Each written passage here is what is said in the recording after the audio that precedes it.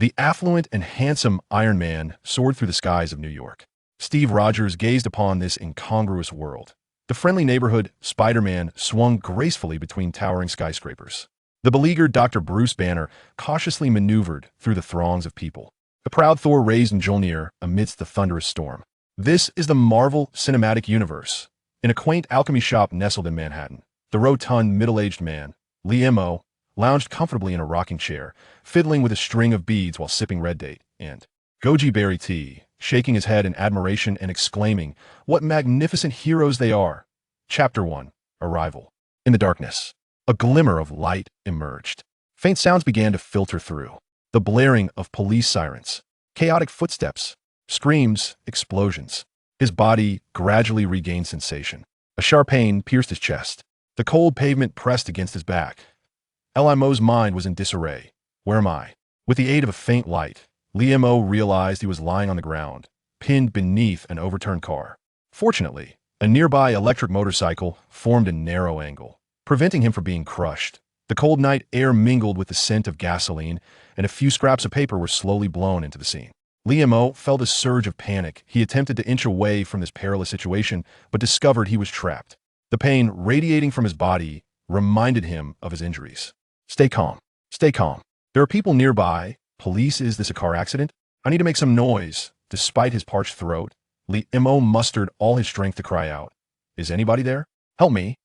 Why am I speaking English at such a critical moment? Just as Limo stood bewildered, a tremendous noise echoed nearby, causing the ground to tremble. Suddenly, he felt a lightness as the car, pinning him, was forcefully lifted. I'm saved. Limo finally relaxed.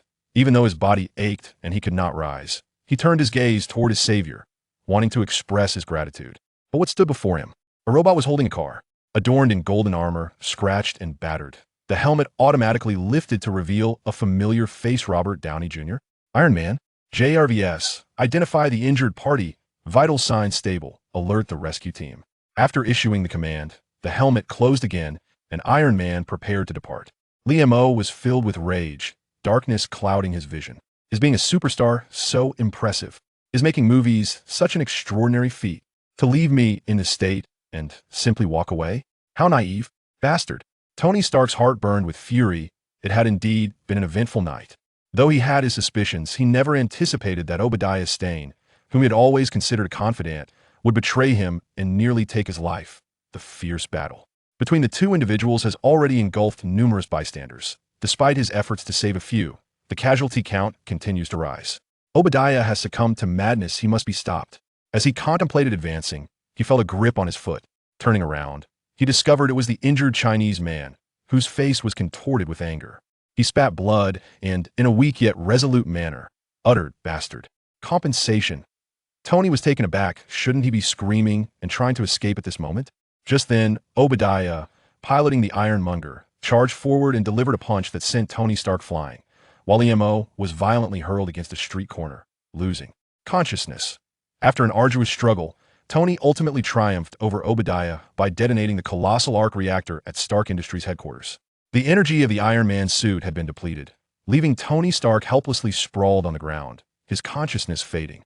All the madness and fury dissipated amidst the colossal shockwave of the arc reactor. Was he elated? Not in the slightest.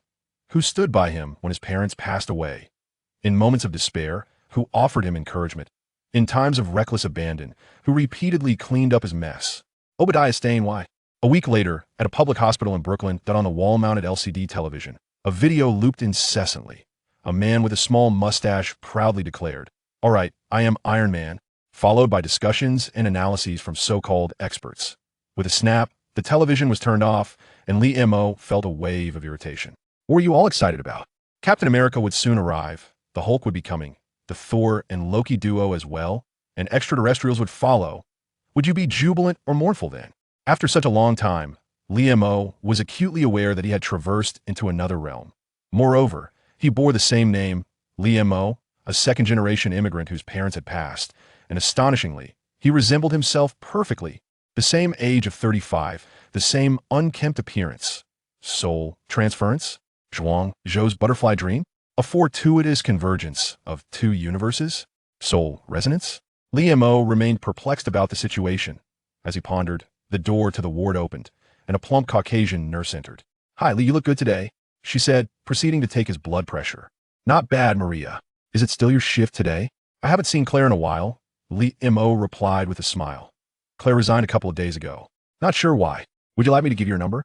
"As far as I know, she's still single," Maria said playfully after jotting down some notes. "Thanks, but no need. It's just a matter of ordinary friends checking in." Lee M.O. quickly clarified that "I understand the subtlety of the Chinese, but you're neither handsome nor wealthy.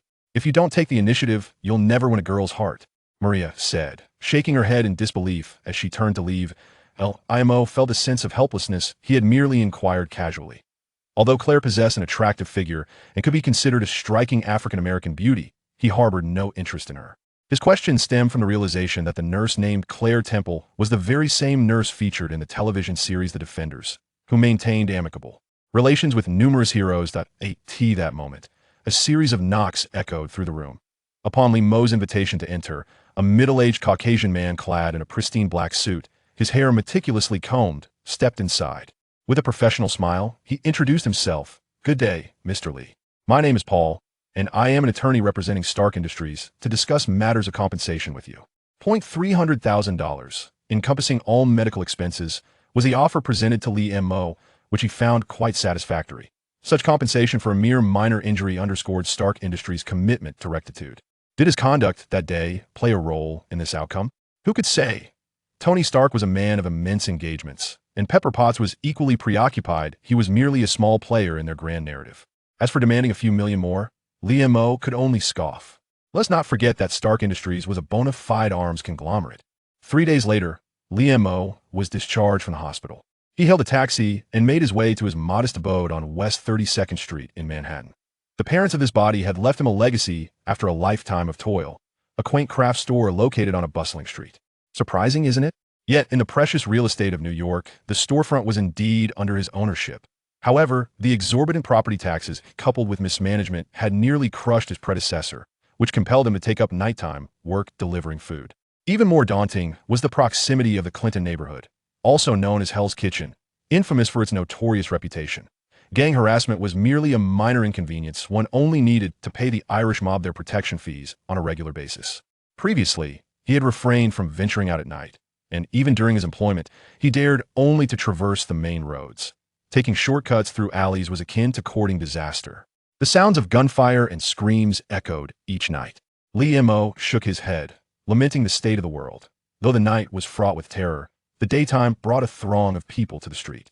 The Big Apple, as one of the largest cities in the world, boasted a population of over 20 million. The district he inhabited was a melting pot of diverse immigrants: Russians, Eastern Europeans, Africans, South Americans.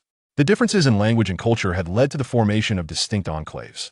Those with wealth had already sought ways to relocate to the Upper East Side or other safer neighborhoods, while the remaining populace generally lacked stable income and often found themselves entangled with local gangs.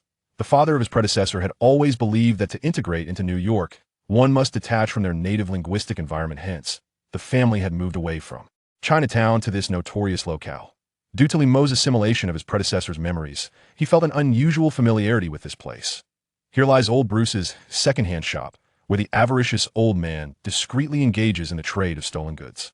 Over there is Eugene's Bakery, a Russian establishment where the quality of the bread leaves much to be desired, prompting him to also drive a taxi. Not far off, the Brazilian barbecue restaurant run by Fernando, a South American, flourishes with success. As Lee M.O. lifted the roll-up door, he stepped into his own craft shop, aptly named Lee's. Having been away for over 10 days, a fine layer of dust had settled within. The shop's decor exudes an antique charm, showcasing an array of replica porcelain, scroll paintings, fans, embroidery, and a selection of bronze Buddha statues. Lee M.O. sighed, pondering the peculiarity of his family's decision to promote Chinese culture in such a chaotic environment. Even a fast food establishment would yield greater profits. Fortunately, Lee M.O. possessed a laid-back disposition, and with a recent substantial compensation in hand, he felt no urgency, opting instead to take each day as it came. The shop spans approximately 30 square meters, with a storeroom and a workshop at the back. Ascending the staircase through the corridor, one finds a 100 square meter living room, meticulously renovated by his predecessor's father, complete with a kitchen, bedroom, and bathroom. This place is imbued with joyful memories, serving as the steadfast reason for his predecessor's reluctance to leave. This would be his home from now on. Liam filled a basin with water, intending to tidy up, when a young black man dashed through the shop's entrance, playfully exclaiming, "Hey, boss, you finally emerged from that wretched place? We had an agreement this time, can't be counted as my absence." With a smile, Liam recognized this slender young man with dreadlocks as his sole employee, Lucas. Culturally and habitually, his predecessor had preferred to avoid interactions with the black residents of this street. They often exhibited rudeness, barbarity, and a lack of refinement, donning oversized, hip-hop attire and exchanging crude greetings about each other's female relatives, embodying a brash bravado. Yet Lucas was a remarkable exception. His father, a low-ranking gang member, had been shot dead by police during a drug trafficking incident. His mother, once a dancer, now lay bedridden, plagued by illness. This scenario is all too common among impoverished black families in the area. Typically, young men like Lucas would succumb to familial pressures, joining gangs to engage in drug dealing, robbery, and other nefarious activities. However, Lucas surprisingly rejected the calls of his cousins and peers, opting instead for self-sufficiency by working diligently and caring for his ailing mother. This admirable virtue of rising above adversity deeply moved Liam's predecessor, leading him to extend this job offer to Lucas. There were also practical considerations. Lucas was well informed about the street dynamics, assisting in navigating potential dangers. Most importantly, during his predecessor's times of loneliness and despair, it was Lucas who offered companionship. Chapter 2. Settling down West 32nd Street, Manhattan. Lee's craft store. Liam and his only employee, young Lucas, were engaged in a cleaning endeavor. Lucas was not a sluggard. He was industrious and nimble. Likewise, Liam was not one to issue commands. The two collaborated seamlessly, and in no time, the shop was restored to its pristine condition. Liam tossed a bottle of cola to Lucas, while he himself brewed a pot of pure tea, leisurely sipping from it. After taking a sip of his cola, Lucas, suddenly exhilarated, inquired, "Did you see Iron Man that night?" Liam, expressionless, savored his tea, glanced at Lucas, and replied nonchalantly, "Yes, indeed." A Tin Man got quite a beating. "What? Do you harbor dreams of being a superhero as well?" Before Lucas could respond, Liam continued, "Actually, there are ways to become a superhero. Look at the wealthy, they rely on technology, like Tony Stark. The less fortunate can resort to mutations. Just find some peculiar insect to bite you, or inject yourself with some bizarre chemical concoction. There's a chance of acquiring superpowers. Of course, there are risks, such as ending up as something slimy." Lucas felt a wave of nausea, or becoming a fly man, with bulging compound eyes and decaying flesh. He sensed a lump rising in his throat, or having a head that resembles an avocado mating with a rotting one. Lucas could endure no more. "Oh, please, spare me. That's revolting. Who would want to be such a misfortunate superhero?" After venting his discontent, Lucas sighed. "Do you know what I envy most about Tony Stark?" Liam replied, What do you envy about him?" "He has slept with every cover girl from Playboy magazine throughout the entire year." Lucas's expression suddenly turned lascivious. Liam immediately adopted a serious demeanor. To be precise, not all of them. He had engagements in March, but December featured twins. Both found themselves lost in a moment of reverie, their faces inadvertently displaying infatuation. A woman in a trench coat curiously entered the shop, but was startled by their expressions and promptly retreated. After indulging in their fantasies for a while, Lucas jealously remarked, "What a beast." Liam retorted, "Rogue." Lucas added, "He must be quite impotent." Liam shot back, severely deficient in vitality. Lucas countered, "More than you." Liam replied, "Is that so? Which eye of yours saw me as lacking?" Lucas, feeling aggrieved, said, "Selena told me. She said you always finish quickly and weakly. She doesn't want to lose you as a regular customer, so she pretends to cooperate." Liam abruptly spat out his tea. Who else has she mentioned this to? Little Lucas, old Bruce, Eugene, Mrs. Mary, and Fernando's. Limo, just tell me, who on this street is unaware? Little Lucas, let me think. Carter ran away, so I can't recall anyone else. I'm truly at a loss. Limo felt a surge of indignation, pondering what had transpired. What a fine young black man, instead of indulging in hip-hop, had been molded into a sinologist, even aware of kidney deficiency. More alarmingly, his frail condition had become common knowledge on the streets. No way. He would not shoulder this blame. Limo resolutely decided that he must soon challenge Selena for the honor of manhood. Time always slips by during idle chatter, and before long, it was already noon. In the course of the morning, the Lee family's craft shop had managed only a single transaction, a decorative fan worth $8. Limo shook his head, pondering the bizarre nature of this little shop's survival. However, with a compensation of $300,000, the shop's development was no longer an urgent matter. What mattered most now was that Uncle was hungry. For Limo, if there was one aspect of life in this new world that he found intolerable, it was the culinary situation. After waking up in the hospital for over 10 days, the assortment of mushy nutritional meals and vegetable salads provided by the hospital bore an uncanny resemblance to the slop fed to pigs in his rural memories. Furthermore, the dietary habits of Americans differ vastly from those of the Chinese. Breakfast and dinner are the main meals, while lunch is often treated casually, merely a formality. The office workers of New York were even more extreme. Limo witnessed firsthand the male nurse, West, a towering figure at 6'3", who subsisted daily on a cup of coffee and a slice of bread. It sent chills down his spine. Moreover, hamburgers and sandwiches were all served cold. This distressing reality was overwhelming. As a connoisseur from a nation renowned for its cuisine, his stomach yearned for a steaming, fragrant Chinese meal to soothe its wounds. He contemplated ordering Chinese takeout, but the peculiar odor wafting from Thomas Lin's nearby restaurant swiftly dissuaded him from that notion. Perhaps authentic Chinese cuisine could be found in Chinatown, but that was in the Lower East Side, and given the current traffic in Manhattan, he shook his head and ascended to the kitchen on the second floor, resolved to take matters into his own hands. Due to his passion for cooking, coupled with the fact that his ex-wife was no culinary whiz, he had honed his skills to ensure he would never go hungry. Upon opening the refrigerator, a foul odor engulfed him. Holding his nose, Limo disposed of the moldy half of a pizza, the rancid can of sardines, and the expired bread, milk, and beer, all into a black plastic bag. His previous life of relying on junk food, along with managing the shop by day and working at night, had rendered the kitchen utensils long neglected. Reluctantly, he set about cleaning up. Suddenly, his eyes lit up. A miraculous find caught his attention, a rolling pin that once belonged to his mother. With the rolling pin in hand, the world was his oyster. How to prepare an authentic Chinese meal without the use of traditional Chinese condiments? Chef Lee has the answer: tomato and egg hand-pulled noodles. Little Lucas, Lee rushed downstairs only to find his employee devouring a hamburger. Dispose of that monstrosity, Lee exclaimed as he snatched the hamburger and cast it into the trash bin, urging, quickly, go buy 3 pounds of flour, along with tomatoes and eggs. And remember, do not procure flour meant for bread. Little Lucas felt a sense of helplessness. His boss had seemingly transformed upon his return. Nevertheless, motivated by the dollar bills in his hand, he swiftly dashed out. The distance was considerable, and it took him 2 blocks to gather all the necessary ingredients. Upon his return, Lee, who had already tidied up the stove, seized the flour, kneading the dough, allowing it to rest, scrambling the eggs, and simmering the sauce. Lee skillfully rolled the dough into large, round sheets under the astonished gaze of little Lucas. He folded, sliced, spread, boiled, and plated the noodles, culminating in 2 steaming bowls of tomato and egg hand-pulled noodles. Lee, too eager to converse, picked up his chopsticks and began to eat voraciously. Little Lucas, accustomed to Chinese takeout, also wielded his chopsticks with care, lifting a mouthful to taste. His eyes lit up, and he joined in the feast with abandon. The noodles were to be slurped heartily, producing delightful sounds that enhanced the enjoyment of the meal.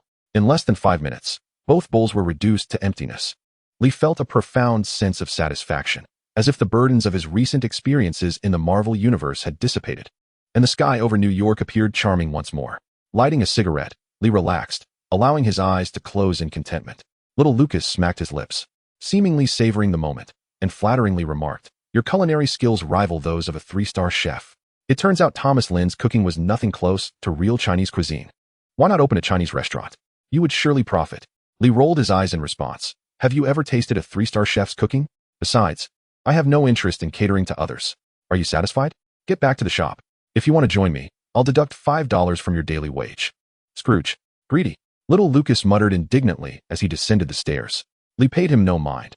After all, he had finally acquired his first employee, and a bit of pressure was necessary to illustrate the harsh realities of capitalist society. Brewing a pot of tea, he turned on the television and idly watched the news. An elderly man in Milwaukee exhibited symptoms of gamma poisoning after consuming a guarana beverage from Brazil. The police in Harlem seized a cache of arms linked to the Hammer Industries, with Sheriff Misty Nate claiming ties to the local Viper gang. The Osborne Group was set to hold a press conference announcing their latest advancements in bioengineering. The Rand Corporation declared intentions to collaborate with a Japanese consortium. It seemed something significant was about to unfold, but Lee thought, what does it matter? Before the Avengers and aliens waged their battle in New York, I can purchase high insurance and retreat elsewhere for a while. Lee was not a die-hard Marvel enthusiast. He had watched the films and series, but the intricate plots had long since faded from his memory. With a hazy mind, my eyelids engaged in a silent duel, and after switching off the television, I climbed into bed and succumbed to a deep slumber. Upon awakening, I found that night had already descended. I locked the shop and invited young Lucas to join me for an authentic Brazilian barbecue at Fernando's. As we parted ways, Lucas bore a serious expression, cautioning me against delivering food at night due to recent disturbances in the streets. I patted his shoulder reassuringly, saying, "Worry not. Your boss shall no longer toil for others. Stay safe." After bidding farewell to Lucas, I returned home, secured the roll-up gate, and checked all the doors and windows before ascending to the second floor. I fetched a chair and positioned myself on the balcony, uncorked a bottle of beer, and lit a cigarette, opting not to turn on the lights as I gazed silently out the window. The nocturnal visage of Manhattan unfolded before me, under the dim glow of street lamps. The venerable edifices from the previous century seemed to whisper tales of countless joys and sorrows. The distant lights of the Empire State Building twinkled like stars in the sky. Shaking my head, I cast aside the flicker of confusion dwelling in my mind. Here I was, and I would find peace in my circumstances. What more could I do? Extending my right hand, a translucent vine gradually emerged from my fingertips, emitting a silvery glow in the darkness, swaying gently like seaweed. Was this a sign of my newfound abilities? What was I becoming? Chapter 3. A new beginning. As a longtime enthusiast of online literature, I often fantasized about embodying a character in a fantastical realm, wielding great power. However, being unexpectedly thrust into the Marvel Universe was a reality I found hard to accept. I was merely an ordinary citizen, devoid of any military training, utterly ignorant of high technology, and lacking in combat skills. Were it not for my fortunate inheritance as a demolitionaire, I would likely struggle to make ends meet. In the initial days at the hospital, after merging memories and grasping my situation, I had resolved to sell my house upon discharge and collect some compensation to return home and live a modest life. Yet, the uncertainty of whether this constituted a bodily mutation or the emergence of extraordinary abilities compelled me to reconsider. The blood-sucking vine that had traversed with me from my world had intertwined with my soul in a peculiar manner. Its existence hovered between the realms of illusion and reality, tangible yet insubstantial, capable of affecting the physical world as if it were genuinely present. Typically concealed within my spine, I could summon it at will, guided by my thoughts. After an accidental incident where I manipulated the vine to consume the intravenous needle inserted into my body, I embarked on clandestine experiments that revealed several additional capabilities of the vine. 1. By absorbing electrical currents, the vine could extend its length. Originally capable of reaching over a meter outside my body, it stretched to 2 meters after absorbing a significant amount of electrical energy. Had it not been for the hospital's sudden spike in electricity consumption drawing the attention of the administrative department, I would have continued this clandestine endeavor. 2. The vine could enhance its strength by absorbing metal. However, to avoid attracting attention, I limited myself to consuming a few iron plates before ceasing further experimentation. The alteration of material properties was a discovery made by Mo, who, curious about the capabilities of the blood-sucking vine, observed that after absorbing the administered medication, it transformed into a small red pill. The antibiotics, on the other hand, coalesced into a white pill. He discreetly placed the white pill into the water cup of a patient suffering from an infectious fever, and mere minutes later, all signs of inflammation vanished completely. The emergence of the blood-sucking vine dispelled his earlier intentions. This is the Marvel Universe, where Earth perpetually teeters on the brink of annihilation. Moreover, the imminent demise of the Supreme Sorcerer, Ancient One, looms, and the terrifying cosmic overlord, Thanos, is destined to arrive soon. Not to mention the array of everyday villains, nefarious organizations, and mutated monstrosities. As an ordinary individual, one is always at risk of being caught in the crossfire. Without any extraordinary abilities, he would undoubtedly seek refuge as far away as possible. Yet now, he felt compelled to make an effort, not to become a superhero, as he lacked such lofty aspirations, but merely to grasp at survival and nurture a flicker of hope. After all, he had arrived in the Marvel realm, with the prospect of visiting Asgard and traversing the cosmos to behold a myriad of enchanting vistas, making this opportunity worthwhile. Unbeknownst to him, the night had deepened, and waves of drowsiness washed over him. After tidying up several empty bottles from the floor, Mo nestled into the warmth of his blankets. A gunshot echoed from afar, accompanied by sounds of weeping and curses. He sighed deeply and gradually slipped into slumber. In Brazil, in the impoverished neighborhood of Puerto Viejo, dilapidated houses precariously clung to the hills, shrouded in darkness like an abstract, chaotic oil painting. Half an hour prior, fierce gunfire, explosions, and the wild howls of beasts filled the air. The residents of the slums secured their doors and windows, trembling in the darkness, praying for divine protection.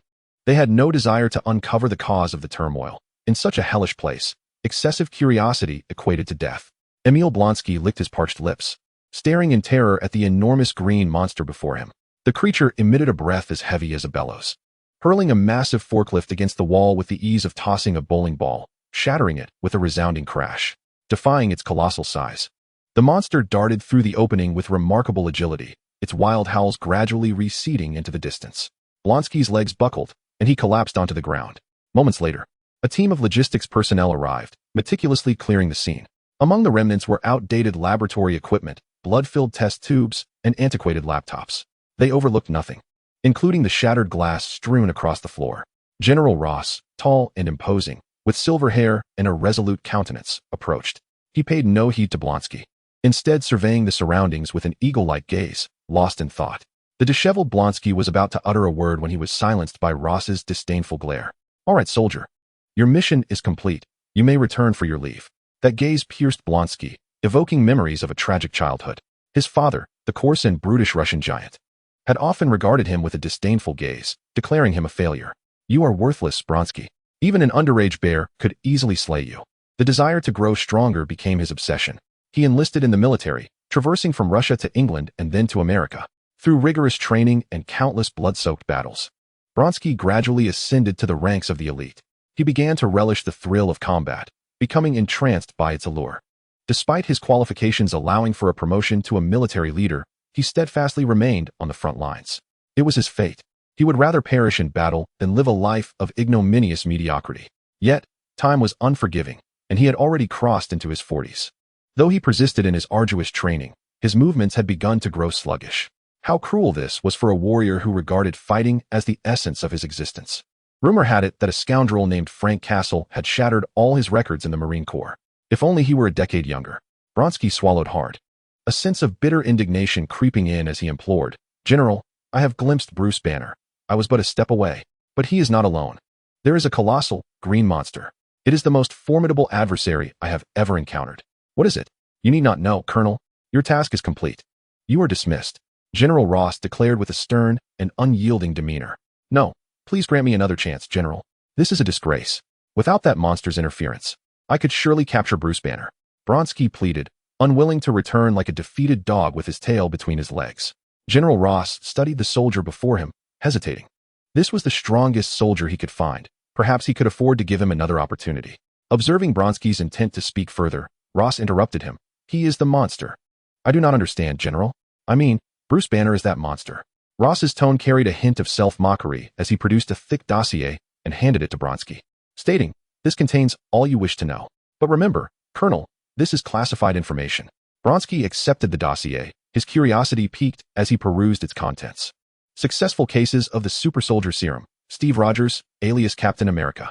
The military has revived the super soldier program, with brilliant nuclear physicist Dr. Bruce Banner joining. A violent explosion occurred at the Calvo University Military Collaboration Laboratory, shocking the nation as residents witnessed a massive green creature. The transformation of Bruce Banner has been analyzed and named Hulk. The military's plan to capture Hulk failed, resulting in losses of 9 Black Hawk helicopters, 22 aircraft, and tanks. Hulk is missing, requesting assistance from SHIELD. A Milwaukee resident exhibits gamma poisoning, with the contamination source traced to Brazil, Porto Velho. Upon finishing the documents, Blonsky inhaled deeply, realizing the truth of the matter. In his mind, the slender figure of Bruce Banner and the wild form of the Hulk emerged vividly. What a magnificent power it was, to transform into a monster. If only I could possess such might. Although Blonsky bore a grave expression, a flicker of fervor surged within him. Amidst the Brazilian border rainforests, beside a gentle stream, Bruce Banner awoke from his stupor. The humid atmosphere of the tropical rainforest coalesced into chilling white mists in the brisk morning air. Bare-chested, he clasped his arms around himself, shivering uncontrollably. This could not continue. He devised a plan to return to America in search of Mr. Blue for a solution, even at the risk of exposure. Only one person could assist him.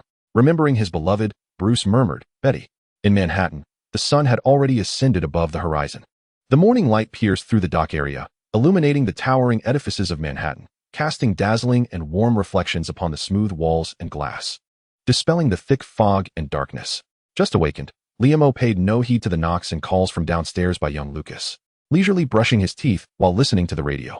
"Hello everyone, this is Tracy speaking, your friend Tracy Walker. Last night, another shooting occurred in Hell's Kitchen, with the victim being a local white male. According to police reports, this incident may be linked to a local Irish gang family. This marks the 19th violent homicide this month, raising questions about the police's effectiveness. Liam chuckled and shook his head. 19? You underestimate Hell's Kitchen. After 10 more minutes, he finally sauntered down the stairs. Upon opening the roller shutter, young Lucas eagerly dashed inside, lamenting, "You used to be so punctual. I understand business is tough, but you can't just give up. I rely on you for my paycheck. Here is your breakfast." "Shut up. Why do you nag like a woman? You're a black man. This is Hell's Kitchen." Liam snatched the brown paper bag, glanced inside to find a hamburger, and tossed it to Lucas. "You can keep this for yourself. I'm stepping out. You watch the shop. You can't do this. I worked hard for it, you know," ignoring Lucas's complaints. Liam exited the store and walked towards the corner where his second-hand pickup truck awaited. After checking the fuel gauge, he started the engine, turned on the sound system, and drove off into the distance with Bon Jovi's music blaring. Chapter 4. The pitiful employee. Manhattan's traffic posed a significant challenge, especially during rush hour. An overwhelming number of private vehicles, frenzied yellow cabs, throngs of pedestrians, and erratic bicycles, combined with the cacophony of honking horns and indistinguishable advertisements blaring from large screens, rendered the experience nearly unbearable for newcomers to New York.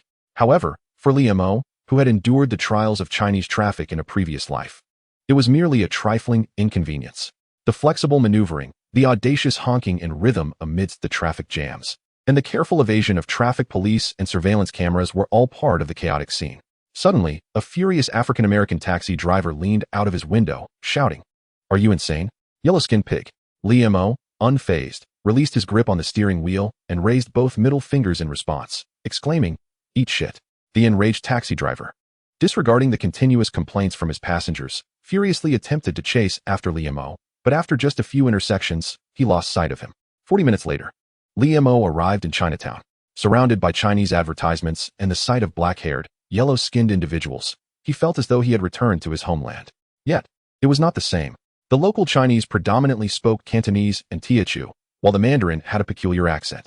Despite being in the area with the highest concentration of Chinese people, an overwhelming sense of alienation and loneliness enveloped him. Stepping into a quaint Cantonese tea house, he ordered a pot of Tiguanyin tea along with shrimp dumplings, siu mai, and char siu buns. Spreading out a local Chinese newspaper, Liam leisurely indulged in his meal. After savoring the last shrimp dumpling, he called over a waiter and inquired about where to purchase domestic condiments and daily necessities. The waiter's Mandarin was quite unrefined, leaving Liam perplexed after several attempts to understand. The waiter, flustered, erupted into a torrent of Teochew, further confusing Liam. At that moment, an elderly voice emerged from the back seat. Although slightly strange, it was comprehensible enough to grasp. "The Wong's General Store, 50 meters ahead, has a good selection." Liam turned to see an elderly Chinese woman, frail yet dignified, her face adorned with wrinkles and age spots, yet somehow familiar. Where had he seen her before? After expressing his gratitude, the elderly lady smiled and remarked, "Your Mandarin is quite good. Have you just arrived from the mainland?" "No, I am a second-generation immigrant." "You seem to be in good health." He replied, "Oh, pardon me. My name is Liam. May I ask your name?" The elderly woman slowly stood with the aid of her cane, declaring, "My surname is Gao. You may call me Madame Gao. I must take my leave now. May we meet again by fate."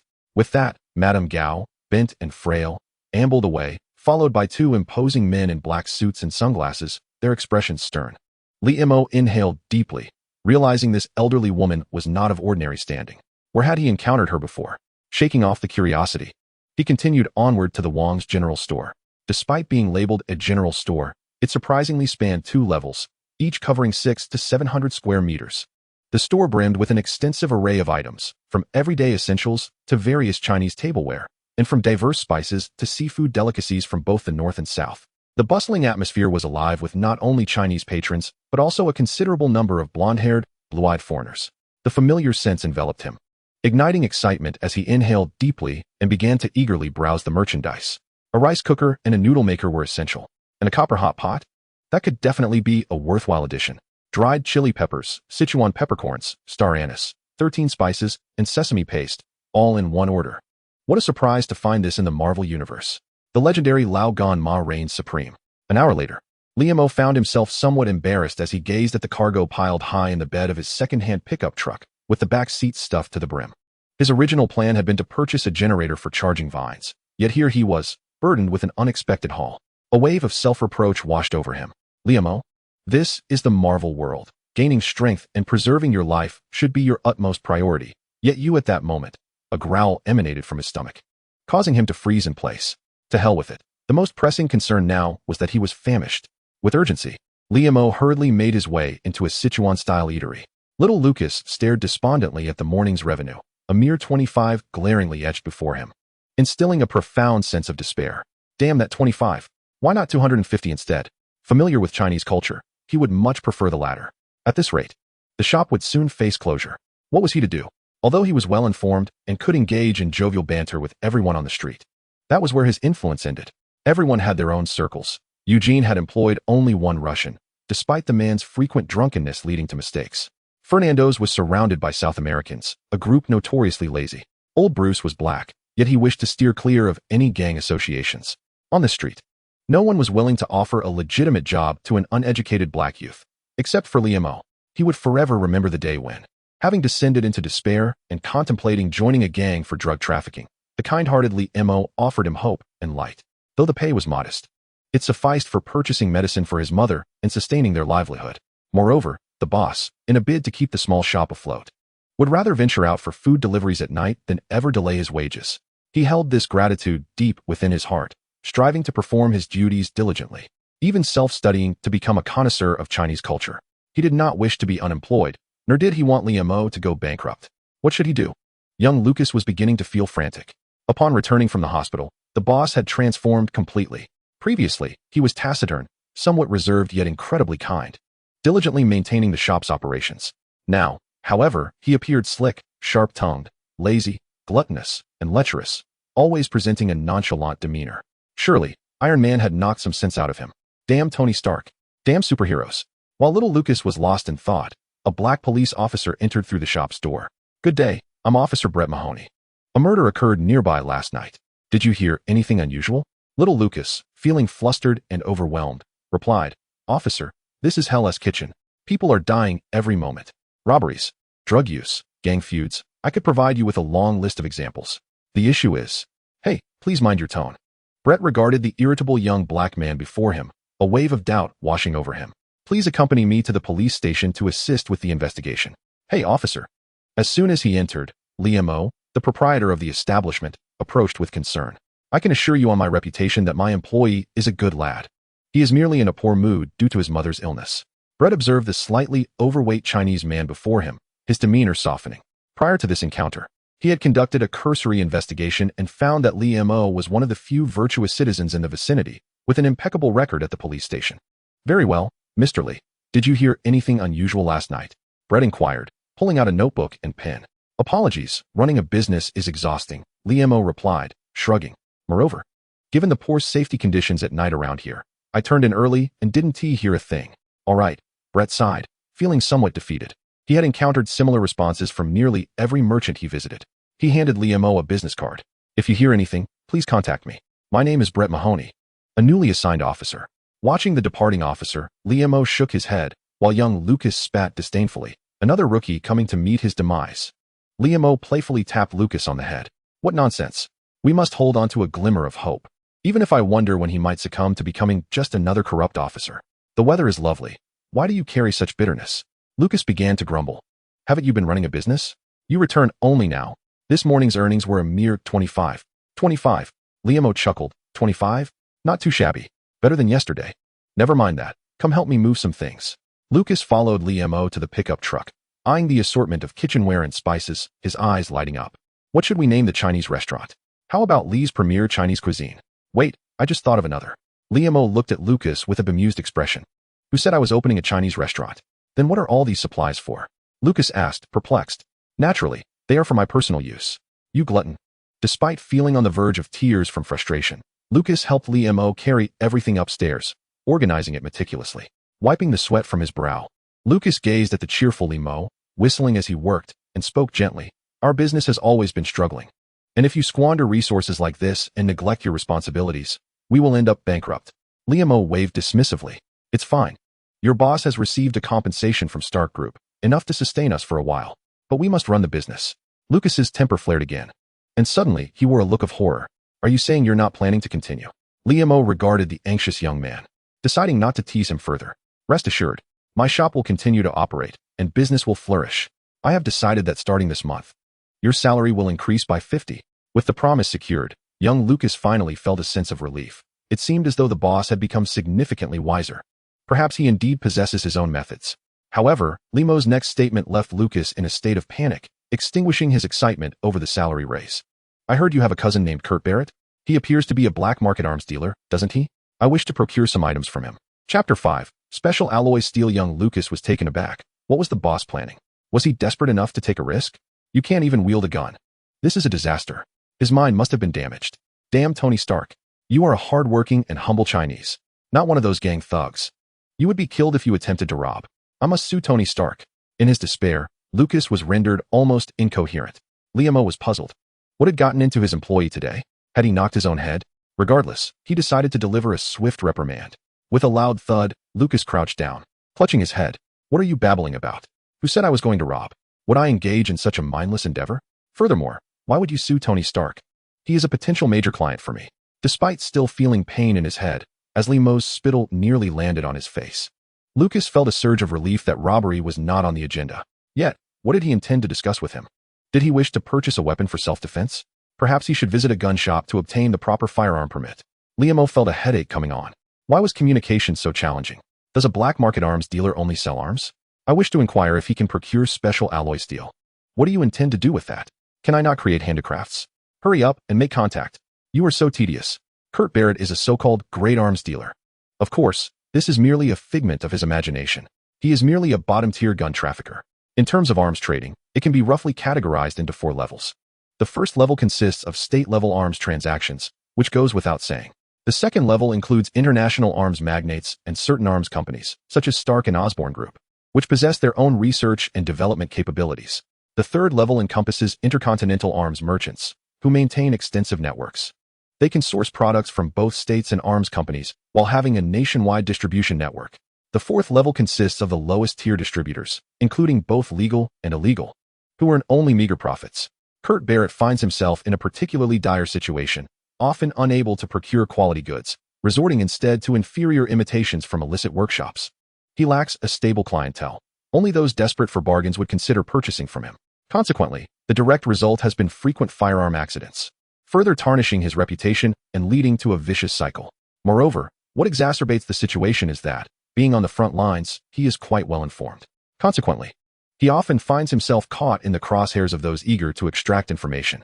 The police would beat him, gang members would assault him, and desperate outlaws, having failed in their violent endeavors due to firearm malfunctions, sought his life. He frequently found himself in a state of evasion, making his business increasingly arduous. Recently, a Russian had been seeking him out due to firearm issues. He managed to elude him for a while, only to emerge once the Russian was eliminated by the Irish mob a few days prior. A distant cousin of Barrett, the bright and optimistic little Lucas, unexpectedly called him one afternoon, stating that his boss wished to discuss a business opportunity. Barrett was puzzled. To his knowledge, little Lucas's Chinese boss was merely an ordinary merchant. What business could possibly warrant discussion? Nevertheless, he thought it prudent to investigate, as he had no intention of turning down an opportunity involving dollars. As darkness descended, he sauntered to Liamo's modest establishment. Being a black man and an underground arms dealer, he preferred to operate under the cover of night, which was quite reasonable. Liamo observed the tall, slender figure before him, clad in a black leather jacket and a brownish-yellow bowler hat. He should have appeared rather dashing. However, the bandage on his nose and the severe bruising at the corner of his eye detracted significantly from his appearance. Unable to contain himself, Liamo burst into laughter. It was simply too much to bear. In his previous life, while watching the American series Daredevil, Barrett had been struck by the impression left by this character, who often took a beating from the titular hero. Each time Matt Murdock sought information, he would invariably find this unfortunate fellow. The repeated thrashings had conditioned him to flee at the mere sight of Daredevil. More amusingly, this character, with a certain bravado, had sold malfunctioning firearms to a hitman, who, after executing a series of dramatic maneuvers, discovered that his handgun had jammed.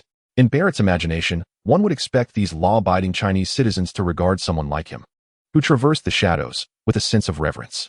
So why was this individual smiling? How dare he laugh at him? Infuriated, Barrett bristled and shouted, "Are you mocking me? I'm just delighted to see you," Liamo replied, shaking his head, and performing a series of gestures typical of a friendly greeting among African Americans.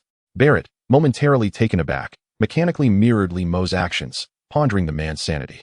Little Lucas, observing from the side, held his forehead in exasperation. Regaining his composure, Barrett forcefully pushed Lemo away. "Hey, listen, buddy. I don't know what game you're playing, but if you dare to trick me..."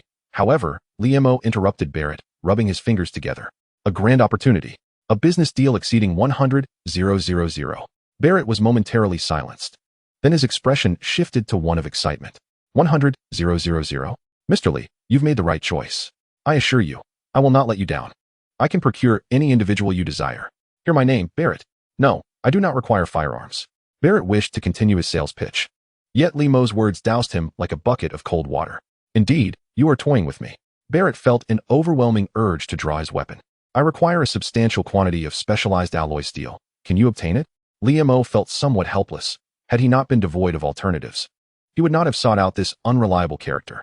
Last night, while conducting experiments at home, he discovered that the blood-sucking vine, after devouring ordinary steel, possessed only the hardness of regular iron. What use is that? It suffices to deal with petty thugs. Yet he had not forgotten the cinematic portrayals of both factions effortlessly manipulating metal as if it were clay. If possible, let us achieve it all at once. Why engage in a tedious leveling up game? Is it even feasible? I wonder if Edmund alloy exists in this universe. Let us not entertain thoughts of vibranium for now. And he has no means to acquire the aviation alloy used by Iron Man. Where else could one find superior metals? Lemo lamented not having thoroughly studied the narrative, focusing instead on the combat effects and the allure of beautiful women. Barrett fell into contemplation. Despite his dire circumstances, he still had some connections, though no one had previously sought such items. Laurent seems to be working at the Hammer Industries scrap warehouse. As for not venturing into the arms trade, as long as there is profit to be made, I, Barrett, can be both a black market materials dealer and an intelligence broker. Clearly, the lofty aspirations of a great black market arms dealer had long since been cast aside. With this thought, Barrett immediately employed his unique negotiation skills. Speaking with an air of mystery and restraint, Barrett can procure anything. Just know that market prices have increased by 10. If you are unwilling, I can seek others. But it must be swift. Lemo interrupted Barrett directly. 3 days. Just don't give me less than 2 days. Barrett hurriedly exited. Watching Barrett's hasty departure, Lemo felt a wave of satisfaction. Yet another task accomplished. Furthermore, earlier in the afternoon, he had contacted a small renovation company through the Yellow Pages. $50,000. They promised to renovate the studio and storage, installing soundproofing materials and a diesel generator. Lemo could not help but praise his efficiency, though the expenditure was rapid. Having already disbursed $150,000. Rubbing his chin, he estimated a miscalculation. The $30,000 compensation might not last long, indicating that some plans needed to be expedited. Lemo glanced at his young employee, Lucas, who was preparing to head home. "What's the matter? Do you know any black market drug dealers? What are you planning now?" Lucas felt a sense of despair. He sensed that a peaceful life was slipping further away, as an unreliable driver sped him along the banks of the Hudson River in a dilapidated car. At a rundown small dock, the frigid night wind swept across the river, causing a loosely hanging street lamp to sway and flicker, casting an unusual and surreal light upon the scene. A small cargo van was parked by the riverside, where the rotund Willie was voraciously devouring a hot dog from the driver's seat. Barrett, perched on a broken bridge pier, was engaged in a phone conversation. "Well done, Laurent. Soon you will have the funds to cover your wife's medical expenses. We shall arrive by 2 in the morning." After ending the call, Barrett climbed into the driver's seat of the van, admonishing, "Stop eating, you glutton. We must depart." Willie hastily set aside his hot dog and started the engine. The small van gradually vanished into the darkness. In New Jersey, at the Hammer Industrial Warehouse, Laurent hung up the phone, his heart aflame with hope. The exorbitant costs of his wife's treatment had nearly suffocated him, yet fortune seemed to be turning in his favor. He was but a humble African American, merely a warehouse manager for scrap materials. Yet, his love for his wife propelled him to safeguard his family. An illness could obliterate an ordinary family, and he had already sold his house and accrued massive credit card debt. Nonetheless, he still required an additional $10,000 to secure the services of the finest neurosurgeon. The mere thought of the arrogant and acerbic Dr. Stephen Strange filled him with loathing. Special alloy steel? That was hardly an obstacle, particularly since the advent of Iron Man. A plethora of discarded armored suits had frequently arrived at this location. Everyone knew the complex blend of admiration and jealousy that Chairman Justin Hammer harbored toward Tony Stark. Confidentiality? That was merely his own delusion. Each individual has their own means of survival. much like Billy Russell, who had just led a team away. Without the connections to the National Security Agency, how could they at the Anvil Company have been entrusted with the easy and lucrative task of retrieving discarded armor from Afghanistan?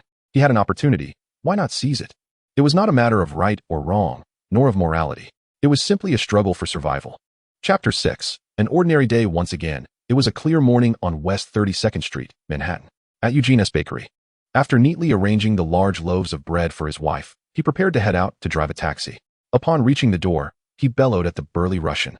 "A glaive, do not let me catch you drinking on the job again." No one understood why he employed a glaive, a man both foolish and clumsy, who often let his drinking interfere with work. But they could never grasp the reason.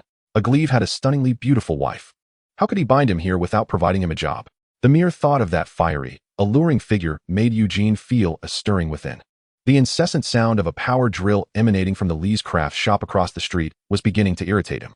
Spotting a young African-American man with dreadlocks exiting, Eugene mockingly remarked, "Little Lucas, is your store on the brink of closure and in need of a change of ownership? It's quite a feat to have lasted this long." Huh. With that, Eugene turned and hopped into a taxi.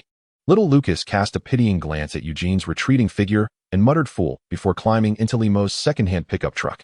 He started the engine and drove off.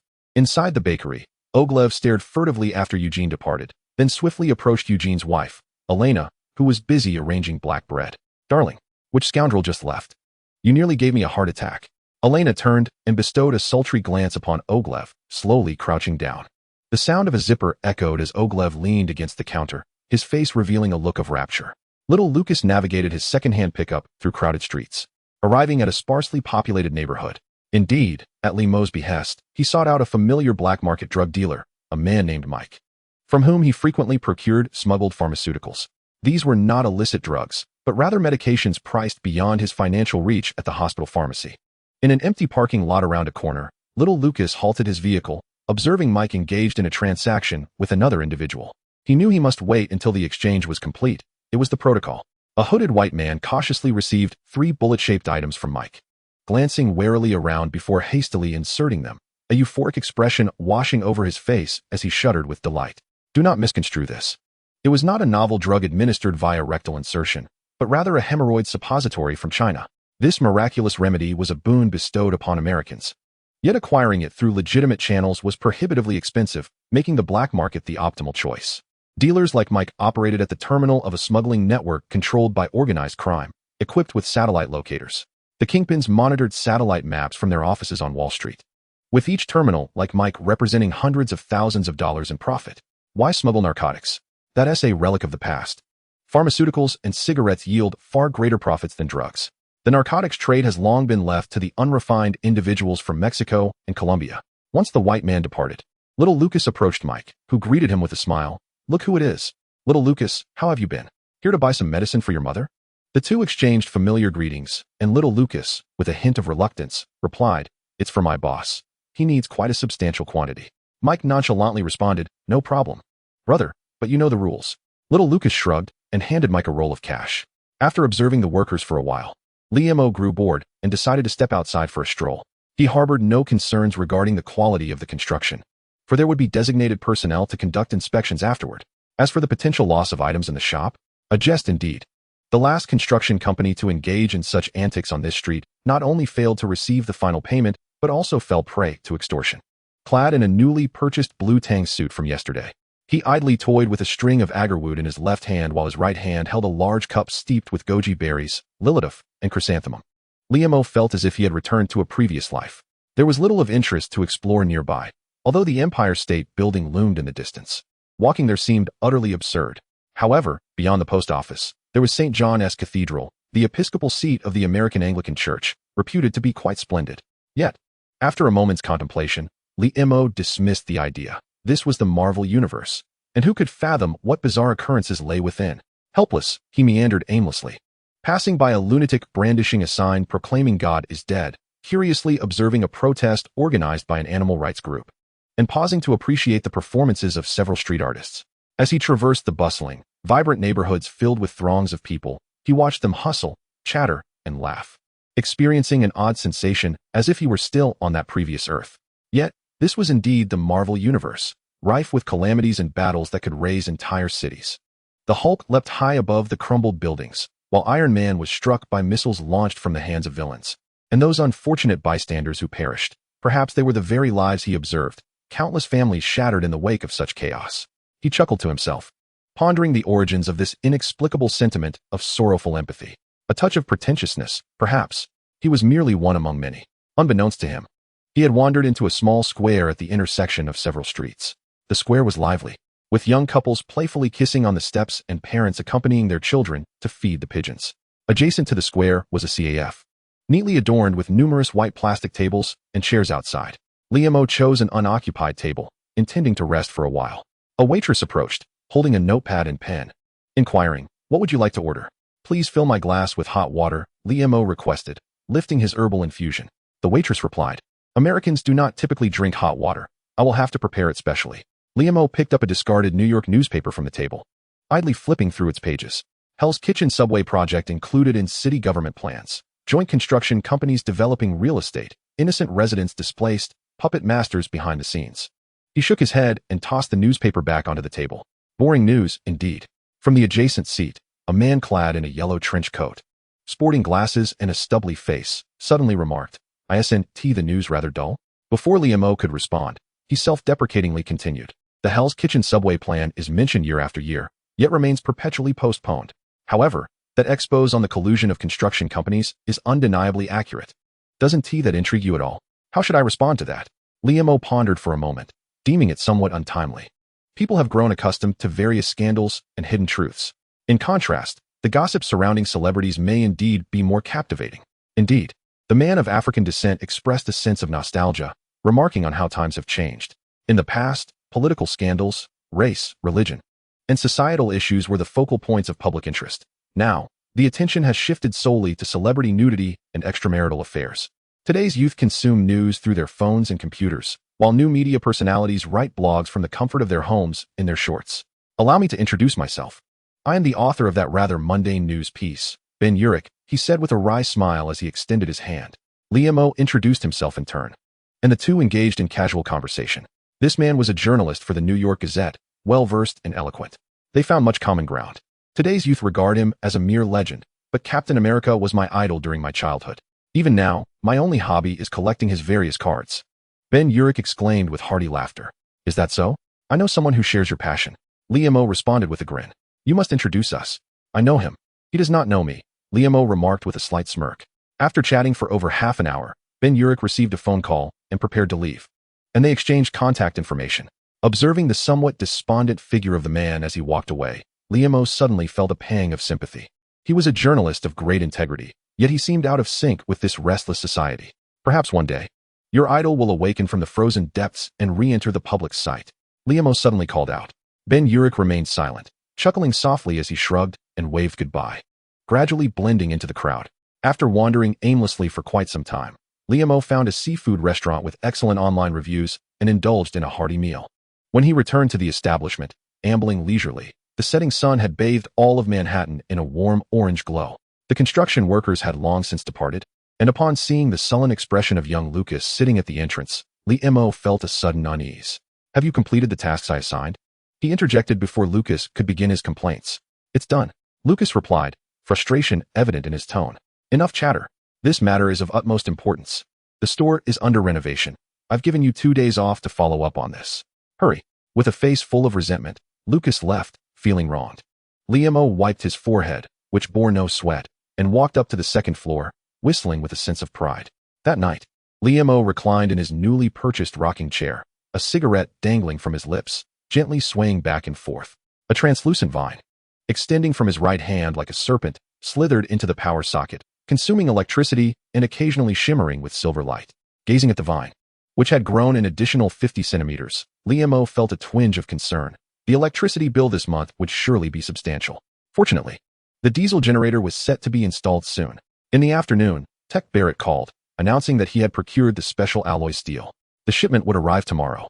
Indeed, one's abilities may steadily improve, yet possessing extraordinary powers alone is insufficient. Perhaps one should consider seeking someone to hone their combat skills. Just as Liam was lost in thought, the sudden ring of his phone interrupted him. Upon answering, he was met with the frantic, tearful voice of young Lucas. "My mother is coughing up blood. She has already fallen into a coma and is convulsing." What should I do? Chapter 7. Death and Rebirth. Stay calm. Wait at home. I will be there shortly. Without further ado, Liam grabbed his phone and wallet, donned his clothes, and hurried down the stairs. Hello, Claire. Are you at work? I have a critical patient who needs your assistance. During his time at the hospital, Liam had re-established contact with Claire Temp, who was now working as a night nurse in the emergency department of the downtown hospital. Liam held no romantic notions regarding her. Having a well-connected doctor or nurse was merely a wise survival tactic. Without Claire's help, it would be nearly impossible to navigate the treacherous streets of Hell's Kitchen at such an hour. Lucas's residence was not far, but driving would require taking 2 lengthy detours. Liam opted to take a shortcut through the alleys. The alleyway was shrouded in dim lighting, with many streetlights malfunctioning, creating a disorienting interplay of light and shadow. The uneven ground was covered in a thin layer of murky water, on top of a foul-smelling green metal garbage can. Several stray cats and dogs rummaged for food. As Liam approached a corner, a figure emerged from the darkness, a Mexican man clad in a hooded tracksuit, brandishing a gun aimed directly at Liam. Don't move. Get lost. Before the robber could finish his sentence, Liam, feeling irritated, swiftly gestured. Vines shot forth like lightning, ensnaring the robber's head and smashing it against the wall with a resounding thud. The wall caved in, and the robber's head was left in a grotesque state, splattering red and white across the ground. Liam paused, stunned. Had he just taken a life? Perhaps. So be it. Shaking his head, he quickly departed. Under the dim streetlights of the alley, his silhouette flickered between light and shadow. After navigating several more corners, Liam emerged onto the main street, facing the apartment building where Lucas resided. The elevator, long out of service, was disabled. The walls were marred with graffiti. Liam carefully stepped past a few addicts sleeping in the hallway and ascended to the 3rd floor, urgently knocking on the door of apartment 3011. Lucas opened the door swiftly, a pitiful sight. The boy was in a state of panic, his lips parched and his face streaked with tears. Don't worry. The ambulance will arrive shortly, Liam reassured him, placing a comforting hand on Lucas's shoulder. The unit was a mere 60 square meters, filled with worn-out furniture. The paint on the cupboards had chipped away, and the sofa revealed frayed threads. Yet, despite the dilapidated condition, Lucas had kept the space remarkably tidy. A glass jar filled with fresh flowers sat atop the weathered table, imbuing the shabby home with a subtle warmth. Liam sighed. This child truly had it rough. A slender black woman lay upon the bed, emaciated yet with a distended abdomen, caught in a state of unconsciousness that was fraught with agitation, her body twitching and groaning incessantly. A chill ran through Liam's heart as he recalled only knowing that little Lucas's mother had been bedridden for years.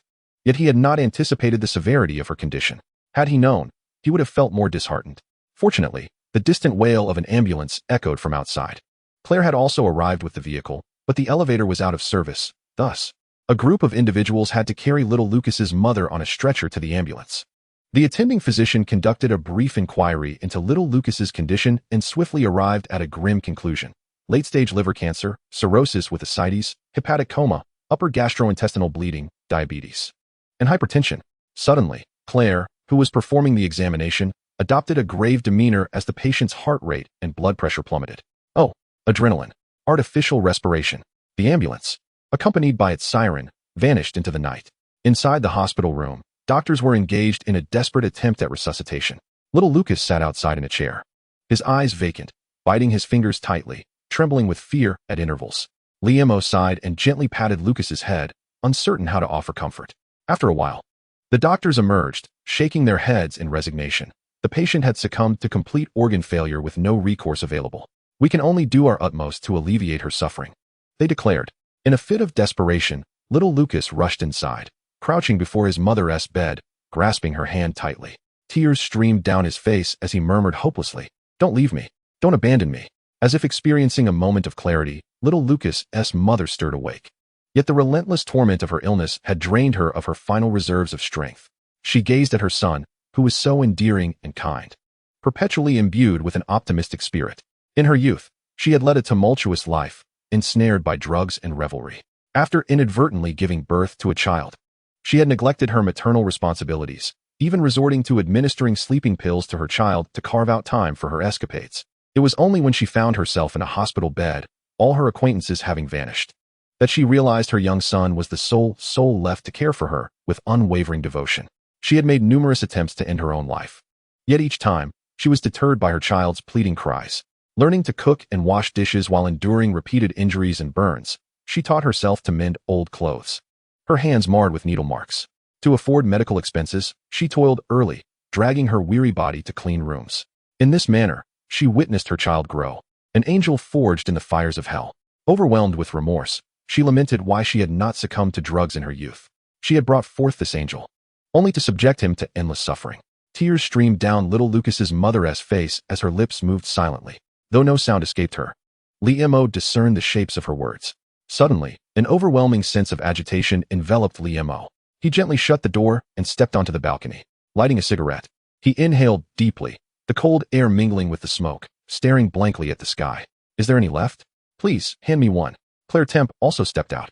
Despite having witnessed so much already, I still find it difficult to cope with such situations every time. Why do I continue to choose this profession? I do not know. Claire's gaze was somewhat bewildered. I simply want to make a difference. The two remained silent for a long while, and suddenly, Liemo raised his middle finger defiantly towards the sky. The following day, in a narrow alley of Hell's Kitchen, the police had cordoned off the area. A team from the forensic department was meticulously collecting evidence at the scene, while curious heads peered out from the windows above. Brett Mahoney had just interviewed nearby residents, and, upon meeting his partner's inquiring gaze, shook his head in frustration. There were no eyewitnesses, and most of the nearby cameras had long been out of order. The few functional ones had failed to capture any suspicious activity. His partner lamented, "I've never encountered such a scenario. It defies all logic. It is as if the victim collided with the wall at hundreds of kilometers per hour. There are no signs of machinery at the scene." Has the victim's identity been confirmed? Yes, he is a Mexican named Moreno, who crossed the border illegally and has a lengthy criminal record. It seems he met an unfortunate fate while attempting a robbery. Suddenly, Brett's phone rang. After exchanging pleasantries with a colleague, he stepped aside to answer. "What's the matter?" "I'm at work. You're coming tomorrow?" "All right, my mother and I will be waiting at home. But I warn you, Virginia Nelson, do not bring my mother any cigars. Your law school buddy is coming too. If I recall correctly, he's that blind man, Matt Murdoch, right? Fine, I'll be at home waiting for you both." Just as Brett hung up, he heard shouts from the forensic team announcing a new discovery. He hurried over, where a colleague from forensics said, after cleaning the bloodstains, "We found ligature marks on the victim's neck. The cervical vertebrae are completely shattered." A group was engaged in discussion when a voice interrupted from behind. "Excuse me, gentlemen." Brett turned around to find a well-dressed, affable Caucasian man alongside a stern-looking Asian woman. The man flashed a warm smile. "Good morning, gentlemen. My name is Phil Coulson, and this is Melinda May. We are from the Department of Homeland Strategic Defense, Attack, and Logistics. From this moment on, we will be taking over this matter." In the subsequent days, Liemo assisted young Lucas in preparing for the funeral. The shop had been renovated, and Barrett had delivered the specialized alloy steel on time. Yet, none of this alleviated his troubled spirit. He hastily wrapped up the affairs. The day of the funeral saw a sparse gathering, as this struggling family had few relatives or friends. The ceremony was presided over by a priest named Landon in a small church in Hell's Kitchen. Liemo accompanied young Lucas, clad in his newly purchased black suit, as they quietly listened to Father Landon's eulogy. Her life had been fraught with misfortune, ravaged by the temptations of the devil and the afflictions of disease. Yet, she had also experienced happiness. God had bestowed upon her a luminous angel. "For those who believe in you, Lord, life is but a transformation, not obliteration. As we conclude our earthly journey, we ascend to an eternal homeland." After the funeral, Lucas appeared somewhat dazed, remaining taciturn. One afternoon, Liemo invited Lucas to join her on the second-floor balcony for a beer. "Lucas, I recall you are not yet 18. Are you?" "Well, I'm 17. Do you have any dreams?" Lucas's gaze suddenly brightened, then dimmed again. "Speak up, don't be timid. I once aspired to be a lawyer." Liemo took a sip of her beer. "So what are you waiting for? Go for it." Lucas shook his head with a wry smile. "I dropped out of school long ago, and I have no money." With a swift motion, Liemo tossed him a check. Lighting a cigarette, she spoke softly. $50,000.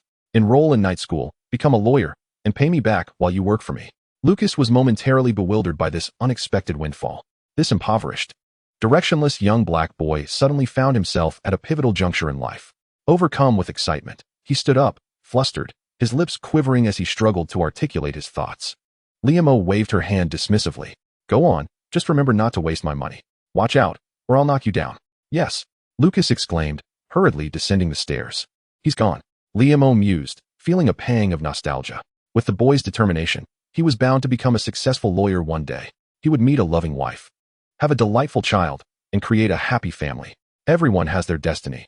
As time passed, their meetings would dwindle, eventually fading into silence. And she would no longer hear the ramblings of that unfortunate soul. Why were her eyes moist? "Those medicines will arrive tomorrow." Liamo was taken aback. Why are you back again? Get back to work. It's not quitting time yet. Aren't you supposed to be in school? Just night school. Do I really need to resign? Why are you crying? Which eye did you see me cry with? Do you think I am reluctant to leave? Get out of here and watch the store. You're definitely crying. If you don't leave, I'll hit you. Chapter 8. Fortune and Alchemy. Liamo rolled and tossed in her bed, finally emerging from her cocoon as her back ached. Lighting a cigarette, dressed only in her shorts and barefoot, she padded to the window and abruptly yanked open the curtains. The blazing sunlight instantly illuminated the entire room. Glancing at the clock, she realized it was already 10 o'clock. He had long since given a spare key to that unfortunate kid, Lucas, allowing him to sleep peacefully until he awoke naturally. He placed a hand on his slightly protruding abdomen, inhaling deeply in the hope of manifesting some muscle, but to no avail. Feeling a twinge of melancholy, he retrieved a bottle of beer from the fridge and took a hearty swig, followed by a robust drag from a cigarette, his spirits lifting delightfully. Last night, he had tested the newly installed diesel generator, which proved to be powerful and efficient. It had truly satisfied him. The blood-sucking vine had surged impressively, growing another meter overnight. Unfortunately, the vine also required time to digest the energy it absorbed, so progress would need to be gradual. On the bright side, after consuming the special alloy steel, the strength and power of the vine had experienced a qualitative leap. His life was now a tad more secure.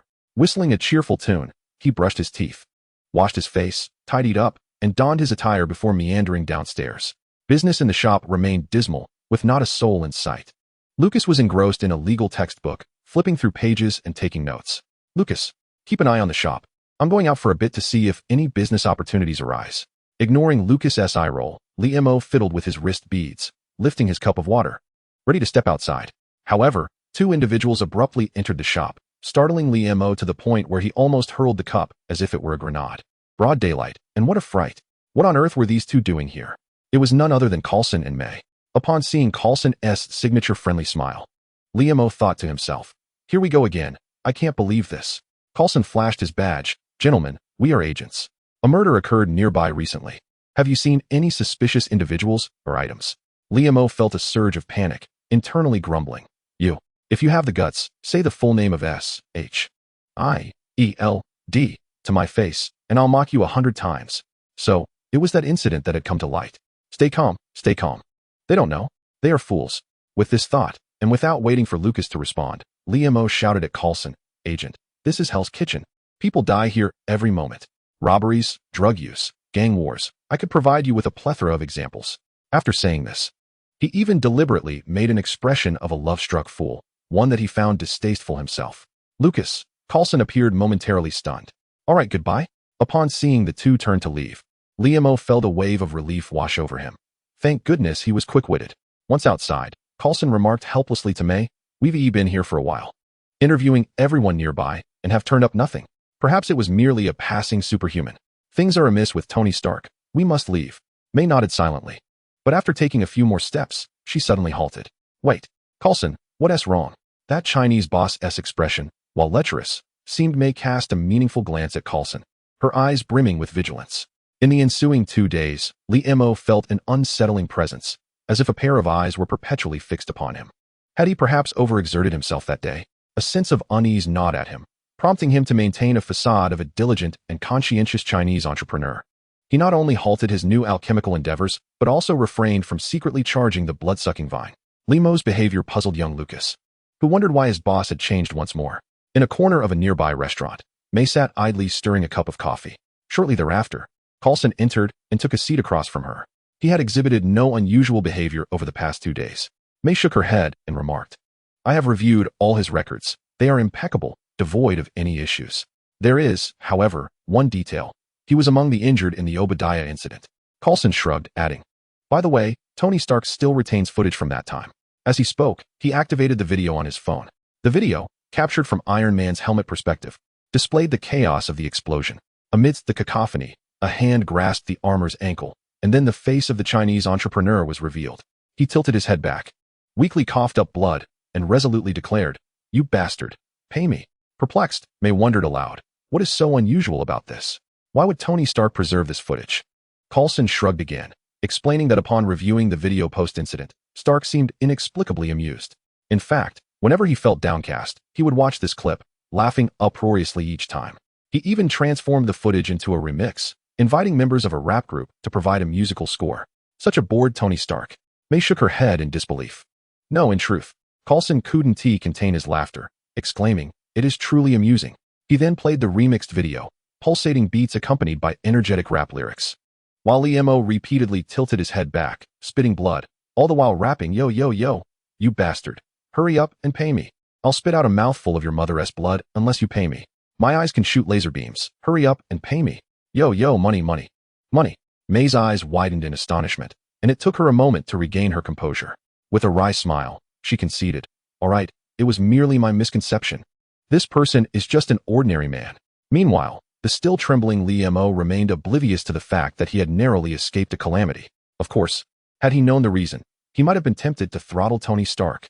At the Stark Group headquarters, in the top-floor laboratory, another examination revealed a significant increase in the palladium content of his blood compared to the previous day. Tony Stark's mood was decidedly somber. From the once unassailable playboy to a fortunate escapee, re-evaluating his misfortunes, from the widely celebrated Iron Man to a frail figure teetering on the brink of death. Such drastic fluctuations within a brief span are unfathomable for the average individual. However, I am Tony Stark. I am a genius. I can devise a solution.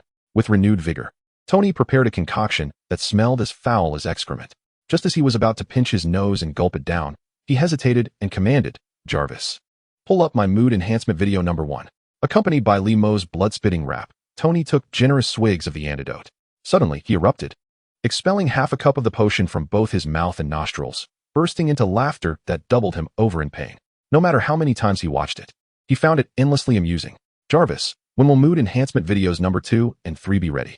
Mood enhancement video number 2 featuring Eminem has been recorded, while no. 3 with Justin Bieber is currently in the throes of creation. Liam-o would eventually choke him. After Coulson and May departed, the unsettling sensation of being watched dissipated from Liam-o. Yet, he dared not let his guard down. Wandering the nearby streets with a large water cup for another 2 days. With no anxiety and no suspicious observers, Liam-o finally relaxed. That night, he resumed his grand evolutionary endeavor. After charging the blood-sucking vine for an hour and consuming a basketball-sized piece of specialized alloy steel, Liam-o paused. Entwined with the soul of the blood-sucking vine, he was acutely aware of his limits. One could say he had become a humanoid blood-sucking vine. Seated in his studio, Liam-o commenced a new plan. Since discovering the vine's ability to absorb and alter the properties of materials, a thought had emerged in his mind. Why not attempt to concoct some medicinal pills? The compensation from his injuries was vanishing at an alarming rate. While he outwardly appeared unconcerned, he felt a sense of urgency within. This was his chosen path to new riches. Of course, he lacked the skills for alchemy and possessed no recipes or cauldrons. He could only rely on the blood-sucking vine for haphazard experimentation. In his plan, the pills would be secretly sold on the black market. What type of pills would sell best? Naturally, life-saving and aphrodisiac pills. In the perilous Marvel universe, amidst the chaos of Hell's Kitchen, one could be stabbed or shot at any moment. Monsters could inflict harm. The battles of superheroes could impact you. How much would a pill that could potentially save your life be worth? And as for aphrodisiac pills, just look at the fortune Viagra has brought to Pfizer. That represents profits in the hundreds of millions. With this in mind, Liam-o wiped his mouth and got straight to work. He retrieved a large bag of traditional Chinese medicinal herbs he had ordered from Chinatown a couple of days prior and laid out the pharmaceuticals he had purchased from the black market. What did he need after sustaining injuries? Let us begin by replenishing vitality. A handful each of astragalus, salvia miltioriza, and chicken blood vine. As for ginseng and donkey hide gelatin, they may be reserved for the clientele. What else is required? Never mind. Let us incorporate antibiotics, adrenaline, and coagulants. Additionally, let us add some analgesics. By employing the blood-sucking vine, we shall amalgamate all the ingredients, extracting them within the tendrils, expending energy to alter their properties. The vine's plump abdomen undulates incessantly, gradually diminishing in size, emitting a flickering luminescence, until it finally ejects a dozen or so pills, each the size of a thumb. The pills are dark red, exuding a somewhat clumsy and robust aura. Liam-o scratched his head and decided to name them Mighty Pills. Utilizing the same method, he combined Viagra with a plethora of invigorating herbal materials, and after some contemplation, introduced a touch of hormones, resulting in a dozen pale yellow pills, aptly named Sunrise Supreme. Yet, upon the successful concoction of these pills, Liam-o found himself troubled. Good heavens, surely this concoction cannot be fatal. Chapter 9. The Daily Grind. The following day, Liam-o sauntered out to procure a few rabbits for experimentation. After securing the studio door, he picked up an adorable rabbit and made an incision on its abdomen. As the rabbit lay on the brink of consciousness, he administered the mighty pill, anxiously observing the outcome. A miracle unfolded. The rabbit's wound healed at a visibly rapid pace, and after a while, it regained its vigor, frolicking within the confines of its cage. However, there was a slight drawback. The rabbit exhibited excessive exuberance, with one side of its face twitching intermittently. Liamo felt a pang of anxiety. While it could save lives, the fact that each rabbit transformed into a hyperactive version of Nicholas Zhao, C post-consumption, could tarnish his reputation. Imagining two mob bosses negotiating while twitching their faces was simply unacceptable. Improvements were imperative. Sunrise Supreme also posed a dilemma. The male rabbits became quite vigorous after taking the pills. Yet they seemed unable to cease their frenetic activity, akin to chewing a piece of gum that one cannot stop. The cage required cleaning, which was rather unpleasant. Liamo shook his head, realizing that alchemy was no simple endeavor. He practiced creating these medicines to save lives, not to harm. After some contemplation, he repackaged the pills destined for destruction back into their bottles, meticulously labeling them half-smiling, stumbling pill, soul-devouring elixir. Over the next several days, Liamo transformed into a scientific aberration. After the demise of countless rabbits, he finally arrived at the optimal formulation. The next challenge lay in sales. For now, he could not reveal himself and needed to remain concealed. He must find a reliable accomplice. Nightfall. Dock District. Inside a shipping container. Under the dim light. Tech Barrett pried open a wooden crate with a crowbar, revealing 2 rows of pristine colts shimmering ominously in the shadowy glow. He casually selected one, feeling its substantial heft. Delighting in its essence, he brought it to his nose, inhaling deeply like an addict savoring a fix. Behold this. The scent of motor oil and steel. All brand new. You can achieve anything you desire with it. It will be your loyal companion. With that, Barrett handed the firearm to a stoic Russian man across from him. The Russian, expressionless, meticulously examined the weapon in his hands. I have heard that your guns frequently malfunction. Barrett retorted angrily. Such claims are mere fabrications. They are nothing but slander from my competitors. My weapons are the most trustworthy. Listen to my name, Barrett. It's pronounced Barrett. The Russian then detached the magazine and, seemingly from thin air, produced a bullet to load into the gun. What are you doing? Where did you get that bullet? Barrett stared in bewilderment as the Russian aimed the gun at him, taking a step back as cold sweat broke out on his brow. The Vlad you killed a couple of days ago was my brother. It was truly difficult to track you down. Die. The Russian furiously pulled the trigger. However, click, click, clicko. The Russian momentarily appeared confused, sensing the malevolence of the world around him. Bang. Recovering his composure, Barrett promptly drew his own weapon and shot the Russian in the head. Weak and trembling, Barrett sank into a chair, gasping for breath. After narrowly escaping death, a surge of anger welled up within him. Grasping his gun, he approached the corpse of the Russian. A series of dull gunshots echoed throughout the dock area. Dr. Quaint is a renowned psychologist in New York, particularly noted for his expertise in post-traumatic stress disorder. As a leading authority in his field, despite his considerable fees, patients are booked 3 weeks in advance. Undoubtedly, Dr. Quaint is quite confident in his abilities. However, the recent cases of 2 consecutive patients have left him perplexed. One of them is Tony Stark, who frequently seeks therapy after escaping from the desert.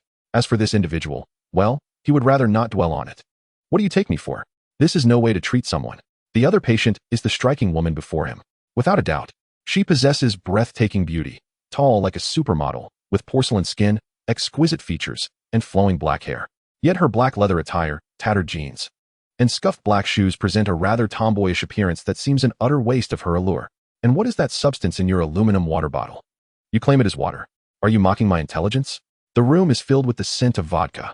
Dr. Clysant considered offering a word of caution, but upon witnessing her defiant gaze, he swallowed his words, mixed with saliva. Jessica Jones, have you experienced any flashbacks again? Dr. Clysant asked with a hint of resignation.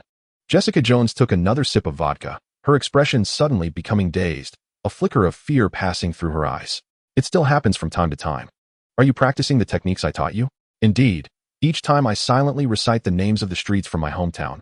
Birch Street, Higgins Road, Coppertown Avenue. What effect does it have? Jessica Jones suddenly grew somewhat impatient, declaring it to be entirely futile. Very well. I shall no longer squander my time here. As she stood up, Jessica Jones remarked, then turned on her heel and exited the room. In the clinic's waiting area, a stunning blonde woman clad in a beige trench coat was engaged in a telephone conversation. She was Tracy Walker, the renowned host and producer of a popular talk show in New York City. What do you mean, Miss Pepper? Tony Stark has canceled my interview at the last minute. But we had an agreement. She exclaimed. Fine. With a forceful hang-up, Tracy remained infuriated, muttering, "What an insufferable jerk." Having begun her career as a child star, Tracy Walker had been actively seeking a transformation. She no longer wished to cater to the masses through light-hearted entertainment interviews. Possessing a strong sense of responsibility, she aspired to create more profound political and social programs.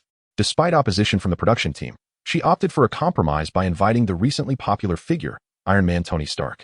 This individual could bridge entertainment and politics, yet unexpectedly, Stark had decided to forego the engagement, claiming he needed more time to think. At that moment, she spotted Jessica Jones emerging and hurriedly approached her with concern. "Jessica, how are you?" Jessica Jones looked at her sister with a complex mix of emotions.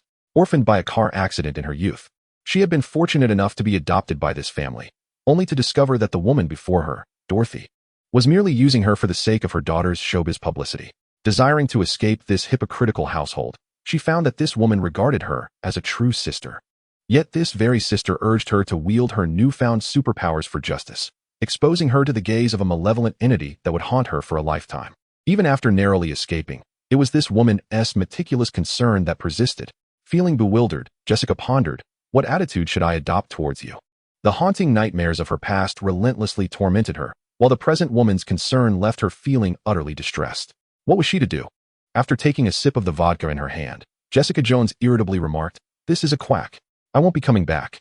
Don't contact me unless it's urgent. You must provide me with a means of reaching you." Tracy Walker insisted, growing anxious. Jessica Jones tossed a business card, tightened her coat, and strode away without looking back. Tracy Walker hurriedly picked up the card, which read, "Alias Investigations, Jessica Jones, West 32nd Street, Manhattan, 8:30 p.m. Meanwhile, Luke Cage was driving towards West 32nd Street.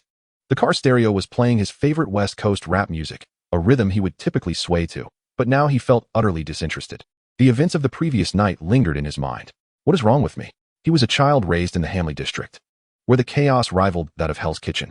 In the heart of America lies Washington, a sanctuary for the African-American community, akin to the Mecca of black culture.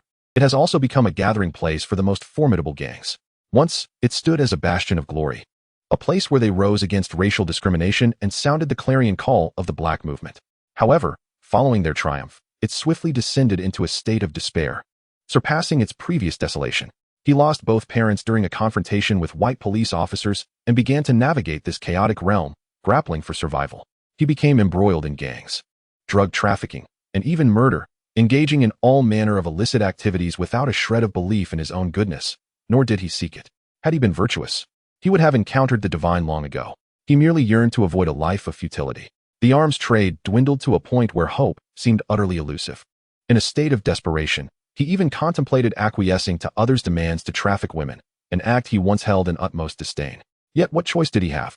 It was merely a matter of survival. From a distance, Barrett spotted the Lee Craft store, the only place recently where he had earned some money, and he wondered what the Chinese owner wanted him for. Lee Mo and young Lucas were relishing a hot pot meal within, replete with an array of delicacies: beef tripe, chicken gizzards, and kidney. Do not be surprised. In New York, anything can be procured for the right price. There exists a saying: if you love someone, send them to New York, for it is paradise. If you hate them, send them to New York, for it is hell.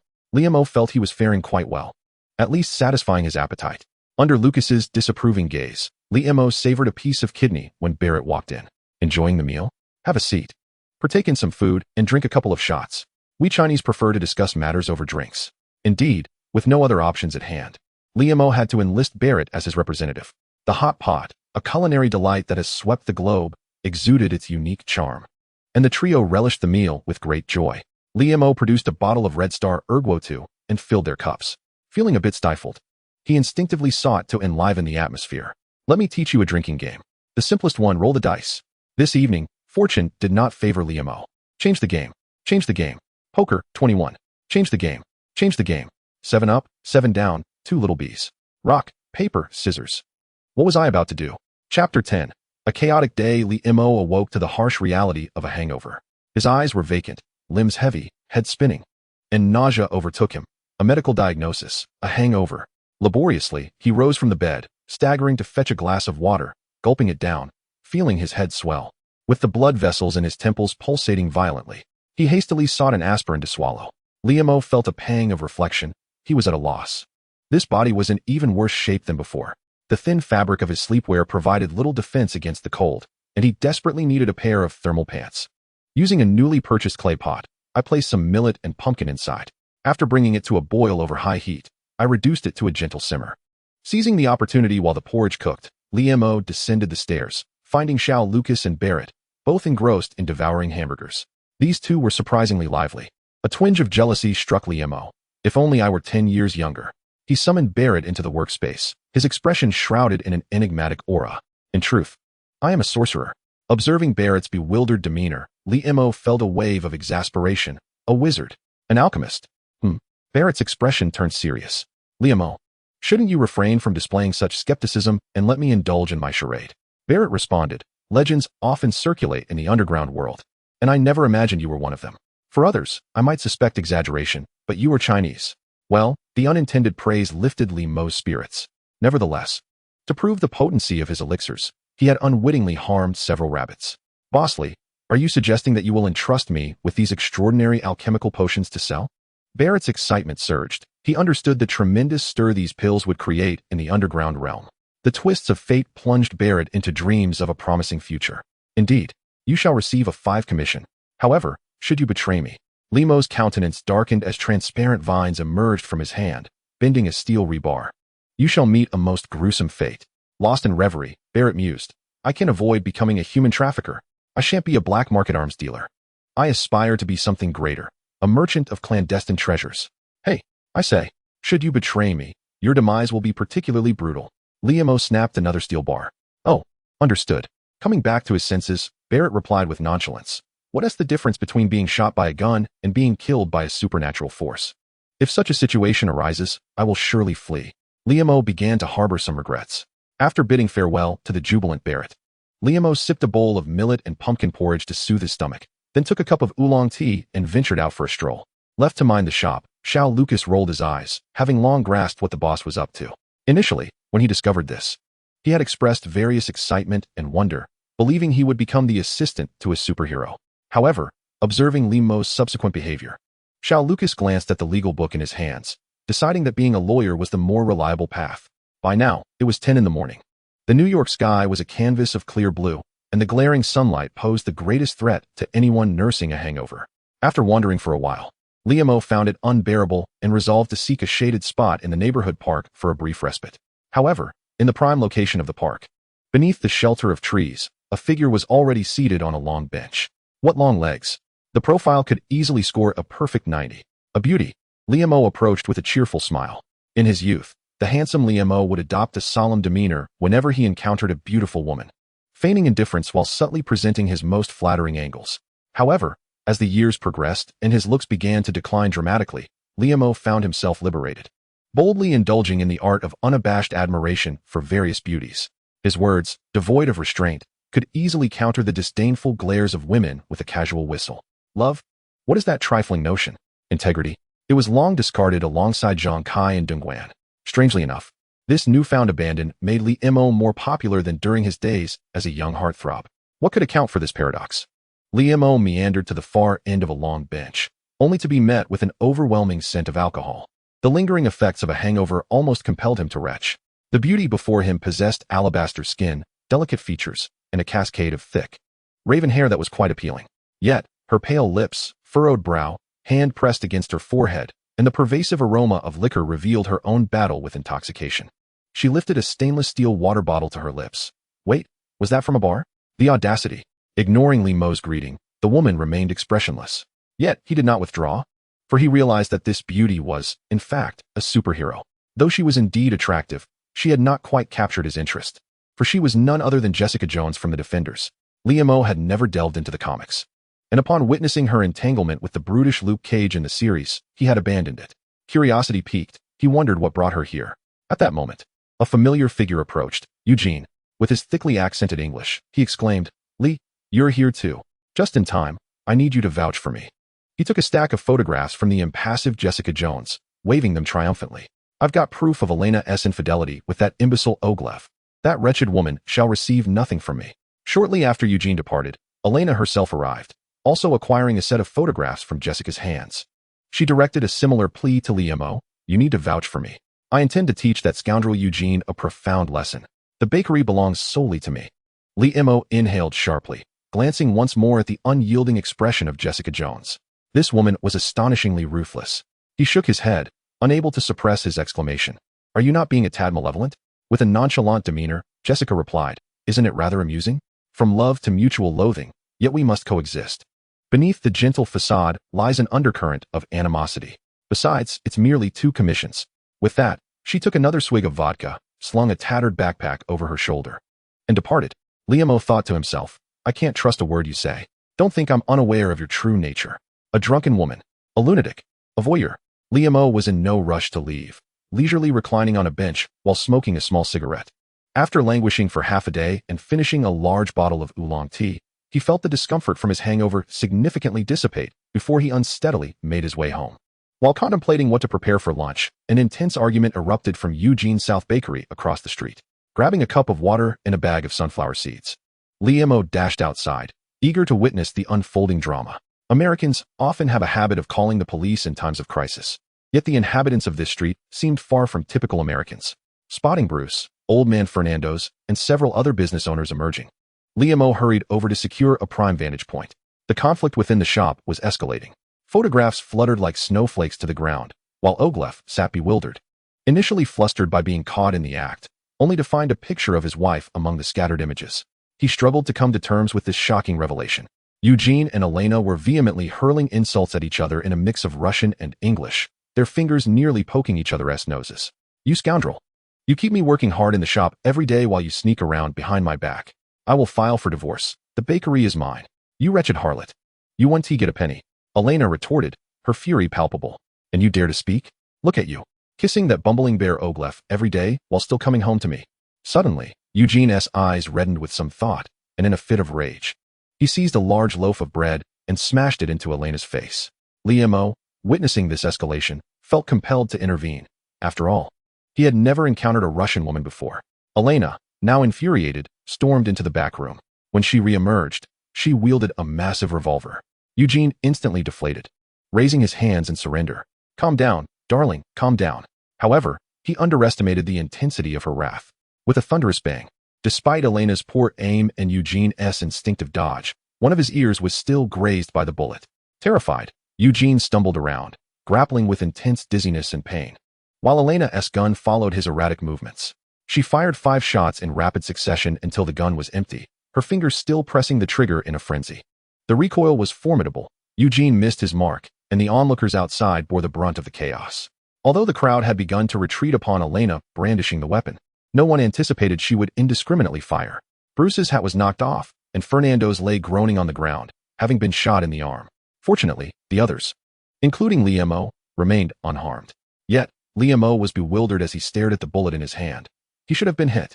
Just as he instinctively shielded his head in terror, an unexpected vine surged forth from his outstretched hand, sprouting a magnificent object that deflected the bullet, a radiant, 1-meter-wide chrysanthemum. What is the situation? However, this is not the moment for meticulous investigation. Liam cautiously glanced around, relieved to find that everyone was in a state of panic.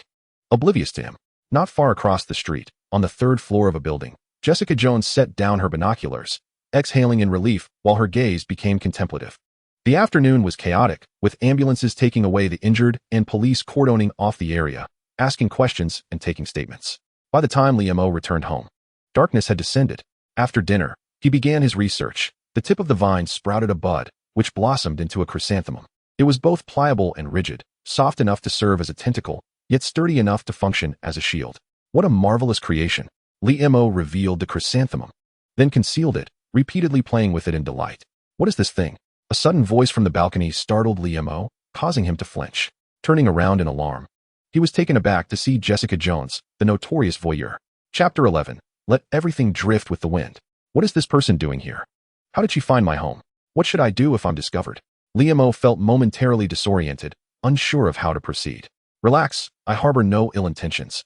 I am also different from the ordinary. You are the second kindred spirit I have encountered. I merely came to say hello. Jessica Jones explained, arms spread wide. Liam already knew her identity. He had simply been surprised. Moreover, considering Jessica's status as a superhero, it seemed unlikely she would be so banal as to reveal her identity indiscriminately. With this thought, Liam began to relax. Quite an image to ruin, Liam mused. Observing Jessica and the writhing vine, realization struck him, leading to a sudden panic. He was not a tentacle monster. Swiftly retracting the vine into his body, Liam nervously lit a cigarette and sank heavily into a chair on the balcony, taking a deep drag. Integrity is expendable, but how can one mend a tarnished image? The prospect of being labeled a pervert or a tentacle monster, especially with the added stigma of being a middle-aged man, filled Liam with dread. Noticing the flask on Jessica's backpack, he seized it, uncapped it, and took a hearty swig of vodka. Jessica Jones chuckled lightly at Liam's demeanor. Unfazed by the theft of her flask, casually reaching for the cigarette Liam had left on the table and lighting it. The two fell into silence, passing the cigarette and vodka back and forth until the flask was nearly empty. The tranquil atmosphere was disrupted when Jessica shook the empty flask and spoke again. Liam burst into laughter. This woman was quite amusing. He unsteadily rose to fetch 2 bottles of Red Star Erguotu from the cabinet, exclaiming, "Let us try this." Jessica took the bottle, uncapped it, and took a hearty gulp, appreciating the taste. 2 individuals clinked their bottles together and began to sip leisurely. "Are you not afraid of drinking with a complete stranger?" Liam suddenly inquired. Jessica Jones shook her head, remarking, "You are merely an ordinary person with abilities. I have encountered true demons," and a flicker of fear crossed her gaze. "Never mind, I prefer not to dwell on it." After a moment of silence, Jessica's demeanor grew somber. "I was mistaken today. I thought they would find solace, yet unforeseen events unfolded. Thankfully, no one perished." She glanced at her hands, lamenting, "I always manage to complicate matters further. Just like this damned ability of mine, my parents perished in a car accident because of it. And I drew the attention of that demon." Her smile was bittersweet as she continued, "I despise it. Yet, there is someone, my only relative, who always hopes I would use this power to aid others, to become a superhero." Utter nonsense. Liam scoffed, though he had not finished watching that television series. He was aware of her tragic past. There are always those who point fingers, insisting, "You must do this. You must do that." But they forget. Liam turned to gaze intently into Jessica's eyes. "This is your own life." As he spoke, he stood up. "A superhero? Must one become a superhero simply because one possesses superpowers? First, one must embody heroic qualities, yet most are just ordinary individuals. We have our thoughts, our loves and hates, our desired lives. We too face hardships, confusion." He glanced at Jessica Jones, a glimmer of sympathy reflecting in his eyes for her unspeakable past. "In such times, who would come to our rescue? When one cannot save oneself, how can others demand you save the world?" Liam chuckled softly. "Let them roll as far away as possible." Jessica's brow relaxed as she echoed, "You're right. Let them roll as far away as possible." The alcohol lifted Liam's spirits, prompting him to hurl the unfinished bottle from the balcony. "I'm a superhero. Let anyone who wishes to be one do so." Jessica, equally exhilarated, tossed her bottle into the air, exclaiming, "I don't want to be any damned superhero. Get away from me. Kilgrave, you scoundrel. I fear you not. Go to hell." In a hazy, drunken state, the two began to curse the sky, unleashing a torrent of crude language, laughing and shouting with abandon, playfully tugging at each other's clothing. The barriers between them dissolved, and an unspoken intimacy began to flourish. Was Jessica a paragon of virtue? Was Liam a man of honor? Neither was particularly virtuous. Liam, Jessica, come on." The two succumbed to a wild kiss. The following morning at 8 o'clock, young Lucas, clad in athletic attire, arrived at Lee's craft shop after a brisk half-hour run. Since the passing of his mother, his life had momentarily appeared rather hollow. Although previously fatigued from working to earn a living while managing household chores and caring for his ailing mother, he found a sense of fulfillment amid the poverty, busyness, and exhaustion. However, upon becoming alone, he was left with ample time, yet felt lost and desolate, unsure of how to fill the void. Fortunately, a new hope and life purpose emerged. From that moment on, he immersed himself in studying and exercising, striving for self-improvement each day. As usual, upon opening the rolling shutter door, young Lucas was immediately taken aback. 2 antique vases lay shattered on the ground, and a massive fan panel that had been affixed to the wall had fallen, precariously hanging. What had happened? Had they been robbed? Panic-stricken, young Lucas dashed upstairs, only to be further alarmed by the sight that met him. A picture frame lay on the floor, its glass shattered, the wall plaster scattered about, and the bed had collapsed. Liam lay there, stark naked, covered only by a thin sheet. What terrified young Lucas the most was Liam's pale lips, anguished expression, and feverish forehead. Despite his desperate calls, Liam remained unresponsive. "What is wrong with you?" Lucas's voice trembled with a hint of sobbing. Having already lost his mother, the thought of anything happening to the one person who cared for him sent him into a frenzy. Trembling, He retrieved his phone and dialed Claire Temp's number. Claire, hurry and bring someone over. He.S. in trouble. Liam gradually regained consciousness. When he opened his eyes again, he found himself in a hospital bed, clad in a jumpsuit, with an IV in his left arm. Gently turning his head, he spotted young Lucas. You're finally awake. Lucas's expression was complex. A mixture of relief, relaxation, anger, disdain, and frustration. I should send you to the California Film Academy. Claire Temp quipped with a good-natured laugh. You have multiple soft tissue injuries, a slight lumbar misalignment, skin abrasions, alcohol poisoning, and before your fever, you engaged in vigorous sexual activity. Poorly. What on earth did you endure? Liam suddenly felt a wave of shame wash over him, his words faltering. I was practicing wrestling with someone. She was too strong. I was no match. Claire Temp and young Lucas exchanged incredulous glances. What are you two looking at? I'm tired. I want to sleep. He buried himself under the covers, resembling a quail. In the makeshift detective agency, located in a poorly soundproofed building constructed in the 90s. A heated argument erupted from the rooftop, belonging to a couple caught in a tumultuous love-hate relationship. Jessica Jones, disturbed from her slumber, felt increasingly irritable due to the clamor, and groggily reached for a boot by her bedside. Without glancing, she flung it casually, and it soared through the air, crashing against the ceiling with a thundering impact, creating a deep dent and sending dust cascading down. The tremendous noise abruptly silenced the quarrel above, and moments later, a male voice called out. Jessica Jones finally slipped into a sweet slumber. However, mere moments later, the alarm clock on the table chimed incessantly, vibrating as if it longed to dance. Enraged, Jessica swatted the clock into a myriad of shattered pieces. After being disturbed twice, her desire for sleep dissipated, and she lazily opened her eyes. It had been ages since she had indulged in such restful sleep. No nightmares had jolted her awake. No terrifying flashbacks had intruded upon her dreams. What had transpired last night? Yes, with Lee. A smile curled at the corners of Jessica's lips. He was indeed an intriguing character. Perhaps she might seek him out again.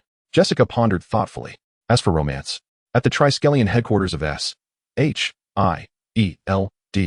Agent Coulson strode confidently down the corridors, his signature smile in place, until he arrived at a vast office.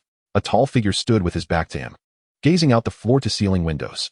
The director, Dr. Bruce Banner, had now appeared at the American border, while General Ross continued to monitor Mr. Gray from Grayburn Academy.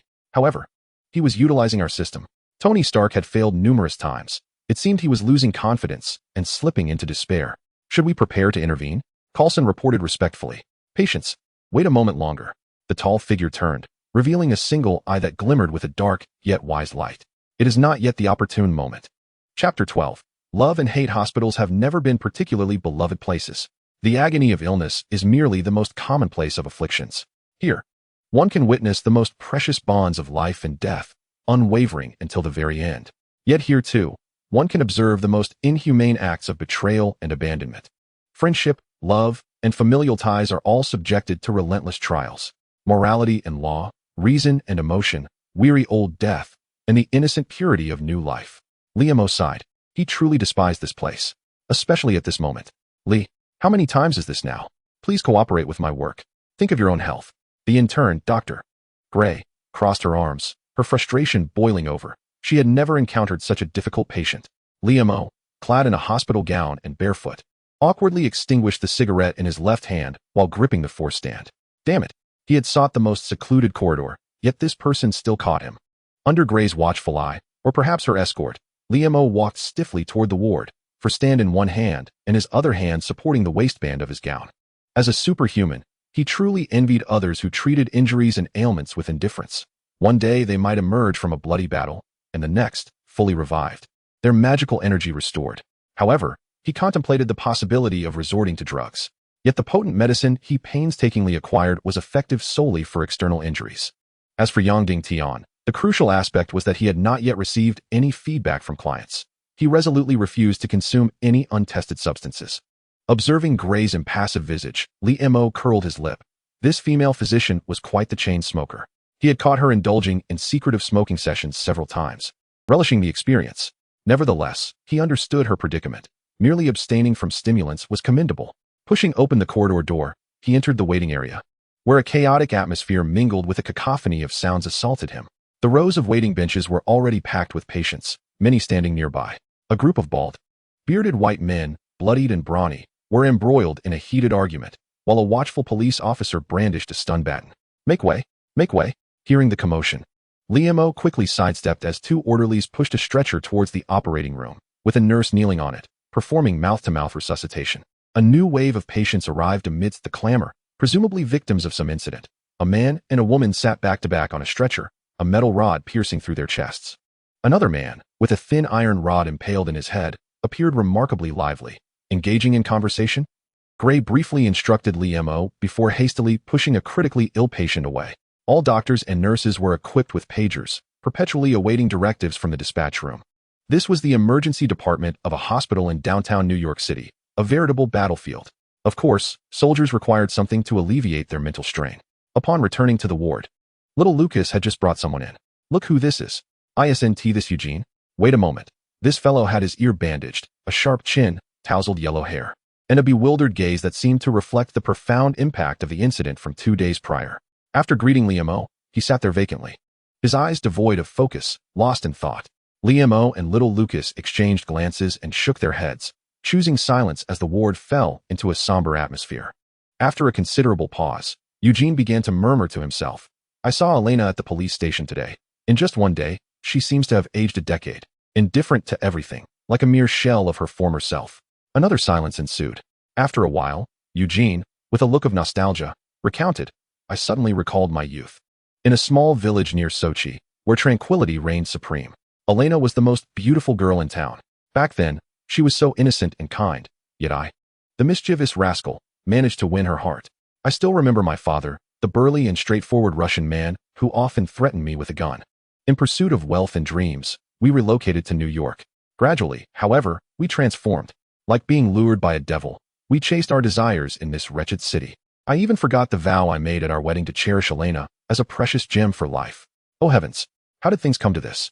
The cunning and lecherous Eugene, as recalled by Liam, suddenly broke down in tears like a child, his hands covering his face, sobs mingling with the tears that streamed through his fingers. Later, Eugene departed, stating that the police would charge Elena with armed assault. He planned to sell the bakery to appease the injured Fernando and to hire a lawyer. He intended to take Elena back to their hometown. Yearning to escape this cursed place, Liam sighed. Return to your spiritual homeland, Van Gogh. Some choose to leave, while others choose to arrive. Moscow. This once tumultuous great city is gradually reviving under the leadership of a new generation of strongmen. Out-of-town visitors often linger at the Kremlin and Red Square, marveling at the beauty of the city. They have never ventured into Moscow's old impoverished districts. The ancient buildings, retaining the characteristics of the last century, have become somewhat dilapidated. The once smooth and tidy cobblestone streets have turned uneven with the passage of time. Melted snow mingling with ice shards form small puddles. People on the streets, clad in thick, dark-hued coats, navigate through the swirling snowflakes. In a street alley with a semicircular dome, Ivan Vanko received a leather bag from a hurried, austere young man. The documents, passports, and tickets within the bag were all authentic, despite being blacklisted by the Russian Federal Security Service for secretly trafficking nuclear materials. These items would ensure his smooth departure. Remarkably, they cost him merely a small invention he had sold. The government agencies in this country remain riddled with loopholes. His father, once a genius scientist who fought alongside Howard Stark, finally concluded decades of torment. Even in death, he glared resentfully at the triumphant Iron Man, Tony Stark, on the television, incessantly telling Ivan Vanko, "These were meant to be yours." Ivan Vanko did not particularly envy Tony Stark. As a fellow genius scientist, he held his own pride. Yet, a fire simmered within him. Merely due to ideological differences, his father had been exiled from America by Howard Stark. Howard, the father of modern American industry. A World War II hero and one of the founders of SHIELD, while his father was merely a defector Russian scientist. The arc reactor was a visionary project conceived in collaboration between his father and Howard Stark. His father, akin to refuse, had languished in this wretched place for 2 decades, suffering torment, while Tony Stark reveled in his acclaim as Iron Man, celebrated for the arc reactor. He was determined to vindicate his father. As he gazed at the ticket to Monaco in his hand, a hint of derision flickered in Ivan Vanko's eyes. In Washington, at the National Military Security Council, amidst a throng of reporters flashing cameras and the scrutinizing gazes of the audience, both benevolent and malevolent, Tony Stark delivered a flippant speech, addressing the scheming politicians on stage. Weapons? No. It is a high-tech prosthetic. It has become one with me. We are inseparable. To demand its surrender is to demand my very self. It is tantamount to servitude or prostitution. Well, perhaps in certain states' laws. I have protected America. I have maintained the balance between East and West. You may watch with ease. I shall not relinquish it to you. I am Iron Man. Pushing past the reporters clamoring with questions, amidst the cacophony of chaos, Tony Stark strode away, turning his back on the myriad gazes of hatred, disdain, venom, envy, and admiration, leaving behind an air of arrogance. Upon closing the car door, all the clamor was barred from entry. Stark retrieved the blood toxicity analyzer he always carried, and the results darkened his mood instantly. Hope had vanished. He felt powerless. His time was running out. If a person were to know that they had but a month, or perhaps even less, to live, what would they do? An ordinary individual might indulge in various pursuits, fine dining, travel, the company of beautiful women, but he was Tony Stark, a billionaire, a well-known playboy. He had tasted the lavishness of life. After becoming Iron Man, he had begun to impose strict standards upon himself to establish a benchmark. Yet now he thought, let us relax. At his core, he was merely a playful child. Happy, how's the contact going? The Monaco Grand Prix Committee expressed their utmost honor and anticipation for the arrival of the billionaire Iron Man. What are we waiting for? At New York City Central Hospital. After a follow-up examination revealed satisfactory recovery of his lumbar spine, Gray indicated that with one more day's observation, he could be discharged. Liam breathed a sigh of relief. He was finally able to leave this dreadful place, which had stifled him. Young Lucas was equally elated, eagerly suggesting, after you're discharged, let us visit the Stark Industries exhibition. Liam was startled. That was not a safe venue. Rumor had it Iron Man would engage in battles there, and bystanders could suffer greatly. Upon further inquiry, he found solace. The Stark Industries exhibition was not the gala he had envisioned. It was a grand exhibition space where the latest technological advancements from various nations would be showcased for an entire year. The last exhibition took place while Howard Stark was still alive, and decades have since passed. This time, Tony Stark's reorganization has ignited fervor among the American populace. Liam instantly understood. It was reminiscent of the Shanghai World Expo. As long as one avoids the Hammer Industries exhibition hall, safety is assured. Why not go? Liam, brimming with excitement, inquired of little Lucas. Is there? Chapter 13, Stark Industries exhibition 2 days later, having received discharge approval. Liam escaped from that place like a bat out of hell, returning to his quaint little shop. There's south no place like home. Upon returning, the first thing Liam did was prepare a few simple dishes to appease his poor stomach. He then brewed a pot of pu'er tea. Sipping the fragrant brew while indulging in a leisurely smoke, he quietly observed the whirlwind of events unfolding in the Marvel Universe. Let the winds howl and the rains lash. I shall traverse this life with a bamboo staff and straw sandals, unperturbed by the chaos. How splendid.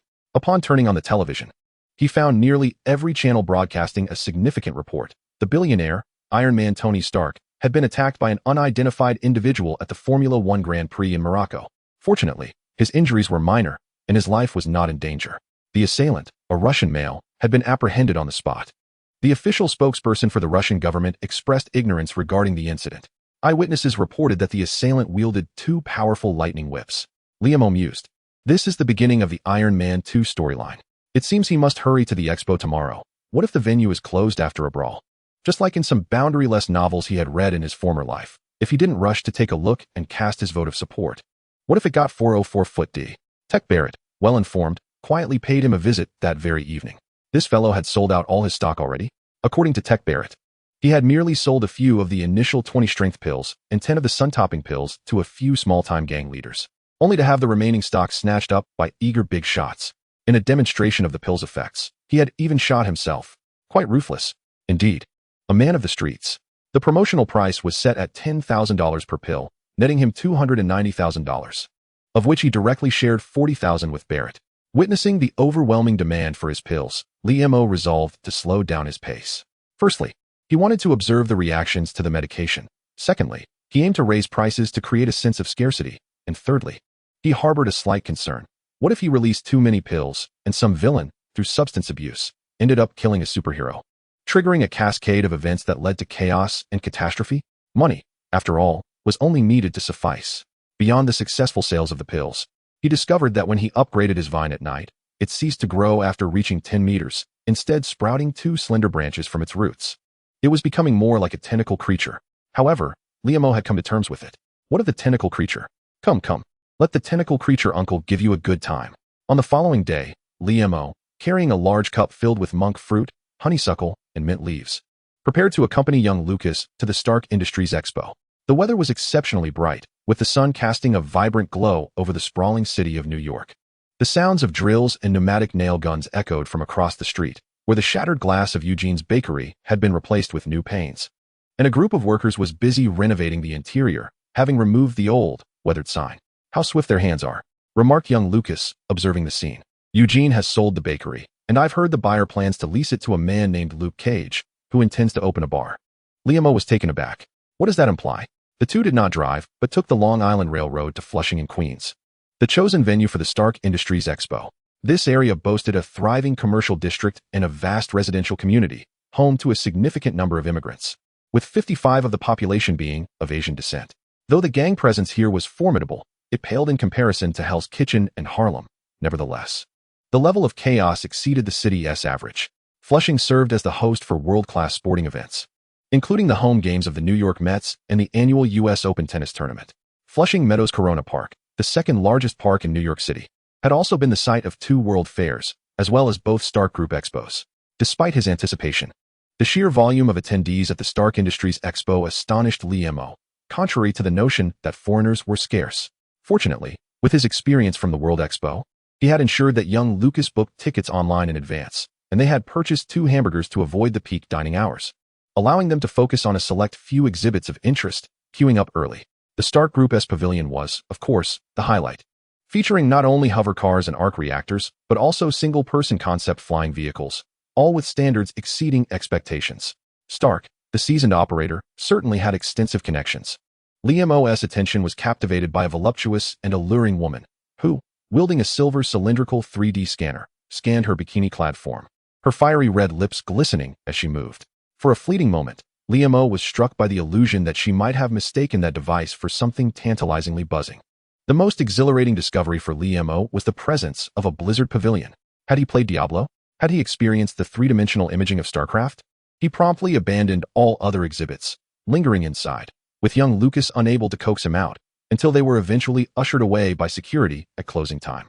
Exhausted and famished after a day of exploration, Liam sighed in delight. The Marvel Universe is truly splendid. The Stark Industries Expo featured an expansive exhibition area, with numerous companies showcasing their latest technological marvels. Liam decisively resolved to book a hotel nearby, intending to explore the expo fully before returning home at his leisure. Wealthy and unrestrained, without the need for explanation. That very night, in California, Crescent City, at Pelican Bay State Prison, one of the most formidable penitentiaries in America. To serve time here is akin to receiving a gilded education. For those fortunate enough to emerge alive, their status and identity are significantly elevated. The U.S.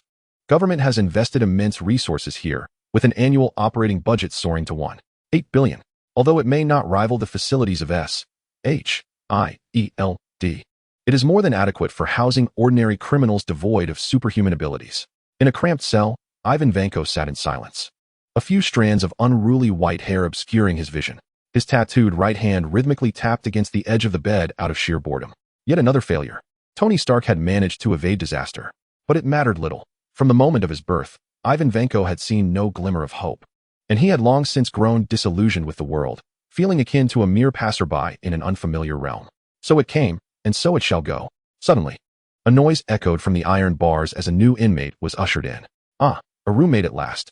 Wait, the resemblance. Ivan Vanko scrutinized the newcomer, noting the striking similarity in height, physique, and hairstyle. His gaze shifted to the keys carelessly tossed by the guard, a smirk of derision creeping across his face. Tony Stark, it seems your rival is not one to remain in solitude. Meanwhile, at Hammer Industries, in a weapons laboratory, Justin Hammer was savoring a Wagyu steak recently air-freighted from Japan.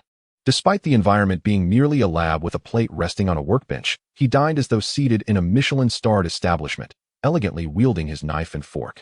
Born into a lineage of affluence, he was a major arms dealer, navigating the upper echelons of American society with ease, enjoying commendable relations with both the military and government. He was the executive chairman of Hammer Industries. Yet what of it? Before him stood a genius, and all his achievements paled in the incandescent brilliance of Tony Stark. A star shining ever so brightly since childhood. He had once idolized Stark, yearning for proximity, showering him with compliments, even willing to play the sycophant. However, Stark had disregarded him completely. Very well, if friendship was unattainable, then let it be rivalry. He commenced a series of troubles for Stark, even recently colluding with Congress to force Stark to relinquish the Iron Man suit. Yet Stark brushed him off effortlessly, remaining impervious to his provocations. How infuriating. But at last, the opportunity had arrived. Observing Ivan Vanko being escorted in by Billy Russo, Justin Hammer wore a triumphant smile. Tony Stark, is it not your reliance on the arc reactor and the iron suit that fuels your arrogance? Strip those away, and what remains of you? I eagerly anticipate witnessing your expression when that day comes. For days, after dedicating an entire 4 days to exploring the Stark Industries Expo, Liam found himself enveloped in a profound sense of emptiness following the exhilaration. Weary and with aching joints, he yearned to retreat into slumber for 3 days and nights. Meanwhile, young Lucas, anxious about the shop's business, had hastily returned 2 days prior. Liam scoffed at the notion. Was there even any business at that store? It had yet to earn more than a solitary pill in months. As he approached the entrance of Flushing Meadows Park, Liam encountered a familiar face. Ben Urich from the New York Gazette. Urich had come to pen a report on the Stark Expo, which he had completed and sent back to the newsroom. Yet he intended to linger for a few more days. When faced with Liam's inquiry, Urich appeared visibly troubled. His concern was for Tony Stark. As the most influential superhero globally since Captain America, Stark's recent behavior had been nothing short of astonishing. From playboy to superhero, Stark had become a paragon of redemption, earning accolades from the American public and discerning individuals alike. However, his recent antics had left many, including Urich, deeply disillusioned. The company had devolved into chaos under Pepper Potts' management, summoning a legion of starlets for scandalous escapades, flaunting his Iron Man suit, and even desecrating the Statue of Liberty. What next? Would he embrace an atomic bomb?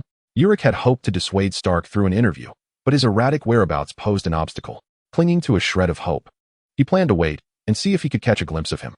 Sighing, Liam felt a desire to offer counsel, but found himself at a loss for words. Perhaps Urich could contribute his own efforts. Upon returning home, Liam slept for an entire day and night before awakening. He intended to step outside with a water bottle for a leisurely stroll when he was startled by the sudden arrival of someone. In disbelief, he gazed at the invitation in his hand and then looked up at Tony Stark's bodyguard, Happy. Tony Stark's birthday party invitation? A handwritten note? Stark, a handwritten invitation? Am I being jested with? Am I living in some third-rate novel?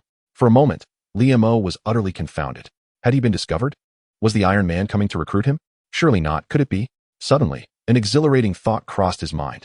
Was it possible that Tony Stark, having gone a bit too far in his recent escapades and suffering from severe exhaustion, had secretly imbibed from his well of vitality? Did he perhaps seek to elevate his status? Chapter 14. Teetering between the serious and the absurd. What?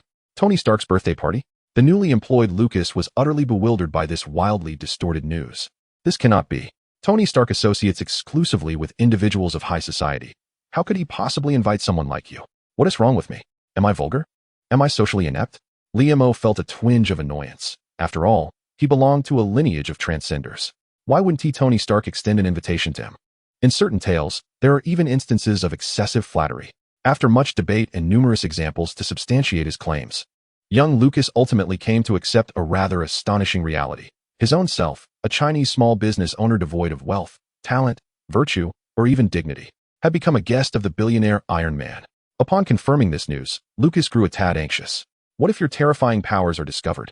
After Liam reassured him, Lucas began to ponder, has Tony Stark lost his mind? He does seem a bit off lately. Following Liam's speculations, Lucas contemplated the possibility. Thus, the reasons for Iron Man's invitation to Liam dwindled down to two: a frail constitution or a lapse in judgment. Regardless, this was undoubtedly a fortuitous development. Both men felt a surge of excitement. Lucas envisioned the opportunity to mingle with a plethora of high society elites. Just imagine, the CR de la CR of society, each more charming than the last. How could one not be overwhelmed? With the magical elixir in hand, one could ascend the social ladder effortlessly. Liam was thrilled as he recalled scenes from the films, though the specifics eluded him. He distinctly remembered the grandeur of the settings, tumultuous waves of excitement. Despite their differing aspirations, they shared a common goal. Liam's debut in 2 days must exude charm, coolness, and propriety. Preparation was essential, and time was of the essence. Exaggeration? Not in the slightest. Have you seen how much time celebrities invest in preparing for a red carpet event? It requires the effort of an entire team. But what were they to do? Lucas said, "Don't look at me. The wealthiest person I know is you." Liam replied, "Then what should we do?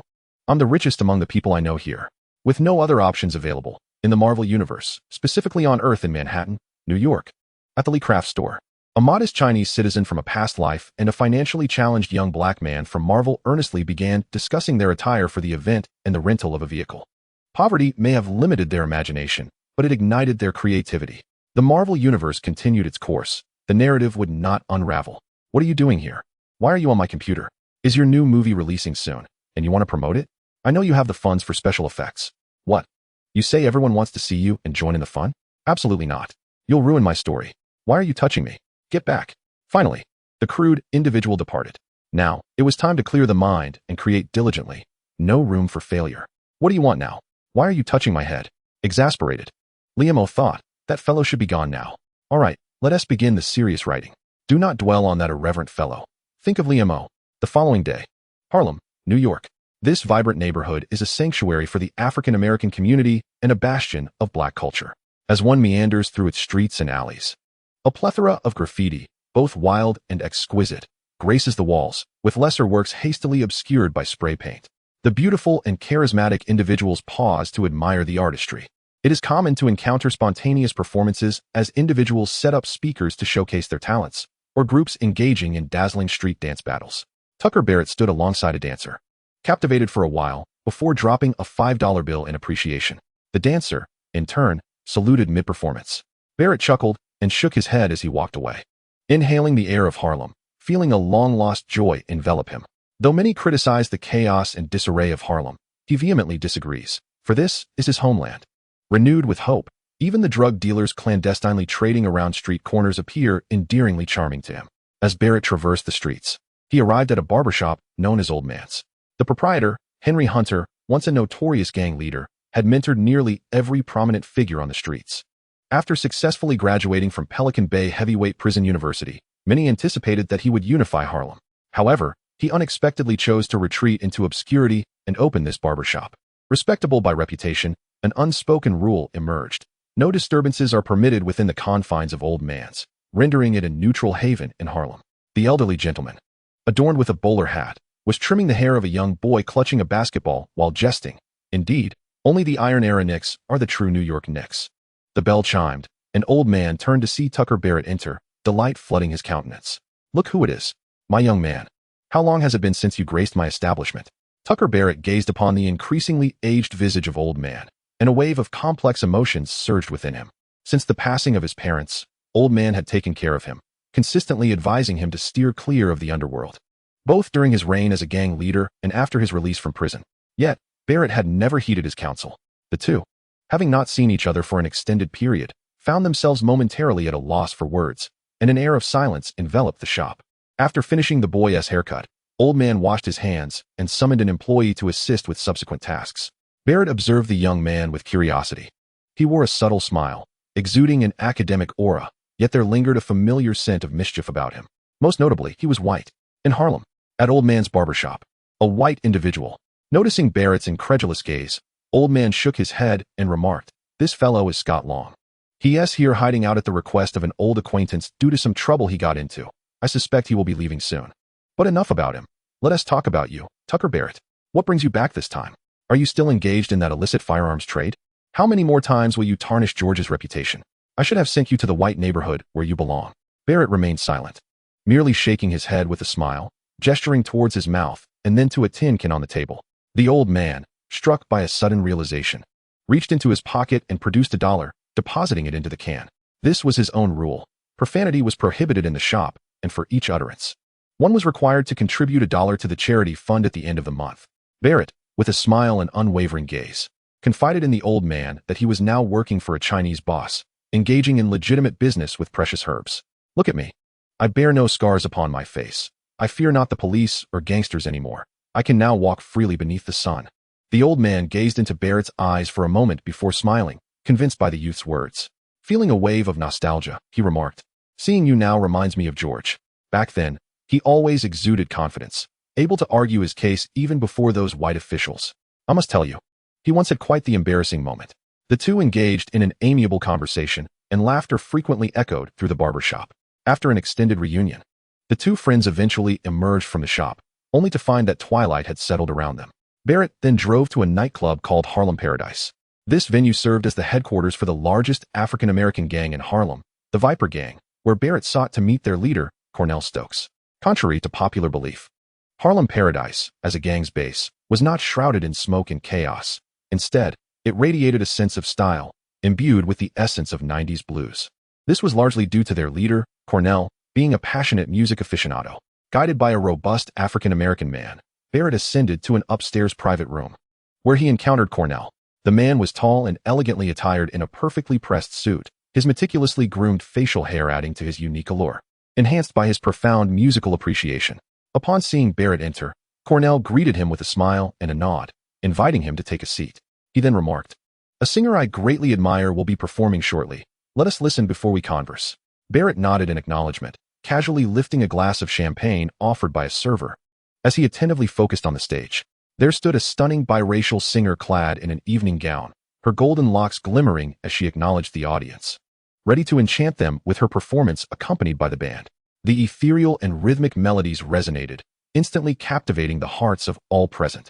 In a relentless quest for true love, my patience, worn down by the capriciousness of fate, has all but evaporated.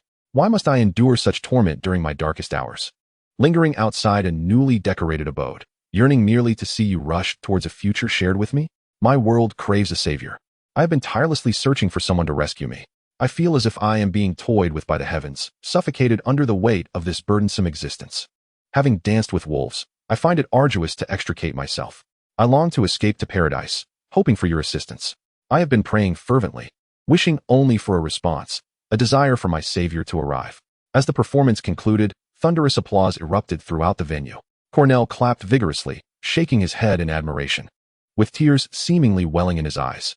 Barrett regarded Cornell with a tinge of bewilderment, pondering the peculiarity of his reaction. Previously, he had rarely mingled with such elites, only navigating their circles due to the influence of pills. Barrett directly inquired, "Cornell, what brings you to seek me?" With a satisfied smile, Cornell expressed his disdain for the moniker Water Viper, just as he abhorred using his pianist's long, elegant fingers to commit acts of violence. "A group seems to have discovered your boss's identity and whereabouts. They are plotting against him." Cornell leisurely sipped his champagne, his demeanor unhurried. Barrett was taken aback. "Who? When?" "The Colombians. Tonight." Chapter 15. Barrett's heart raced, his eyes flickered, yet his expression remained composed. "Oh, they are courting death. But a call must be made." Anxiety surged within him, yet his actions remained steady. The moment of trial had arrived. Although he anticipated this day would come, he had not expected it so soon. The miraculous effects of the pills would undoubtedly attract the greedy gaze of many predators. He had relied on underground legends as a deterrent, but he had underestimated the depths of human desire. Beep, beep, no answer. Cornell chuckled softly. "No need to panic. I believe your prowess amongst them will enable you to handle it with ease." Barrett's face remained expressionless, yet internally he cursed vehemently, aware that this man known as Water Viper was far from benign. He was certain Cornell had laid ambushes outside, and if the Colombians succeeded, Manhattan's West 32nd Street lay shrouded in the depths of night. Most shops had long since closed, leaving the streets devoid of pedestrians. Two black vans crept forward, halting beside a narrow alley. Grelos Gonzalez inhaled a long line of white powder from a table within the vehicle, leaning back with satisfaction, then striking his head with his hand. A grimace of disdain twisted across his scarred visage. He looked down upon the local gang leaders, who, paralyzed by an intangible underground legend, had lost their ferocity amidst the splendor of New York. Forged in the crucible of blood and fire within the jungles of Colombia, he remained indifferent, merely a humble Chinese shopkeeper of the Lee's craft store. After yawning, Liamo prepared a few more small pills. Yet despite a day of deliberation with young Lucas, no fruitful conclusion emerged. Their ideas drifted further apart until a sudden inspiration struck Liamo, prompting him to commission a service company in California specializing in such activities. It is noteworthy that his acceptance of Tony Stark's invitation was also motivated by a desire to witness the affair firsthand, contemplating the possibility of pursuing a high-end sales trajectory. He recalled that the film portrayed minimal danger, save for the climactic showdown between Tony Stark and his comrade, War Machine, culminating in a grueling black-and-white battle that left them both drained and desolate. Speaking of Tony Stark as companion, that fellow indeed bore a striking resemblance to the Sphinx. Was Tony harboring a peculiar affection for Egyptian culture? As he mused over War Machine's visage, a sudden commotion erupted from upstairs, followed by a cascade of footsteps descending. Intruders? Liamo chuckled softly, rising leisurely to his feet. Grasping an old baseball bat from beside the shelf, he kicked open the door, brandishing the bat as he prepared to confront the two ominous gun muzzles. What transpired? Liamo found himself momentarily bewildered. Upon closer inspection, he discerned that the two robust, menacing South Americans wielded weapons that appeared formidable. Yet, surprisingly, they seemed more anxious than he was. Sandro and Santos felt a surge of anxiety within. They had received prior intelligence indicating they were to confront a sorcerer. Though they were unafraid to face the National Guard, they bore an ingrained fear of sorcery, instilled in them since childhood in the South American jungles.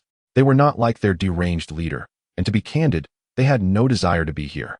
But fate had drawn the short straw. Climbing through a window via an iron ladder from a narrow alley, despite aiming their guns at this Chinese sorcerer, they found themselves emotionally unhinged, shouting, "Damn it! Put down your staff!" Staff? Liamo regarded the baseball bat in his hand with a puzzled expression. Were these two unhinged? Noting their atypical demeanor for common thieves and their reluctance to fire immediately, Liamo deduced the underlying reason. After a moment's contemplation, he relinquished his staff, raised his hands, and declared, "Relax, stay calm." Subsequently, under the escort of the two men, he opened the rolling shutter and climbed into a van at the alley's mouth. Liamo wished to avoid a sudden altercation that might ruin his establishment, while the Colombian gang members preferred to keep things discreet to avoid attracting governmental scrutiny. Thus, both parties tacitly agreed to proceed to a derelict dock area. The night had deepened, although the nearby bridge and the skyscrapers across the Hudson River remained aglow. This dockyard was unsettlingly silent, shrouded in darkness illuminated only by the headlights of their vehicle. Despite having captured Liamo, Gonzalez did not rush to violence. He sought to rob, not to kill. A smile twisted across his scarred face, rendering it even more grotesque. "My friend, I trust you have surmised our intention. We desire the formula for your miraculous potion." Upon reaching this juncture, Liamo no longer held back, casually surveying the individuals before him. That particular item could only be refined by him. If they desired it, they would have to bid for the next batch themselves. Gonzalez offered a faint smile, signaling to his subordinates to show our friend a taste of intimidation. Two burly men nodded, setting down their weapons, each brandishing an electric baton that crackled with sparks as they approached. However, before they could close in, a luminescent vine lashed out like a whip, sending both men flying with a resounding crack. Gonzalez's pupils constricted as he raised his weapon, exclaiming, "He is indeed a sorcerer. Open fire." The others, already on edge, immediately unleashed a barrage of gunfire. Countless bullets whizzed through the air towards Liamo. To their astonishment, a massive silvery chrysanthemum materialized before the Chinese man, shielding him from all incoming rounds. Realizing their attempts to harm Liamo were futile, Gonzalez signaled to one of his men. The subordinate relinquished his firearm and retrieved a weapon from the trunk. Liamo, unfazed, concealed himself behind the chrysanthemum. After absorbing the special alloy steel, the vine's strength had significantly increased, easily withstanding these ordinary weapons. Truth be told, he had no desire to engage in conflict with these desperate individuals. Couldn't they simply live in peace? He was not afraid of killing, yet he did not wish to become a ruthless murderer. The person mistakenly harmed in the alley had merely been a victim of his lack of control, and the two men he had just struck down were merely unconscious. He had resolved to intimidate them and impart a lesson that would send them retreating. As the gunfire gradually ceased, Liamo mused that they must have realized they could not overpower him. He intended to reason with them. With a relaxed expression, he put away the chrysanthemum and said, "I implore you to listen to me." Suddenly, a rocket propelled towards him, leaving a long trail of flame in its wake. Boom! A tremendous explosion engulfed Liamo in a blaze of fire. As the smoke dissipated, the members of the Colombian gang anxiously opened their eyes, only to be met with the disheartening sight of the chrysanthemum, still standing defiantly amidst the white smoke. Liamo's legs trembled slightly. Fortunately, his quick reflexes had saved him.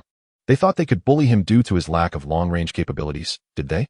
The vines thickened and strengthened, the chrysanthemum folding into a bud as the stored electrical energy surged through the vines, forming arcs of electricity.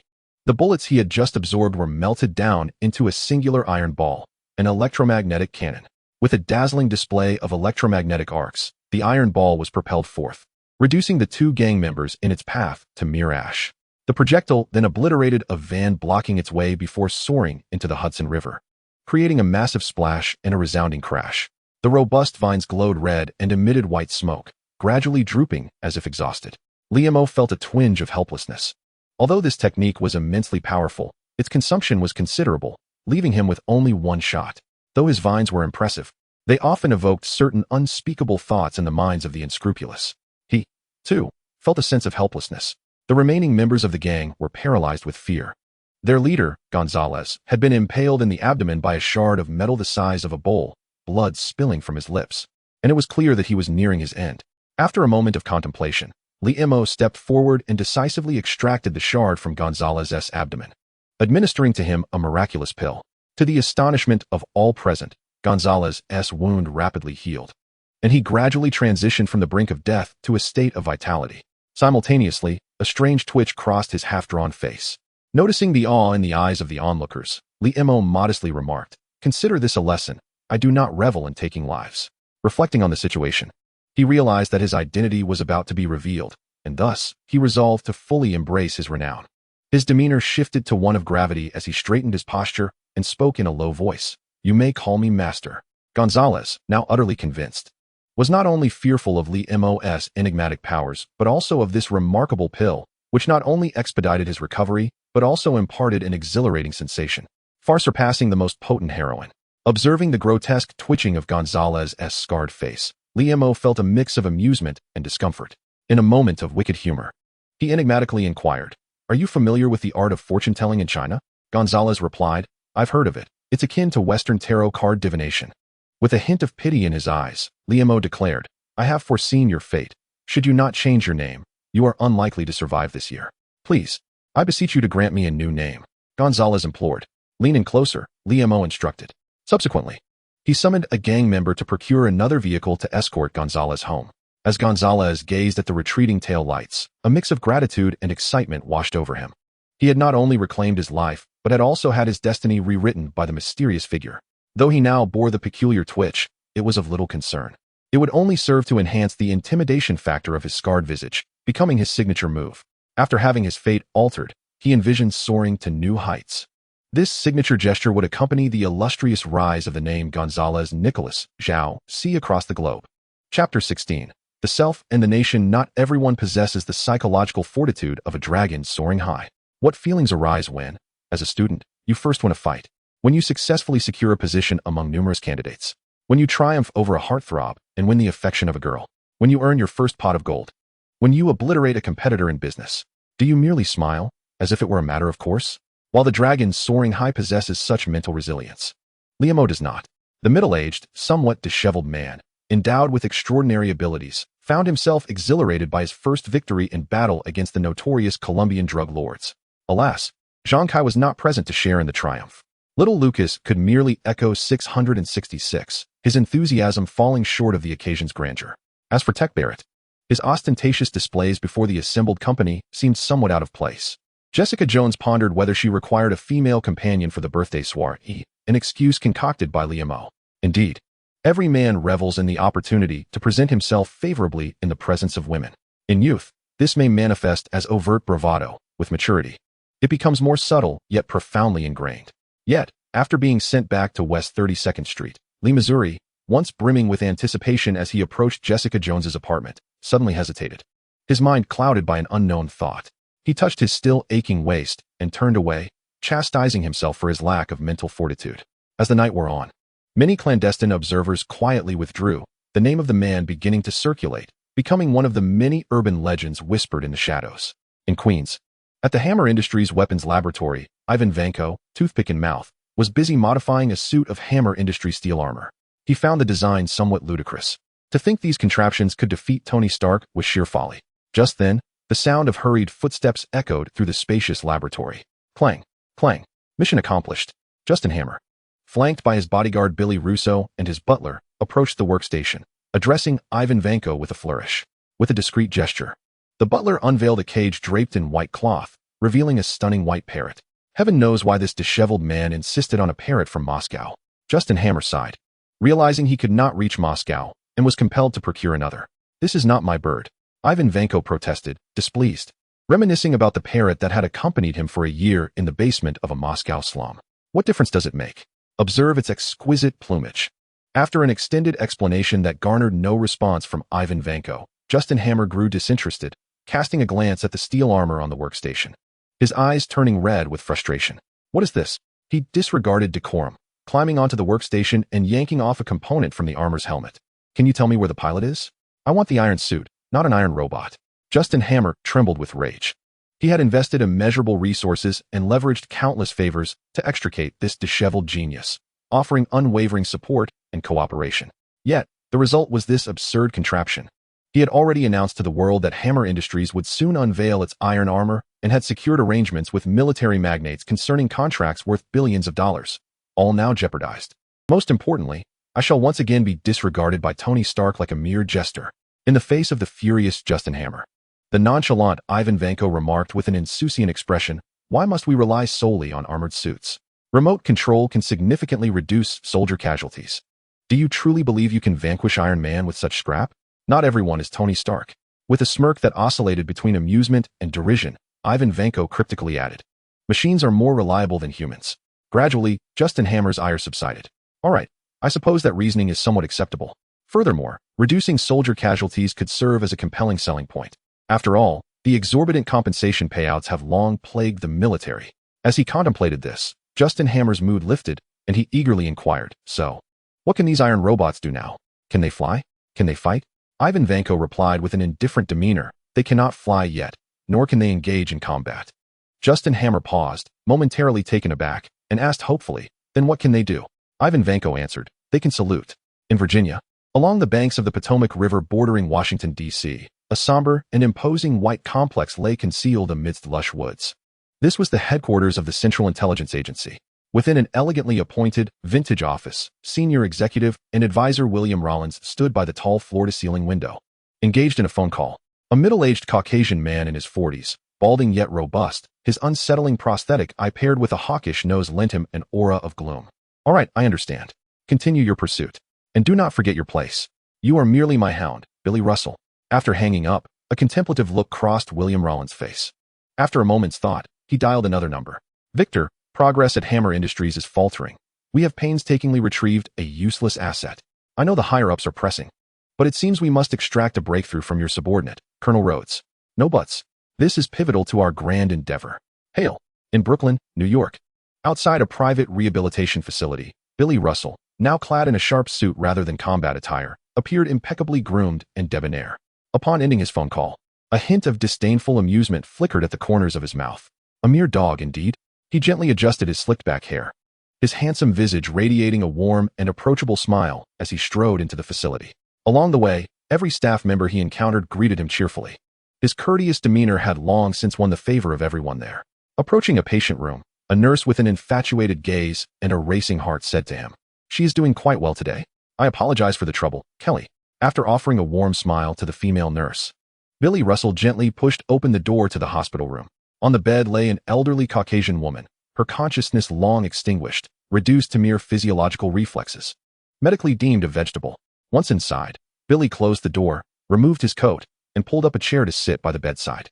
He tenderly kissed the patient's forehead and held one of her hands with a warm smile, beginning to speak. "I've been doing quite well lately. Everything at the company is running smoothly, and life is generally good. In short, I am very happy. How have you been?" He delicately smoothed the dry, disheveled white hair from the elderly woman's forehead, leaning back to survey his handiwork, seemingly satisfied. He then retrieved a syringe filled with a green liquid from his pocket and slowly administered it into the woman's fore, his gaze softening further. "When you abandoned me at the doorstep of the Albany Fire Department, did you ever imagine this day? I am incredibly happy. I am remarkably successful. I own a security company and am quite wealthy. Have you ever regretted your decision? Why did you not choose to die sooner? No, you must not die yet. I want you to witness my ascent to greater success. I want you to live in a hell of your own making. Dear mother." After spending a full hour in the room, Billy Russell exited and gently addressed Nurse Kelly, who had just approached. "My work is demanding. Please take good care of my mother, and do look after your own health." With Kelly's adoring gaze upon him, Billy departed the nursing home with a light step. His friend, military Dr. Curtis, had once lamented that everything is in a state of flux, with everyone changing alongside it. Yet Billy remained silent, for he knew that he had not changed at all. From the moment he was abandoned by the world, he had lived solely for himself, no one else. Only he existed. For his own sake, he could cast aside any sense of right or wrong. He could remain indifferent even when he knew that his close friend, Frank Castle, would face the annihilation of his entire family due to the actions of the Punisher. Billy glanced back at the nursing home, his warm smile concealing a cold glimmer in his eyes. No one is worthy of reliance. I live solely for myself. North Carolina, Tewksbury, United States Air Force Base. I object, sir. Colonel Rhodes stood rigidly in the office, his eyes fixed intently on his superior, General Victor. We cannot forcibly seize Tony Stark's Iron Man armor through military action. This is a violation of civilian property and human rights. General Victor sneered dismissively. Civilian rights? Ever since Tony Stark flaunted his armor, nearly every nation has been secretly developing their own. He stated that no one could replicate the technology of the Iron Man suit within a decade. But what about Morocco? He professed his commitment to our protection. Yet behold his current actions.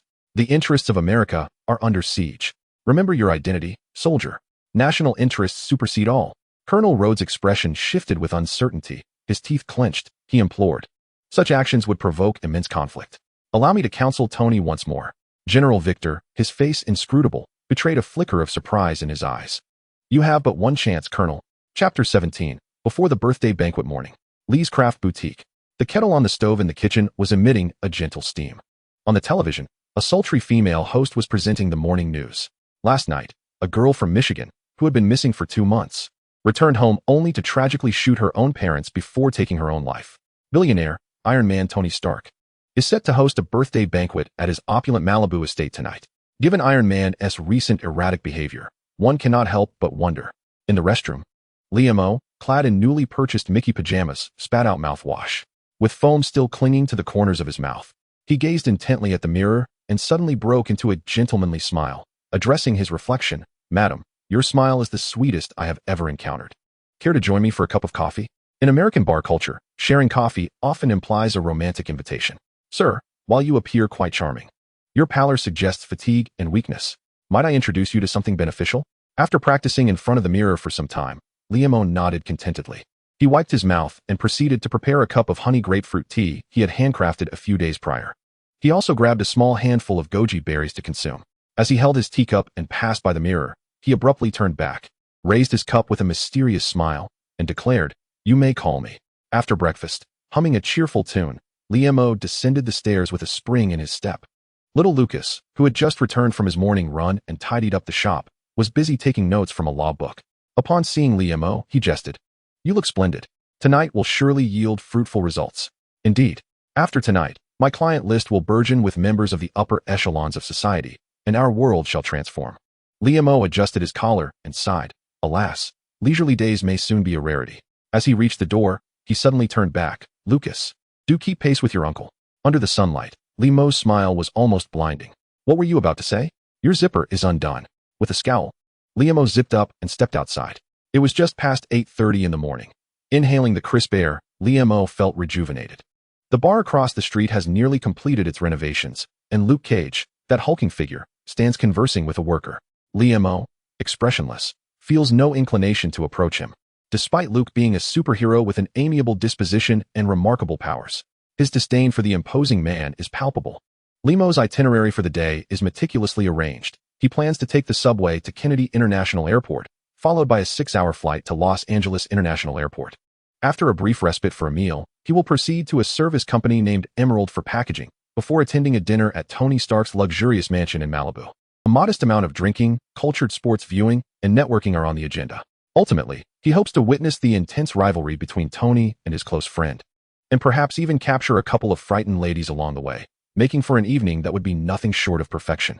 In Malibu, at Tony Stark's opulent villa, the television displays Senator Stern's inherently likable face, adorned with a mocking smile as he relentlessly critiques. Undoubtedly, Tony Stark is a genius, vowing to protect us.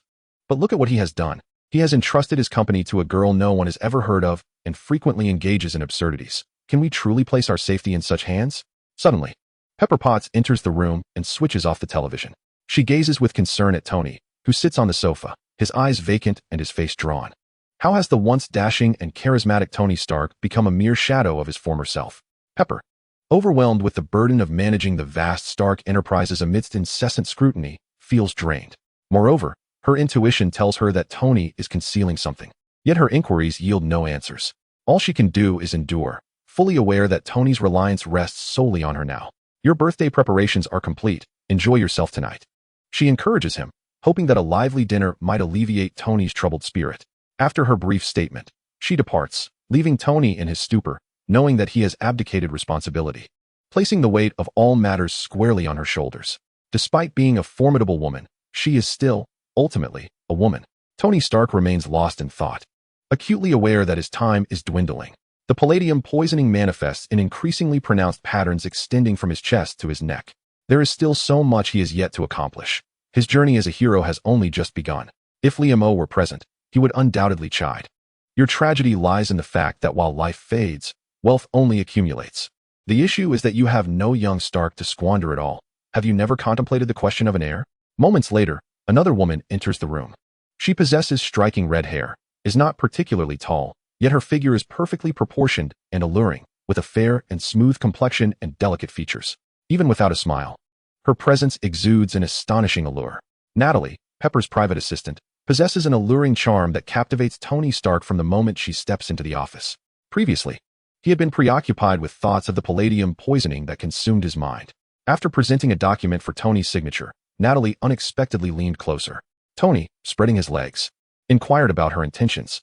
Regrettably, Natalie merely maintained a blank expression as she retrieved a compact of foundation, dipping her right index finger into it. She gently applied it to conceal the bruise on the left side of his forehead. Tony exhaled in relief, yet a hint of disappointment lingered. However, with Natalie inching slightly closer, her enticingly low-cut blazer exuded a seductive allure. As Tony's gaze fell upon her smooth, fair curves, he found himself swallowing hard. His breath becoming somewhat labored, he felt utterly entranced. Nevertheless, he refrained from making any further advances, as an instinct warned him that something was amiss with this woman. Given that his life hung in the balance, he pondered whether to indulge in any distractions. Ultimately, he decided against it. He would not burden Pepper with unnecessary worries, especially when facing death. Suddenly, Tony posed a question to the woman before him. If you knew you were nearing death and this was your last birthday, how would you choose to celebrate it?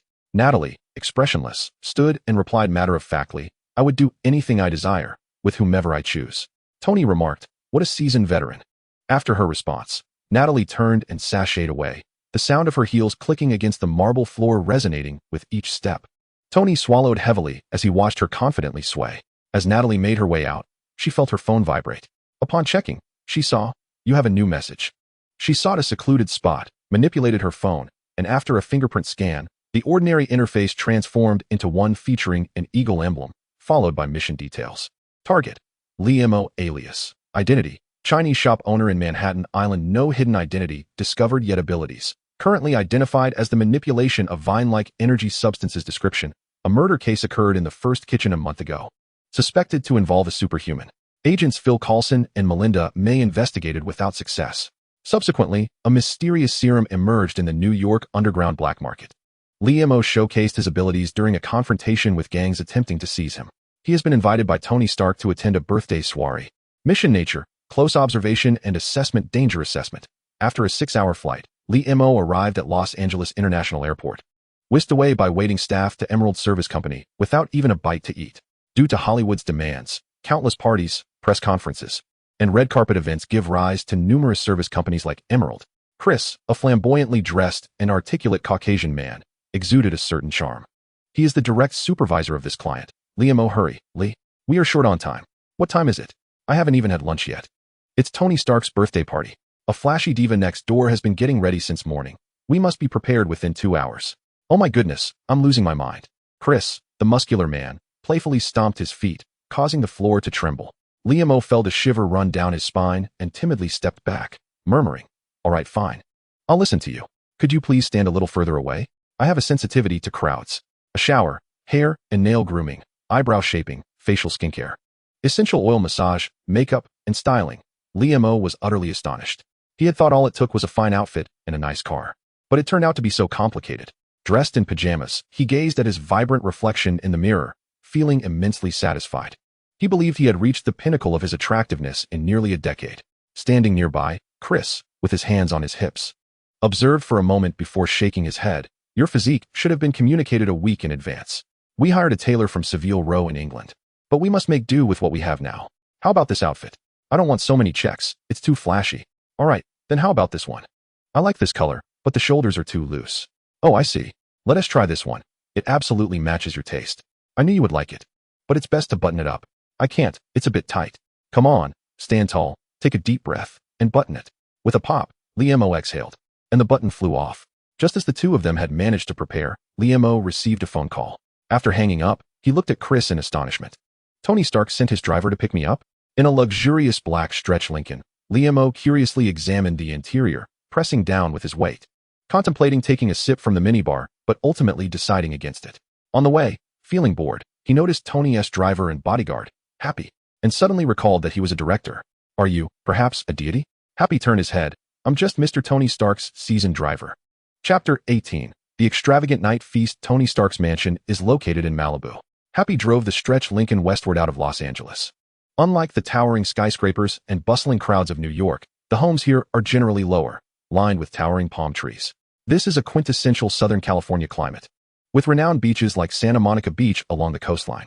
Due to the pleasant weather and stunning scenery, many Hollywood stars and affluent individuals have purchased luxurious homes in this area. As darkness fell and they drove along the coastline, the moonlight illuminated the vast, deep blue sea on one side, creating a breathtaking spectacle. Liamo opened the window, allowing the refreshing sea breeze to caress his face as he attentively listened to the rhythmic sound of waves lapping against the shore. A fervent desire surged within him. He yearned to amass a fortune and establish a quaint villa by the sea.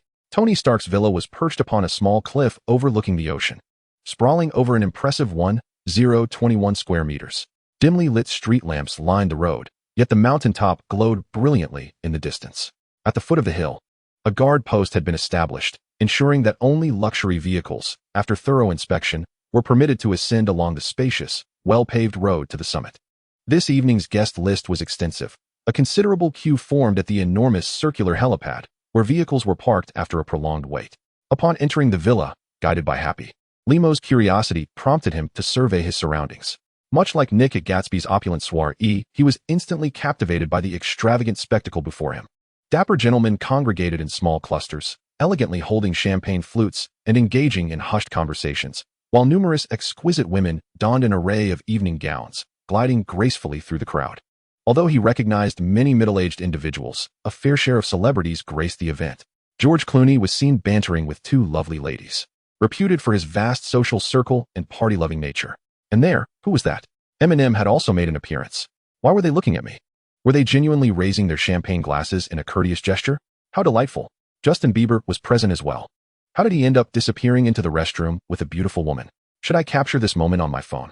After Happy let him in, he soon lost track of him and began to feel a sense of ennui. To be honest, his initial curiosity about the place had waned. He did not covet this lifestyle. He preferred to savor tea, experience life in the hustle and bustle of the city, relish fine wine and culinary delights, and embrace a leisurely existence. Reflecting on his purpose for attending, he straightened his collar, lifted a glass of champagne, and began to meander through the crowd. Before long, he realized that the atmosphere was not as he had envisioned. A group of middle-aged men, seemingly drained, were incessantly debating this year's election and their respective opinions. Nearby, others engaged in discussions regarding corporate exchanges and collaborations, even initiating phone calls to arrange negotiation candidates. Were they not exhausted by such burdens? This was Tony Stark's birthday celebration. What were they doing here?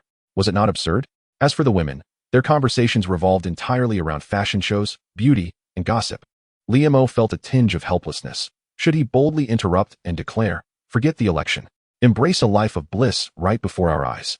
Just as he contemplated leaving due to the monotony, the host of the party made his entrance. Tony Stark donned a dark red shirt tonight, his elevated stature accentuated by a slight enhancement in his footwear, audaciously revealing a glimpse of his chest. Liamo had often found it curious, while watching films, how directors consistently shot this man from various upward angles, making him appear nearly as towering as the formidable Thor. Can wealth truly grant one the liberty to act as they please? Upon Tony Stark's arrival, many guests promptly approached him to exchange pleasantries.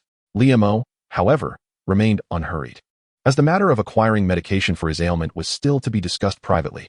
To his surprise, after greeting several individuals, Tony Stark made a beeline for him. It seemed that this fellow was quite desperate for social validation. As Tony approached Liamo, he scrutinized him from head to toe and, in an exceptionally sincere tone, expressed, "I am truly delighted that you could attend. I am immensely grateful for your support during this period." As Liamo smiled and nodded in response, he mused to himself, "This fellow's gratitude suggests he is quite satisfied with the effects of my medication. He is indeed a significant client. Should I seize this opportunity to ask for a handsome sum?" Nonetheless, it was evident that this superhero had not forgotten the incident that had caused him injury and had taken the time to issue an apology. Perhaps the information he had received was erroneous, who had labeled him a scoundrel. He felt a twinge of embarrassment at the thought of requesting a high price. Given that Tony had been going through a rough patch lately, Lee wondered if he should share the method for synthesizing a new element with him. Just as he was contemplating this, Tony moved on to converse with others, and a familiar face appeared before him, causing a sudden jolt of apprehension. The woman was strikingly radiant, yet Lee felt a surge of nervous vigilance. Natasha Romanoff, known as the Black Widow, a former Soviet operative and now a senior agent for SHIELD, one of the future members of the Avengers, was seemingly undercover at Stark Industries. She offered Lee a soft smile and raised her glass, suggesting, "It must be rather dull here. Allow me to introduce myself. I am Natalie, the assistant to Chairwoman Pepper." "Ah, a pleasure to meet you," Lee replied with a smile, though his heart raced. He was acutely aware that the Black Widow was certainly not interested in him for a casual coffee. He had caught the attention of SHIELD. As they engaged in casual conversation, Natasha subtly attempted to extract information while Lee played along with her banter. Despite his mental defenses, the allure of this woman was undeniable. While he maintained a serious demeanor, his eyes couldn't help but wander toward her alluring form. Natasha, accustomed to such scrutiny from her years as an operative, remained unfazed. After all, as a product of the Red Room, her body was also a weapon. However, she feigned displeasure and remarked, "Lee, your gaze is not befitting a gentleman." Lee, with an air of righteousness, retorted, "You have misinterpreted my intent. I was merely focused on your eyes during our conversation. I simply have a slight squint." As their conversation continued, Lee noticed some potential clients, who appeared to be suffering from similar ailments, bidding farewell to Tony, preparing to depart. Was that it? Disappointment washed over him. This was not what he had envisioned. Tony Stark had fallen short of his expectations. He had thought him to be a kindred spirit. Liam shook his head, preparing to leave when Natasha called out to him, "Are you leaving so soon? Is this not the end?" Liam felt a hint of helplessness. Following his gaze, Natasha smiled, explaining that those departing were merely making way for those truly eager to enjoy the festivities. The real venue lay downstairs. "Is that so?" Liam noticed, indeed, that several beautiful women and young people were already descending in clusters. After chatting a bit longer, Natasha was called away by Pepper, prompting Liam to immediately head down the stairs. As he reached the lower level, he was immediately enveloped by the pulsating electronic music and the fervent atmosphere. A mixed-race DJ was energetically spinning tracks, and many women had discarded their high heels, dancing barefoot on the floor while occasionally taking hearty swigs from their bottles. Excitement coursed through Liam, who set down his champagne flute and seized a bottle of liquor from the table. Tennessee vodka, why was it black? After a hearty gulp, he swayed into the throng of revelers. The ambience grew increasingly vibrant, with people becoming more animated. Some had filled toy water guns with alcohol, playfully spraying each other, while others had brought a massive hollow eye sculpture to pour drinks into, gathering around to indulge. Although Liam did not possess striking looks, he had a commendable tolerance for alcohol, soon finding himself surrounded by two exuberant women who pulled him into a dance. "What is your name? How come we've never seen you before?" One of the women shouted over the music. "I'm Liam. You can call me Hal," he replied, exhilarated. Meanwhile, Tony Stark, as the host, became the prime target for everyone's drinking games. Feeling somewhat reckless, he welcomed every challenge, quickly becoming inebriated. A few women surrounded him, demanding, "We don't want Tony Stark, we want Iron Man." A crowd of onlookers eagerly joined in, chanting, "Iron Man, Iron Man, Iron Man." Tony Stark stood up unsteadily, sighed, and walked outside. The crowd exchanged glances, the atmosphere cooling momentarily. Had he taken offense? Suddenly, a striking gold and crimson suit of armor flew through the door, landing in a flamboyant pose as the blue exhaust flames extinguished. The faceplate lifted, revealing a flushed Tony Stark, his eyes glazed. "Let us get this party started," he exclaimed. And everyone erupted in cheers, surrounding Iron Man as they broke into a robotic dance. Tony, clad in his armor, awkwardly jiggled along. Observant Liam noticed that Tony seemed to elevate the rear of his suit. "What a show-off," he shouted in jest, inciting laughter from the crowd who echoed, "Lift it high, raise it high." Unfazed, Tony embraced the moment, becoming even more exuberant as he soared through the air, shaking his hips. He then paused to theatrically declare, "Some people ask me how I managed to relieve myself in this suit. It's simple." With a confident stance, he revealed a look of sheer delight. With a proud declaration, he exclaimed, "It features an automatic self-cleaning cycle." A chorus of voices erupted. "The filtered water is even drinkable." The crowd grew increasingly frenzied. Pepper, unable to endure the chaos any longer, stepped onto the stage, microphone in hand, and proclaimed, "All right, the banquet must come to a close. Tony is feeling a bit fatigued." Instantly, a sense of dullness enveloped the attendees. However, Tony Stark seized the microphone with a hint of melancholy and began to speak. "During this period, I must express my gratitude to two individuals. The first is Pepper. You have always cared for me with such meticulousness. The second is Lee. As Tony pointed, all eyes gravitated towards Lee Mo, slightly tipsy. Lee Mo found himself momentarily bewildered, soon feeling a swell of emotion. Is it merely because my pills have cured your kidney deficiency that you feel the need to thank me so extravagantly? Tony, you are far too gracious. Chapter 19. The wild banquet. The music had ceased. In the grand hall, the guests exchanged puzzled glances, wondering if this inconspicuous Asian was indeed Tony Stark's hidden confidant. Tony, with a dreamy gaze and a faint smile, remarked, "Everyone knows that during this time, Lee is the only one who brings a smile to my face." Lee Mo was nearly moved to tears. "Tony, you truly are a good person, unafraid of public embarrassment, boldly advertising my medicine." With a lengthy belch, Tony Stark seemed to regurgitate something before swallowing it back down. He smacked his lips and continued, "I initially intended to show some things exclusively to Lee. But now I ponder, why not share them with everyone? Do you agree, Lee?" Although Lee Mo was feeling dizzy from the alcohol, he was overwhelmed with gratitude. Such a client was indeed rare. What more could he say? Resolutely, he shouted, "Let everyone see." Tony Stark struck a striking pose, executing a dramatic turn, and exclaimed, "Jarvis. Initiate mood enhancement video 1. In an instant, a holographic display materialized before the guests, pulsating with energetic rap music, as Lee Mo's outrageous performance commenced. Lee Mo was momentarily stunned. What is happening? What is this? Wasn't it an advertisement? How did I end up on screen? Is this not absurd? I've become a part of this absurdity. Overwhelmed, he felt as though the world was spinning. Either he was losing his sanity, or everyone else was. Or perhaps the entire world had succumbed to madness. In that instant, Lee Mo found himself engulfed in profound confusion. While the surrounding guests reveled in the hilarity of the spectacle, laughter resounded, accompanied by jubilant shouts and the melodious sound of whistles. The second video, aimed at uplifting spirits, was even more exhilarating, showcasing the prowess of its creators. Eminem's substantial rap lyrics were incorporated, articulating the grievances of the impoverished towards the affluent and lamenting societal injustices. The third video transitioned to an electronic dance music style, seamlessly integrating Justin Bieber's chart-topping hit.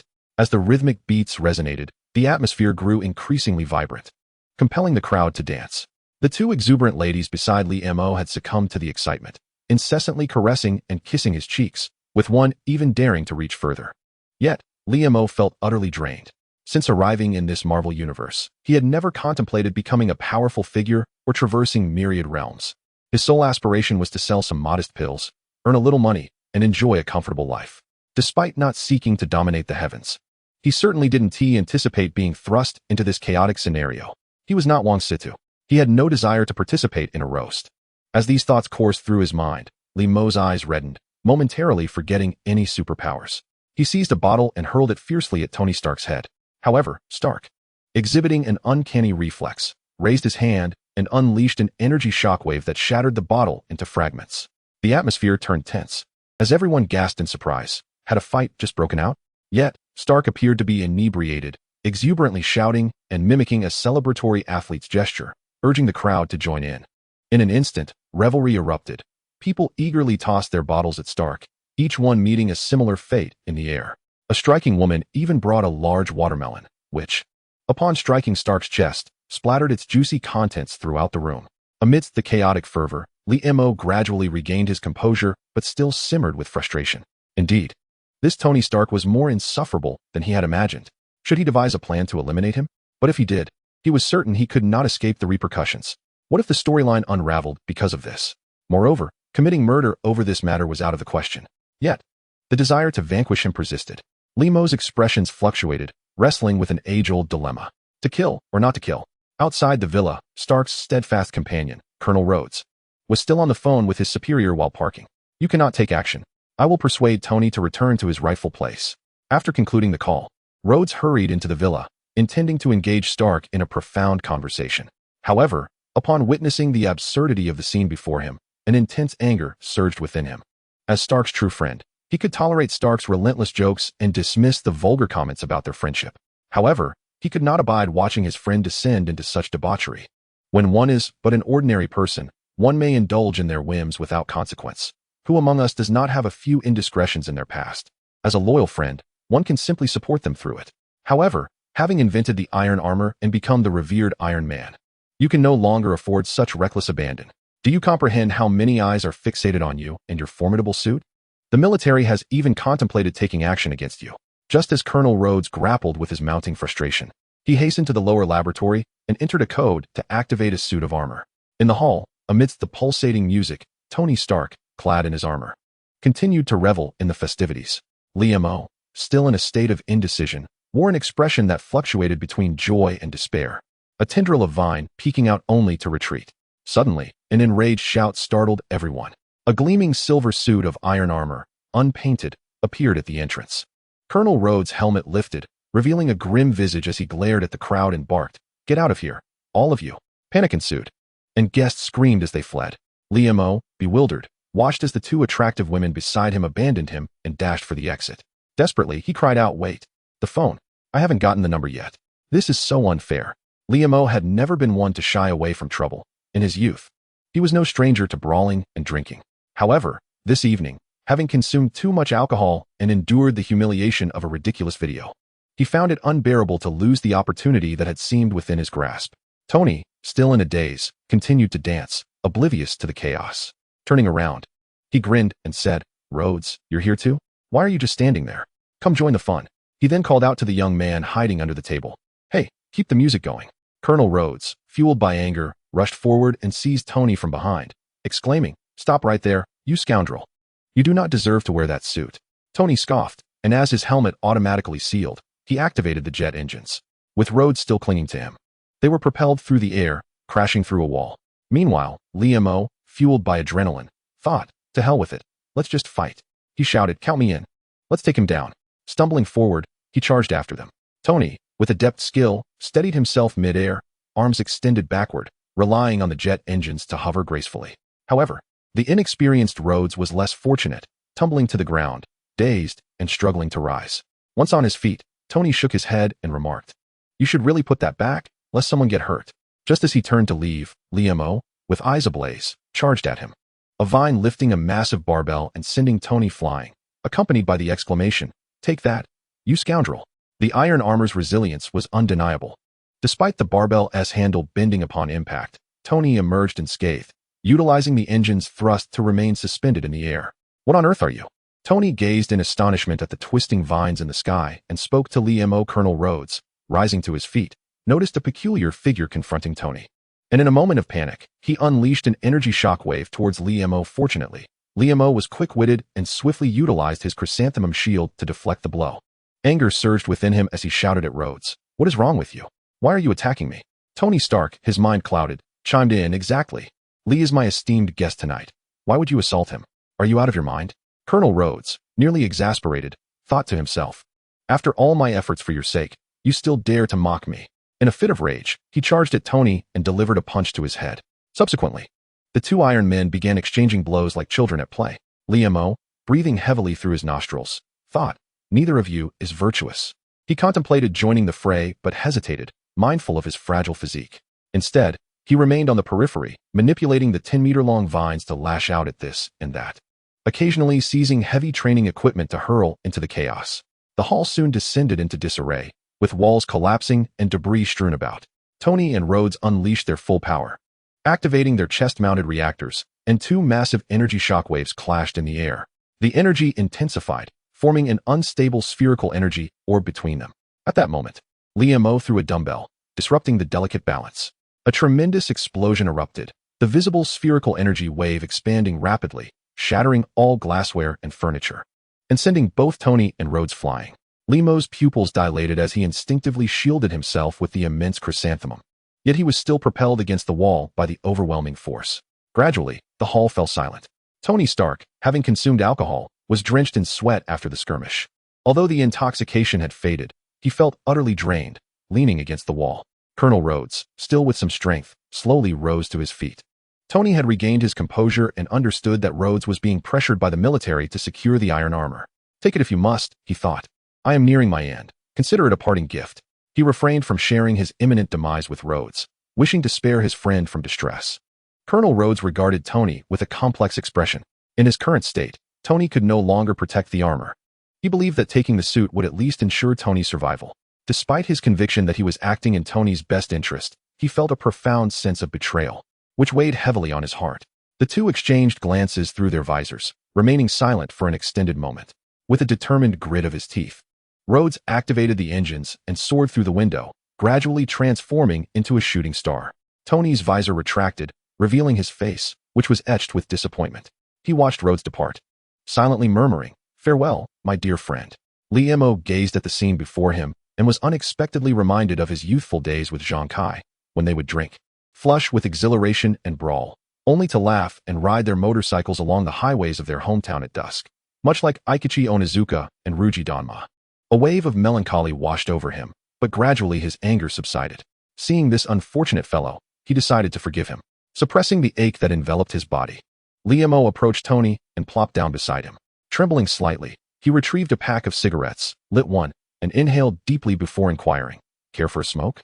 Tony turned his head, a look of disdain crossing his face. "I don't smoke cigarettes. I only indulge in cigars." Liemo felt his ire rekindle. "You truly are insufferable," Tony retorted. "Your abilities seem rather sinister, resembling some lewd monstrosity. Henceforth, I shall refer to you as the tentacle monster." "You're calling me a charging doll?" "Tentacle monster. Charging doll. Tentacle monster. Inflatable doll. Cheers to friendship." Chapter 20. Consultant of S.H.I.E.L.D. Despite this being his inaugural experience aboard a private jet, Liemo returned to New York with a darkened expression. As a cherished figure in the Marvel Universe, chaos inevitably drew a multitude eager to assist Tony Stark in mending the aftermath. Under the direction of Pepper Potts, a cadre of medical personnel rushed in, their urgency suggesting that Tony Stark was on the brink of death. A renowned construction company hastily arrived to clear debris and repair the home. "Tony Stark, how fortunate you are to possess such a grand red flag." Liemo's trip to Los Angeles yielded no clients and no charming companions. His sole acquisitions were a bruised ego and a strained back. Of course, the fact that he had inadvertently acquired half a ton of aerospace-grade special metal did not particularly concern him. Upon returning home, Liemo immediately felt a wave of comfort. Indeed, home is the only true sanctuary for the soul. The fragrant warmth of tea, delectable Chinese cuisine, an engaging book, a few comedic films, a cozy blanket, and ample sleep quickly restored his spirits. In this cruel and unfeeling world, one must possess a touch of audacity and learn to treat oneself kindly. 2 days later, on a beautiful morning, having collected his thoughts, Liemo donned fresh attire, hummed a cheerful tune, and filled his cup with water infused with red dates and goji berries. Ready to face the world anew. Descending the stairs, he greeted young Lucas, saying, "Lucas, I'm off to scout for business opportunities. Keep an eye on the shop." However, in his eagerness to venture out, Liemo failed to notice the mixed expression on Lucas's face, one of hesitation, compassion, and bemusement, reminiscent of an Oscar-winning actor. The sunlight today was exceptionally clear, and the air bore a hint of moisture. Liemo decided to wander farther, perhaps to a more distant neighborhood or even Central Park, to while away the day. However, before he had taken more than a few steps, Fernando's approached him with his charming and alluring daughter, Sophia, eagerly requesting a photograph. What a peculiar situation. Although perplexed, Liemo graciously acquiesced to their request. While posing for the picture with Sophia, he even playfully struck a cat fist and pouted. After their photo together, they disregarded Liemo and became engrossed in their Twitter activity. Liemo scratched his head and began to leave, but before he had gone far, old Bruce rushed over. "You shameless old man, what do you want?" Liemo, being kind-hearted, obliged for another photograph, forming the hand gesture of a gangster rapper. He could already sense that something was amiss. When a few strangers approached him with similar requests for photos, he took off running back to the store. Little Lucas, panting and breathless, Liemo held the door and asked, "Why does it feel like everyone is acting strangely, all wanting to take pictures with me?" Little Lucas interrupted him directly. "Huh? You've become an internet celebrity." "I've become an internet celebrity?" After quickly scouring various video platforms, Liemo confirmed this startling fact. Judging by the video quality, it was not leaked by Tony Stark. Rather, it was captured by a guest using their phone that day and posted online. He thought that embarrassing incident had passed, but reality struck him with the force of lightning. His phone rang melodiously. "Hello?" Liemo answered, feeling drained. "Greetings. This is The Alan Show. We would like to cordially invite you to be a guest on this episode. Let that girl go to hell. I prefer Conan." His phone rang again. "Hello? This is The Conan Show." Liemo abruptly hung up the phone and dashed upstairs, dialing Tony Stark's number and roaring for a full half hour. Tony Stark was equally unprepared for this turn of events. Although he was playful, he had never intended to cause such a stir and readily promised to rectify the situation. How could he remedy the fact that Liemo had already become a sensation across America? Pepper Potts provided the answer. The very next day, several even more outrageous and humorous videos swiftly dominated the headlines. On the third day, even more emerged. and Li Mo's brief ascent to internet fame came to a rapid conclusion. Indeed, internet celebrities are but playthings of capital. Life, at last, returned to normal. However, some matters are inescapable. To express his gratitude for Claire Temp's numerous assists, Li Mo intentionally chose a recently popular Italian restaurant to treat her to dinner after the dust settled. Despite Claire's repeated refusals, Li Mo insisted, citing the customary courtesy of the Chinese culture. During the meal, the two engaged in delightful conversation. Claire was quite amiable, open-hearted, and generous. Even when joking about the video, she did not make Li Mo feel uncomfortable in the slightest. The weather in New York was somewhat capricious that day. While the morning had been bright and sunny, by the time they finished lunch, the sky had turned rather overcast. After bidding farewell to Claire, Li Mo hurried home in his newly purchased Ford Mustang. Yes, he had finally changed cars. Though not an extravagant luxury vehicle, he cherished the design of this car. The journey home was hindered by traffic congestion, as numerous streets were teeming with crowds participating in protests. The catalyst for this unrest occurred last week at a high school in Florida, where a 19-year-old assailant unleashed a torrent of violence with a legally purchased firearm, resulting in the tragic loss of 17 lives. This marked the third school shooting incident this year. Tens of thousands of high school students across the nation staged walkouts and took to the streets, orchestrating widespread protests aimed at advocating for gun control. Many citizens eagerly joined their ranks. Conversely, a substantial number of gun rights advocates also took to the streets, armed and prepared to confront the demonstrators, igniting conflicts in various locales across the country. Caught in the traffic, Li Mo languidly rested his head on the steering wheel, smoking a cigarette while observing the two factions hurling insults at one another. He suddenly recalled a commentary he had encountered in a previous life, suggesting that prohibiting citizens from bearing arms would gradually emasculate the nation's spirit. He found some merit in this notion, yet recognized that the rampant proliferation of weapons could pose a severe threat to societal safety. There were many matters he remained perplexed about, even at his age. However, one thing he did know was that the call for gun control was championed by students, ordinary citizens, and intellectuals, while those opposing it were often backed by arms manufacturers and large landowners. After 2 hours of being ensnared in traffic, he returned to his small shop around 4 or 5 in the afternoon. Upon entering, he discovered young Lucas engaged in lively conversation with a stranger. Despite the man's affable smile, Li Mo sighed, realizing that the S-H-I-E-L-D had ultimately come knocking at his door. After sending Lucas home, Phil Coulson promptly declared his purpose for visiting. Lee, this marks our second meeting. Allow me to formally introduce myself. I am Phil Coulson, from the Department of Homeland Strategic Defense, Attack, and Logistics. I believe you may already be aware of my intent. Li Mo remained silent, having previously imagined a quip about the lengthy name, yet oddly lost interest. He busied himself brewing a pot of pu'er tea and offered Coulson a cup. Sensing a slight heaviness in the atmosphere, Coulson attempted to lighten the mood. After sipping the tea, he remarked, "This is quite good tea. I actually have an interest in Chinese culture. Is this tea guanyin from 1982? Li Mo raised an eyebrow, a sardonic smile creeping onto his lips. Observing that Coulson was about to continue, he interjected, "Since you know who I am, what emboldened you to come here alone?" Coulson maintained his polite smile, responding, "We have been monitoring you for some time and concluded that your level of threat is relatively low, and you are a good person." Good person? Li Mo paused momentarily, then with a hint of sarcasm asked, "If I am indeed a good person, why are there so many people lying in wait outside?" Coulson appeared somewhat embarrassed, retorting, "You jest. I am the only one who came." Li Mo's eyelids twitched in disbelief, thinking, "I must be crazy to trust you." It was evident that no one was truly trustworthy. Upon perceiving the situation's disarray, Coulson boldly stated his purpose. "Li, I am here to extend an invitation for you to join our department." Li Mo promptly interrupted him, declaring, "I shall join." Coulson was taken aback by such eagerness. However, he mused, "We must discuss the terms and conditions." Li Mo took a sip of tea and replied languidly. He had mentally prepared himself for this inevitability. There was no escaping this matter. Although he often played a minor role in films, here, S-H-I-E-L-D was a formidable organization, with pervasive intelligence and terrifying influence and execution capabilities across the globe. With incriminating evidence of his own misdeeds held by others, what were the alternatives? To become a fugitive? Or to be vanquished as a villain? It would be far more advantageous to negotiate favorable terms.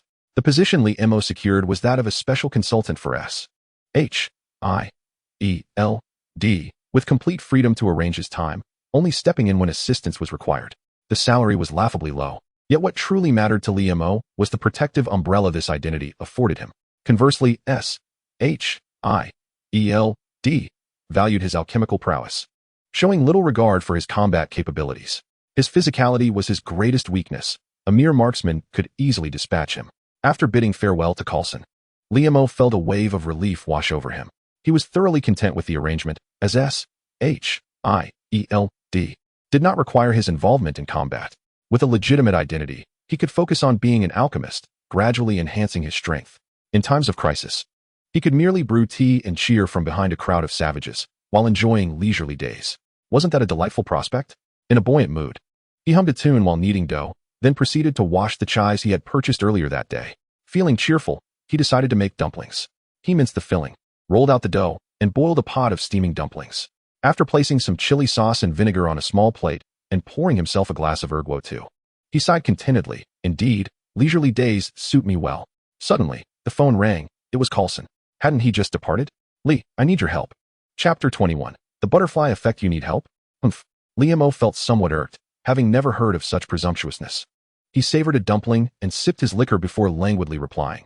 If I recall correctly, I have yet to officially join, right? Not even classified as a hired hand? You lack the authority. After a few sharp retorts, he remembered they would be colleagues in the future, and it would be unwise to create tension. His tone softened as he resignedly asked, Speak. What is it? But let it be known, I am a good person. I do not engage in fighting. What? Liamo nearly choked on his dumpling, leaping to his feet. Tony Stark is about to die. You want to know if I have any solutions? This was absurd. It could not be true. Shouldn't Stark have discovered the new element by now, thanks to Blackeg's reminders? Wasn't he supposed to be fully revived and reveling in his glory once more? Lee Modden was suddenly engulfed in panic. He was neither a prophet capable of foreseeing the unfolding events, nor a remarkable individual who could manipulate the entirety of humanity at will. His ability to remain calm stemmed solely from his unique advantage and a broad understanding of the future trajectory of the Marvel Universe. Now, the thought of Tony Stark's demise haunted him. What would the future hold? The mere idea was too daunting to contemplate. What if an alien invasion succeeded? What if the Earth faced annihilation? There was a formidable figure known as the Ancient One, yet who would dare to wager on such uncertainties? Tony Stark must not perish. With this thought, Liamo felt urgency wash over him, exclaiming, I shall rush over immediately. Where are you? Stark Tower was already en route to retrieve him, which was reassuring. After hastily gathering his belongings, Liamo dashed out of the shop. The night had fallen, and the streets were sparse with pedestrians. The once bustling thoroughfare appeared desolate under the dim glow of street lamps. Most shops had shuttered, leaving only Luke Cage's bar across the street illuminated, with a few patrons occasionally slipping inside. Within minutes, Coulson arrived in a vehicle. During their journey, Liamo learned the unfolding situation from Coulson. In the original narrative, S.H.I.E.L.D. had given Tony his father's relics, which had led a despondent Tony to discover the Stark future community model in Pepper's office, ultimately deciphering the puzzle to synthesize a new element. However, the current circumstance was that Tony had not visited Pepper's office in Los Angeles, as she remained in New York due to pressing matters involving Liamo, which resulted in the production of numerous viral videos. Doubts about the young woman's capabilities had already begun to fester among the company employees, who perceived her as unreliable just like Tony. Members of the board, dissatisfied with Pepper's ascendancy, were beginning to stir. Furthermore, the recent nationwide gun control protests had incited multiple conflicts, with malicious individuals directing blame towards Stark and the Osborn Group. The formidable Norman Osborn effortlessly deflected the accusations, while the newly appointed chairwoman, Pepper, found herself overwhelmed. Tony, until he collapsed at his Malibu estate, had failed to uncover any clues about the new element. The origin of the turmoil was himself. From the moment he arrived in this world and uttered the words that would lead to financial loss, the course of this reality had veered into the unknown. Was this the butterfly effect? How would his butterfly navigate the impending storm? Liamo found himself momentarily lost in contemplation. Since the upheaval during the Obadiah incident, Stark Tower had undergone extensive renovations, emerging more modernized than ever. Liamo and Coulson ascended to the medical facility located on the 27th floor. This space had been thoroughly transformed, featuring a pristine hall outfitted with the latest medical technologies. Several distinguished medical experts from various fields in New York were congregated there, deliberating solutions. After listening intently for some time, Liamo gleaned the current predicament. While a minor exposure to palladium would not pose significant harm, Tony's prolonged palladium poisoning had inflicted severe damage to his bodily organs and functions. Although currently stabilized after urgent rescue efforts, he remains at risk of sudden multi-organ failure, leading to death. It is imperative to immediately eliminate the source of palladium poisoning. However, once the reactor in his chest is removed, the shrapnel within his cardiovascular system could swiftly claim his life. The experts engaged in fervent debate, unable to propose a universally acceptable solution. Meanwhile, Pepper, having learned the circumstances, was on the verge of collapse, weeping as she held the unconscious Tony's hand. Perhaps we should first extract the shrapnel near his heart, Liam suddenly suggested after a moment of contemplation. An abrupt silence enveloped the room as the multitude of experts turned their gazes towards Liam, some appearing bewildered while others held contempt, yet none spoke. Unable to fathom Liam's background, only one individual stepped forward, a gaunt-faced expert with small eyes and curly hair, whose gaze was intensely bright, yet accompanied by a hint of sardonic amusement. Rather than mock Liam outright, he posed several critical questions that Liam could hardly comprehend. Instantly, the expert donned a mask of indifference, declaring, "Non-essential personnel, please exit. Wishing you a swift accident." Liam recognized this person as Stephen Strange. Once admired but now loathed. He glanced at Coulson, who promptly understood and approached, saying, "Gentlemen, I believe we need to sign a confidentiality agreement." Following this, the proceedings progressed more smoothly, with several experts collaborating to devise a surgical plan. The most skilled, Stephen Strange, would operate, assisted by another expert. Meanwhile, Liam was tasked, with the aid of the latest vascular imaging technology, to swiftly utilize newly grown, minuscule tendrils to engulf the shrapnel through Stephen's incision. Tony's life was preserved, and the experts also repaired the wound in his chest, allowing him to gradually recover through medication. Yet, Liam was plagued by anxiety, scratching his head in frustration. Tony would require at least a month to regain his health, meaning Iron Man would be absent from public view during this time. More importantly, without enduring a prolonged threat of death and emerging stronger from repeated hardships, could Tony Stark truly become the heroic figure capable of saving the world as Iron Man? Being a hero is not merely a matter of words. In the southeastern region of California, within the Mojave Desert, at a U.S. Air Force Base, under General Victor's approving gaze, Justin Hammer exaggeratedly showcased various weapons from Hammer Industries. Ultimately, they decided to mount an external whiplash cannon and Hammer's pride, the Super Micro Sidewinder missiles, on the Iron Man suit retrieved by Colonel Rhodes from Tony. This armored suit was named War Machine, with a sense of triumph. Justin Hammer led the team in transporting the suit away. As he watched Hammer's retreating figure, Colonel Rhodes pressed his lips tightly together. This clownish individual had been coveting his friend Tony's armor technology, repeatedly failing, yet now having delivered it into Hammer's hands. Was he mistaken? No, he thought. I am not wrong. This is done for the nation, to aid Tony. Colonel Rhodes' gaze grew resolute, yet he could not shake a persistent feeling of despondency. Stark Tower. Upon awakening from his near brush with death, Tony Stark did not immediately contemplate the development of new elements. Instead, he chose to confront his innermost feelings and resolved to pursue Pepper Potts as his girlfriend. I gazed upon Tony, who within mere minutes had captured Pepper's heart, engaging in playful banter and exchanging affection. A shiver ran down Liam's spine. Is this truly the time for such frivolities?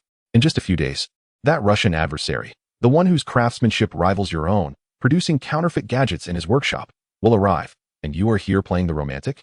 Liam found himself at a loss for words. How could he express his concerns when no one understood? Was he to masquerade as a prophet? That would only complicate matters further. After pondering for quite some time, he devised a somewhat ineffective plan, seeking the assistance of S.H.I.E.L.D. Leaving the lovebirds to their antics, Liam approached Coulson, who remained stationed at Stark Tower, and began to act. Hey, Coulson, now that Tony is on the mend, what are you still doing here? Phil Coulson retained his courteous smile, stating, at this juncture, ensuring Tony's safety is my task. Liam's face clouded with confusion. Tony and you, no, S.H.I.E.L.D. shouldn't have much interaction, correct? Not previously, but since he invented the Iron Man suit, which has the potential to influence regional dynamics, our interests have aligned. Moreover, there is a plan. Well, you need not concern yourself with that. Isn't it just a superhero ensemble? What's so remarkable about that? Liam thought dismissively, yet feigned enlightenment, exclaiming, Ah, I see. But aren't you worried that Colonel Rhodes took one of the suits? Coulson smiled faintly.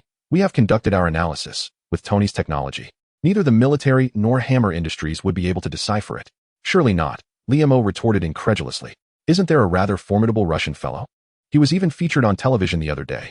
He is incarcerated in Pelican Bay, and given his crimes, he is likely to remain there for life. While Coulson's smile persisted, his patience began to wane. This individual was quite verbose. Just a prison. Justin Hammer will undoubtedly find a way to extricate him. Liam shook his head, as if apologizing for Hammer's intellect. That is improbable. We have personnel in place there, and no reports have surfaced. Perhaps I need to verify this. Under the scornful gaze of Liam, Coulson's expression darkened, his smile vanishing. After making a phone call, his countenance shifted dramatically as he hurriedly departed. I thought you could maintain that smile indefinitely. Liam exhaled in relief, feeling a twinge of satisfaction. Why must one always wait for an inevitable bloody confrontation to resolve matters? Is it to demonstrate their formidable combat prowess and assert dominance over the world? As adults, one must learn to employ solutions befitting one's maturity.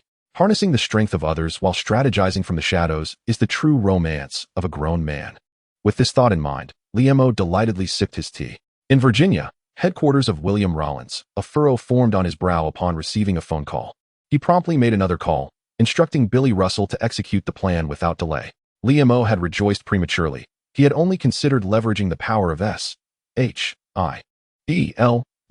neglecting the agency's notorious adversary, Hydra. Chapter 22. The Unexpected Stark Tower. After Coulson's departure, Liam's spirits lifted, igniting a desire to explore. This was, after all, a renowned landmark from the Marvel Cinematic Universe. It was here that Loki would lose his divine dignity, a gaping hole would appear in the sky, and the philosopher Ultron would come into existence. With this in mind, Liam eagerly requested a pass from Tony Stark to wander about. The tower, soaring over 300 meters high, stood amidst a skyline of towering edifices. Liam recognized the Rockefeller Center and Citibank headquarters nearby, while in the distance, Central Park could be seen. Undoubtedly, this was the golden zone of Manhattan, and even just refurbished, it had already attracted countless companies. By now, evening had fallen, and most offices had closed their doors, though a few remained lit with workers burning the midnight oil. Making a living in this place was no small feat. After some time, Liam began to feel a twinge of boredom. Upon reaching the end of a hallway, he lit a cigarette and gazed through the expansive glass windows at the dazzling lights of Manhattan's business district in the night. A thought struck him. Having endured the aftermath of the Great War, surely no companies would be recklessly attempting to crowd into this area?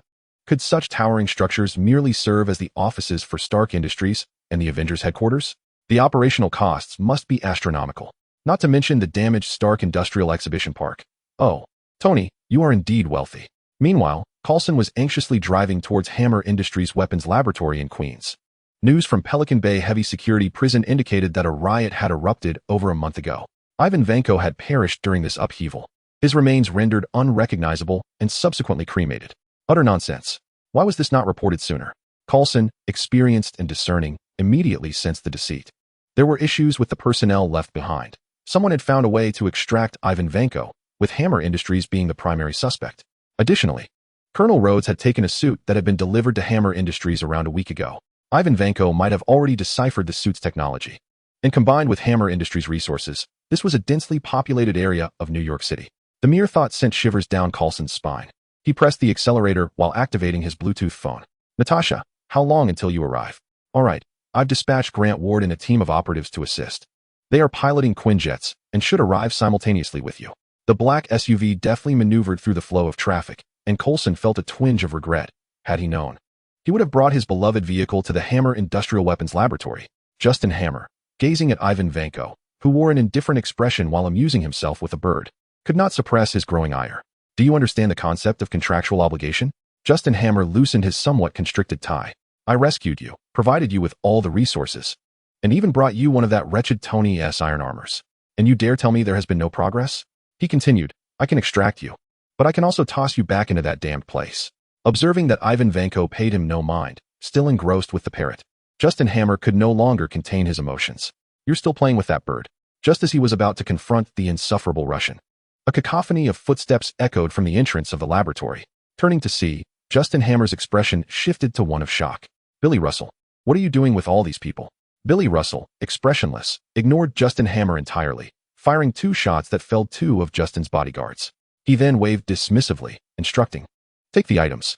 A few masked armed personnel nodded, lowered their weapons, and approached the experimental platform that housed the iron armor. Stop. What are you doing? That's mine.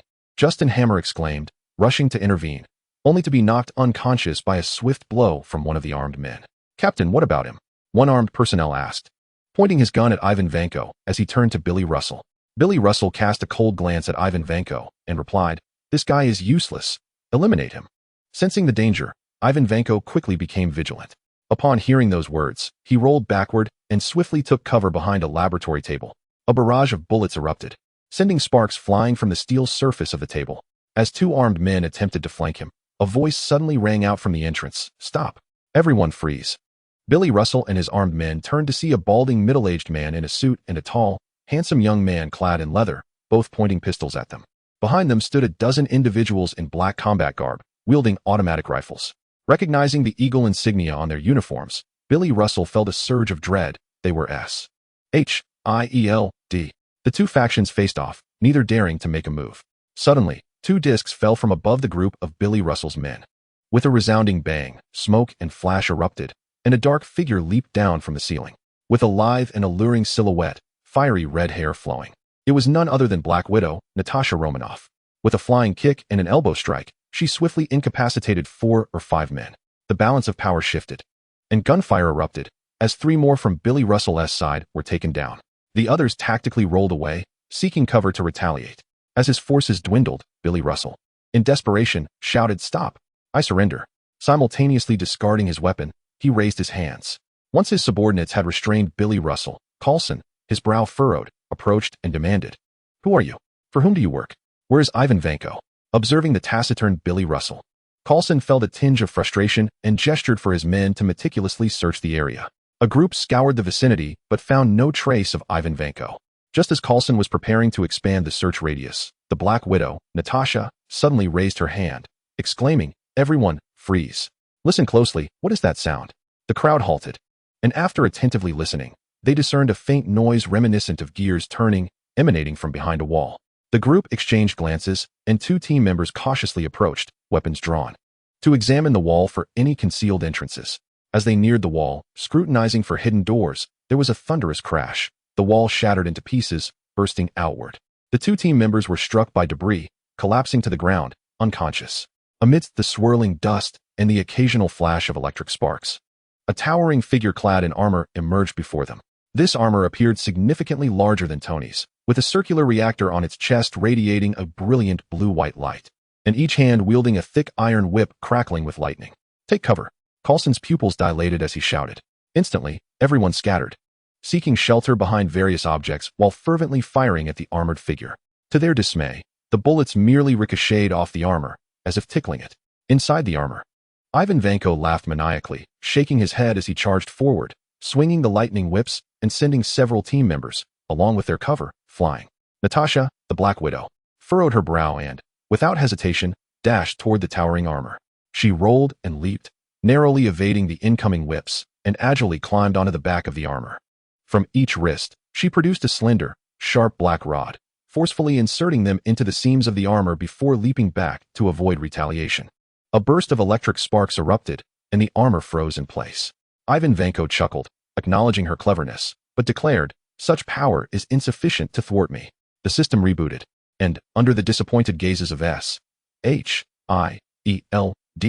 agents, the armor resumed movement, retracting the rods from its back. Natasha attempted to advance, but was thwarted by Ivan Vanko, who wielded the whips defensively. The situation momentarily reached a stalemate. Inside the armor, Ivan Vanko apathetically regarded the assembled group, uncertain of their identity compared to the previous batch. Yet, he remained indifferent, dismissing them as mere factions coveting his armor technology, all cut from the same cloth. His singular objective had remained unchanged: Tony Stark. Initially, he had only wished to eliminate Tony Stark, but upon acquiring the armor technology, his ambitions shifted. Merely killing Tony Stark would be insufficient. He sought to humiliate Iron Man with this technology and obliterate the fruits of their labor, the Stark Industries complex. Ivan Vanko initially intended to launch his plan during the press conference at Hammer Industries. However, to his astonishment, his hacking skills revealed that Tony Stark was gravely ill. Coupled with the current unforeseen circumstances, his patience had worn thin. He resolved to eliminate Tony Stark immediately, before that playboy could be claimed by death. With this thought, Ivan disregarded those around him, activated his engine, and his armor soared upward, shattering the glass ceiling as it transformed into a shooting star that fled the scene. Coulson, witnessing Ivan's departure, immediately surmised his intentions, his expression shifting dramatically. Damn, he was headed to Stark Tower to confront Tony. In a flurry, he hastily dialed a number. At Stark Tower, Liam was preparing to bid farewell to Tony Stark. Through subtle inquiries, he discovered that Tony had not abandoned his Iron Man aspirations and was still intent on developing new elements. A soft sigh escaped him. It seemed the situation had not spiraled out of control. Moreover, having alerted Coulson, he presumed that the S.H.I. N-E-S-T-L-E-D. Agents would have managed the situation effectively. As Liam-O regarded Tony Stark, he sensed an inherent incompatibility between them. They had exchanged few words before devolving into mutual mockery. Most importantly, he was not there to play babysitter. This was exhausting. Shaking his head, Liam-O contemplated that perhaps a temporary escape from New York for a spontaneous road trip would be a splendid idea. Suddenly, a phone rang. Upon answering, Tony's demeanor shifted dramatically. This was bad. Ivan Vanko was on his way, equipped with a newly developed suit of armor. Damn it. I knew you unreliable people would let me down. Liam-O's urgency surged. What was he waiting for? They needed to flee. It was too late. Tony, still clad in a hospital gown, weakly sat up and pointed towards the window. Outside, a formidable suit of armor hovered in the air, propelled by its ion jet engine. The faceplate lifted, revealing Ivan's face, which was filled with mockery and malice as he gazed at them through the glass. Liam-O, overwhelmed, watched Ivan casually spit out a toothpick and swallow it, muttering something under his breath. Tony, growing increasingly anxious, asked, "What's wrong?" This guy has quite the way with words. Chapter 23 concludes. Are you out of your mind? Tony exclaimed, his forehead lined with frustration. What are you waiting for? Get into your suit. Liam-O shouted at Tony. I woke up here, and my armor is all in Malibu. Did you not bring your portable Saint Seiya armor chest? What nonsense. That's a portable suit. Happy carries it. Am I your errand boy? In a moment of chaos, Ivan Vanko crashed through the glass. And Liam-O instinctively raised his shield to block the flying shards, only to find a lightning whip lashing toward him. I have a whip too, Liam-O declared, brandishing his shield with his left hand while sending forth a vine with his right, entangling it tightly with the incoming lightning whip. Simultaneously, the vines began to incessantly absorb the electrical energy from the lightning whip. Ivan Vanko furrowed his brow and drew the other lightning whip towards him. Liam-O, seizing the opportunity, waved his left hand, causing the chrysanthemum to transform into a bud that slightly opened. Then, like a carnivorous flower, it swiftly clamped down on the lightning whip. The vines activated their devouring capability. In mere seconds, both lightning whips were destroyed, shattered into several pieces. Ivan Vanko felt a surge of irritation. He had previously acquired certain intelligence through hacking and was aware of a unique class of individuals in the world. Yet he had not anticipated that one would be beside Tony. He yanked off the severed whip, still sparking with electricity, that was connected to his armor and hurled a nearby medical imaging device at Liam-O like a projectile. However, since the vines had absorbed aerospace-grade special alloy steel from Tony, their strength, power, and speed had significantly increased. Although Liam-O's physical form was that of an ordinary person, well, slightly below average, the vines were immensely powerful, akin to a creature from an anime he had watched in a past life. The distinction was that the vines lacked independent consciousness, merging with him and perfectly synchronizing with his thoughts.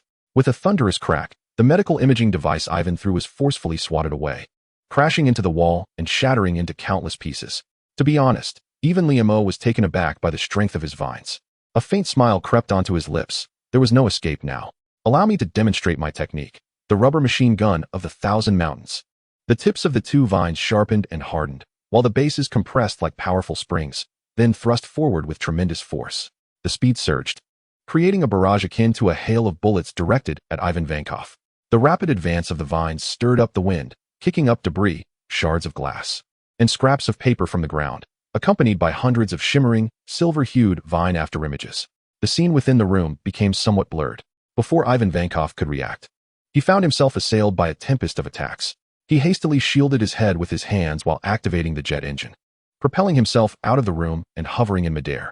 Liam-O's vines extended only 10 meters, and with Ivan Vanko's retreat, he had evaded the range of Liam-O's attack. Liam-O took a deep breath, coming to a halt. Tony Stark watched in astonishment, swallowing hard, then became exhilarated. Go on, tentacle monster. This guy looks like he's done for. You should destroy the reactor in his chest. Shut up, you lifeless doll. Liam-O snapped back at Tony, realizing in his moment of heated impulse that he had overlooked something. At that moment, Ivan Vanko's situation was dire.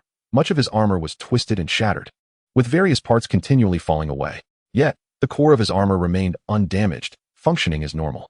The faceplate retracted, and with a splutter, he spat out a mouthful of blood, suddenly breaking into a sinister chuckle, seemingly infused with a hint of mockery. Had he been rendered senseless? Liam-O found this perplexing, but his pupils constricted as he anxiously raised the chrysanthemum shield. Ivan Vanko suddenly raised his right arm, revealing a circular embedded micromissile launcher encircling it. Whoosh! The missile was launched, prompting Liam-O to instinctively shield his head behind the protective barrier, only to realize that the missile's target was below. Confused, Liemo witnessed a tremendous explosion accompanied by a blinding flash and a deafening roar. The room quaked violently, and a section of the floor caved in. Think of something quick. This fiend intends to demolish the building. Liemo shouted towards Tony Stark while using vines to hurl the clutter within the room at Ivan Vanko. Simultaneously, another vine thickened and hardened, crackling with electric arcs, transforming into a railgun. Meanwhile, Tony Stark was fervently manipulating his transparent device, urging, "Just hold on a little longer. I've taken control of the Hammer Industries armor and am en route." He glanced at the vine in Liemo's hand, now resembling a weapon, and curiously inquired, "Why not strike him?" Ivan Vanko, having noticed the vine's transformation, had already grown wary and began to evade erratically. Liemo aimed the railgun at Ivan. But after several moments of futile targeting, he turned to Tony with a despondent expression. "I can't aim properly. I only have one shot." A few moments prior, after finishing a call with Tony Stark, an anxious Coulson and his team were about to leave for support. Upon reaching the entrance, they found several black SUVs parked outside, and a fully armed squad was pointing their weapons at them. A tall Caucasian man in a black suit approached, flashing his credentials. "I am Agent Bob. The individual you hold, Billy Russell, is one of ours, currently undercover at Hammer Industries. I must take him." Coulson frowned and replied, "He is connected to a terrorist incident. I cannot hand him over." The man smirked, "Gentlemen, while your SHIELD is indeed a global organization, this is America." Just as Coulson was about to retort, the armor lying on the platform activated autonomously, rising and soaring towards Stark Tower. The Quinjet followed suit, taking off in pursuit. It turned out that Black Widow Natasha had stealthily boarded the aircraft upon sensing the precarious situation. Coulson felt a wave of relief wash over him as he turned to argue with the agent. At Stark Industries Tower, a thunderous boom reverberated, shaking the room more violently, with clouds of dust cascading down and another section of the floor shattering. Liemo, nearly frantic, continued to aim the railgun at Ivan Vanko, shouting at Tony Stark, "Damn it, do something fast." In a moment of urgency, Tony's eyes lit up as he exclaimed, "Here they come." Liemo turned to see an armor suit flying towards them, embracing Ivan Vanko from behind. Just as he prepared to aim, he noticed Ivan Vanko struggling fiercely, activating his thrusters and attempting to flee with the encumbrance. "Hold him tight, get closer." Liemo anxiously aimed at Ivan Vanko, prepared to fire. He could not afford to wait any longer. Delay would mean losing his chance entirely. Suddenly, a Quint-style fighter jet soared from the distance, its nose colliding with Ivan Vanko and the mech behind him, propelling them towards Liemo. It was a fortuitous moment. Liemo, without a moment's hesitation, unleashed his electromagnetic cannon, a blinding flash of lightning erupting, not only shattering Ivan Vanko into countless pieces, but also leaving a streak of lightning that shot up into the heavens. Liemo exhaled in relief, his body weary as he sank down onto the ground. Tony, however, appeared somewhat exhilarated. "You did it, tentacle monster. You did it," he exclaimed, clasping Liemo's hand in a celebratory gesture before tightly wrapping his arm around Liemo's shoulder. The Quint-style fighter hovered before the shattered window, and a graceful figure leaped down, her sultry voice cutting through the air. "Hey, looks like you two had quite the fun. Very affectionate, huh?" Liemo and Tony exchanged glances, forcefully shoving each other away, both spitting to the side and hurling insults at one another. "What are you doing? You filthy queer. Stay away from me, you pathetic tentacle monster. You buzzing piece of junk." The following day, at the Lee's craft store, Liemo, his body aching, struggled to rise from his bed. Ignoring the pleas of those urging him to stay hospitalized, he resolutely departed from Stark Tower and returned home. For him, his humble abode was far superior to any other place. That night, Tony Stark flew back to Malibu aboard a SHIELD aircraft, where safety was assured. With Ivan Vanko eliminated, the incident should be drawing to a close. Liemo took a painkiller, washed his face, and gazed into the mirror at his bruised visage, murmuring, "What on earth am I doing?" He prepared a bowl of plain porridge, retrieved 2 marinated eggs from the braised meat pot, and took out a box of pickled vegetables from the fridge, savoring his meal as the television flickered to life. According to Tracy, last night, Stark Industries was struck by a violent explosion. An official spokesperson claimed it was due to a gas leak in the premises. However, eyewitnesses reported seeing a person clad in an armored suit battling in the air. This marks the second incident of the year. Given Tony Stark's previous erratic behavior, one cannot help but inquire, Iron Man. It is rumored that several companies that have already taken residence in Stark Tower are contemplating relocation due to safety concerns. In the ensuing days, tranquility reigned. Liemo found no inclination to wander outside, opting instead to place a rocking chair in the store. Each day, he brewed tea, indulged in novels, played games, and engaged in banter with little Lucas, leading a life of utmost contentment. However, across the street, a towering figure clad in a suit and sunglasses had been fixated on them, a newspaper clutched in hand while his head remained turned in their direction. Well, if you keep staring at him, he will eventually leave, Liam remarked with a hint of exasperation, having anticipated that S.H.I.E.L.D. would not easily trust him and would monitor him for a while. Could you send someone more discreet? Must it be so blatant? That guy turned red when I stared back. He didn't dare to look at me again. All right, understood. That fellow has changed into sportswear once again, pretending to skate. Oh, he took a nasty fall. Embarrassed, he fled under my watchful gaze. He then donned a worker-s attire, feigning labor outside the Luke Cage shop. Alas, he was chased away by that burly man, Luke Cage. Quite a sight indeed. He then transformed into a woman-s garb, his clothes bursting at the seams, revealing unkempt leg hair. Is this fellow foolish? He is now surrounded, with people snapping photographs. Liam could no longer endure it, and angrily called Coralson's phone for quite some time. Do not mind it. It is a necessary procedure. Coralson's voice on the other end remained polite. There was a newcomer named George, skilled in combat, but somewhat dim-witted. I shall send him over. He will be your subordinate, so please train him well. Upon receiving the call, the newcomer George extricated himself from the crowd and entered Liam's shop. He hesitated, about to speak, but was interrupted by Liam. Silence. Go change your clothes and buy me a pack of cigarettes. Yes, sir, George replied, his head hanging low. As he reached the shop's entrance, he turned back to little Lucas and, in a comforting tone, said, Buddy, I do not discriminate against homosexuals, but I am not interested. You are not my type. Are you insane? Little Lucas was taken aback. I am in excellent health, George chuckled foolishly, touching his head. Chapter 24. The Old Man and the Child. New York has been plagued by unpredictable weather in recent days. The overcast sky looms over this metropolis of over 20 million souls, seemingly infecting the mood of its inhabitants. Passers-by, umbrellas in hand, hurried along with expressionless faces. While the congested vehicles belched exhaust, their impatient horns blaring. Occasionally, a yellow taxi driven by an experienced driver would splash through a puddle, sending water flying, prompting the nearly drenched pedestrians to unleash their curses upon Lee's craft shop. Liam reclined in a rocking chair, languidly adopting a posture of indifference, feeling a profound sense of ennui. Such is the nature of humanity. When burdened with tasks, one yearns for rest, declaring, I want nothing to do with this. Yet, after a few days of idleness, one feels an irresistible itch for activity. Business at Tack Barrett's pill sales was proceeding smoothly, with positive customer feedback and no unwelcome disruptions. Liam finally relaxed and tried one of the pills himself. The next day, he emerged from Jessica Jones' residence, glowing with vitality. Phil Coulson had taken a batch of pills from him and left a new supply of materials, hastily departing after transferring $100,000, stating he had matters to attend to at the border. Tony Stark had called once, and Liam had intended to ask him to procure 2 units of the latest gaming equipment from the Blizzard exhibition. However, as their conversation progressed, they began to mock one another, ultimately leading to a quarrel. Nevertheless, judging by the exuberance of that scoundrel, he had likely synthesized a new element by then. Liam had planned to drive to Yellowstone Park for some leisure, but this wretched weather thwarted his intentions. Inside the shop, little Lucas was still engrossed in studying a legal textbook. This lad was indeed more Chinese than the Chinese themselves. George sat there solemnly, gazing at the television, occasionally casting a hopeful glance at Liam. This fellow constantly lamented the futility of life, yet was ever eager for a task.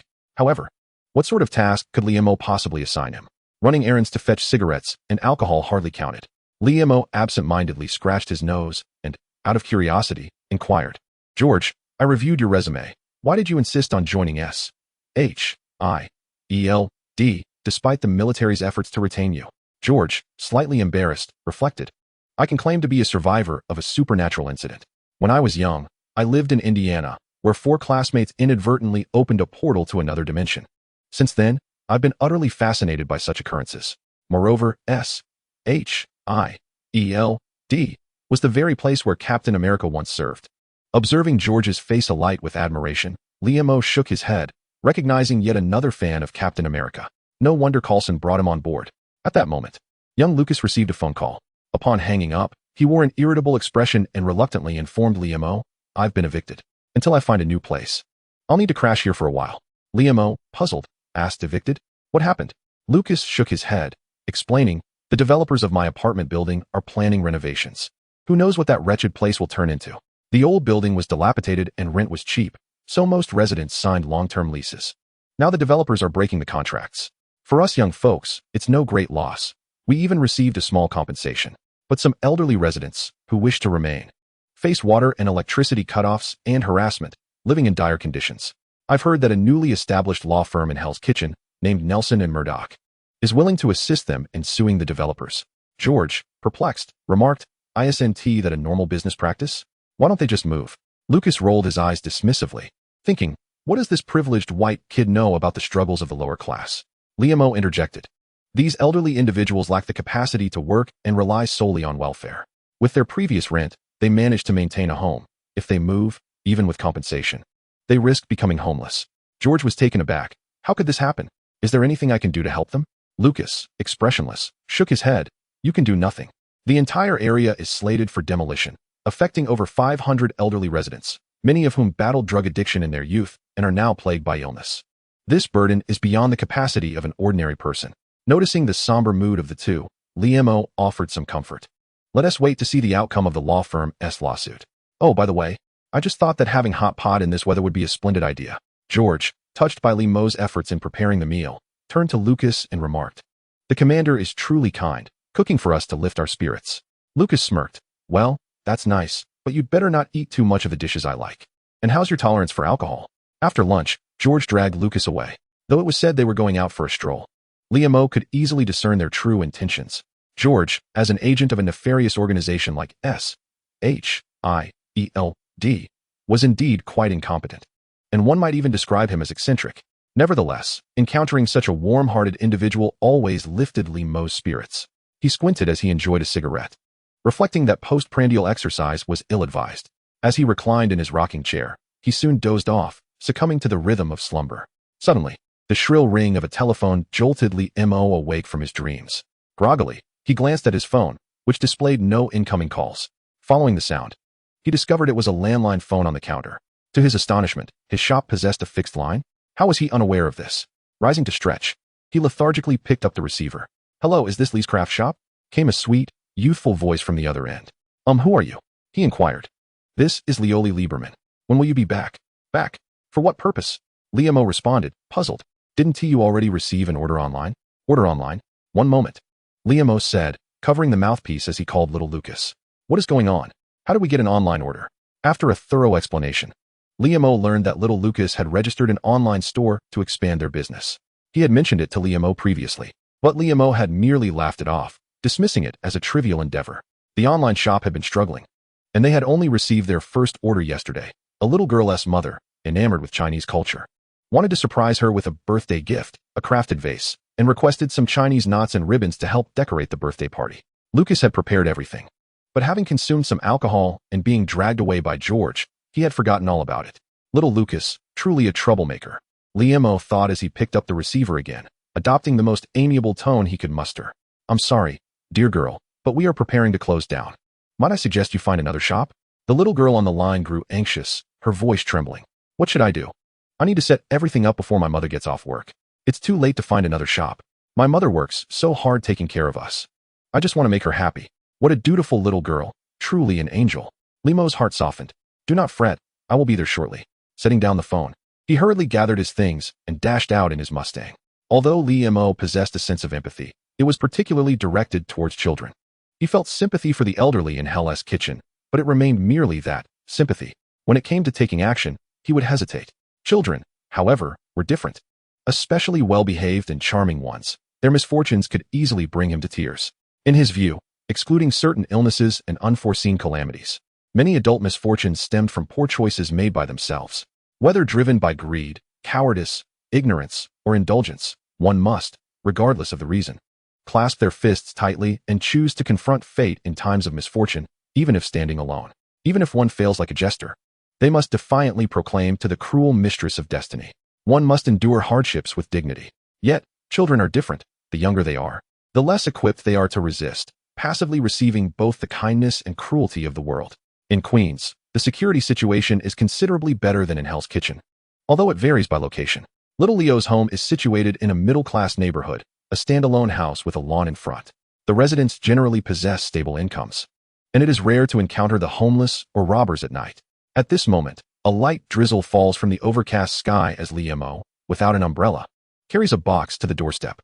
After pressing the doorbell, There is a brief pause before a charming white girl, around 7 or 8 years old, with a cherubic face opens the door. Is this Leo? My name is Leo, and I am the owner of Lee's Craft Shop. Leo attempts to present a warm smile. Thank God, you finally arrived. Mom will be back in half an hour, Leo exclaims joyfully, leading Leo into the house. Upon entering, Leo takes in the surroundings. The decor reflects a typical American style, and the living room is neat and orderly, indicative of the owner's diligence. Placing the box on the table, Leo begins to unpack, presenting a beautiful blue and white vase, elegantly wrapped. Dear Miss Leo, this is the gift you chose. We have prepared it for you. Here are some lovely ribbons and Chinese knots. I believe your mother will adore them. Leo excitedly inspects each item, her eyes sparkling with delight. All right, let us begin the decoration. Leo surveys the room's layout, formulating a plan, and claps her hands, raising her voice. They hang ribbons, affix the Chinese knots, and inflate balloons. Soon, the home is filled with a festive ambience. While inflating a balloon, Leo spots a framed picture of a bearded man and casually inquires, Leo, where is your father? Leo's previously bright eyes dimmed as she replied, My father has passed away. Ah, I am so sorry. Leo feels a wave of awkwardness and quickly changes the subject. By the way, did you order the birthday cake? I made it myself, learned in art class at school. I spent all my pocket money on gifts. But I believe my mom will like it. Leo responds with a hint of pride. What an impressive little girl. Leo gives her a thumbs up, feigning astonishment. Suddenly, she remembers something and exclaims, Oh, I forgot to tell you, as our online shop's 100th customer, your expenses are completely waived this time. I will refund you shortly. Really? That's wonderful news. Leo beams and high-fives Leo. Just then, a beautiful blonde woman enters through the door with a sound of unlocking, gasping in surprise at the scene before her. My God, who are you? Leo, come here. Is this the girl's mother? Leo felt somewhat awkward. Do you believe me when I say I am not a creepy uncle? Chapter 25. The wind rises faced with a petite silver handgun designed for women's self-defense. Leo obediently raised his hands. Relax, relax, I truly am not a bad person. A single mother raising 2 children alone in the chaotic city of New York would undoubtedly transform into a protective she-wolf. While Leo was not intimidated by this toy-like weapon, he preferred to conceal his abilities. Revealing them would make him appear villainous. Fortunately, after a brief explanation from Xiao Leo, coupled with Leo's amiable Asian features, this mother finally placed her trust in him. I sincerely apologize. But please understand a single mother's concerns. Allow me to introduce myself. I am Sarah. The woman, slightly embarrassed, tucked the gun into her handbag. No worries. I am Leo, the owner of a Chinese handicraft store, he replied with a smile, unable to refrain from adding, Xiao Leo is truly a considerate little girl. Indeed, Sarah exclaimed, her face glowing with happiness as she embraced her daughter and kissed her forehead, saying, Sweetheart, Mommy is so very happy. Witnessing this warm scene filled Leo's heart with warmth as well. However, matters had reached their conclusion, and he decided to take his leave. Miss Sarah, I believe it is time for me to bid farewell. Xiao Leo, here is your refund. Leo placed $30 down and turned to depart, but was stopped by Sarah after she inquired about the reason. She smiled and shook her head, unwilling to believe Leo's feigned excuses. Yet, she sensed his goodwill, insisting on paying, only to be firmly rebuffed by Leo. Why don't you stay and taste the cake Xiao Leo made before you leave? Sarah suggested hesitantly. No, that wouldn't be appropriate. Leo quickly declined. Just as he was about to exit, a young man entered through the door, dressed like a high school student, with dark brown hair and a handsome yet sullen countenance. Who are you? The youth's eyes brimmed with suspicion. Zach, how dare you speak like that? Apologize to Mr. Lee. Before Leo could utter a word, Sarah scolded loudly. After clarifying the situation, the young man wore an expression of impatience and disdain. If there's nothing else, please leave. Do you also intend to impose on my mother? Hey, how dare you speak in such a manner? Leo's temper flared. Although Sarah was a beautiful blonde with exquisite features and a captivating voice, that was not the point. What kind of look is that? Are you looking down on me? How do you speak to your mother? Such a lack of manners. With a darkened expression, Leo prepared to depart, but a fierce argument erupted behind him. Zach, the principal called me today. You bullied a student named Peter Parker? That's none of your business. You must give me an explanation. Xiao Leo's cries echoed in the background. Leo's irritation grew. What on earth was happening? He turned his head and shouted, What on earth is wrong with you all? Is there any conflict that cannot be discussed another day? Have you not seen the effort little Leo has put into this birthday celebration? She is the youngest member of your family, and you should feel ashamed. With a heart full of indignation, Leo turned and walked away. The sky grew increasingly overcast.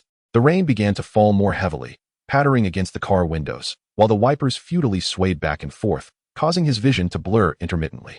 The streets became increasingly deserted, This once vibrant metropolis seemed to take on an air of desolation. The melody playing from the car's sound system felt particularly poignant in that moment. Liam felt an overwhelming sense of solitude. He suddenly thought of his parents and his ex-wife. Why is it that people can exhibit tolerance towards outsiders while being so harsh on their own kin? Liam lit a cigarette, inhaling deeply, attempting to suppress the tears welling in his eyes, but his vision blurred nonetheless. The blue Mustang glided slowly along the streets of New York. Passing the small church in Hell's Kitchen, Liam abruptly halted the car, staring intently at the cross atop the church, glistening in the rain. After a moment, he exited the vehicle and stepped into the small church. Father Landon, who had presided over little Lucas's mother's funeral, was sorting through a stack of pamphlets. Upon seeing Liam enter unexpectedly, Father Landon paused, then smiled and said, "Mr. Lee, how may I assist you?" "Oh, it's nothing. I just came in to escape the rain." "Mr. Lee, you seem troubled. Would you like to share your thoughts? God will listen to your heart." "No, it's nothing. I just wanted to refill my water cup. Also, am I allowed to smoke here?" "Father Landon, you hear the confessions of so many people daily. What is the most absurd thing you've encountered?" "I cannot disclose any confidences of the faithful." "Then I can rest easy. I mean, shall I share a little something? The Lord will listen." "Where should I begin? Perhaps from my elementary school days?" Half an hour passed. An hour. 3 hours. The rain gradually subsided, and darkness enveloped the sky. Liam emerged from the church in high spirits. Some say that a tree hollow is the best listener, but what could surpass a compassionate priest? Liam resolved that whenever he felt down, he would come here for a stroll, conveniently saving on therapy costs. Inside the church, Father Landon slumped in his chair, continually wiping the sweat from his forehead, suddenly feeling a profound exhaustion. When Liam hummed a cheerful tune as he returned to the store, little Lucas was watching television. And George had already gone home. "Little Lucas, what's the matter? Quickly shut down that wretched online store of yours." Why? What is our motto?" "Stay out of trouble, safety first." "Well then, hurry up and close it." The abandoned dock area. After a recent rain, the uneven cement ground is dotted with puddles. Beneath the dim glow of the streetlights, rusting containers whisper tales of a once thriving past. A large white trailer glides into view, closely followed by a second-hand General Motors car. The sound of tires crunching over the pavement resonates sharply in the stillness of the night. Both vehicles come to a halt by the dock, and 6 individuals disembark, surveying their surroundings before lighting cigarettes. Leading the group is a Mexican man named Pakis, his face marked with deep scars and a thick black beard. After a brief moment of smoking, he checks the time on his phone. "How many are dead?" Pakis inquires, his peculiar accent directing his subordinates. Once on the brink of desperation, he had recently acquired a job involving the transportation of human trafficking victims. Initially assigned to a man named Barrett, a reckless individual who decided to operate independently, this lucrative task now fell into Pakis's hands.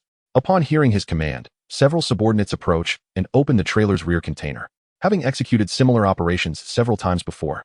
Inside, over 30 women are crammed together, some of whom are young Caucasian girls already listed as missing by the police. While the majority are non-English-speaking illegal immigrants, their beauty varying.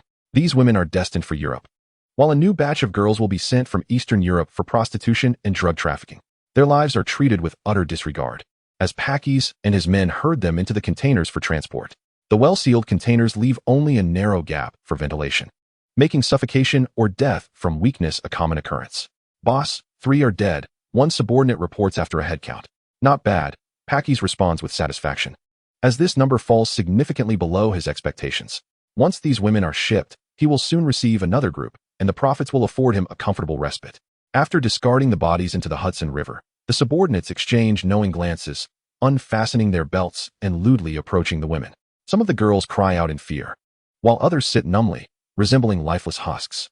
Pakis shows little concern.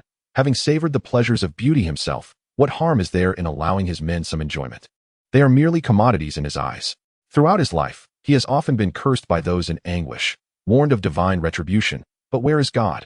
After his family was murdered by drug lords during his youth, he abandoned belief in such nonsense.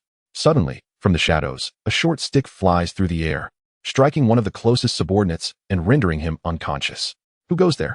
Pakis and the remaining men are startled, hurriedly drawing their weapons and scanning the vicinity with flashlights. "Over there," one subordinate cries out, pointing in the direction of the perceived threat, as the others beam their lights toward the indicated spot. Upon a rusted red shipping container, a man clad in a black bodysuit stood silently, his athletic figure, with clenched fists and a black cloth obscuring his head and eyes, resembled a demon emerging from the shadows under the beams of several flashlights. Packus's pupils constricted as he shouted, "Eliminate him," while he fiercely pulled the trigger. The sounds of gunfire, anguished screams, and fists striking flesh echoed relentlessly from the derelict docks. Soon, however, silence enveloped Hell's Kitchen. The Irish mob's stronghold was alive with a group of small-time leaders from various districts gathered in the second-floor parlor, puffing on cigars and arguing over vodka. An uneasy atmosphere lingered in Hell's Kitchen. Beneath the tranquil facade, a dreadful storm seemed to brew. They all sensed something amiss, yet none could pinpoint its origin. Their leader, a balding man dressed in a white suit, coldly surveyed the chaotic scene before him, a sinister smile creeping upon his lips. Just as he opened his mouth to speak, a dull gunshot rang out, obliterating half of his head, splattering blood, bone fragments, and brain matter across the wall. "Oh, there's a sniper." Panic ensued as everyone scrambled for cover, drawing their pistols and frantically firing at the darkened window. Yet, the rhythmic gunfire continued unabated, reducing the small-time leaders to mere ragdolls, with even the gang members rushing to assist meeting the same grim fate. As the gunfire gradually ceased, the area lay devoid of life, littered with severed limbs and corpses, blood staining the floor like a hellish tapestry.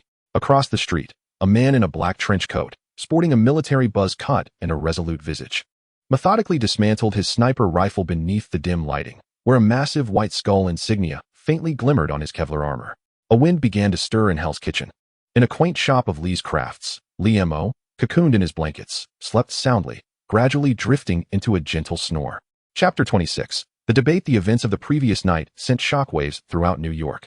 Though the populace had grown accustomed to the myriad of gun violence reports in the newspapers, the massacre of 47 lives, reduced to the worth of tattered dolls by military weaponry, ignited a profound sense of fear and anger. The panic stemmed from the realization that this was not merely a string of forgotten civilian casualty statistics from the Middle East, but a stark reality unfolding in their midst. What if they too fell victim? The anger arose from the desecration of human dignity, even if the deceased were a collection of scoundrels. Manhattan, Clove Street. The New York Police Department's headquarters stood here, directly across from City Hall. On this day, both institutions were besieged by a throng of reporters. A government official expressed concern and apprehension regarding the situation, casting doubt on the capability of the current police chief, while also linking the incident to the recent nationwide gun control marches. In the New York Police Department's press room, First Deputy Chief George Stacy adjusted his tie, his expression impassive as he pushed open the door and stepped outside. In an instant, the air was filled with the sound of numerous camera shutters clicking, as reporters surged forward like hungry wolves, eagerly raising their hands to pose questions. Disregarding their fervor, Stacy first announced the results of the police investigation, subsequently articulating the department's unwavering determination to apprehend the perpetrator. However, the reporters were not so easily placated. A blonde journalist boldly inquired, "Chief Stacy, we have noted that the assailant utilized military-grade weaponry, and the execution bore a strong semblance to military tactics. Do you suspect that this incident may be a covert operation by the armed forces?" Stacy replied, "We have raised our inquiries, and the military has categorically denied any involvement. However, we cannot dismiss the possibility of a veteran's involvement." Another rotund journalist raised his hand, directly asking, "Chief Stacy, Hell's Kitchen has recently experienced a series of incidents related to gang activities, with rescued individuals and survivors describing an assailant clad in black and blindfolded, referred to by some as a superhero. Considering the identity of the victims, could this be attributed to a superhero's actions?" Stacy's demeanor darkened as he recognized the questioner from the sensationalist New York Daily, who allowed this pest to speak. After a moment's contemplation, he responded gravely, "Regardless of who he may be, his actions have violated the law, and we are committed to apprehending him." The plump journalist, somewhat exhilarated, retorted, "Does that include Iron Man, Tony Stark?" Stacy's expression soured further, realizing that they had been waiting for this moment. How could he respond? Acknowledging it would stir a hornet's nest. Even if Stark were indifferent, others would not be. Conversely, denying it would bring shame upon the entire police force. After deliberating, George Stacy ultimately voiced his conviction, regardless of one's intentions, even if driven by a sense of justice. Ignoring the law will result in the trampling of legal dignity, and, consequently, more innocent lives will suffer. With that, he turned away from the cacophony of reporters and exited the scene. In the following days, the police did not resolve the case as swiftly as promised, and the suspect remained unidentified. However, public attention shifted to another matter. Stacy's words sparked fervent discussions across the nation, compelling society to confront a pressing issue for the first time: the legitimacy and necessity of superheroes. Television, newspapers, and the internet were abuzz with columns dedicated to the topic. Experts divided into factions, each advocating their perspectives, while social commentators articulated their opinions in print. Journalists conducted impromptu interviews with citizens on the streets, revealing a plethora of diverse opinions.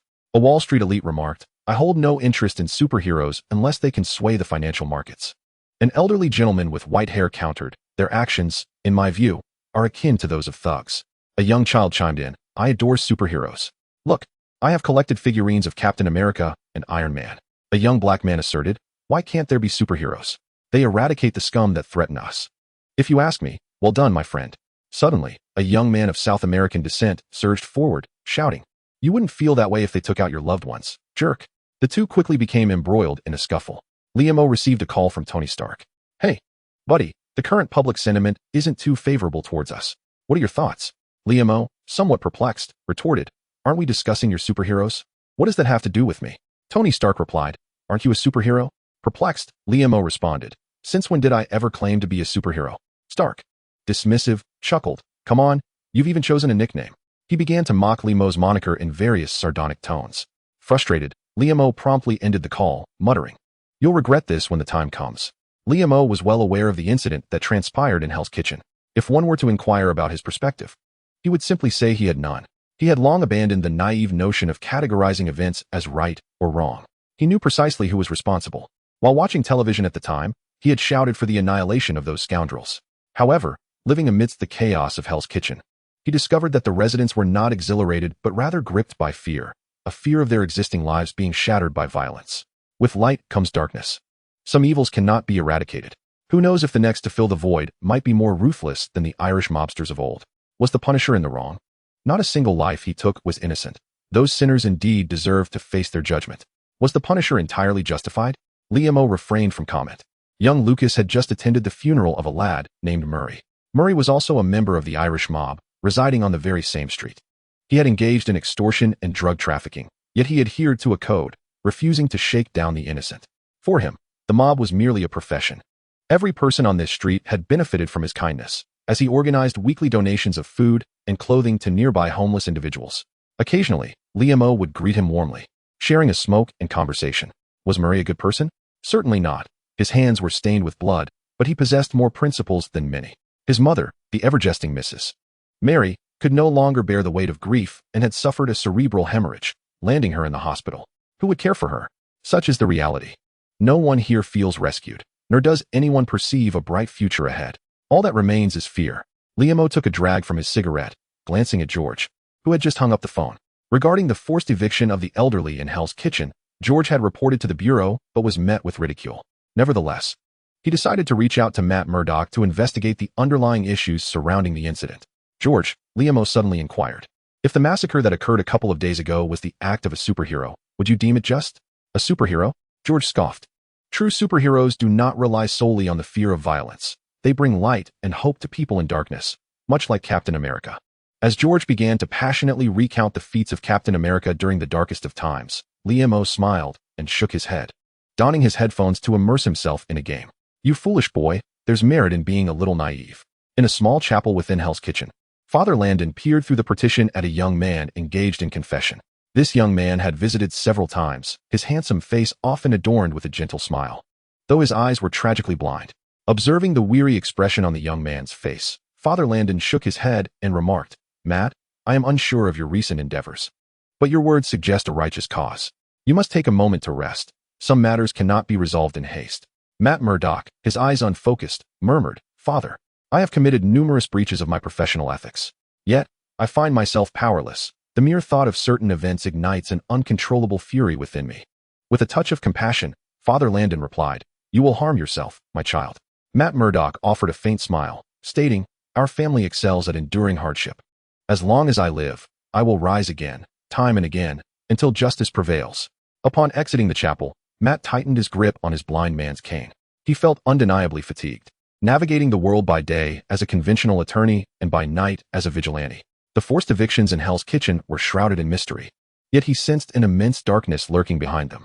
Coupled with the chaos unleashed by the rogue who was causing panic and fear, there remained no leads to pursue. "Perhaps I should seek assistance," Matt pondered. In his dealings with gang members, he had learned of numerous urban legends surrounding Hell's Kitchen. Among them, The most notorious was a figure known by a nickname that many believe belonged to a Chinese shop owner. Yet, no one dared to provoke him, nor had anyone witnessed him instigating trouble. As the situation in Hell's Kitchen grew ever more dire, Matt felt the impending storm on the horizon. There was no time to delay. He resolved to test the waters that very night. That evening, while practicing his control over a blood-sucking vine and a chicken egg, Liam noticed Matt Murdock stealthily vaulting over the balcony, clad in a black stealth outfit and a mask obscuring his eyes. Liam could not possibly mistake who this was. Do you all lack the habit of knocking? Just as Matt was about to introduce himself, he was interrupted by Liam, who brusquely stated, I know who you are. What do you want? After Matt conveyed his purpose, Liam decisively chose to refuse him. Matt felt a mix of shock and despondency. Perhaps he had been overly presumptuous. He shook his head and prepared to leave. Sighing, Liam called out to Matt Murdock, saying, I do not relish the role of a superhero, yet I still wish for your success. Here, take these pills that can expedite your recovery. I hope they prove beneficial. Matt accepted the pills, having heard of their miraculous properties, but lamented their prohibitive cost. After expressing his gratitude, he departed. Watching the solitary figure fade into the darkness, Liam felt a wave of agitation.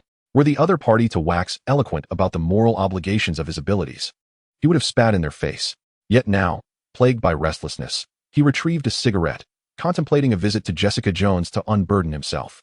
After a moment's thought, he took another cigarette. Chapter 27. The decision to act Jessica's bed was remarkably sturdy. Out of curiosity, Liam could not help but inquire, Where did you order your bed? Shut up and get moving, she retorted. Once they had finished, the two lit cigarettes and began to smoke. Liam recounted the events of the day, hesitatingly asking, Do you think I should lend them a hand? Jessica, feeling overwhelmed with her own troubles, replied irritably, I have my own mess to deal with. I lack the energy to help you sort yours. Liam, feeling somewhat disheartened, asked, Aren't we friends? Can I talk to you about this? What do you take me for? Jessica Jones remained expressionless, remarking, Someone who can engage in conversation without being a burden. Someone who needs frequent recharging. Liam felt as though he had been struck by lightning. Jessica, noticing his expression, chuckled and shook her head, rising to dress. You often advise me to take things lightly, yet when it comes to your own matters, you hesitate. That is not like you. Dressed in her undergarments, Jessica Jones took a swig from a bottle on the table, looking at Liam with a bemused expression. What are you truly afraid of? What am I afraid of? There are countless fears that plague me. I dread complications, and more so, the responsibilities that come with them. Even with newfound powers, I am still that unremarkable person from my past, merely coasting through life.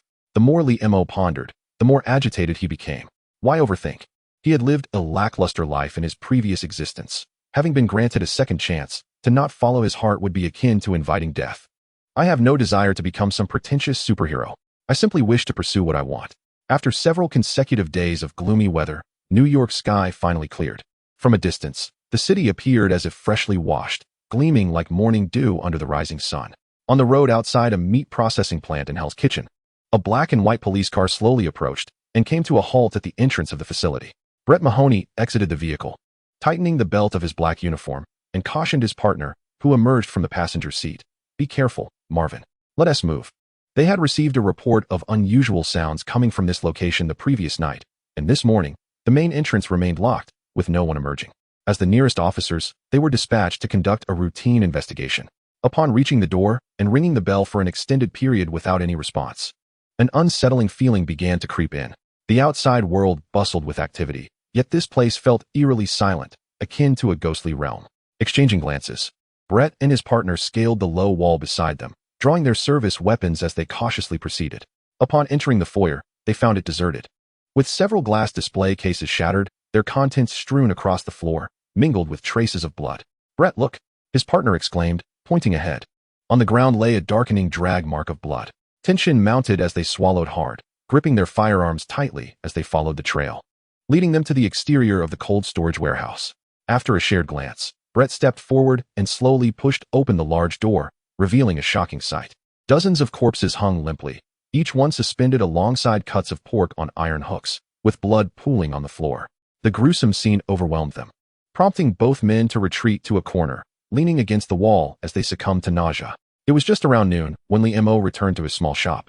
Little Lucas and George were engrossed in a television program, discussing something with a mix of fear and indignation. Liam joined them briefly, catching a news segment about yet another massacre targeting gang members. This latest incident, more horrific than the last, had attracted a swarm of reporters, quickly spreading throughout New York. A total of 46 members of a Mexican drug cartel had been eliminated at one of their clandestine hideouts, masquerading as a meat processing plant but functioning as a drug den. The bodies were left hanging in the warehouse like slabs of meat. Liam shook his head. He held no particularly negative views towards the Punisher. Revenge was a natural response, something any man would pursue. However, Frank Castle's methods were excessively brutal and bloody, instilling fear across the city. Most troubling was the fact that the true mastermind remained lurking in the shadows, likely enjoying the chaos. This thought irked Liam, as his previously carefree existence had been disrupted while those responsible remained oblivious, indulging in cigars and women. He cursed under his breath and asked George for the address of Matt Murdock's law firm before stepping outside and driving off in his blue Mustang, leaving little Lucas and George exchanging puzzled looks. The Nelson Murdock law firm was only a few blocks away, and it wasn't long before Liam arrived at the building. It was an aging structure from the 1990s, a common sight in New York, old, sturdy, and imbued with a sense of nostalgia. Upon ascending to the second floor and knocking on the door, a young man with blonde hair and a round face, slightly cherubic in appearance, opened it. He was none other than Virginia Nelson, another partner at the law firm. Liam couldn't help but think to himself, it seems every man needs a good buddy. Virginia, assuming a client had arrived, was about to inquire when Matt Murdock, donning sunglasses, stepped out and said, "Virginia, Mr. Lee is here to see me." Virginia shrugged and replied, "You two converse. I shall accompany Karen to check on those elderly folks." Matt led Liam into another room, and they sat down. Liam gazed at the blind lawyer before him, a rare figure he genuinely admired, a superhero without extraordinary abilities, yet endowed with an unparalleled courage and a steadfast belief that many lack. "Mr. Lee, what brings you here today?" Matt asked, somewhat puzzled, recalling how he had just declined Liam's request the previous evening. Liam, straightforward as ever, replied, "I've agreed to your request. No need to inquire further. Let us unearth that troublesome bunch and deal with them decisively." Matt chuckled softly and proceeded to share recent developments in Hell's Kitchen along with his investigative findings. Liam grimaced slightly, remarking, "Your findings are rather superficial. The puppet master behind the demolition is a hefty fellow intent on unifying the underworld of New York. He seems to be using a company whose name escapes me, employing dubious means to gather funds, apparently to eliminate a number of individuals." Matt asked, "What is the name of this hefty fellow?" Liam replied, "Goldie Fat. No, Golden Pancake." Matt couldn't help but scratch his head. Is there truly someone with such a name, especially a crime lord? Liam chuckled, "You'd be surprised by the things you don't know. As for the deranged assassin, I also know who that is." Matt's brow furrowed in concern. "Who is it?" With a sigh, Liam explained, "A person in profound pain." After an extensive explanation, Matt grasped the situation and frowned, stating, "Regardless of his motives, we cannot allow him to continue this massacre." Liam concurred. While Golden Pancake could be dealt with later, they must first put a stop to Frank the Tank, as the consequences of fear are far graver. "Let me tell you a story. I know of a villain called the Joker who manipulates hearts through chaos and fear." Matt gasped.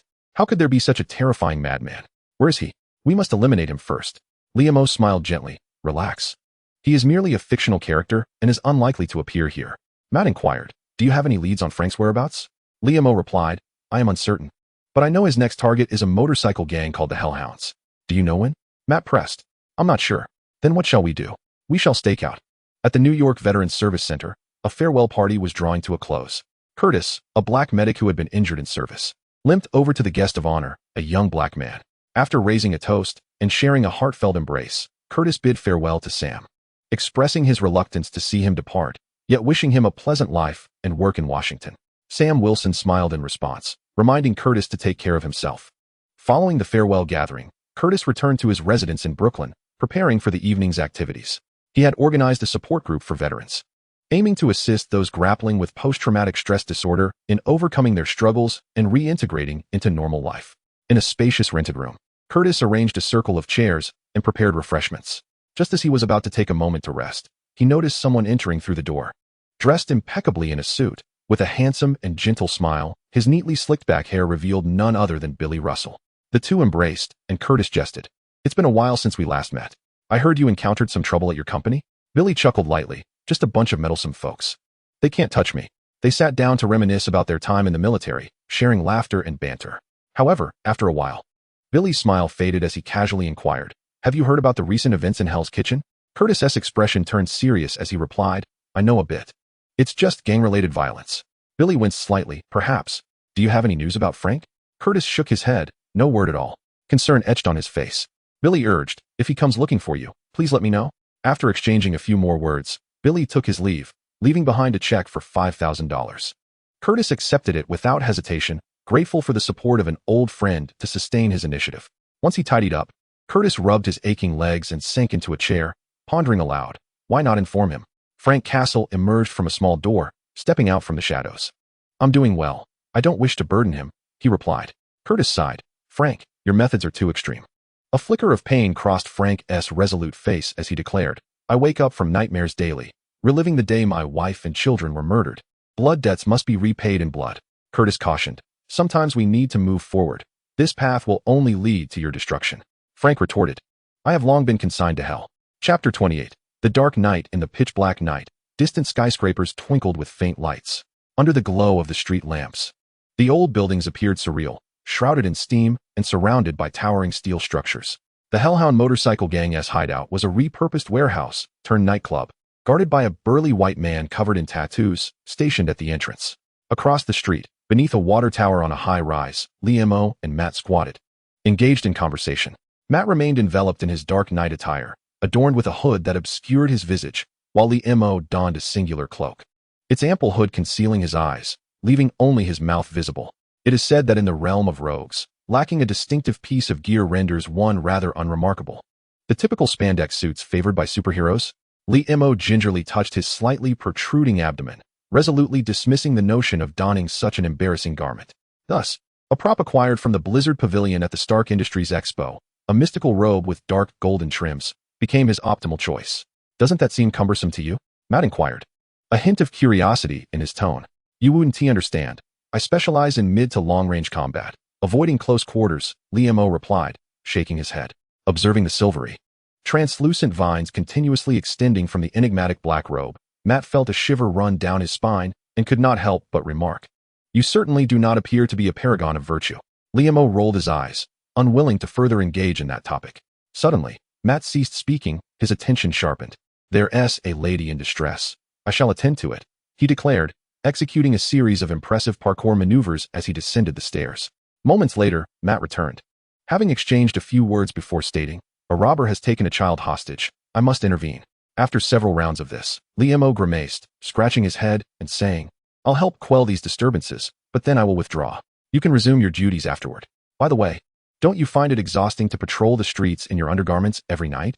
Matt shook his head, asserting, "This is not underwear. I am indeed fatigued. Yet I can distinctly hear the cries of malice and suffering. Many innocents are in peril, and I shall never relent." Liam fell silent. While he could not emulate such resolve, he would never belittle nor disparage these heroes. In his previous life, he had encountered individuals online who questioned the valor and integrity of those who resisted the Japanese invasion. To him, such critics were even more contemptible than those who committed heinous acts. Everyone possesses their own flaws, yet one must maintain reverence for admirable virtues. After a while, feeling somewhat bored, Liam lit a cigarette, and amidst Matt's incredulous gaze, produced a bottle of Red Star Ergo 2. Taking a hearty swig and burping, he remarked, "We have stood vigil for 2 days. I wonder if anything will transpire tonight?" Matt, shaking his head in resignation, suddenly paused. "I hear the sound of firearms being assembled. It's coming from over there." Following the direction of Matt's finger, Liam glimpsed a figure on the neighboring rooftop, indistinct and shrouded in obscurity. Just as he was about to speak, Matt surged forward, leaping into the air, clearing a gap of 4 to 5 meters between the buildings. Rolling to absorb the impact before continuing his pursuit, Liam, lacking such physical prowess, employed his own methods. Like an octopus in motion, several tendrils, vines, twisted and curled as they propelled him forward, exerting a forceful thrust that launched him upwards, landing with agility that allowed him to keep pace with Matt. Before them stood Frank Castle, who, alerted by the unusual noise, had turned his head with caution. He discovered a figure clad in black, with their eyes obscured, and a monstrous entity draped in a robe, brimming with writhing tentacles, charging towards him. What manner of beast is this? Frank felt a chill run down his spine as he raised his automatic rifle, ready to pull the trigger. However, his keen adversary, Matt, swiftly disarmed him with a well-aimed throw. Thus commenced a fierce hand-to-hand combat between the two, both masters of martial arts. Matt's movements were fluid and graceful, while Frank employed a more brutal, military style, striking fiercely and even managing to fire off a couple of rounds amidst the fray. Frank blocked a sidekick with his left hand and delivered a hard punch to Matt's cheek with his right. As Matt staggered backwards from the blow, he skillfully twisted in midair and landed a kick to Frank's mouth. Both men were now bloodied, and Lee-Mo winced at the sight, exclaiming, "Hey, fellows, stop. We mean no harm." Upon hearing the voice of the tentacled creature, Frank's mind raced to various Hollywood monster movies, prompting him to fire several shots in panic. When his bullets were intercepted by a translucent shield resembling a blooming flower, he threw a grenade in desperation. Lee-Mo was quick to react, using his tentacles to deftly flick the grenade high into the air. With a resounding explosion and a brilliant flash of light, echoes reverberated across the sky. How foolish, Lee-Mo thought. Do I truly appear to be a villain? Losing patience, he extended a 10-meter-long vine that swiftly ensnared Frank, binding him tightly. With the cacophony of gunfire and explosions having attracted a swarm of hellish dog-like thugs, Lee-Mo turned to Matt and said, "We must leave this place and find another venue to converse." The two hastened across the rooftop as police sirens blared, racing toward the earlier commotion. They avoided densely populated areas and soon found refuge in an abandoned warehouse. Matt sat down, panting heavily, while Lee-Mo glanced at Frank, who dangled midair, ensnared by the vine. A sharp intake of breath escaped him as he realized the severity of Frank's predicament. To prevent any cries for help, he tightened the vine around Frank's mouth. Yet, Frank was fiercely gnawing on the vine, which was several times stronger than steel, causing his gums to bleed, a rather grim sight. "Hey, calm down.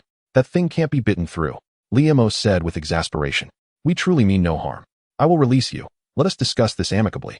Upon loosening the vine, Frank gradually regained his composure, though his gaze remained vigilant. Matt sighed but remained silent, while Lee-Mo shook his head and spoke softly. "Hey, soldier. I know your name is Frank Castle.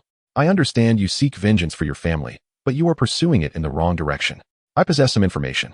Lee-Mo began to share what he knew regarding Frank's situation. He and Matt had deliberated on how to address Frank's quest for revenge. Lee-Mo was adamant. There was nothing wrong with seeking retribution for one's family, and he would pursue it with even greater ferocity. All that was needed was to guide him toward the right path of vengeance and persuade him to alter his methods so as not to incite panic among innocents. Matt was not an obstinate man.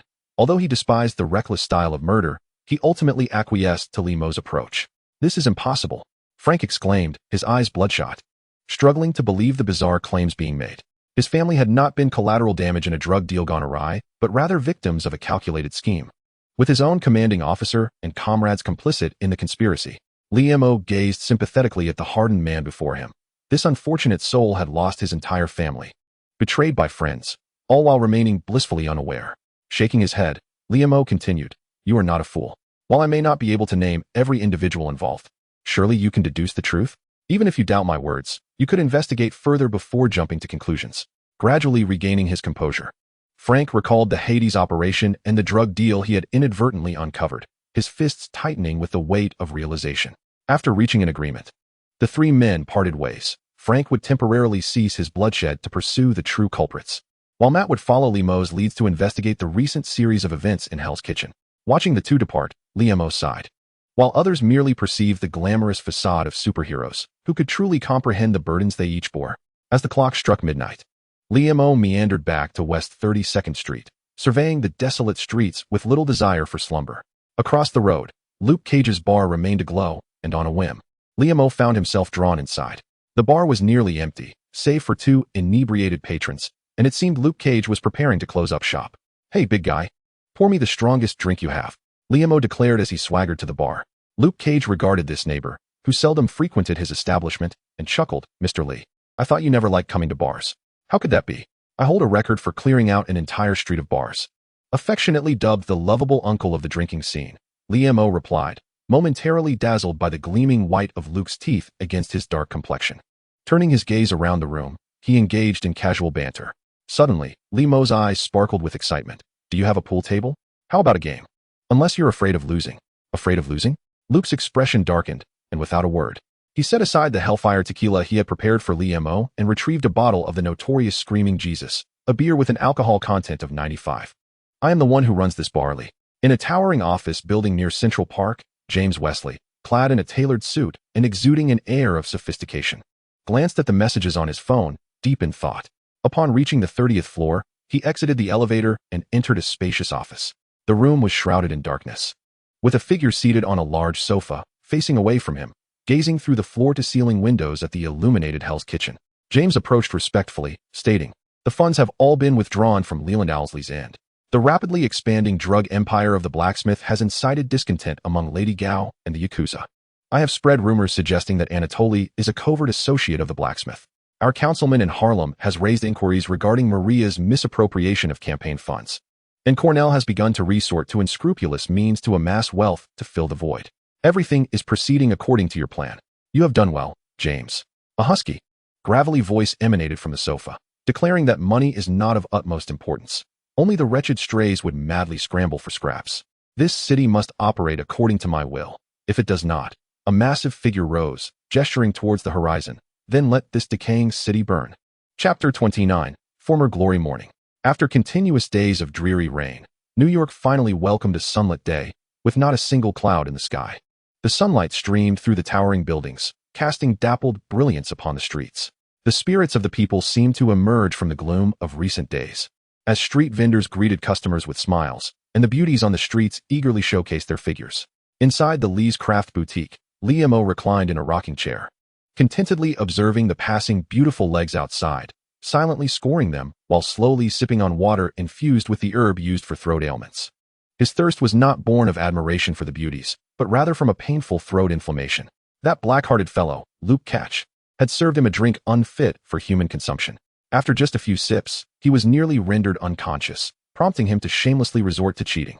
He produced a transparent capsule made of vine extract, a potent concoction aptly named a flame in winter.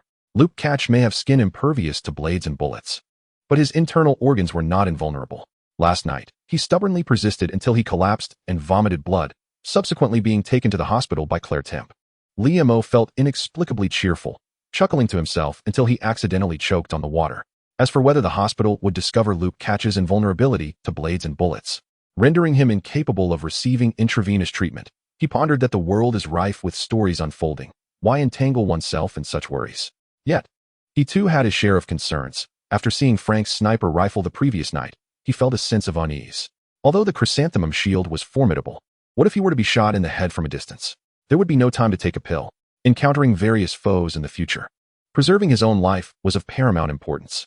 He had no inkling of a solution to this dilemma. Speaking of which, how did Captain America, Black Widow, Hawkeye, and Tony prevent long-range sniping? It truly perplexed him. George, that idle fellow, had long since teamed up with Matt to investigate the United International Investors Company. Young Lucas observed his father alternating between silly grins and furrowed brows, his anxiety evident as he said, "If you're feeling bored, why not investigate business opportunities around you? Stop nagging. Am I that kind of person? Only the elderly have nothing to do every day, wandering aimlessly." Liam-O, deep in thought, stroked his chin. Yet he truly needed to relax and seek inspiration. The Blogwin Electronic Entertainment Hall. Ah, come on. Howl. Howl, howl, howl. Ah. Liam-O, with eyes ablaze, roared at his opponent nearby, exulting in the rare victory. A chubby, curly-haired white boy beside him raised his middle finger with an expressionless face. Liam-O paid him no mind, grinning as he savored his prize, a popsicle, with a sense of triumph. The chubby boy, however, clutched a handful of electronic vouchers, cheering as he dashed off with a group of companions to another corner. "Hey, don't go. Stay and play with me a bit longer." Liam-O felt a pang of urgency. It was rather inconsiderate. It felt akin to losing at mahjong all night only to finally catch a break, only for others to abandon the game. Just as Liam-O fumed, a sultry, husky voice broke the air. "I'll play with you for a while." He turned to see a graceful figure sitting beside him. Though adorned with golden hair, he recognized her instantly.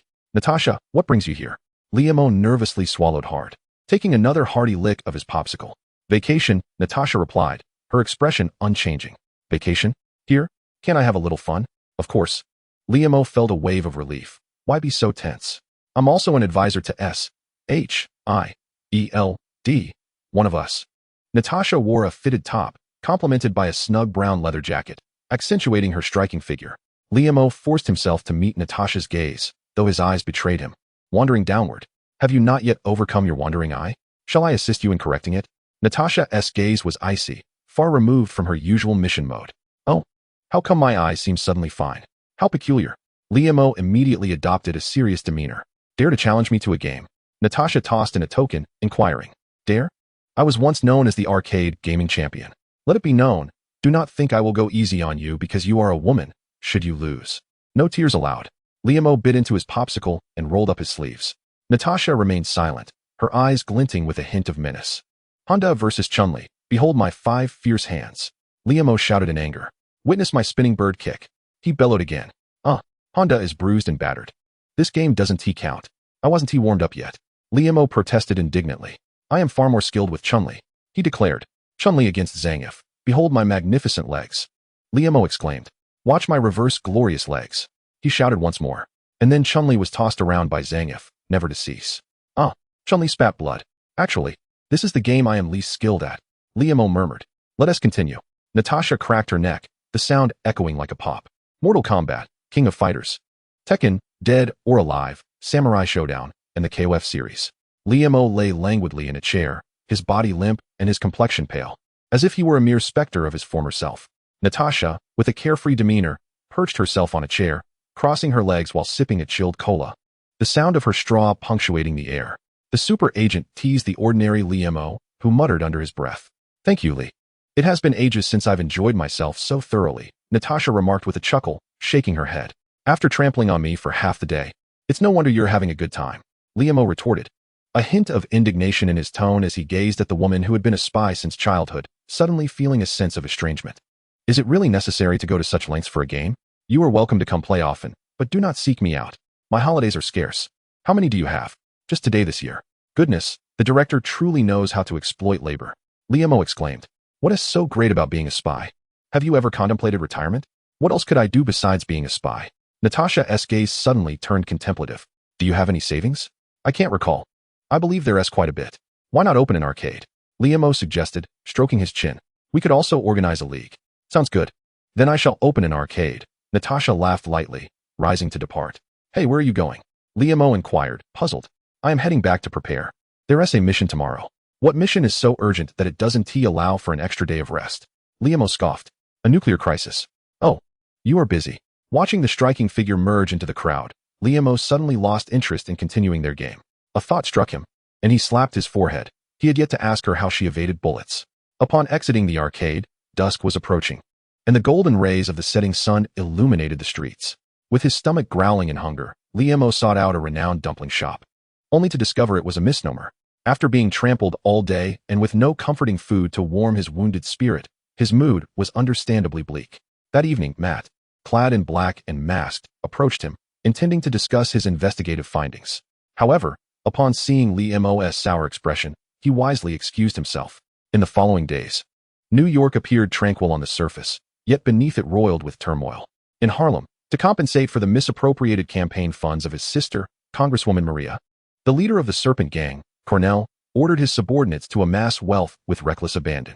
The already beleaguered young men of the neighborhood, incensed by their plight, faced a dilemma. Some chose to flee, while others resolved to take up arms in defiance.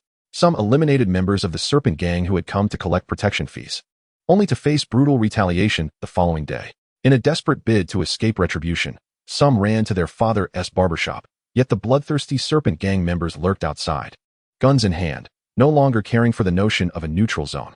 Recently, Tech Barrett has been residing in Brooklyn, and upon hearing the news, he anxiously drove to Harlem. The atmosphere in Harlem was palpably tense, stripped of its former joy and laughter, with a pervasive sense of vigilance in every gaze. Tech Barrett arrived outside the old barbershop, casting a worried glance at a group of black men standing in a nearby alley. Their faces were adorned with tattoos, marking them as members of the most notorious gangs. The barbershop was unusually crowded, with several patrons tending to their wounds. Barrett pulled the old barber aside into a corner, urging him, "Come with me now, immediately." The barber stubbornly shook his head, declaring, "I will not leave. It is too dangerous here." Barrett's anxiety grew. The barber removed his small bowler hat and dusted it off, lamenting how the gangsters of Harlem had descended into madness, losing their honor. "Once, we banded together to drive out the white man, believing that the black community would rise, yet it has only hastened Harlem's decline. Are we truly what they claim? Synonymous with laziness and chaos? No, that is untrue. We have our pride. Martin Luther King, Michael Jordan, Michael Jackson. They have brought us glory, and that glory must be upheld. This is the only hope left for Harlem, and I will not abandon it, even unto death." Tech Barrett gazed deeply into the barber's eyes for a long moment before resolutely declaring, "I will stay with you." "Oh, you must leave," the barber insisted, alarmed. "No, my old friend, in my youth, I did not heed your words, and I shall not heed them now." Barrett smiled, asserting, "I am the son of Harlem's former light, and I will no longer hide. Never, ever. Moreover, he raised an eyebrow and pointed to the piggy bank on the table, saying, $1 for every curse word. Hell's Kitchen. In the shadows, the elusive figure known as the blacksmith manipulated the underbelly of the New York gambling scene, flooding it with a vast supply of illicit drugs at remarkably low prices. Numerous gangs involved in the drug trade frantically sought to locate the blacksmith, yet he remained elusive. The Chinese gang and the Yakuza were particularly incensed, for their financial constraints hindered a crucial plan. The formidable Russian mob, lacking distribution channels for drugs, resorted to transportation tasks. Their brazen defiance had made them a thorn in the side of the blacksmith, especially after the latter's fury led to the demise of their leader Anatoly's brother. Consequently, the Russian mob became the first target for the blacksmith to eliminate. He initially framed Matt Murdock, who was gaining notoriety in Hell's Kitchen, for the murder of Anatoly's brother. He further fueled the rumors among the Chinese gang and the Yakuza, asserting that the Russians were indeed the blacksmith's operatives. Thus, while the Russians were obsessively hunting Murdock for vengeance, they remained oblivious to the fact that they had already become prey to another's schemes. Chapter 30. The Chaotic City. What does it feel like to be enveloped in darkness? Akuin from Chinatown can enlighten you. Born blind, he could only envision the existence of light and the beauty of color through the descriptions of others. His imagination of light was vivid, dazzling, glaring, and fantastical. Yet all these imaginings proved to be mere illusions. Ultimately, his perception of light converged with the warmth he felt in the presence of his family. That, indeed, was his understanding of light. Akuin was born in Chinatown to parents who were undocumented immigrants, forced to scrape by with menial jobs. Despite the hardships of their life in a dim, damp basement, his father possessed a generous sense of humor, his mother was kind and diligent, and his younger siblings were obedient and well-behaved. Akuin believed that was sufficient. During the day, his parents worked, sometimes even taking on extra shifts at night. Akuin remained at home, caring for his siblings, tidying up the rooms, and preparing simple meals under their direction. Though exhausting, Akuin found joy in his responsibilities. He had already discussed with his parents the possibility of studying blind massage therapy, with the hope that together they could save enough to support his siblings' education. Poverty was not daunting, as long as hope remained. However, everything came to a tragic halt one fateful afternoon. His parents were involved in a car accident. His father died on the spot, and his mother was left paralyzed, with no compensation to be had. Born into darkness, Akuin now faced a more profound despair. A darkness named hopelessness. He resolved to seek out Madame Gao. Madame Gao was the notorious leader of the Chinese gang, known to all in Chinatown as a woman of ill repute. Yet she possessed a widely recognized virtue, fairness. When Chinese individuals encountered difficulties, they sought her out. She would not offer charity, but instead, she engaged in equitable transactions. Do you need a well-paying job to support your family? Very well. Work at her drug processing plant. Just refrain from speaking out of turn, and your wages will be paid punctually. Do you seek revenge? She would assist you in executing it, provided you followed her instructions, which could lead to severe consequences. But rest assured, the target of your vengeance would surely meet their end. Akuin was led to Madame Gao by an acquaintance. Child, what is it you desire? An emotionless voice inquired. Akuin imagined the figure before him. An angel? A demon? It mattered not, as long as she kept her promises. Respected Madame Gao, I seek a glimmer of hope.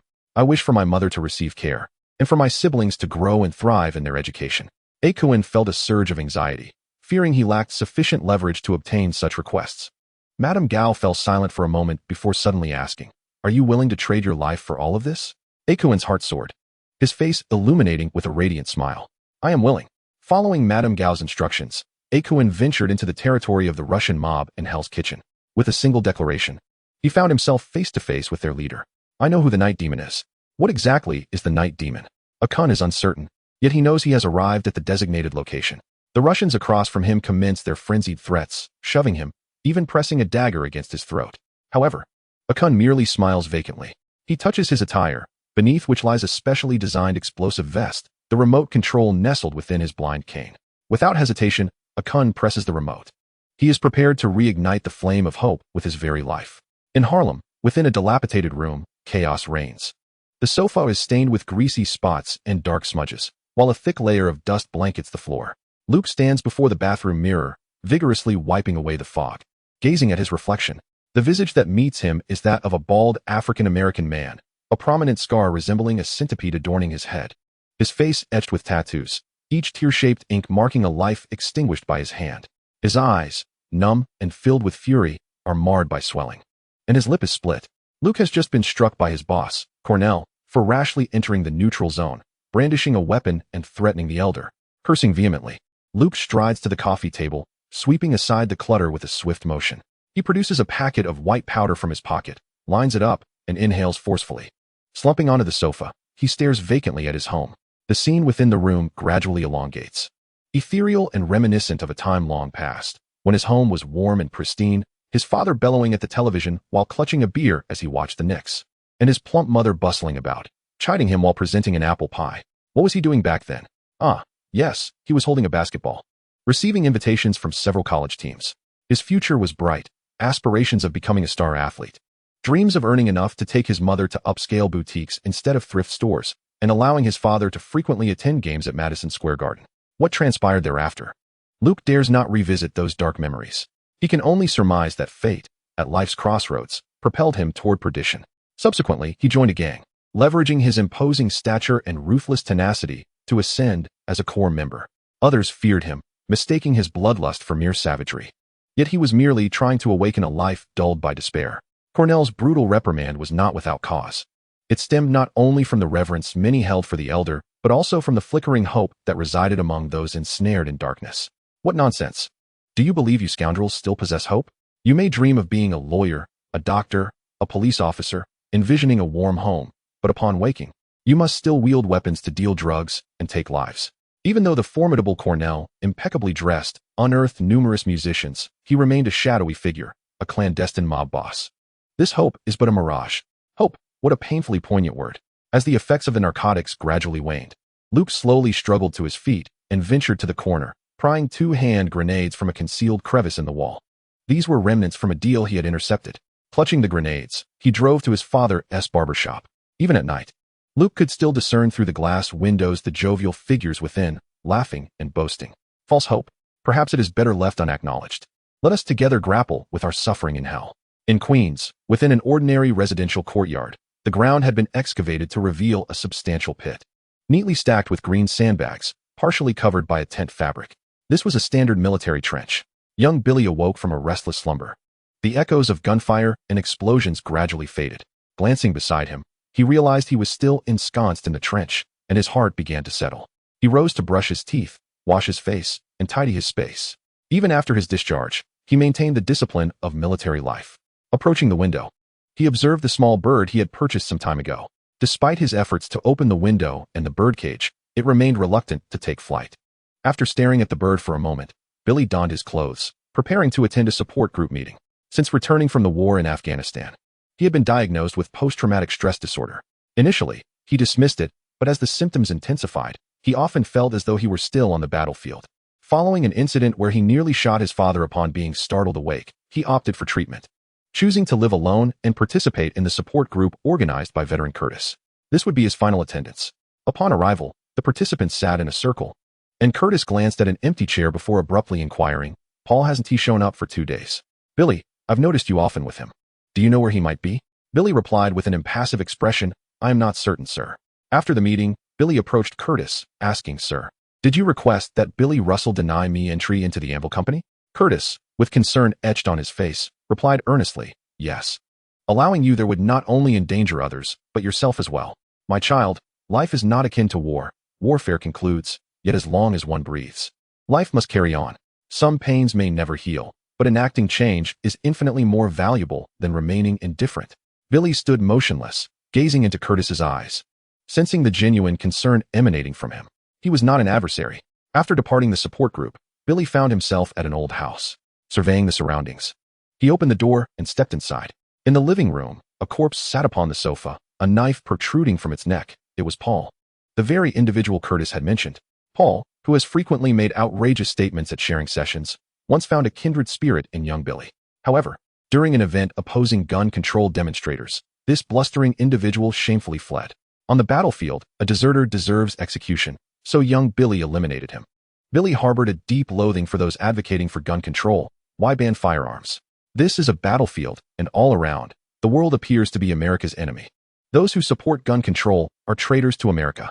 Regrettably, young Billy was disheartened to learn that the gun control marches had garnered significant national attention, and Congress was contemplating the proposal. He would not permit such a travesty to occur. Opening a dark package, he revealed his homemade bomb. With exceptional military skills, He calculated the bomb's lethal radius. Carrying the package, Billy arrived at Times Square in New York. Even at night, the area was ablaze with lights, bustling with people. While a massive billboard showcased the latest products from Stark Industries, young Billy inhaled deeply, addressing the apathetic and debased Americans. Let my death be your salvation. Boom. Hell's Kitchen. Boom. Harlem. Boom. Times Square. New York was thrown into utter chaos. The sound of explosions jolted Mo from his slumber. What on earth? Chapter 31. The chaotic city. 2. Brett Mahoney drove the police car, his mind a whirlwind of confusion. What had transpired? His partner in the passenger seat continued to curse vehemently. These damned lunatics. First the frenzied slaughter, then a series of explosions. Do they wish to destroy New York? A bunch of scum that deserves to rot in hell. The police car, accompanied by the blaring siren, sped through the streets, with vehicles hastily yielding. Occasionally, ambulances and fire trucks rushed past, heading to other emergencies. Upon arriving at the warehouse of the Russian mafia in Hell's Kitchen, the scene was one of utter devastation. Shattered glass strewn everywhere, and a large hole in the roof billowing thick smoke. Several hoses from fire trucks were valiantly battling the remaining flames. The police had already established a perimeter, while some curious citizens stood at a distance.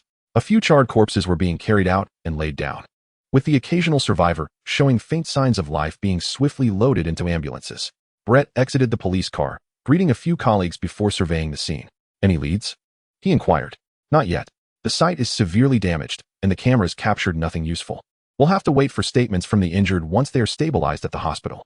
Damn it, he exclaimed. I've heard that the explosion in Harlem was confirmed to be the work of the Viper gang, while Times Square was the act of a deranged individual. Such a tragedy. Brett shook his head. This is nothing. I've heard from colleagues that Times Square is nothing short of a hell on earth. Sigh, let us first get to work, seeking potential witnesses and tracking down our respective informants. In the dim recess of a nearby skyscraper's rooftop, Matt and Mo stood gazing down below. It had been a night of utter madness. New York had transformed into a battlefield. Mo shook his head, expressing his disbelief. Matt remained silent, his fists clenched tightly, his entire body trembling with rage. This was the city that had nurtured him, a place where he knew every street intimately. Yet, it was being poisoned by those scoundrels. He could distinctly hear the fearful breaths of the residents below and the muffled cries of children. Perhaps Frank's approach was the right one? This sudden thought jolted Matt, plunging him into confusion, casting doubt upon his long-held principle of refraining from taking lives. He was uncertain of the best course of action, yet he was acutely aware that some individuals must pay the price for this chaos. Mo, being an outsider, did not share Matt's profound sentiments, though he was not the type to revel in the suffering of others. Being amidst the calamity was far from pleasant, and he found himself yearning to return home. Suddenly, the ringtone of his phone pierced the air. It was Claire Temp. Shouldn't you be quite busy at this hour? Hello, Claire, what is it? He answered. Hey, Lee. We've received a critically injured patient from Harlem named Tuck Barrett. I recall he visited you during your hospitalization. Is he your friend? What was he doing there? How is he now? He remains in a coma. One of his arms is severely injured, and the doctors are preparing to amputate. Times Square, beneath the glow of countless colossal advertisements, remained starkly visible, yet it lacked its former splendor, now reduced to utter devastation. Shreds of paper danced in the air. A solitary shoe lay abandoned next to a discarded shopping bag. A row of bodies covered in white sheets rested there, while across the way, an ambulance with its rear doors ajar contained injured individuals, bloodied and dazed. Some wore expressions of shock and horror, others wept openly, and a few trembled, repeatedly tracing crosses in the air before them. Numerous police officers were interviewing survivors, while others were leading search dogs to investigate for potential additional explosives. A group of men in suits engaged in a heated debate. Amidst the cacophony of destruction, a golden-red figure streaked through the air, trailing a long tail of flame, and landed with a resounding thud upon the pavement. It was Iron Man, Tony Stark. However, the throngs that once cheered for him had vanished. The onlookers merely regarded him with a sense of numbness. As his helmet retracted, revealing a furrowed brow, he approached the group embroiled in argument and inquired, "Do you know who is responsible for this?" Billy Morrance, a retired Army soldier, returned from the battlefield in Afghanistan only to be diagnosed with a condition. "This is the suicide note we found in his home," one officer replied, displaying a tablet to Tony. As the helmet closed, Jarvis swiftly began to compile all available data on Billy, examining his connections and bank accounts. The findings revealed no internal conspiracies nor external enemy directives, only a soldier from America driven to madness. For a fleeting moment, Tony found himself lost in confusion. He possessed the most advanced and formidable weaponry, yet he pondered the whereabouts of the enemy. To whom should he direct his fire? Confusion gave way to rage. And Tony could not suppress his scornful remarks. Ah, a deranged soldier, a suicide bombing. Yet another masterpiece of great America. The individuals present exchanged glances in silence. As Tony continued to voice his grievances, one person finally mustered the courage to inquire. Where were you at the time of the incident, Mr. Iron Man? Tony opened his mouth, momentarily at a loss for words. He had just returned from Afghanistan, where he had been combating a group of terrorists. On a large billboard in the square, Stark Industries products were reaching their conclusion. Tony's face appeared, confidently gesturing as he proclaimed, I am Iron Man, the Guardian of America. In Manhattan, on Clark Street, a temporary press conference was underway at the New York Police Department headquarters, where the flash of cameras intermittently pierced through the air with blinding light. George Stacy, the resolute first deputy commissioner, stood at the podium, feeling as if he were facing a pack of ravenous wolves. The aging police chief, unable to withstand the pressure, had submitted his resignation and opted for early retirement. George Stacy was temporarily assuming the role of commissioner. However, the journalists in attendance were indifferent to his position, bombarding him with pointed questions. Commissioner George, first there were 2 mass shootings, and now a series of bombings. What are your thoughts on the current state of public safety in New York? Commissioner, what about your previous promises? Some legislators have criticized the police department for its lack of discipline. What is your response? Ben Ulrich, seated among the eager journalists, surveyed the room filled with his fellow reporters, all fervently seeking sensational news, and he shook his head in resignation. He understood their thirst for a headline. Yet he deemed such behavior wholly inappropriate at this moment. With that thought, Ben Ulrich stood and boldly asked, Commissioner, in light of the current situation, may I inquire if the police department has any corresponding response plans? George, already somewhat exasperated by the barrage of inquiries, regarded Ben Ulrich appreciatively. He recognized the journalist, a former Pulitzer Prize winner who had since faded into obscurity. Seizing the opportunity presented by Ben Ulrich, George Stacy spoke into the microphone with composure. This is a tragic day, marked by a series of horrifying incidents. We have determined that the bombings in Hell's Kitchen and Harlem were orchestrated by the city's gangs, who have severely disrupted public safety in New York. We will launch an unprecedented crackdown on them. A similar initiative was executed in an eastern nation, resulting in a fundamental turnaround in public security, which I greatly admire. Therefore, I have chosen to name our operation in the same vein, the first New York crackdown. Harlem. Watching the live broadcast of the press conference from the New York Police Department, George Stacy's declaration of a crackdown ignited an uncontrollable fury in the African-American councilwoman, Maria, who turned to her brother, Cornell, and shouted, Is this the outcome you desired? This is not the New York of the 1950s. You are a gangster. You ought to scurry like a rat in the sewers, not engage in acts of terror. Cornell, feeling somewhat helpless, replied, That was not my command. It was the reckless act of a mentally unstable individual. Who could have anticipated 3 simultaneous explosions? I had plans to disappear for a while. Maria retorted, What should I do? Many are aware of your identity as my brother. The scandal regarding the misappropriated campaign funds has yet to be resolved, and now this has occurred. There are already council members calling for inquiries. Cornell pressed his fingers against his temples, overwhelmed by a headache. In Chinatown, Madame Gao, leaning on her cane, concluded watching the broadcast with a smirk of derision. Foolish people, when you decide to stir the depths of a murky pond, you must be prepared to confront the crocodiles. Yet, now is not the time. I need to withdraw for a while. For this elderly woman, power and wealth were mere tools, not ends in themselves. She resolved to relinquish part of her influence to remain with the police while she attended to more pressing matters. Lost in thought, her aged visage reflected memories. As the sound of her cane striking the ground echoed, the hunchbacked figure gradually faded into the darkness. In a building near Central Park, Wilson Fisk stared expressionlessly at the broadcast. Though taken aback by the 3 consecutive explosions, they bore no relevance to him, did they? Someone would bear the brunt of it all, and he would emerge as the ultimate victor. James Wesley adjusted his glasses, gazing in admiration at the imposing figure before him. What a perfect leader. He was acutely aware of his own inadequacies for leadership, but he would support this man in becoming the kingpin of New York's underworld. A graceful figure approached and embraced Wilson Fisk. My dear Vanessa, my ambitions are close to fruition. I promise to carve out more time to be with you. Fisk looked at the woman in his arms, a hint of tenderness surfacing. Ever since he and his mother had dismembered his abusive father, he had languished in a realm of dark solitude until he met the woman before him. My dear, Vanessa hesitated, I am proud of you, but what does that matter? We remain entrenched in darkness. You do not understand, my dear. I am pregnant. Vanessa interrupted Fisk. I wish for our son to be welcomed into the world with honor. Surely, we have other options, do we not? A look of joy spread across Fisk's face as he unconsciously touched an old cufflink on the sleeve of his suit. A keepsake from his father's corpse, a reminder to avoid becoming like him. After a long silence, a smile graced Fisk's features. I shall heed your wishes, my dear. Senator Cherry, it is I, Wilson Fisk. Fisk dialed a number on his phone. I will drive Bloomberg away and ascend to the mayoral throne. I require you to organize a charity gala for me. Yes, I have decided. I need all New Yorkers to recognize me. Wilson Fisk. Chapter 32. Chaotic City. The emergency department of a downtown hospital in New York City was busier than usual. The cacophony of hurried footsteps, raucous voices, anguished moans, and the clattering of gurneys echoed incessantly in Lee Mo's mind, amplifying his agitation. Hey, Lee, are you all right? Don't worry. The surgery is being performed by Dr. Christine Palmer. I believe your friend will be fine. I'm sorry, I have to leave. The fatigued intern, Dr. Gray, had just offered her reassurance before being summoned by a message from the dispatch room. Sad? No, it shouldn't be sadness. Barrett was merely a petty thug. And even after becoming one of Lee Mo's subordinates, their bond was not particularly deep. He was more of an acquaintance, really.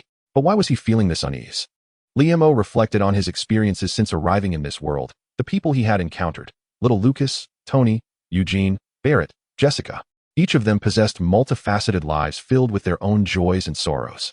Despite his efforts to remain detached, he had unknowingly become entangled in their lives. He had previously considered maintaining a low profile to amass wealth quietly, but that now seemed utterly ridiculous. He had unwittingly altered so much. It turned out that he had become a part of this world, intertwined with fate. Barrett's surgery went exceedingly well, although he remained in a coma. The doctors assured that everything was normal. After confirming that all was well, Lee Mo returned home. Outside the hospital, he spotted a familiar face holding a bouquet of roses approaching Dr. Christine Palmer, the surgeon for Barrett. Stephen Strange. Is this his girlfriend? What a coincidence. However, Lee Mo had grown accustomed to such coincidences, as if an unseen hand, recently injured while cooking, was orchestrating his destiny. The following day, Lee Mo, accompanied by the anxious little Lucas and George, visited the hospital to see Barrett. When did his three subordinates grow so close? Could this be the generational gap between a boss and his subordinates? Inside the hospital, despite Lucas and George's constant attempts to comfort him, Barrett remained dazed, his expression sorrowful. Lee Mo, trying to lighten the mood, quipped, "It's just a hand. It's not the end of the world. And I'll let you in on a secret. In this world, losing a hand could significantly alter your fate." As the trio exchanged banter, Barrett gradually came to his senses and weakly said, "Thanks, guys. I'm not upset about my hand. It's because someone very important to me has left. I want to be discharged. I must prepare for my father's funeral." The New York City Police Department's so-called first major crackdown soon commenced. Infuriated by a recent spate of heinous incidents, the officers, emboldened by Chief George's support, stormed into previously untouched territories, fully armed. In Queens, outside a dilapidated factory, a middle-aged white officer clad in a bulletproof vest, his silver hair gleaming, brandished his firearm and addressed his heavily armed subordinates. "Gentlemen, this is the drug manufacturing den. Exercise caution." The officers stealthily subdued the guards and infiltrated the factory's interior. Numerous individuals donned in yellow hazmat suits were diligently engaged at chemical workstations, while several tattooed Caucasian men patrolled with firearms. "Freeze. We are the NYPD. All weapons must be surrendered." Bang. A gang member, his nerves frayed, squeezed the trigger. "Damn it. Lawrence has been shot. Return fire." A fierce gunfight erupted within the factory. Chaos ensued. In Brooklyn, at a motel, a leader of the Armenian gang paced anxiously within a room, his agitation palpable. He had meticulously avoided crossing the police's boundaries, only to find himself ensnared by unforeseen calamity. Those brainless fools from the Viper gang will pay dearly for this. Suddenly, a noise emanated from outside the door, and he nervously grasped an automatic rifle. "Let's go out in a blaze of glory." The leader frantically opened fire through the door. In Harlem, a young black man clad in hip-hop attire and wearing a black beanie found himself cornered by several officers, his face pressed against the wall. "You bastards, tell me where your boss Cornell is hiding." "I don't know. I'm not one of those Viper scum." The young man seethed with indignation. "Nonsense. I saw you peddling white powder. Do you think I'm unaware that everyone selling drugs here is under Cornell's command? That's medicine, from Yunnan Baiyao in China, you fools." With a thud, the young man was struck on the head with a pistol butt, blood streaming down his face. "Cuff him. We can charge him for smuggling drugs." The first major crackdown in New York City was in full swing, targeting gangs and individuals involved in recent criminal activities across the city. Organizations linked to the bombing incidents were particularly scrutinized. The police precinct buzzed with activity. Arrests were made, leads were pursued, and testimonies recorded, leaving no room for idleness. The number of apprehended criminals surged, overwhelming the precinct. As the crackdown yielded increasingly significant results, Chief George Stacy beamed with pride. However, just as he intended to hold a press conference to announce these developments, circumstances took a sudden turn. Due to the hasty execution of the operation, the captured criminals varied widely, comprising both genuine drug lords and a considerable number of petty thieves. The New York City Police Department lacks the authority to impose convictions. Petty thieves may be sentenced to mere days of incarceration, while others are sentenced to community service. In stark contrast, genuine crime lords and drug traffickers face formidable legal teams during their trials. The district attorneys are overwhelmed, and even the judges express their discontent. Consequently, the relentless pressure has incited rebellion within the underground society. Some have quietly targeted police officers, while others engage in increasingly reckless criminal activities. Recently, the number of police officers who have been injured or killed has risen sharply, with George Stacy himself surviving 2 assassination attempts. The proud officers, fueled by indignation, have resorted to more severe measures, provoking even bloodier reprisals from the gangs. Gunfights erupt frequently in the streets. If the bombings had instilled fear among New Yorkers, the rapidly deteriorating public safety has ignited their fury. The boiling point was reached when a child was tragically struck and killed by a stray bullet during a street shootout. The pressure cooker that is New York City finally exploded. Countless citizens took to the streets to protest the government's ineptitude. Many legislators began voicing their opinions, with some advocating for an escalation in enforcement, while others seized the opportunity to attack their opponents and garner political capital. The media fragmented into factions, engaging in disputes and unscrupulous defamation, plunging society into chaos. Some misguided gang members, witnessing the current turmoil, naively believe they possess the power to overthrow the societal order, leading to further lawlessness and heightened social tensions. The dissenting voices grew louder, forcing the government to order George Stacy to cease operations. Thus, the fervent crackdown in New York came to an abrupt halt, leaving behind a more tumultuous society. Mo closely monitored the developments. Initially optimistic, he grew increasingly skeptical. It seemed that the democratic despotism of the American empire was beyond their grasp. Matt Murdock was nearing a state of frenzy. As the number of legal cases surged during the day, while at night, as Daredevil, he had to incapacitate those gang members who exploited legal loopholes to evade justice and investigate the true masterminds behind the recent events. He increasingly felt that Mo's leads were accurate, as a vast shadow loomed over New York. However, despite interrogating numerous well-informed gang members, none could provide any insights about the individual known only as Golden Biscuit. The concealment was profound. With no other options, Matt sought Mo's counsel. Mo had been spending time at the shop, while Lucas and George took turns caring for Barrett in the hospital after the latter's funeral. It wasn't that Mo was particularly invested in the business. Rather, the prevailing atmosphere outside was simply disheartening. Matt chose to visit during the day, clad in a suit, wearing sunglasses, and leaning on a cane. Mo was reclining in a rocking chair, watching the news.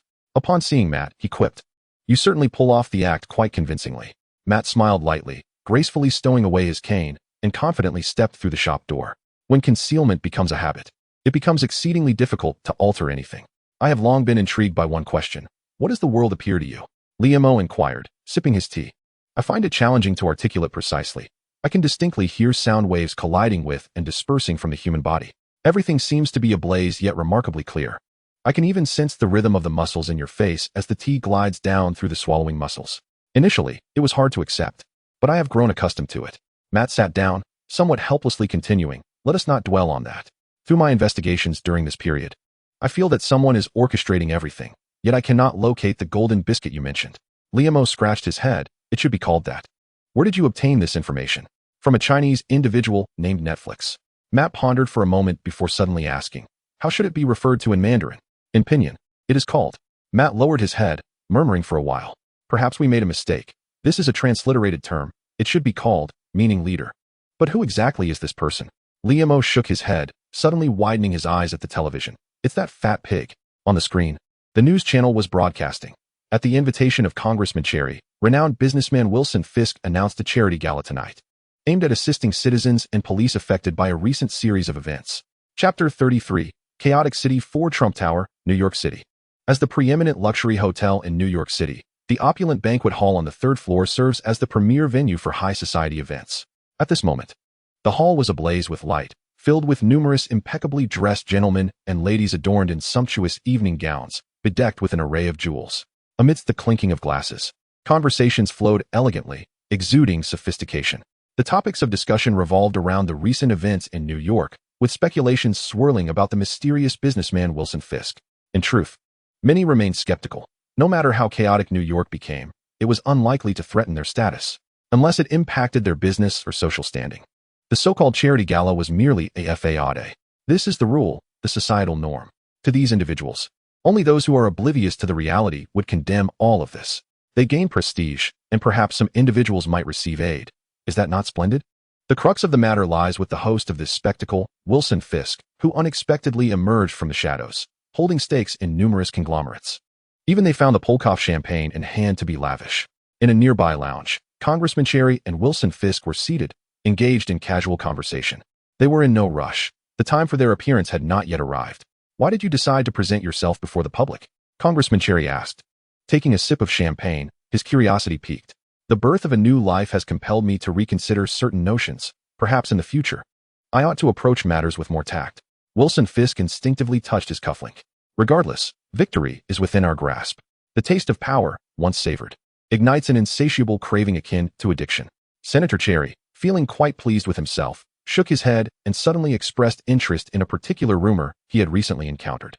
"It is laughable," he said, "that the host here brazenly declared his intention to run for president at some future date." "Laughable? I find it hardly amusing." Wilson Fisk's expression remained grave. In this mad world, anything bizarre could transpire.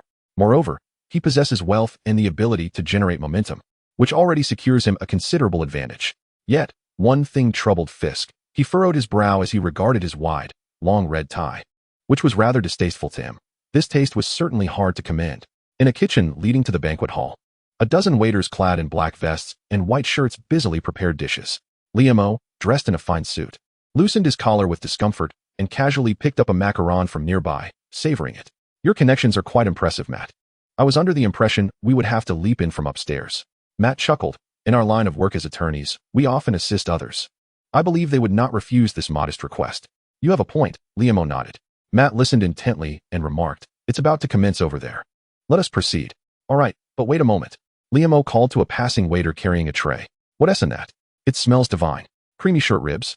Our chef's specialty." The waiter proudly lifted the lid to showcase the dish to Liam. "Is that so?" "I doubt it." Liam reached out, took a piece, and sampled it. "All right, I'm convinced." He then adjusted the presentation of the short ribs with his fingers. The waiter looked at Liam in silence, and then took the tray back. Matt shook his head and turned, pushing open the door to enter the banquet hall.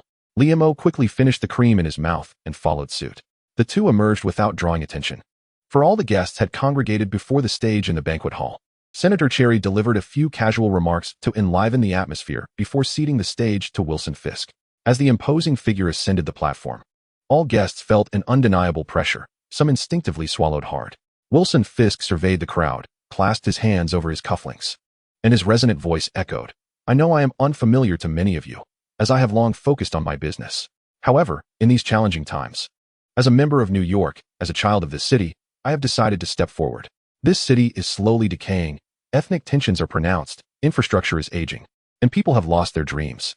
Now, it has indeed transformed into a city rife with chaos. I shall no longer remain silent. First, I will establish a Fisk charitable foundation to assist the citizens and police who were injured recently. I will make donations to the police department, and I will run for office to amplify the voices of the citizens. I will actively collaborate with everyone present on various fronts. New York will flourish even more." The guests in attendance bestowed enthusiastic applause, while Wilson Fisk smiled and nodded in acknowledgement. Matt and Liam stood quietly at the back, witnessing it all. Could such a person truly be the mastermind behind the scenes? Matt felt a sense of confusion. How could that be possible? Liam scoffed. "I don't know what you think, but in my experience, those who speak most grandly often have the darkest motives." At that moment, Fisk's loyal aide, James, approached him and whispered something. After apologizing to the guests, Fisk followed James towards the lounge. Matt furrowed his brow and discreetly trailed behind. He could not hear the others, but he heard the secretary's words clearly. "There is something amiss with Madame Gao and the Yakuza." Fisk and James closed the door and began their conversation in the lounge. Matt stood a short distance away, feigning interest in his champagne as he focused intently on their dialogue. After a while, a look of realization washed over Matt's face, quickly followed by an uncontrollable surge of anger. Listening to the conspiracies unfolding within, his fury intensified. With a sharp crack, the champagne glass he held shattered, spilling its contents and scattering shards across the floor as blood slowly dripped from his wounded hand. "Oh, What a high-end hotel, yet they use such inferior glassware. Someone come and clean this up, Liam shouted, calling over a waiter to tidy the mess before pulling Matt out of the hotel. Outside, Matt hastily wrapped a towel around his hand and gazed skyward, taking a deep breath. Lee, you were right. This man is the true puppet master behind all these events. Once confirmed, we shall eliminate him and restore order. You can continue being your hero, and I can live in peace. Perfect. Liam nodded earnestly. No, we cannot proceed in that manner. Are you out of your mind? Do we need a convoluted plot twist? Liam stared at Matt, wide-eyed in disbelief. Directly killing him is unwise. He has already established a certain reputation in New York, and his assassination would incite greater turmoil. Moreover, his loss of control would exacerbate the situation. I need to gather evidence to ensure he faces legal repercussions, Matt asserted firmly. Liam regarded Matt thoughtfully before shrugging. All right, let us go with your plan. He understood Matt's perspective. Many who become superheroes do so out of their convictions, leading to distinct styles. If Matt were to follow him into outright murder, he would no longer embody Daredevil. In the ensuing days, Matt diligently gathered pertinent evidence. Unbeknownst to Fisk, who continued to methodically orchestrate his plans, Matt remained concealed, utilizing his extraordinary hearing and agility to gradually unravel numerous truths. Liam ventured into Chinatown, where Matt had uncovered that the Hell's Kitchen bombing was orchestrated by the notorious Madame Gao of the Chinese mafia. Lacking proficiency in the Chinese language and an understanding of their customs, he enlisted Liam to assist in the investigation. The police, having received a hint of a lead, commenced their crackdown on the Chinese mafia. As Liam arrived, he fortuitously encountered the police in the midst of apprehending suspects. Curiosity piqued, he followed them. Outside a modest residence, a squad of heavily armed officers stealthily approached the door, forcefully kicking it open with a resounding crash. Hands up, we are. The trained officers swiftly subdued everyone inside. A middle-aged woman preparing a meal, a bewildered man, a pair of terrified adults clutching each other with trembling children, and a pallid woman confined to a sickbed. The man hastily raised his hands, exclaiming, "What are you doing? We are good people." The lead Caucasian officer pressed his gun to the man's forehead, demanding, "I don't understand what you're saying. Speak English." The man, nearly wetting his pants, pleaded, "I know nothing. We are just here to take care of this family. Speak English, you yellow-skinned pig." The officer retorted, striking the man violently, causing blood to spatter. With a resounding kick, Liam shattered the door and strode in, brandishing his shield agency credentials. "You scoundrels, stand down. I am a senior advisor from the Department of Homeland Strategic Defense and Logistics, and I am taking charge here."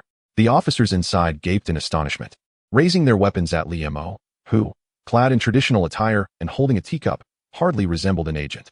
The lead officer, huffing, barked, "Hand over your credentials. We need to verify. Verify all you wish." Liam flung the credentials towards him.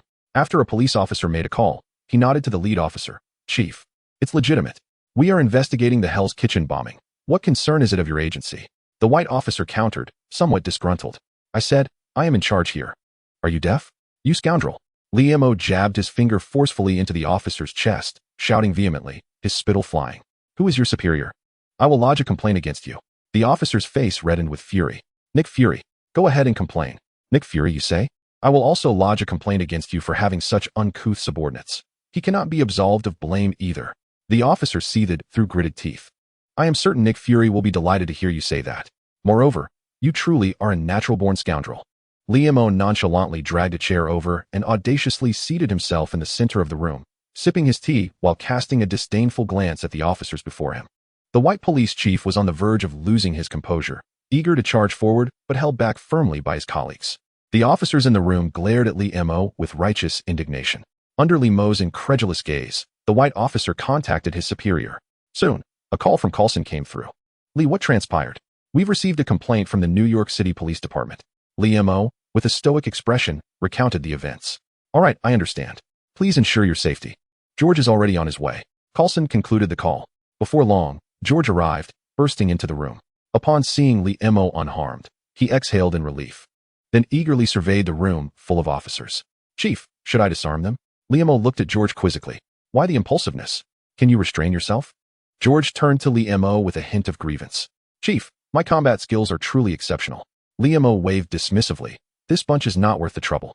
After a while, the white officer received a call from his superior, and from a distance, Liam could hear the tirade echoing from the other end.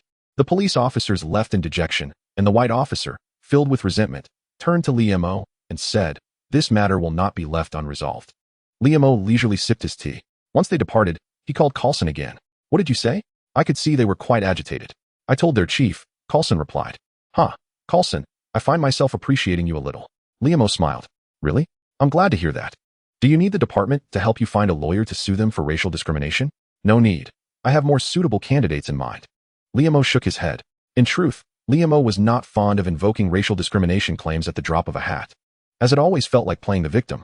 To him, discrimination permeated human society in various forms: regional biases, wealth disparities, cultural prejudices, and even aesthetic judgments. Even the mischievous children in kindergarten faced discrimination from teachers and peers. However, having grown up watching the evening news, Liam pondered, what exactly is racial discrimination? He had witnessed it as a contempt for one's proud lineage, igniting within him an urge for vengeance. Yet, the tendrils of that impulse retracted, leaving him with an agonizing thought. To let him die would be too merciful. A simple death might even earn him a martyr's medal from the New York City Police Department. Moreover, Liam surveyed the room filled with anxious and vulnerable individuals. Some matters could not simply be resolved through violence. Since arriving in this world, for the first time, Liam felt a desire to take action.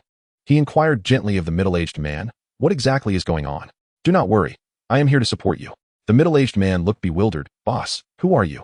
What exactly has happened? What should I do? Liam. At that moment, the woman lying on the hospital bed weakly spoke. Sir, please feel free to ask me anything. Uncle Jin does not understand English, nor can he speak Mandarin. Liam began to listen attentively as she recounted the events, gradually piecing together the situation. It turned out that this impoverished Chinese family had encountered an insurmountable obstacle.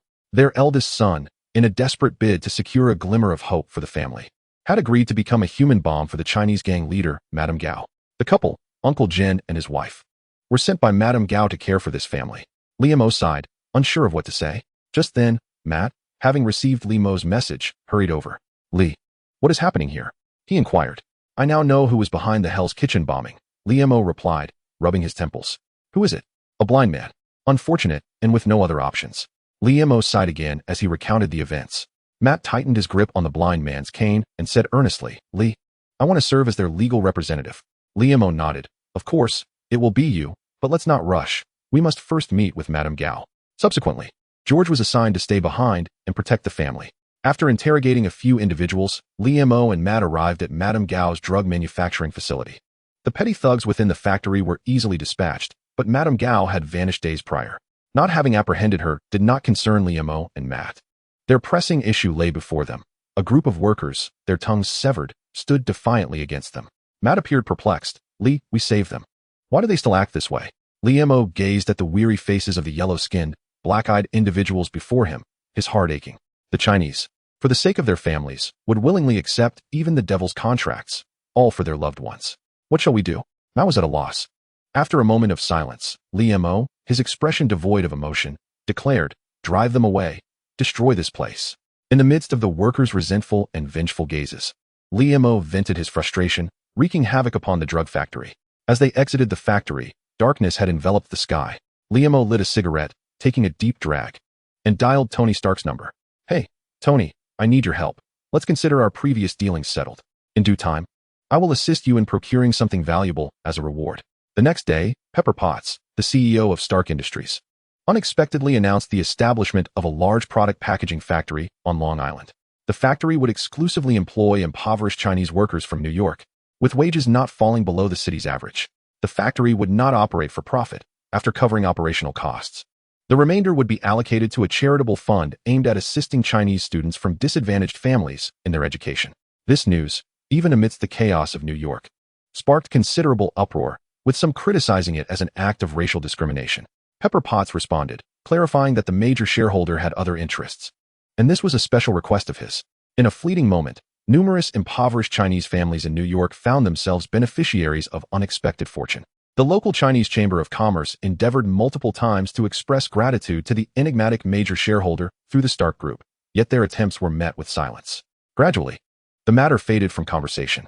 Each night, Matt diligently gathered evidence related to the Wilson Fisk crime syndicate, and by day, he devoted all his energies to the case at hand.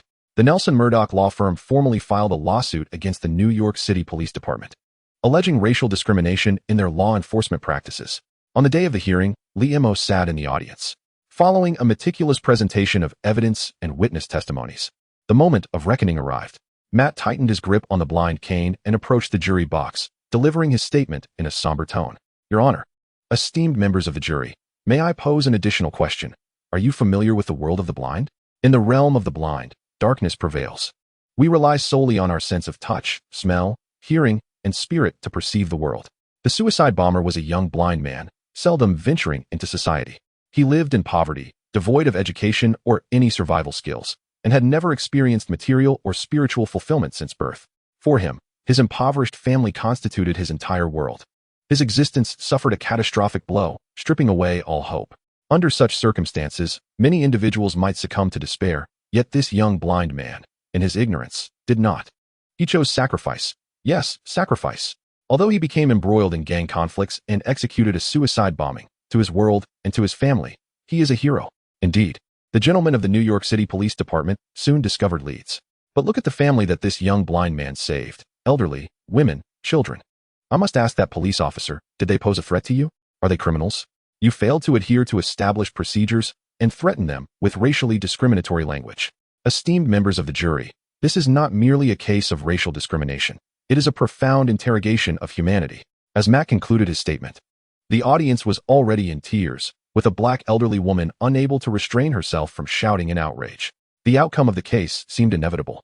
The New York City Police Department, desperate to maintain their dignity, attempted to fight back, but soon a scandal erupted involving a white officer and multiple underage girls. The department found itself in a quagmire, already under scrutiny for their failed crackdowns, now facing a tarnished reputation. Even within the ranks, many just and noble officers began to voice their discontent. Swiftly, the police department moved to expel the implicated officer, issue an apology, and provide substantial compensation. Eager to bring a swift conclusion to this regrettable affair, this incident further exacerbated the already tumultuous state of New York. Wilson Fisk accelerated his movements, causing chaos in many places, while he and Councilman Cherry launched vehement attacks on the mayor's faction. Despite the deteriorating situation, Matt felt no remorse. Sacrificing certain vulnerable groups for the greater good was not the justice and fairness he sought. His solution to the current predicament was to diligently gather evidence of Fisk's criminal activities. Grateful, Lee Mo cooperated actively. As for that white police officer, to everyone's anticipation, he swiftly found himself behind bars. A former officer, a pedophile, a racist, he thrived in prison. During recreation time, he forged pleasant relationships with several imposing men. To this, Lee Mo could only scoff. I truly dislike killing. Chapter 35. Chaotic City Humans are capricious creatures. Like everyone else, Lee Mo once experienced a spirited and reckless youth. In a bid to win back his first love during the SARS outbreak, he, with the help of a roommate, attempted to descend from the third floor of his dormitory using bed sheets in the dead of night. Unfortunately, the knots loosened, and he fell, breaking his leg. He once took a stand for a beaten classmate, joining Zhang Kai with a shard of glass, engaging in a fierce brawl with a gang of bicycle thieves outside the school that left the entire college street in shock. Gradually, he matured. Many things that once incited his anger, confusion, and sorrow became comprehensible, making it increasingly difficult to believe in anything. Slowly, he ceased to worry about material possessions. Over time, much beauty faded from his life. Was he happy? While drinking with Zhang Kai, they often lamented the once lovely and innocent class monitor, now turned somewhat vulgar and mercenary. Those friends with whom he once shared drinks and football games had become strangers, drifting further away. Watching old boys, they both claimed it was nothing, yet tears flowed freely. Many things diminish as one grows older, consequently becoming more precious. Take love, for instance. The neighbor's child, fervently in love, was beaten by adults. Lee Mo discreetly provided cover for them. Their first love, untouched by other complications, could very well be the first and last for these children. It may bring heart-wrenching pain or evoke hidden tears many years later, yet it will stand as one of their most significant memories. Consider friendship. Although Lee Mo and Zhang Kai were labeled as rascals, they cherished their bond deeply, always considering each other's feelings. Too often, friends whom one believes will last a lifetime vanish, whether through misunderstandings, financial disputes, or distance, disappearing with a puff into the vast sea of humanity, never to be entangled again. And then there is fairness and justice. As Lee Mo gazed at Matt Murdock before him, he was suddenly reminded of the statue of Lady Justice standing at the courthouse entrance, similarly blindfolded, holding a scale in her left hand to measure the injustices of the world, and a sword in her right, symbolizing the eradication of evil. The phrase front scale, back sword signifies a commitment to justice, while simultaneously condemning unnecessary bloodshed. It also implies that no individual should exploit the name of justice to perpetrate unwarranted violence against others. Liam pondered the intentions behind the creation of a character like Matt. Although he found Matt occasionally pedantic, it did not diminish his respect for individuals of that ilk. Operating from the shadows, Matt's investigations yielded fruitful results, uncovering a plethora of crucial evidence. The enigmatic veil of the Fisk criminal syndicate gradually lifted, revealing a sinister network that permeated various sectors of society. The underlying presence of low-level gangs, coerced workers, money-laundering enterprises, corrupt law enforcement, and unscrupulous politicians sent chills down Matt's spine. He discreetly passed some evidence to a few righteous officers, yet faced significant internal obstacles during his inquiry. He approached several newspapers. Some expressed skepticism, others distanced themselves, and one foolhardy individual attempted to leverage the information to threaten Fisk, resulting in his family's tragic demise, which caught Fisk's attention.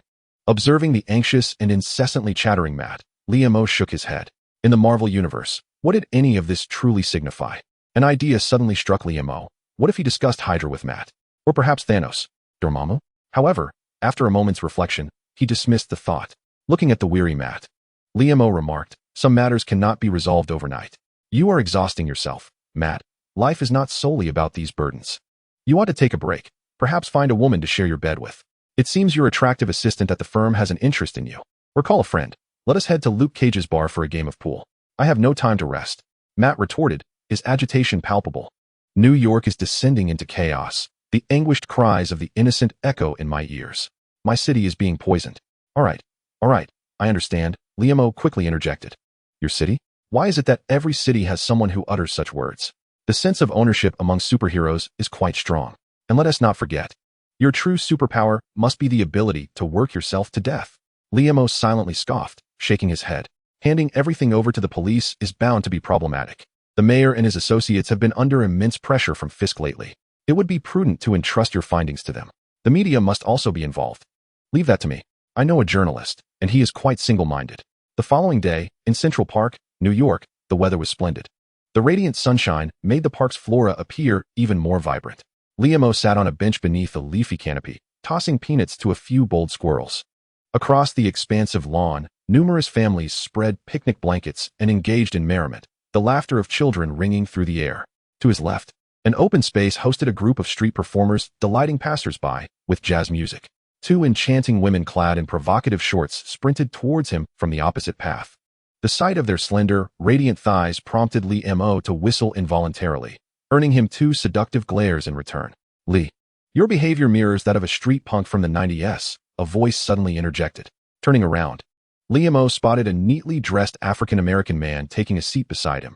It was Ben Urich from the New York Gazette, the very individual he had been awaiting. I was merely expressing admiration. The ladies didn't seem to mind. So why are you so flustered? Liam rolled his eyes in response. Ben Urich chuckled helplessly and shook his head. What brings you here? You didn't clarify over the phone. A monumental revelation, precisely the kind of news you crave. A righteous journalist, an insidious syndicate. Hollywood might just immortalize your tale in a biopic. Liam quipped habitually, handing over a thick dossier from his bag to Ben Urich. Ben Urich shook his head in resignation, examining the contents with increasing concern etched on his brow. Liam, uninterested, continued to tease a nearby squirrel. These little creatures exhibited remarkable boldness and insatiable greed, their cheeks puffed up to an amusing size. He persistently fed them, curious to see just how much they could store. After a while, Ben Urich's hoarse voice broke through. Lee, are these documents authentic? It's nearly unbelievable. You've handed me a perilous bombshell. Absolutely authentic. Some journalists dare not report due to fear, but I know you won't shy away, Liam replied, instinctively pulling out a cigarette only to put it back. Of course I won't. I'll conduct an investigation. The public deserves to know the truth if this holds water. Ben Urich stated earnestly as he carefully organized the materials. This situation is hazardous. I will arrange for a fellow named George to protect you during this time. No need. I've weathered many storms. Absolutely necessary. If you refuse, I implore you not to involve yourself further, Liam interrupted with resolute conviction. Very well. I shall heed your wishes, Ben Urich conceded with a nod of resignation. After their conversation, Liam meandered for a while longer before exiting the park and driving towards Harlem. He had heard that Tech Barrett had opened a store there, which was currently under renovation, and he felt compelled to check it out of sheer boredom. It was Liam's inaugural visit to Harlem, and he was immediately captivated by the rich tapestry of African-American culture that enveloped the area. It must be said, the musical talents of these gentlemen were extraordinary. Uttering a phrase here would surely invite a display of rhythm from anyone on the street. Even the matronly vendors showcased their skills with a flourish. Each performance rooted in the essence of life itself. From his car, Liam spotted Tech Barrett conversing with a group of people. He opted not to approach, but instead paused to smoke a cigarette. Indeed, the fortunes of individuals can transform dramatically, once a man with a sleazy demeanor. Barrett now stood tall in a suit, exuding calmness and determination. Surrounded by a throng, he clasped one person's shoulder while earnestly advising another, gradually embodying the qualities of a leader. After the explosion, Barrett, with only one hand remaining, embraced his father's legacy and returned to Harlem. Determined to establish a beacon of hope. Lacking his father's prestige, he formed a neighborhood mutual aid organization, which soon attracted a multitude of individuals engulfed in darkness and despair. In a remarkably short span, the organization flourished and developed the capacity to protect itself. Once Barrett found himself with fewer companions, Liam pressed the horn. Observing this, Barrett hurried over to take a seat in the passenger side. "You arrived without notifying me to come pick you up," Barrett remarked, his face radiating sincerity. "You're the boss now. How could I possibly trouble you?" Liam jested. "What are you saying?" "I will never forget," Barrett replied, a hint of urgency in his tone. All right, I was merely jesting." Whatever happened to the amusing Barrett of old? Liam shook his head in exasperation. At last, Barrett eased his worries. After disembarking, he took on the role of a tour guide, leading Liam around the vicinity. They arrived at the site of his father's former barbershop, now cleared of debris. The street was adorned with an array of flowers, photographs, and candles. "This is where many gather to mourn and commemorate my father and the others who perished in the explosion," Barrett explained. Liam nodded, glancing at the store undergoing intensive renovations. "What kind of shop do you intend to open? Surely, it cannot still be a barber shop, as you are not one to give haircuts." Barrett's expression turned somber. "I contemplated many options, but ultimately realized that what this place truly needs is not a fast food joint, a clothing store, or anything of the sort. What we require is knowledge. I will establish a bookstore where all residents can read books free of charge. People will learn, acquire new knowledge, and gradually cultivate a positive atmosphere to transform the local culture. Books and knowledge are the weapons to arm the mind. I now feel like a genuine arms dealer." "That is an excellent idea," Liam nodded in appreciation, though he mused it might incur losses. "You should continue with your pill business. Earning some money could help subsidize this endeavor." "Thank you," Barrett said, deeply touched. "By the way, have you thought of a name for the shop?" Liam suddenly inquired. Barrett, with utmost seriousness, replied, "Since many individuals need to work to support their families and lack time during the day, I will operate 24 hours. I have chosen a fitting name, Midnight Bookstore." Chapter 36. Chaotic City 7. The New York Gazette, founded in 1725 by William Bradford, was the first newspaper in New York.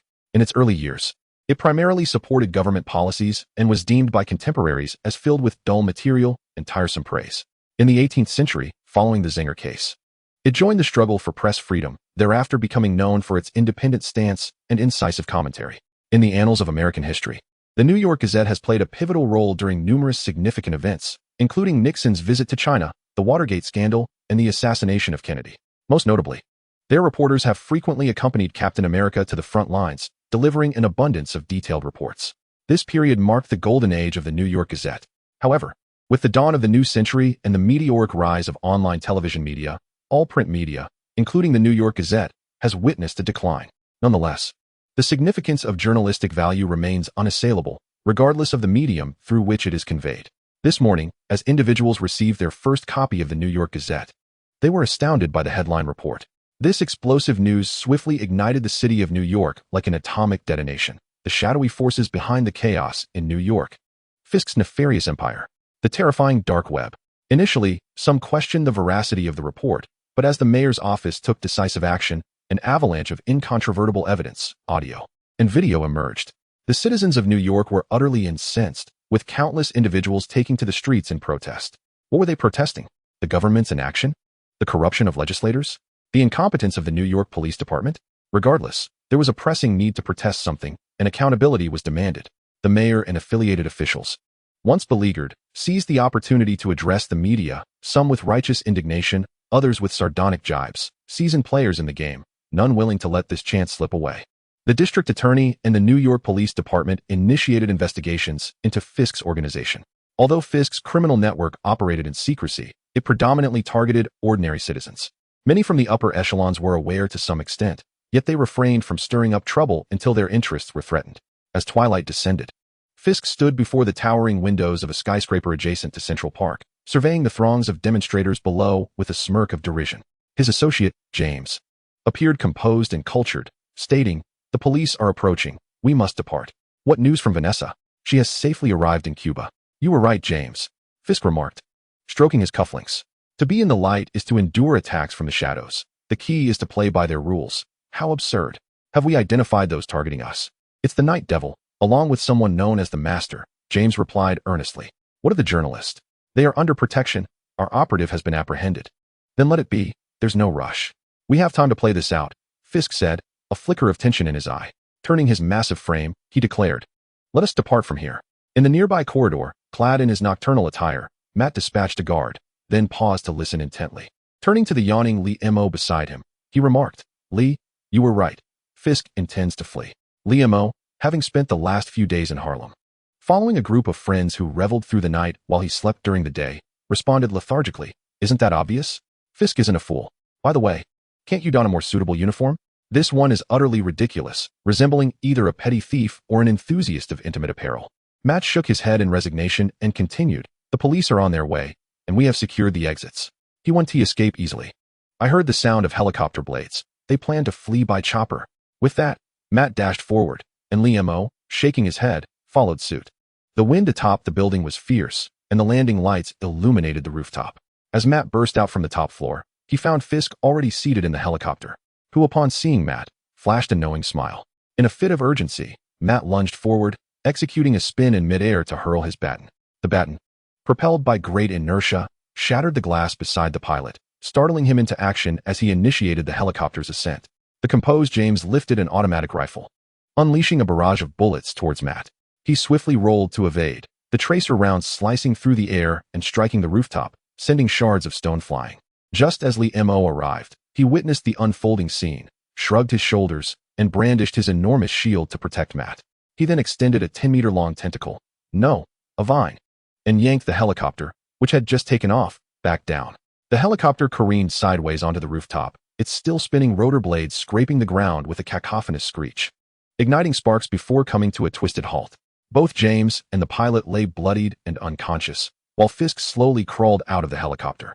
Just as Lee Mo stepped forward, Matt intervened, asserting, "He's just a regular guy. I'll handle this." Lee Mo blinked, conceding, "All right, it's all yours." Matt approached Fisk, who had just emerged from the helicopter. However, as he grasped Fisk's shoulder, a tremendous force violently hurled him aside. Fisk rose like a massive bear, glaring at Matt with fierce intent, roaring as he charged with outstretched arms. Taken by surprise, Matt was knocked to the ground with a resounding thud. Lee Mo winced, inhaling sharply, "That's brutal. But why does this move seem so familiar? It's reminiscent of the hefty characters in arcade games." Observing Matt take another heavy punch, he called out, "Need a hand, buddy?" Matt, straining to free himself from Fisk's grip, managed to create some distance, gasping, "No need, I can handle it." "All right, suit yourself." Lee Mo shrugged, pulling out a cigarette and leisurely taking a puff, settling in to watch the spectacle unfold. The two individuals essentially belong to the same echelon of competitors. One is agile, while the other is robust. Their confrontation is a visceral spectacle, evenly matched in their ferocity. After several hundred rounds of combat, Matt, with his fierce gaze, exclaimed, You infuriate me, you old curmudgeon, behold my staff." In an instant, Matt executed a feigned maneuver, swiftly drawing a cloud-patterned iron staff and aimed to strike at Fisk's vital point.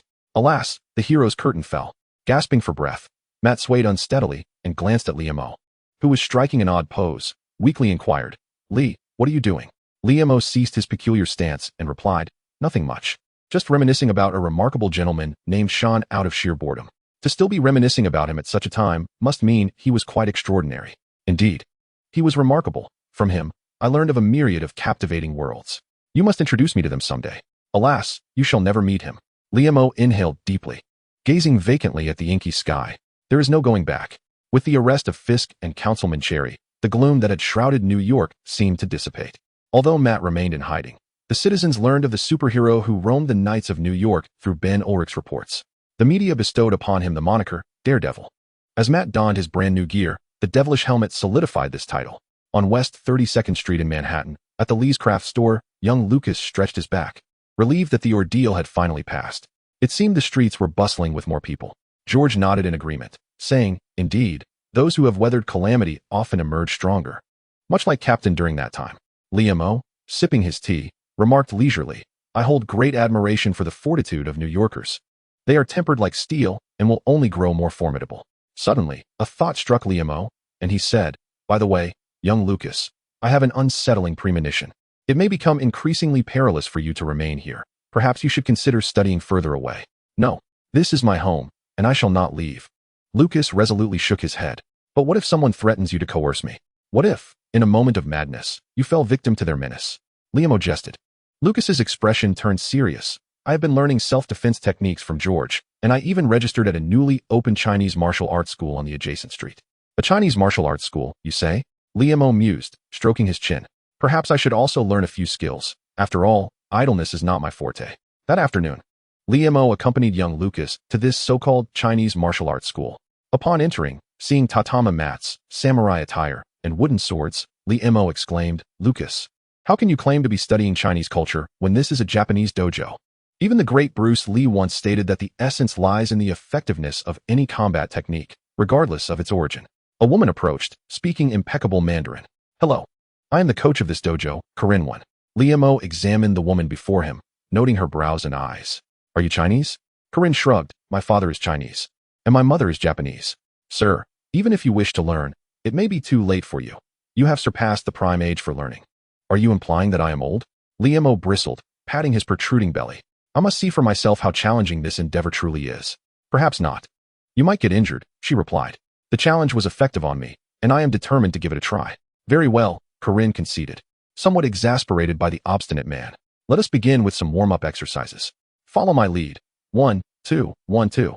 Liam retorted. 1, 2, 3, 4, 2, 2, 3, 4. "This is hardly difficult. Even elementary school students find it more complex." Warm-up completed. "Now, let us stretch," Corinne instructed. "This is easy. It's merely a split," Liam remarked. "Your form is ineffective. You must push further down. Come on, everyone can do this. I'm already at the limit." "What do you want me to do?" "Hey, I will push." "Ah, call for help, Lucas. Yell for someone." "How many should I call?" Young Lucas inquired. "What are you thinking?" "Find a doctor. Summon Claire quickly." "What sort of martial arts are we practicing? Have you lost your mind?" Chapter 37. Mysterious events at the emergency department of a hospital in downtown New York City. Dr. Gray, having removed her blue gloves, addressed Liam. "There is not much to worry about. Apply a cold compress and remember to rest. Avoid strenuous activities." "And Lee," Gray added with a meaningful wink. "That sort of vigorous intimacy we discussed last time is also off the table." Liam's eyes widened in surprise. "How do you know about that?" "This incident became quite notorious. It circulated throughout the hospital. You are the first case. What a fierce battleground that was. Can you introduce me to her?" Gray inquired eagerly. "She is a woman." Liam felt an uncomfortable tug on his inner thigh. "I wouldn't mind being a double plug," Gray laughed as she departed. "No wonder those Western films I've never watched feature female doctors, each more risque than the last." Liam muttered, feeling slightly disgruntled by the teasing. Suddenly, a fit of breathless laughter erupted nearby. Turning around, Liam saw a young black man leaning on crutches. "What is so funny?" "Careful, or I might sell you a wheelchair," Liam retorted irritably. "My apologies. I couldn't help it," the young man laughed, attempting to stifle his amusement, but choking slightly in the process. Liam shook his head. The humor of this fellow was rather low. "How did you get injured?" "I fell while searching during the evening observation." The young man finally composed himself, but his next words astonished Liam. "We're in New York. It has been a long time since any observations were made there. It requires patient searching."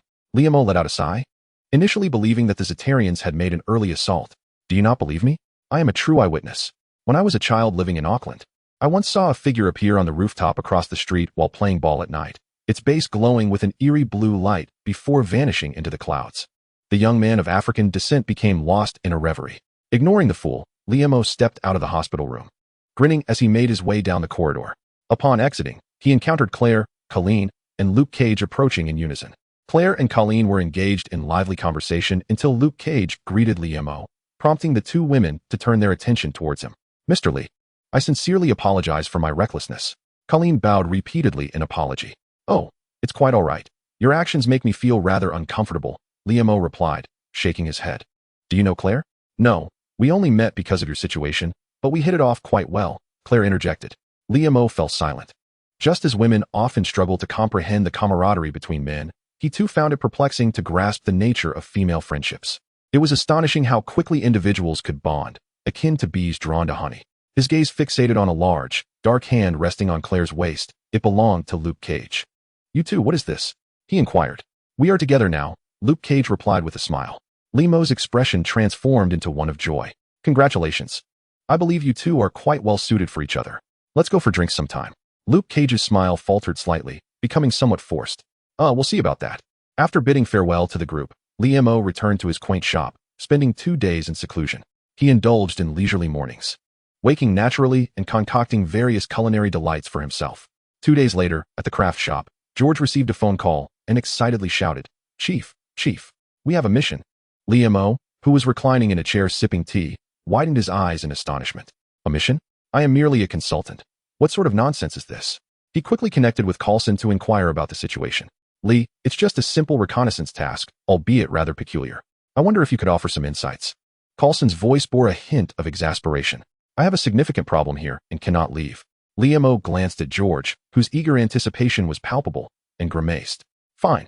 I suppose I am rather bored anyway. What kind of task is it?" The towering George could hardly contain his excitement as he exclaimed, "A paranormal event. The task location is a funeral home in Hell's Kitchen." Upon his arrival, Lemo was met by an unexpected individual, Father Landon. "Lee, I didn't expect you to be with S.H.I.E.L.D., Father Landon said, his face a mask of astonishment. Lemo was equally taken aback. The mission brief had indicated that an exorcist sent by the Vatican would be collaborating with them. Did this old man have a concealed identity? After inquiring, he learned that the old priest was merely responsible for reception, and the actual envoy from the Vatican would arrive shortly. Intrigued, Lemo asked Father Landon, "Father, do evil spirits and demons truly exist?" Father Langdon adjusted his spectacles, and aside from the one within, "I have encountered such a phenomenon only twice in my lifetime. I remain uncertain as to its nature. Nevertheless, it is undoubtedly an entity that ought not to exist in this world." Shortly thereafter, 2 individuals clad in clerical attire arrived at the scene. One bore a rugged visage, his eyes reflecting the weight of experience, while the other appeared relatively youthful, albeit wearied. They introduced themselves. The younger was named Thomas, and the elder Marcus. These men had been dispatched by the Vatican to traverse the globe, addressing similar occurrences. Intrigued, Lemo incessantly probed them with questions, yet they remained reticent, leaving him exasperated. In a chamber outside the funeral home, Father Langdon recounted the information he had gathered. This establishment was jointly operated by a father and son. Recently, an unidentified female corpse had been delivered, after which both father and son met with a tragic demise. Amidst a series of peculiar events, upon investigation, it was discovered that this corpse bore an uncanny resemblance to a victim in a mysterious case in Europe. Following the deaths of 2 agents, the case had been entrusted to both the S.H.I.E.L.D. and the Vatican. Presently, the corpse remained in the funeral home, untouched by any who dared approach it. The group exchanged glances, and Lemo could not help but inquire, "Is that all? Are there no further details?" Father Langdon nodded and retrieved a disc from a black leather case. "This is the most comprehensive information the Vatican has provided thus far. I apologize for the delay in sharing it, as we wish to avoid inciting panic." With that, he connected a laptop and inserted the disc, accessing the video files contained within. This material originated from a medical research institution in Europe, detailing the discovery of the corpse at a construction site in England. Initially, textual information indicated that the body had shown no signs of decomposition since its discovery. Its blood remained fluid, while its exterior was intact. Yet its internal organs and bones were utterly ravaged. Following this, the medical center presented detailed video documentation.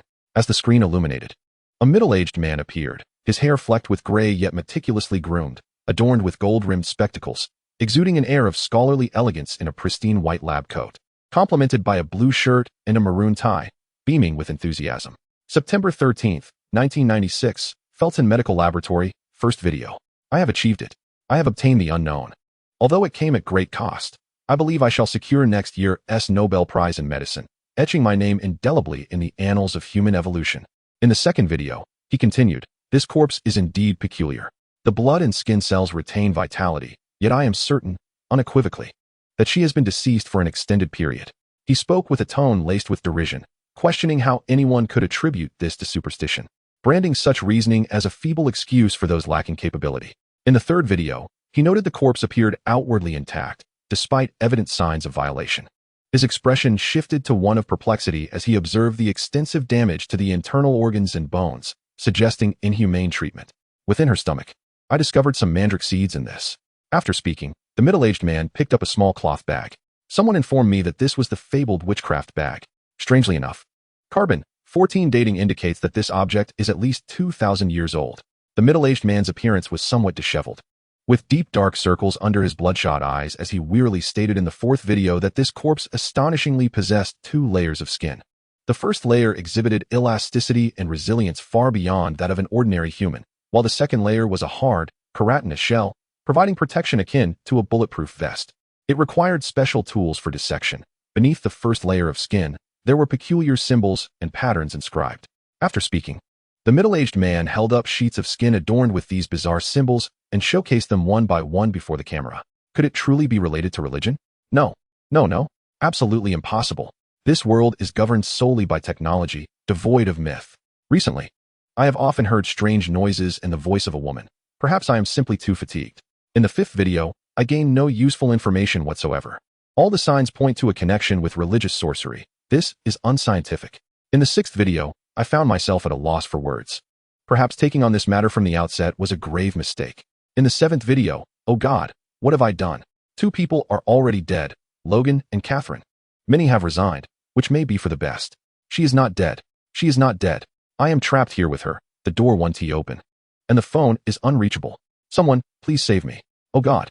As I watched, it seemed as if the middle-aged man was being dragged into the air by some unseen force, torn apart before my eyes, and then the screen went dark. The spectators exchanged glances, each reflecting confusion and fear in their eyes.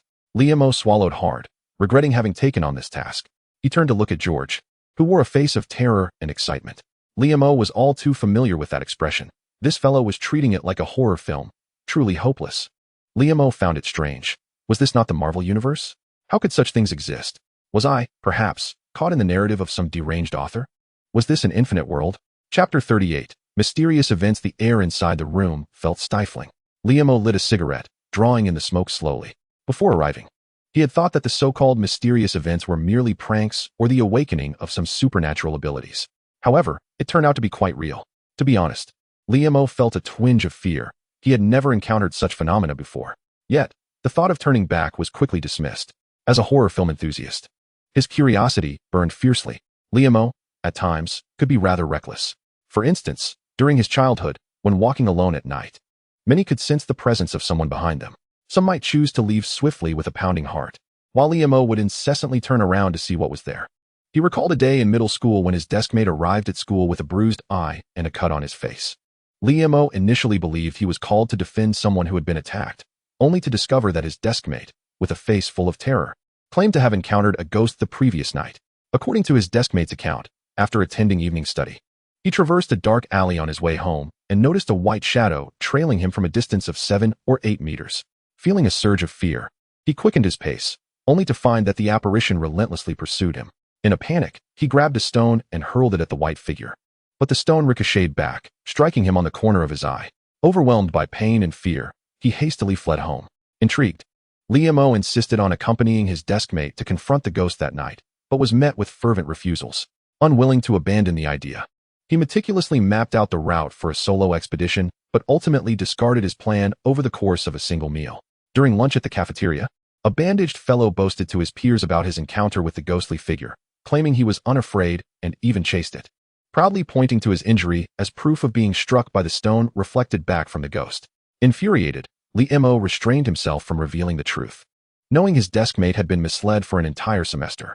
Although the ghost was a mere fabrication, it ignited Liam's fascination with the macabre. After watching The Village of the Damned, he held an impromptu screening in the classroom after school, causing one girl to faint from fright. While he was punished with solitary cleaning of the playground, he also led a group of friends to explore the wartime tunnels in the city, only to get lost, spending an entire day and night before finally emerging.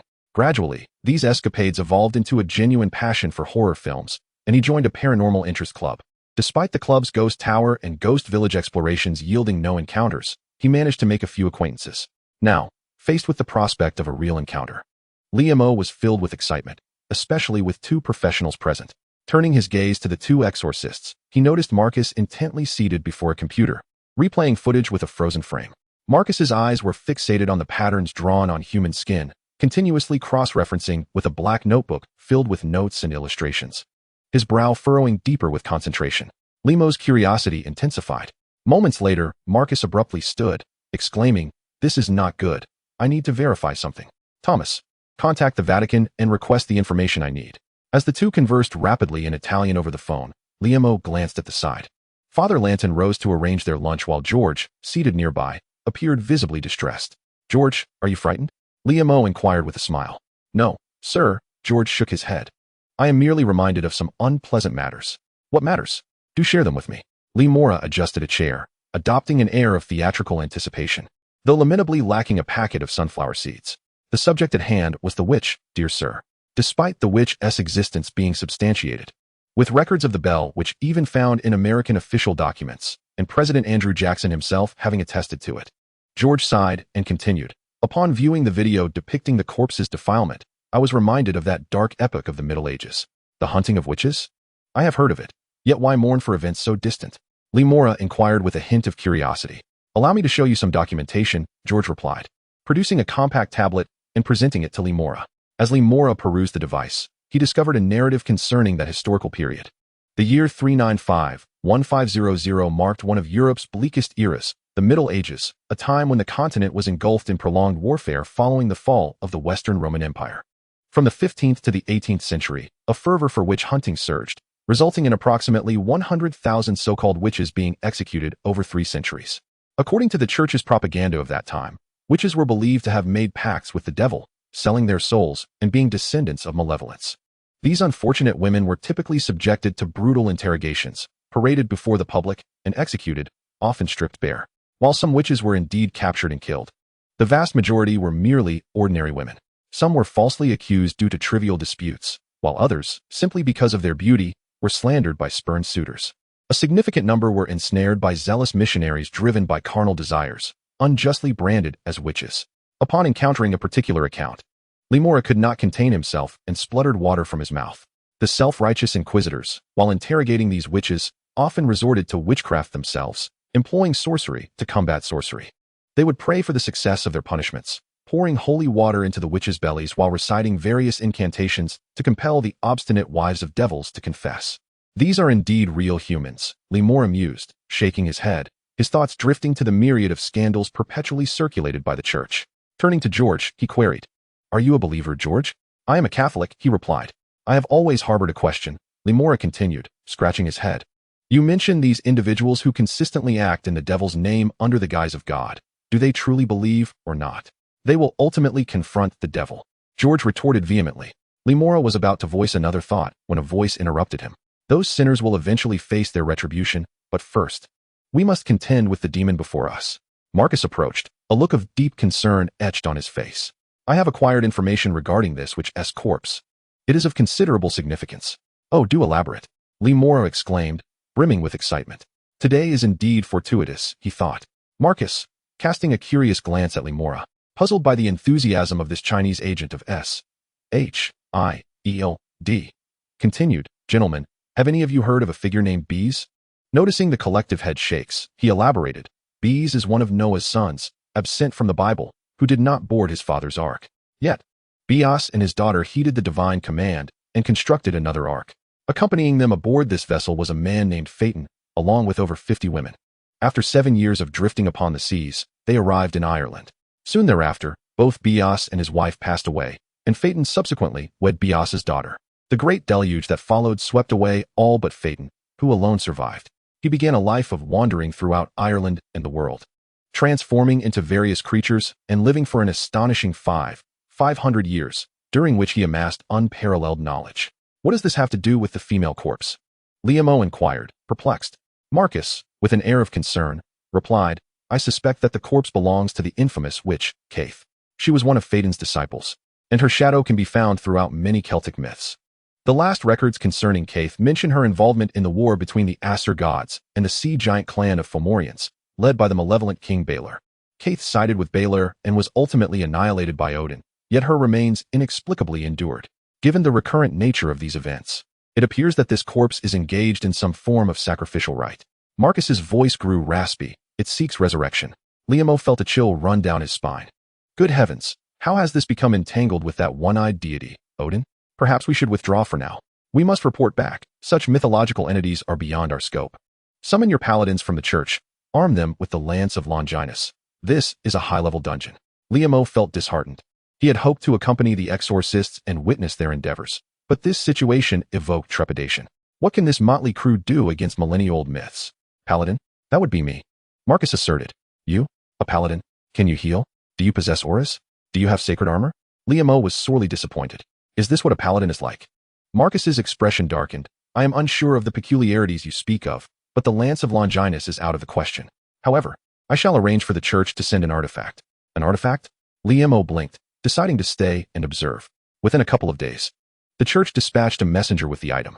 Liamo leaned in, watching as Marcus retrieved an object from a tattered leather case. A club? Made of wood.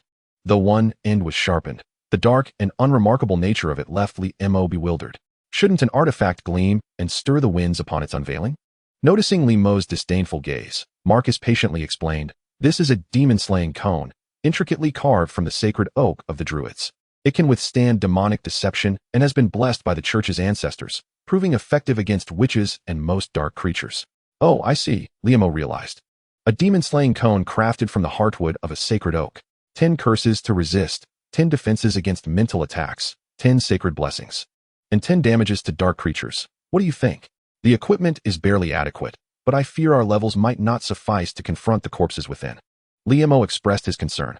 Fear not, for based on my estimations, it is now merely a corpse, having lost much of its power, retaining only the ability to confuse the mind, Marcus replied, shaking his head. That is somewhat reassuring, Liamo said, feeling a bit of relief. These are merely my conjectures.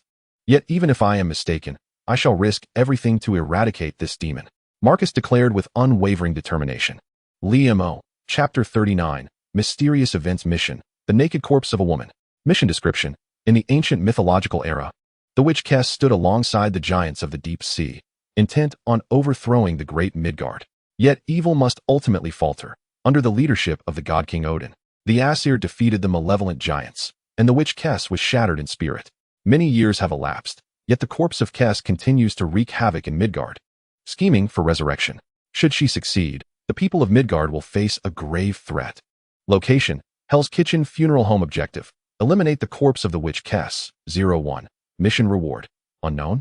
To accept the mission, please click on the yellow exclamation mark above Exorcist Marcus's head. I refuse. You scoundrel. Am I out of my mind? George, let us depart and report the situation. We should have Coulson send someone else. Liamo turned to leave, but upon receiving no response, he glanced back to see George standing there with his head bowed, unwilling to move. Understanding the situation, Liamo's anger flared. You fool, are you out of your mind? Come with me. Seeing George remain stationary, Liamo rushed forward, giving him a kick to the rear before slapping his head. You want to show off, do you? A hero saving the world, huh?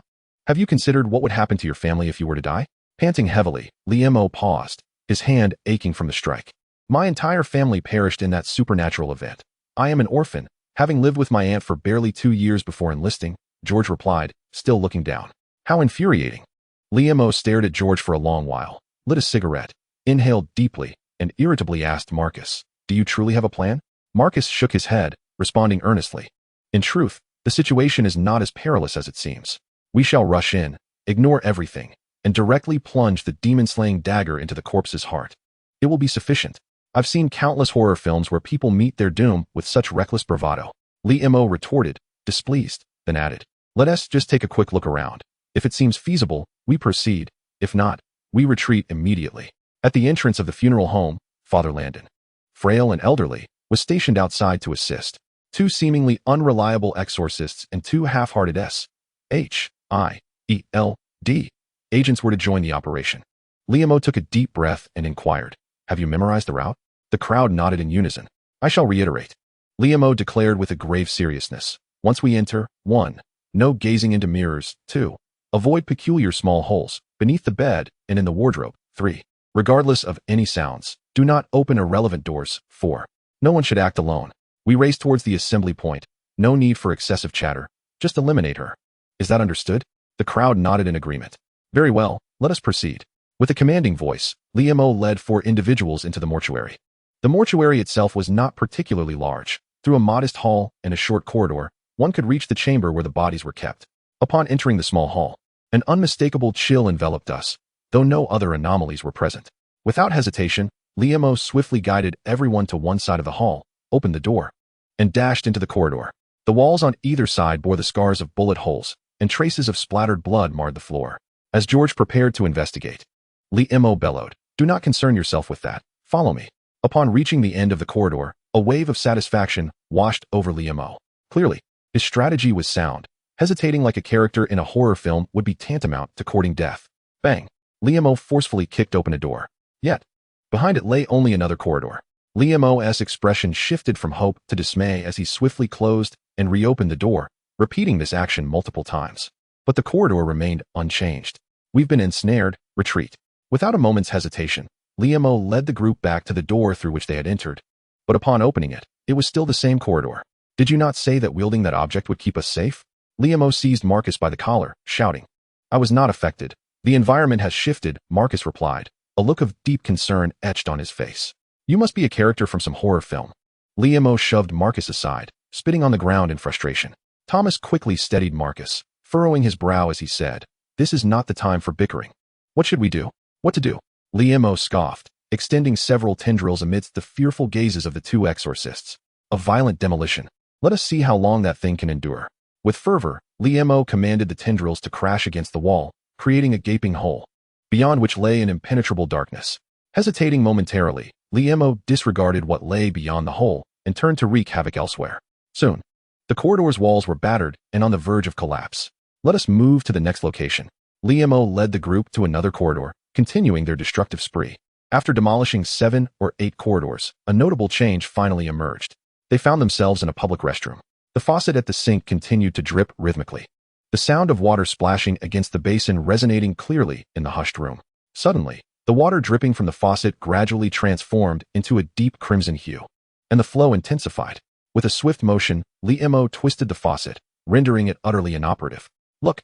Thomas exclaimed in terror, pointing at the mirror, where a woman in white with long hair stood with her back to them, gradually turning around. Bang! Liam, using his tendrils, dismantled another mirror and positioned it before the first. The woman in the reflection revealed her blood-red eyes, only to find the same scarlet gaze staring back at her. A chilling scream echoed in their minds. The mirror shattered.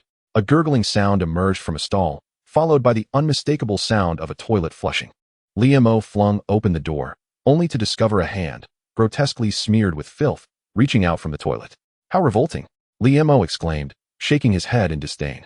He closed the toilet lid and, with his tendrils, dug up a sizable stone to weigh it down. A sense of disorientation enveloped the public restroom, and a door materialized. Leading the group, Liam opened it, and a multitude of familiar monsters surged toward them. Liam smirked, finding fault with the lack of surround sound. Poor rating. The absence of intricate suspenseful angles. Poor rating. A mere imitation devoid of creativity. Abysmal rating. Couldn't they present something fresh?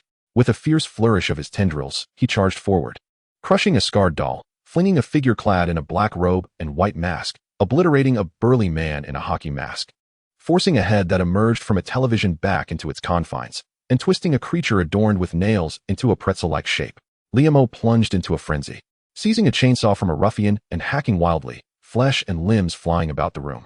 Gradually, silence enveloped the space. George and the two exorcists stood in stunned disbelief. Liam, with bloodied hands, pulled out a cigarette, lighting it and inhaling deeply, murmuring, "Who's next?" Crash! A door nearby was violently cleaved open by an axe, revealing Jack Nicholson's wide-eyed visage peering through. "You're late," Liam exclaimed, yanking the head off with his tendrils. The atmosphere became hazy, and hazy once more. Another door emerged. Upon opening it, they found a spacious room lined with cabinets, at the center of which lay a steel platform. On it rested a pristine, lifeless female body. Victory was tantalizingly close. The 4 men gazed at the alabaster corpse, eager to advance. Sensing that Liam posed the greatest threat, numerous scalpels and sharp pins began to levitate ominously towards him. The others, taken aback, were about to move forward when Liam halted them. Expanding a colossal defensive shield to protect himself and George, he bellowed to the 2 exorcists, "Ignore me. Press on. Stab her." Thomas and Marcus exchanged a glance, gritting their teeth as they rushed towards the corpse. Marcus raised the demon-slaying spike high and thrust it fiercely into the heart of the lifeless body. Success! A wave of secret delight surged within the onlookers. However, a pair of hands suddenly grasped Marcus's wrist, slowly withdrawing the spike that had penetrated halfway. It was the young Thomas. Marcus was taken aback, looking up at his companion. "Thomas, what are you doing?" Thomas slowly lifted his head, revealing eyes devoid of whites. Pure black in color. In an eerie tone, he said, "Marcus, long time no see. I've come to visit you again, ha. Ziarabos. You scoundrel." Marcus exclaimed in desperation. Ziarabos was the demon they had previously exorcised from a little girl in Philadelphia, a cunning and vengeful entity that had long been lurking in the shadows, waiting for an opportunity to retaliate. Having thwarted its attempts several times, Ziarabos had not shown itself for quite some time. But now it had re-emerged at this critical moment to sow discord. Overwhelmed, Marcus suddenly had an idea regarding the demon-slaying spike. He abruptly released his grip, yanking Thomas's face against the spike. Accompanied by a piercing scream and a billowing cloud of smoke, Thomas's eyes returned to their normal state. Damn it! Thomas realized he had just been possessed, but there was no time to settle scores with the demon. The priority was to destroy the witch Kai's corpse. Without hesitation, Thomas grasped the demon-slaying spike and aimed to thrust it downward. Yet, halfway through, another pair of hands grabbed his wrist, pulling upwards. It was Marcus. With his pitch-black eyes glinting, Marcus chuckled, Billy, surprise. I'm back. Damn it. Thomas's head felt like it was going to explode as he used the same tactic to press Marcus's face against the spike, exorcising the demon. A conscious Marcus quickly took hold of the spike, attempting to drive it down, only to be thwarted by Thomas's grip pulling it back up. Let us all play a game. Damn it. The cycle of thrusting and withdrawing continued. The eyes of the witch's corpse gradually widened, her mouth twisting grotesquely. Suddenly, Liamo, hiding behind the shield, noticed the floating blades plummeting to the ground. Infuriated by the shameful antics at such a critical moment, he exclaimed, "How desperate are you, you fools?" Without understanding the situation, Liamo charged forward, extending a tentacle to drive the demon-slaying spike deep into the ground. Silence enveloped the room as Thomas and Marcus quickly gulped down holy water, pressing across against their foreheads, panting heavily as they slid down to the floor. "Is it over?" Liamo asked, licking his parched lips. However, before a response could be obtained, Liamo realized that the corpse before him began to tremble incessantly. What is happening? Liamo felt a surge of anxiety. What a worthless artifact this is, utterly ineffective. The demon-slaying spike could only halt its movements. It needed to be completely incinerated. As Marcus struggled to rise, he retrieved a vial of holy oil from his bosom and sprinkled it upon the corpse. After tossing down a match to ignite it, flames erupted fiercely from the body. Surely, this must be the end. Just as Liamo uttered this thought, his eyes widened in disbelief. The flames seemed to diminish under some unseen force. "The firepower is insufficient. I've run out of holy oil." Marcus, with a pallid complexion, searched his person in vain. "Can't you be more reliable? What is this, a third-rate horror film?" Liamo felt as if his head might explode when a sudden realization struck him, and a look of joy illuminated his face. Hadn't he condensed a spirit of wine while drinking with Luke Keki? That concoction would surely ignite with tremendous ferocity. Thankfully, he had maintained the habit of carrying harmful pills. With this thought, Liamo hesitated not a moment longer. He retrieved a pill from his pocket and tossed it directly into the gaping mouth of the witch's corpse. Yet, the flames continued to wane, and at a rapidly accelerating pace. "What is happening? This isn't working?" Marcus asked in a panic. Suddenly, Liamo recalled something. After inspecting the pills in his possession, his face turned ashen. "I may have thrown the wrong one." "What did you throw?" Liamo swallowed hard. "The soul-dulling pill." "What is that?" Marcus asked with great difficulty, an ominous feeling creeping over him. "You wouldn't want to know," Liamo replied, swallowing again as he slowly retreated. He then unfastened his belt, securing it tightly, tying a firm knot. The sensation of failure at the last moment was truly disheartening. Liamo contemplated and, tentatively, tossed in a handful of winter fire. However, it proved utterly ineffective. The flames had been completely extinguished. "What are you still doing? Leave there quickly," Liamo shouted at the two exorcists who remained in a state of shock. "What is the situation now? What should we do?" George approached, inquiring. As the only one among them with professional training, this hulking figure had long been troubled by his inability to contribute. Yet, Liamo was equally bewildered. "You asked me what to do? How should I know? What will happen next?" Liamo dared not contemplate it. Surely the witch Kai's corpse would not rise up and wail. With that thought, Liamo took several steps back and turned to George, stating, "This is serious. Hurry and contact Coulson. No, contact Nick Fury directly. Summon everyone we can." Liamo fell silent, realizing that George was no longer listening. His face pale with terror as he pointed ahead. Liamo swallowed hard and slowly turned his stiff neck. The witch's lifeless body began to levitate. Her eyes transformed into a pitch-black abyss, and her hair danced without the caress of wind. The shattered magic cone embedded in her chest was gradually expelled by an unseen force. It was over. Everything had come to an end. The young exorcist Thomas collapsed onto the ground, his voice tinged with despair as he called out to Liemo, "What did you give her? How did she revive so soon?" "I have no idea. That pill didn't seem to have such a function." Liemo, equally distressed, hastily raised the enormous chrysanthemum shield. Marcus gritted his teeth, drawing a dagger adorned with strange engravings, leaping onto the platform to thrust the blade toward the witch. "This old fool is done for," Liemo thought. In every tale, the first to charge at the awakened always meets their demise. As anticipated, the moment Marcus leaped, the witch's corpse seized his wrist, gripping his throat and leaving him struggling in midair. Thomas rushed forward to rescue him, but was kicked into the wall by the witch's cadaver, losing consciousness. George, armed with a pistol, fired relentlessly, yet every bullet was deflected by an unseen force before reaching the witch.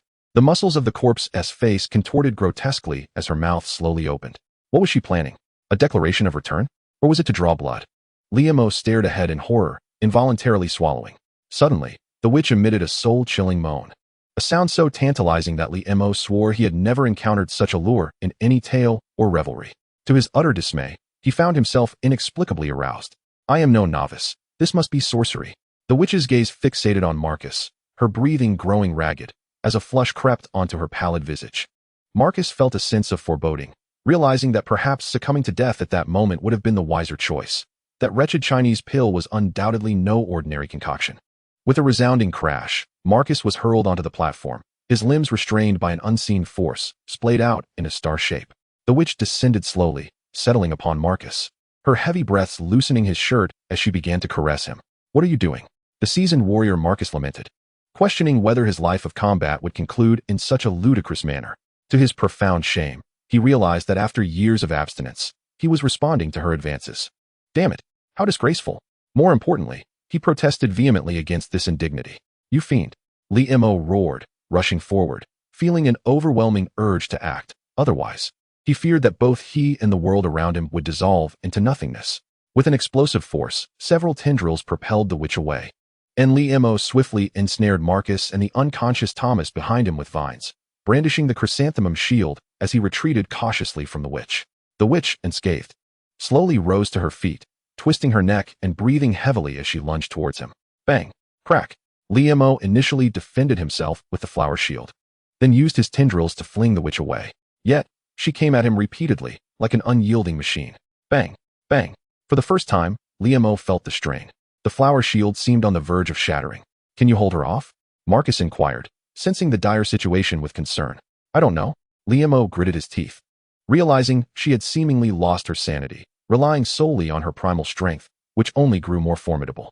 Finally, after countless unsuccessful assaults, the witch appeared fatigued, crouching like a mother leopard, her dark eyes scanning the surroundings. Suddenly, her gaze fixated on a particular object, refusing to shift. It was the demon-breaking spike. What transpired next sent Marcus into a rage. "Damn it, you fiend. You shall not desecrate the sacred artifact of the church. Stop talking. While she's occupied, we must retreat," Liemo commanded, swiftly using vines to ensnare everyone and pull them back, allowing the demon-breaking spike to serve as their rear guard.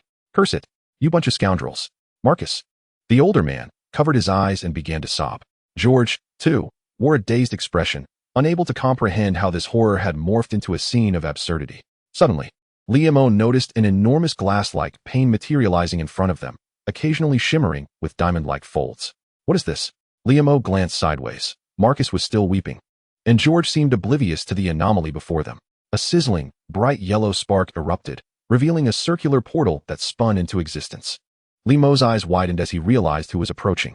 Indeed, a tall figure clad in yellow monk-like robes, hooded and hands clasped behind its back, emerged, flanked by two subordinates, a stout Asian man and a Caucasian with golden braids. The tall figure extended a hand, pushing the witch, still thrumming with 120 horsepower, into the suddenly manifested black abyss, banishing her to an unknown realm. As the figure turned to depart, it seemingly sensed Liemo's gaze and glanced over.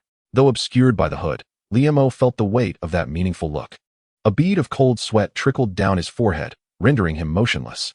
Truth be told, he felt the overwhelming pressure reminiscent of a grand novel.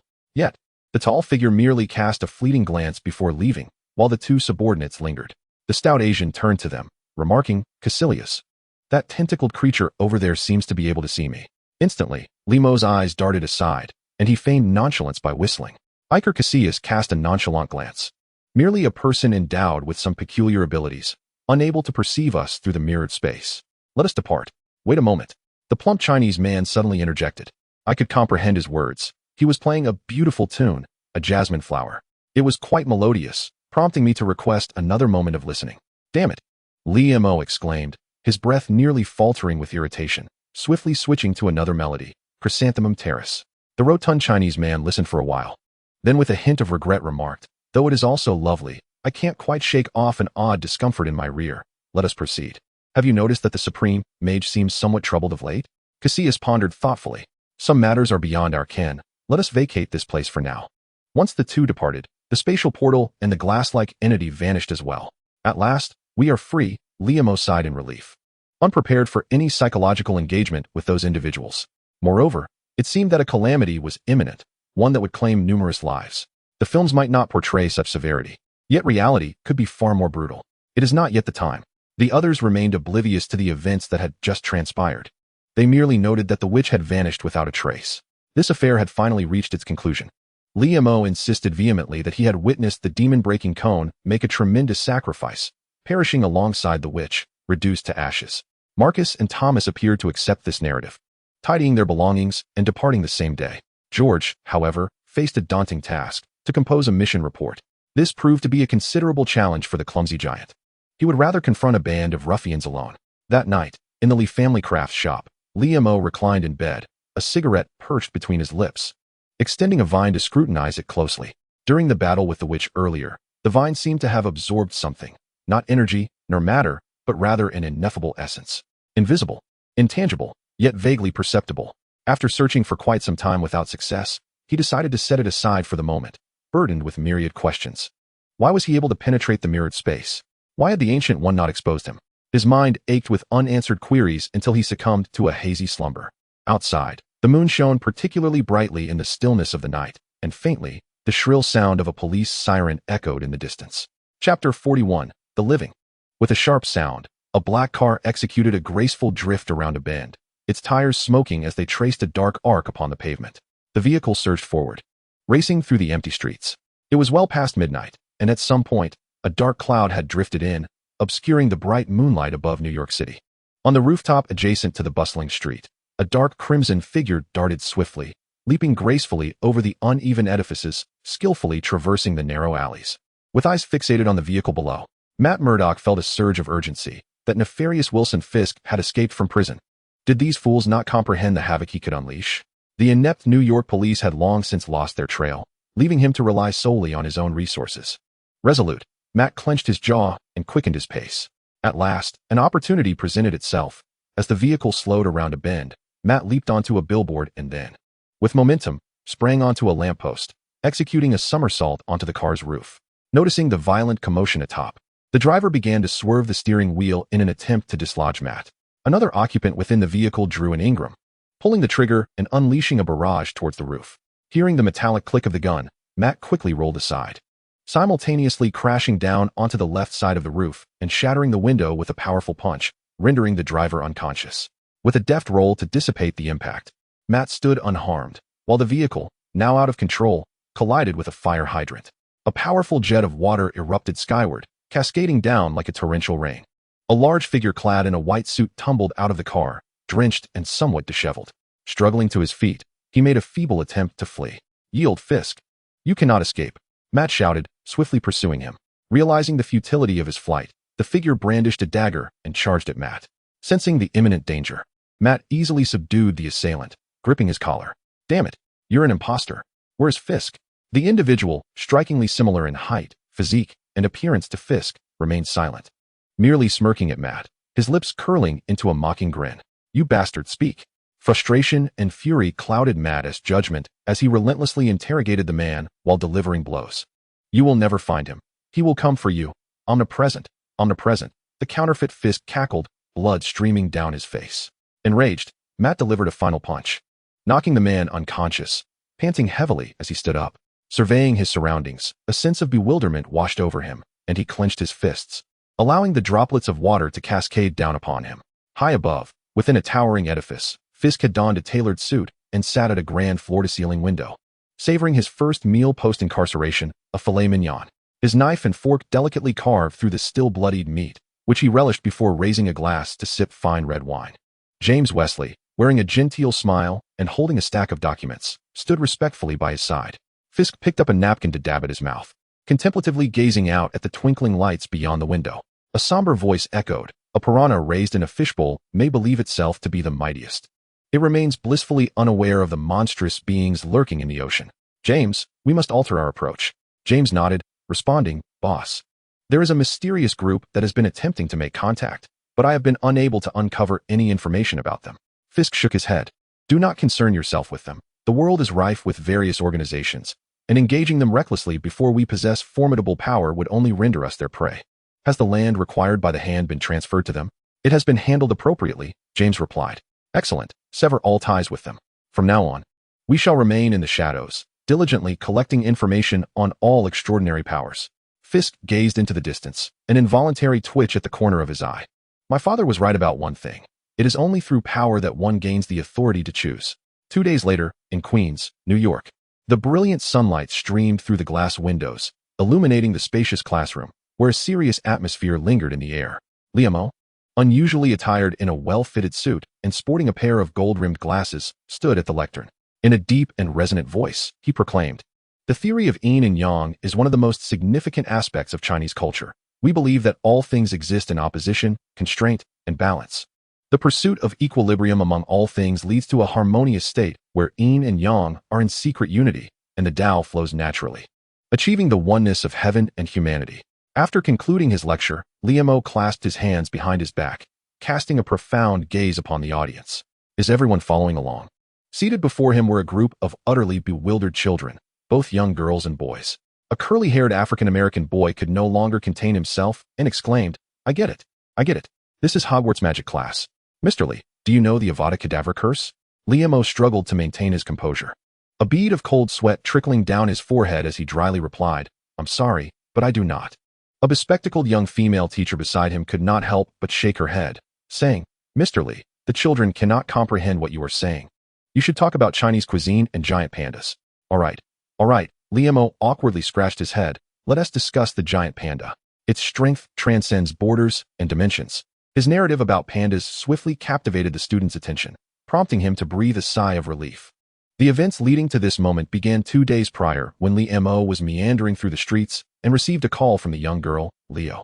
Her school was organizing a cultural event, and Leo, thinking of this kind-hearted Chinese gentleman, invited him to share insights about Chinese culture with her classmates. With great fondness for the considerate little girl, Liam gladly accepted. Yet, the weight of promoting Chinese culture filled him with pressure. He spent 2 full days preparing lessons at home. Consequently, the scene that unfolded now was born. As the class concluded, the students lingered, eagerly querying Liam with an array of questions. Liam was perplexed by a series of bizarre questions. Hurriedly extracting his gift to redirect his attention, a box filled with panda plush toys. The classroom erupted in cheers, and Liam wiped the cold sweat from his brow with a sense of relief. After class, at a cold buffet organized by the school, Leo's mother, Sarah, approached him to express her gratitude. "Mr. Lee, I am truly thankful that you agreed to Leo's request. Also, I sincerely apologize for the incident the other day." Taking a sip of orange juice, Liam shook his head and replied, "It's quite all right. I understand that every family faces its own challenges. By the way, may I ask you something?" He hesitated momentarily before inquiring, "How did little Leo's father pass away? If it's too sensitive, please disregard my question." Sarah took a sip of her drink, her eyes gradually becoming moist. "My husband was named David Lieberman. He was an agent with the National Security Agency. He did something both brave and foolish. I cannot divulge much more." Liam refrained from pressing further. There was little to discuss. After all, merely a pitiable victim. Some individuals are willing to sacrifice their lives for their ideals and beliefs, yet Liam contemplated that while some causes merit such sacrifices, others do not. To become a hero, leaving behind a grieving widow and orphan, one could only wonder what choice Sarah's husband would have made if granted another chance. Sometimes, those who remain alive endure far greater suffering than the deceased. In the dead of night, in a luxurious private villa on Long Island, a tall, silver-haired man was slumped against the floor, writhing in pain. His limbs had been shattered, grotesquely contorted, with blood pooling around him. Frank Castle sat on the opposite sofa, wielding a bloodied hammer, his clothes and face speckled with crimson stains. Why? You were my superior. I saved your life. Why have you murdered my family?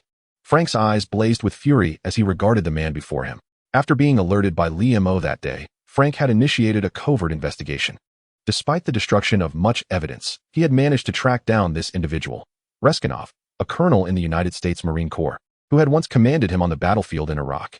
After the war, he had assumed the alias Blacksmith, exploiting military connections to smuggle vast quantities of drugs from the Middle East, ultimately dominating New York's drug trade, the mastermind behind the Central Park incident and his family's tragic demise. Why? Reskinov laughed maniacally, aware that death was inevitable. After that war, I gained nothing, only a body riddled with scars. What is wrong with making some money to secure my retirement? You, too, emerged from the military. Have you forgotten what I taught you? It's either friends or enemies. I have withdrawn. All I desire is to return home. Yet you have condemned my family to death, Frank Castle murmured to himself. My daughter loves to read. I promised to take her to the New York Library. My son adores baseball. He truly has a talent for it. And that day, he wore the Yankees cap I gifted him. My wife baked delectable cookies that day.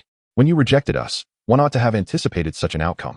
Witnessing Frank approach with a hammer in hand, Reskinov struggled in a desperate attempt to speak. Wait. Don't you want to know who else is behind this? I will uncover them all and eliminate them. Now, it is time for you to pay the price. With an impassive expression, Frank raised the hammer and brought it down, crushing Reyes' head as if it were a ripe watermelon.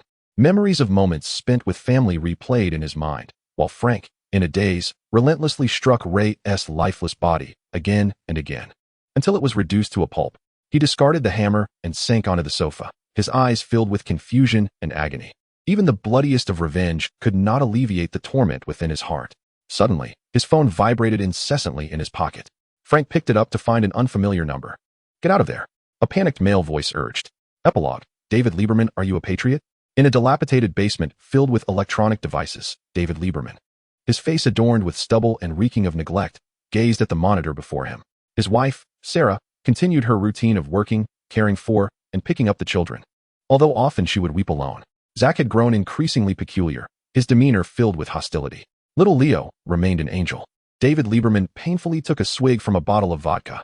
7 years prior, in the maternity ward of St. Louis Hospital in New York, Sarah joyfully exclaimed, "Darling, look. Leo is watching me. She is such a sweetheart." David tenderly gazed at his wife and daughter, for she was indeed an angel bestowed upon them by God. "Oh, my God," Sarah suddenly gasped in horror, turning her gaze to the television. David turned to see, utterly stunned.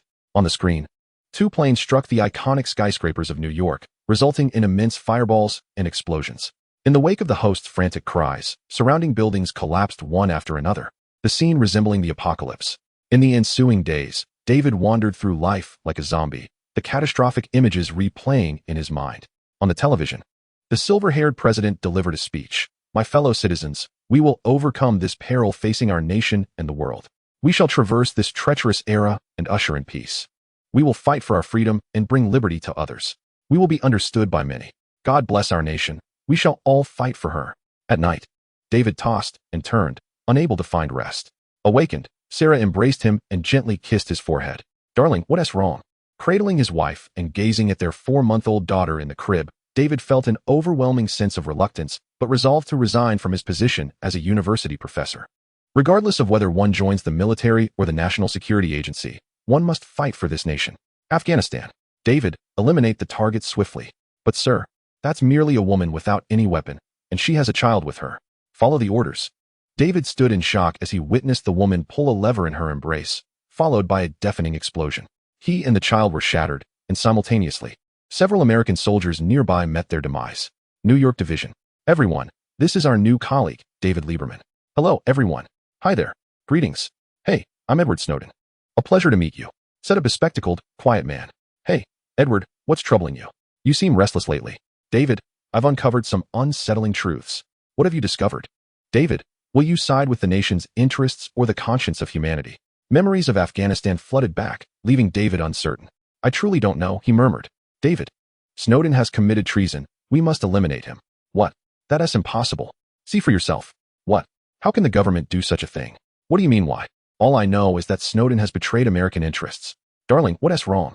"Sarah, I've discovered something about Iraq. They've gone too far, David Lieberman confessed. His face contorted with turmoil as he embraced his wife. He sensed the heavy shadows lurking behind the events, yet resolved to submit the evidence. I am not a traitor, David Lieberman shouted at a group of agents by the Hudson River. Bang! A gunshot rang out. David fell into the Hudson River. Having narrowly escaped death, David decided to become a ghost, vowing not to see his family until he could clear his name, fearing that his presence would endanger them. In the basement, piles of stolen electronic components, processors, and screens were slowly assembled. Relying on his solid technical skills and intelligence analysis, David Lieberman tirelessly compiled various pieces of information. Observing his family daily through the surveillance monitor linked to their home became his lifeline. Today was his wife's birthday, and watching little Leo prepare for the celebration with the help of a Chinese friend filled David with joy. However, the party ended unhappily, and little Leo's tears pierced his heart. Leo, wait for Daddy to return. After gathering all the information, David Lieberman circled a name in red ink. This individual would be the key to resolving everything. Frank Castle. I am a patriot, but if given the choice again, I would choose my family. Chapter 42. A visitor. Who are you? Frank Castle asked, expressionless, holding the phone with bloodied hands. This matter holds little significance. You are ensnared in a trap, and a squad of fully armed individuals is advancing toward you. Frank Castle abruptly terminated the call and discarded his phone. He harbored a disdain for those who lurked in the shadows. A number that had been traced to him was rendered useless.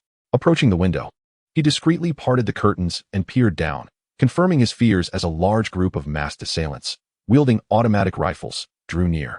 After a moment's contemplation, Frank discarded the hammer and descended the stairs. The armed personnel exhibited remarkable training, swiftly closing in on the villa before entering with seamless tactical formation. The living room lay desolate, marred only by a vast pool of blood. The leader signaled, prompting the armed group to divide into two teams and commence their search. Suddenly, the lights extinguished, plunging the room into darkness. As they heightened their vigilance, one member let out a piercing scream. Open fire.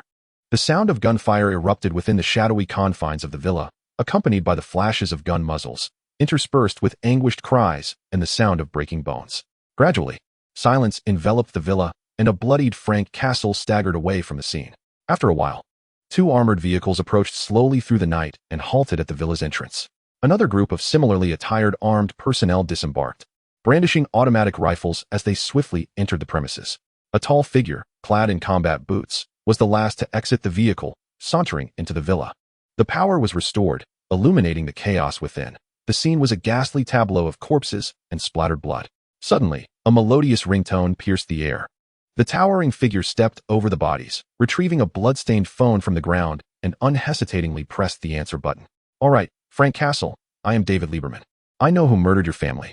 We share a common enemy, thus we should trust one another. Are you listening? You are David Lieberman? The tall figure responded coldly. You're not Frank. Who are you? I am Billy Russo, the tall figure replied with a hint of amusement. I wonder if you've heard of me? Hell's Kitchen. Luke Cage's bar. The establishment was no longer the desolate venue it once was. As the only bar on several nearby streets, it gradually gained popularity. Particularly after Luke Cage dispatched a few troublemakers, the number of patrons seeking leisure in the evening had steadily increased. Due to the generally low cultural standards of the locals, the bar refrains from playing any sophisticated music. A tune wafts through the air. I grew up in the borough of Brooklyn and now stroll through the streets of Tribeca. Though I reside next to Robert De Niro, I shall forever remain that hip-hop kid. I once dealt drugs in Harlem, mingling with my Dominican brothers amidst the vibrant lights of Broadway. I recall that McDonald's. Indeed, this is my attitude, for I hail from New York, a city where dreams are constructed from towering skyscrapers. Now that you find yourself in New York, there are no limits to what you can achieve. The neighborhoods of New York allow you to rise from the ashes, and the neon lights ignite your passion. Come, listen to the sounds of New York. Listen to the sounds of New York. Lee Mo swayed to the powerful rhythm, pushing through the crowd to reach the bar. Hey, big guy, a shot of Hellfire tequila. Luke Cage swiftly prepared the drink and placed it before Liam. Hey, Lee, how have you been lately? Liam shrugged indifferently, just the same. Busy as a madman when there's work, and when there's none, it feels like I'm the last person on earth. Life is so tough, one must find some joy. Luke Cage shook his head, remaining silent, and turned to attend to other patrons. At that moment, a voice emerged from beside him. You're right, buddy. One must learn to seize the day. You never know when the earth might just explode. Liam turned to see an elderly man with a head full of silver hair, clad in a filthy white lab coat, continuously belching. With a hint of disgust, Liam remarked, Hey, Old man, what is that disgusting, pus-filled, shit-green concoction you're drinking? Goodness, that's revolting. The old man wobbled his glass. You mean this? In a sense, it is indeed excrement, brewed from the drink of the Bacala planet's alcohol worms. Damn, why am I stuck in this dreary dimension? I must be drunk. Liam shifted away in disdain, thinking, where did they let this crazy old man out from? At that moment, a child in yellow squeezed through, tugging at the old man's coat. Rick, wake up, we need to go home. The old man shook his head in annoyance. Damn it, why must I always carry you? My little shadow? Fine, let us go, this place is unbearably dull. Watching the two depart, Liam shook his head. What a lunatic, bringing a child to a bar. Suddenly, his eyes widened as he witnessed the child, just before leaving, audaciously grabbing a woman's backside. Truly a mad world. Liam continued to drink until the bar closed, finally stumbling out. As he left, Luke Cage discreetly pulled him aside, mentioning that next Wednesday, an event would be held where attractive ladies could drink for free, and there would be plenty of beautiful women in attendance. Lee Morton suddenly understood, smiling as he patted Luke Cage's shoulder, finding himself somewhat appreciative of the imposing figure. The following day, after meticulously preparing himself, Lee descended the stairs. Young Lucas was engrossed in a thicker law book. Having cut off his dreadlocks and donned a pair of glasses, George was incessantly performing push-ups. Poor lad, he must be going quite mad from confinement. Lee shook his head, disregarding the two, and stepped out. He had an important engagement that day. Little Leo had called to invite him over, and her alluring mother was undoubtedly at home, diligently preparing lunch. Lee felt the sleek, thin, luminous dagger in his pocket. He was not one to be driven by carnal desires. Yet, it was wise to be prepared, wasn't it? One must always gaze towards the future. With a spirited stride, Lee approached his blue Ford Mustang, just as Sophia, the daughter of the barbecue restaurant owner, Fernando's, walked towards him. The girl was growing increasingly captivating. She was merely 17, yet had blossomed remarkably. Was this a hereditary gift of beauty? Hey, Lee. You seem a bit different today, Sophia greeted him. Really? More handsome than usual, perhaps? Are you flirting with me? I hardly think so. Wait until you grow some hair. Build up those pecs, and shed some weight, Sophia replied, shaking her head. If you're still an internet celebrity, maybe I'd consider giving you a chance for fame. Lee was taken aback. The poor girl must be desperate for recognition. Your family's business is doing quite well. What is the allure of stardom? This is New York. I belong to a grander stage and have no desire to waste my youth in that greasy restaurant. Enough of this. I'm off to an audition, Sophia declared before turning to leave. Watching her retreating figure, Lee sighed, hoping the young girl would not lose herself amidst the allure of New York splendor. As he drove past a large supermarket, he contemplated stopping in. One ought to bring a gift for a first visit. What should he bring? Roaming the aisles. He mused that a bottle of wine might appear too formal and lackluster. Yet, something too extravagant could suggest ulterior motives. A rhythmic tune jolted Lee from his reverie. It was a promotional event for a new product from a subsidiary of Stark Industries. A group of elegantly attired ladies showcased various electronic devices, and Lee found himself unwittingly captivated, ultimately being persuaded to purchase a diminutive, cigarette box-sized gadget, even taking an extensive video of the encounter. As the model's performance came to a close, Liam suddenly realized that the appointed time was fast approaching. In a rush, he indiscriminately grabbed a large stuffed doll and a set of women's cosmetics before dashing out. When Liam, drenched in sweat and clutching the oversized toy, knocked on the door, he found Leo and Zach sitting idly at the dining table, boredom etched across their faces. I'm terribly sorry for my tardiness. The traffic in New York is simply maddening, Liam apologized. No worries, Sarah replied with a smile, shaking her head. We have only just finished preparing. Liam handed the doll to the exuberant Leo and presented the cosmetics to Sarah. After receiving their grateful acknowledgments, everyone's attention turned to Zach. Damn, I almost forgot about that annoying little brat. Oh right, there's also this. Liam hastily retrieved a miniature item from his pocket, inadvertently spilling out a handful of small purple-wrapped packets. Oh, my apologies, this is the new type of gum I purchased. As Zach looked on disdainfully, Leo eyed it with curiosity, and Sarah pondered thoughtfully. Liam, maintaining his composure, tucked the ultra-thin glow-in-the-dark device back into his pocket. This is the latest model from Stark Group. I bought it especially for you, Zach. Liam handed it to Zach Lieberman. No matter how much of a brat he was, boys are invariably drawn to the allure of the latest electronic gadgets. After expressing his gratitude, Zach settled at the dining table to fiddle with the device. The atmosphere gradually lightened as Liam entertained Leo while discussing child-rearing with Sarah. An educator once remarked that parents are a child's first teachers, a sentiment with which I wholeheartedly concur. Therefore, we must set an example for our children, Liam asserted with earnest conviction. The new device boasted a projection feature, and Zach accidentally activated it, projecting a clip of Li Imo shopping at the supermarket onto the dining table. Flushing with embarrassment, Li Imo buried his face in his chest, then looked up suddenly. Do you believe me if I say that was the latest game trailer? Chapter 43. The unforeseen change: how to alleviate an awkward atmosphere by deftly shifting the topic, perpetually diverting the conversation. Little Leo, which celebrity do you admire? Sarah, do you often find yourself busy with work? Zach, who is the coolest person at your school? With Li Mo's unflappable humor, the family gathering concluded in a relaxed ambience. Leo took her large stuffed doll to her room to arrange it with her youthful whims, while Zach retreated to his own space, preoccupied with showcasing his new gadget. Sarah busied herself clearing the dining table, clad in form-fitting jeans that perfectly accentuated her curves and elongated legs, exuding a tantalizing allure. Liam, holding a glass of after-dinner wine, feigned interest in the room's decor, yet could not help but steal glances at her when she turned away. A woman's intuition is remarkably keen. From Limo's demeanor upon entering the room and the waves of heat emanating from his gaze, Sarah was undeniably aware of the thoughts occupying this man's mind. After tidying up her belongings, Sarah approached with a glass of wine, hesitantly saying, Mr. Lee, I hope you don't misunderstand. I truly appreciate all that you've done for Leo. You are a good man, but I won't consider those things for now. She sighed, feeling as though she had been given a good guy card. If Liam were 10 years younger, he might have pretended not to understand or awkwardly excused himself. However, for him now, a good guy card simply represented an entry ticket. Wow, I'm truly sorry. But I hope you understand, Sarah. You are extraordinarily beautiful. No man can resist your charm. You must know that men often harbor unrealistic fantasies. It's a common affliction. If one were to be serious, it ultimately falls upon God. Liam made a silly face, eliciting laughter from Sarah. That being said, you are single now and quite stunning. Is there no one pursuing you at the company? Liam casually inquired, taking a sip of his drink. There are a few, but I rejected them as they didn't feel right. Most are rather lecherous men, like my boss, who often makes suggestive remarks and leers at me when I turn away. Sarah replied with a hint of exasperation as she sipped her wine. Oh, what a despicable wolf. Liam sighed. How do you deal with him? Would you like me to give him a warning? Unable to suppress a proud smile, Sarah recounted. I told him, hey, jerk, either give me a paid vacation or I will report you for sexual harassment. Well done, Liam exclaimed, rising to high-five Sarah. I genuinely considered reporting him. Sarah sighed, her mood dampening. But I need this job to support my 2 children. A paid vacation seems more beneficial. I understand. Though I do not have children, I can imagine that caring for 2 must be quite arduous, Liam comforted her. Taking another sip, Sarah lamented. Sometimes I feel utterly exhausted, with no time to meet friends or attend yoga classes. All my energy is devoted to my children. Leo is manageable, but Zach is growing up, and I find it increasingly difficult to communicate with him. Just the other day, I was tidying up his room, and I accidentally broke the rug in front of his bed.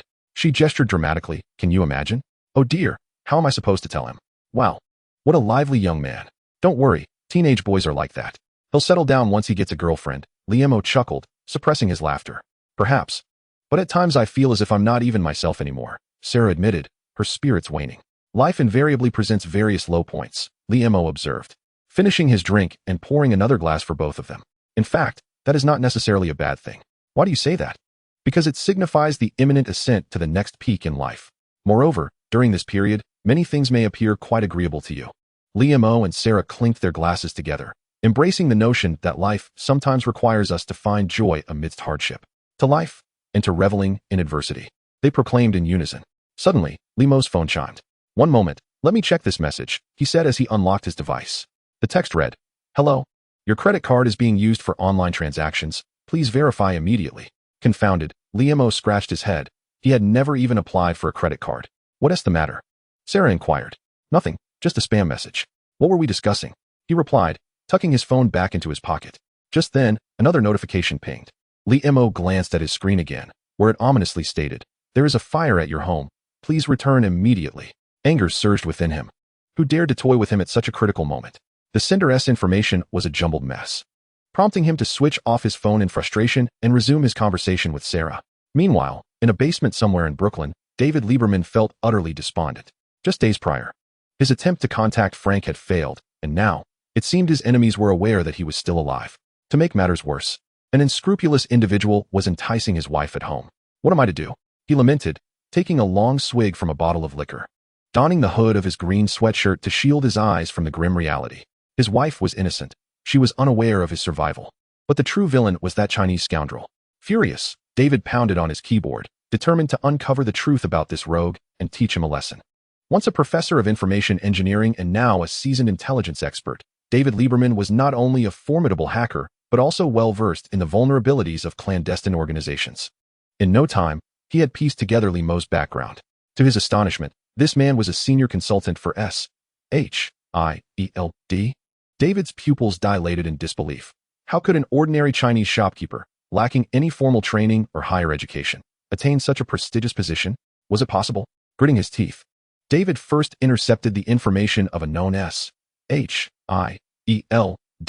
agent, then navigated through layers of security to access a database located in California. At last, he uncovered a video of Li Mo, captured during Tony Stark's birthday party by an audacious security guard. Watching the footage of Li Mo brandishing tentacles, David covered his head in disbelief. This man was indeed one of them. What should he do? Rush home to confront this rogue? Revealing his knowledge would endanger his family's lives. A chill ran down David's spine as he hesitated to view the surveillance footage from his home. After a considerable time, he could no longer resist and clicked on the monitor. What? That scoundrel has left? David exclaimed, unable to contain his exhilaration as he clenched his fists in triumph. However, he soon widened his eyes in terror. A group of masked armed men stormed into his home. They expertly rendered his wife and children unconscious and hoisted them into a vehicle parked outside. Damn it, they must have discovered his identity and come for him. What to do? What to do? David Lieberman paced anxiously in the basement, tormented by despair. Call the police? Utterly futile. Rush in with a gun to save his family? He lacked the capability. That scoundrel. David quickly leaned over his computer to contact Li Mo. Damn. That bastard had turned off his phone, but fortunately, he had already planted a small program on it. Li Mo had just bid farewell to Sarah's family and was cruising down the street in his Ford Mustang, cheerfully whistling. Although there had been no significant progress today, he had already won Sarah's favor. She had agreed to meet him for dinner sometime. Everything would fall into place. Li Mo felt no urgency. His heart fluttered at the thought.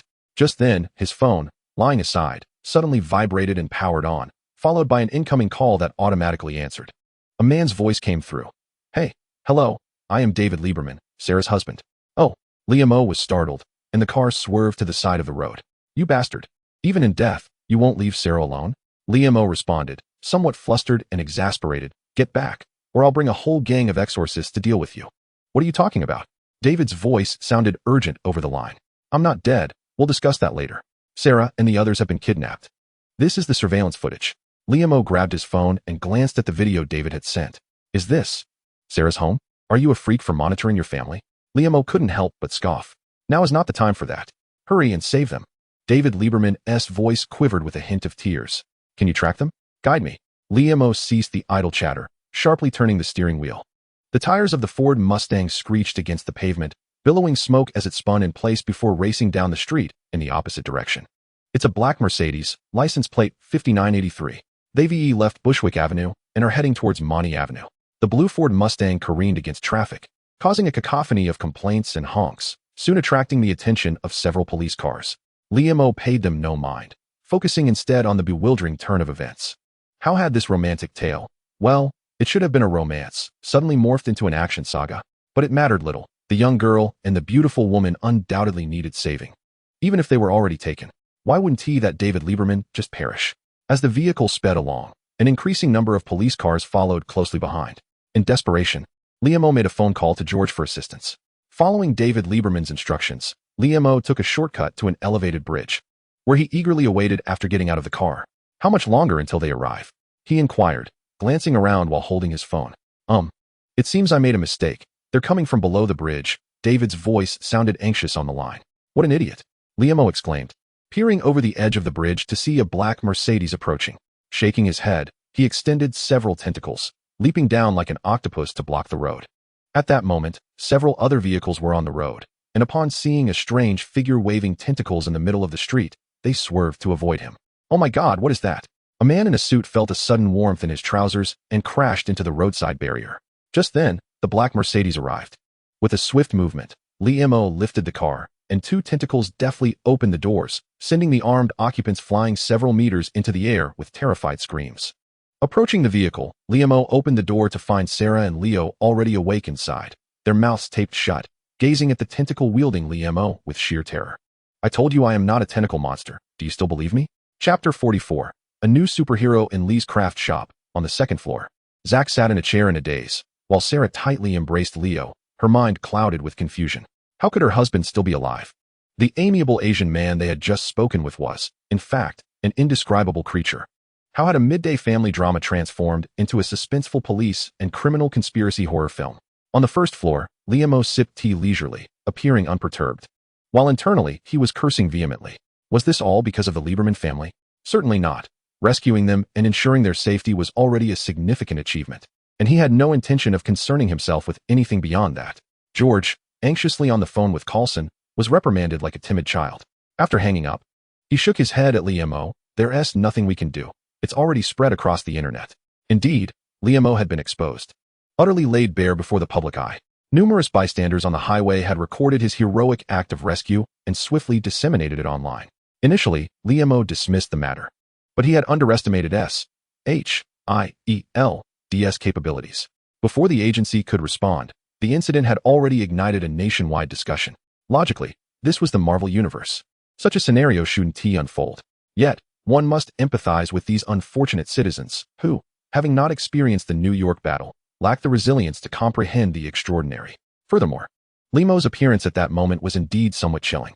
Certain powerful media outlets have even managed to unearth Liam's identity and resurrect his grotesque videos, causing an uproar across the internet. Liam, overwhelmed by the onslaught of comments, dares not to look. The shutter of his small shop is firmly closed, while throngs of frenzied reporters gather outside. Were it not for Liam firing 2 shots towards the shutter, the reporters would have long since stormed in.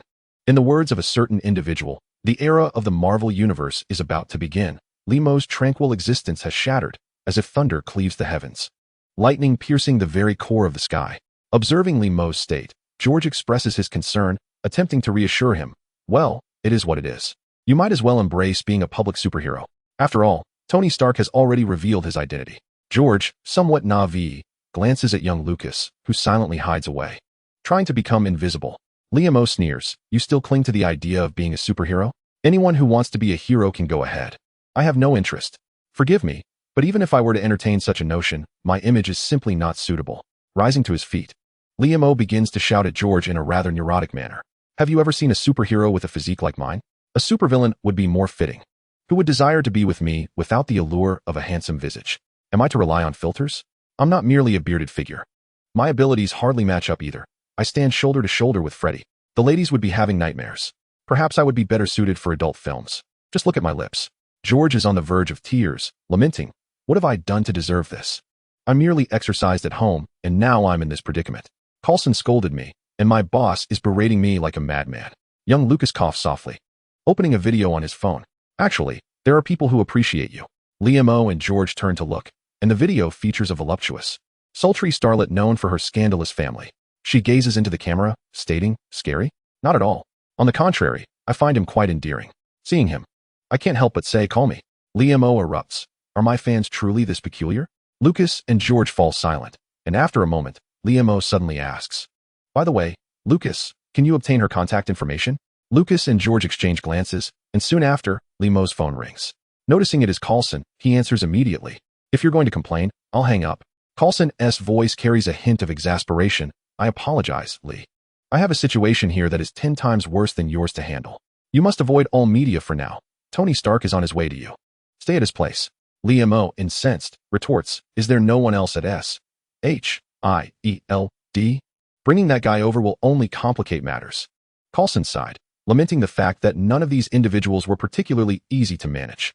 Tony, upon hearing the news, was so exhilarated that he immediately flew in from California. I couldn't even attempt to restrain him.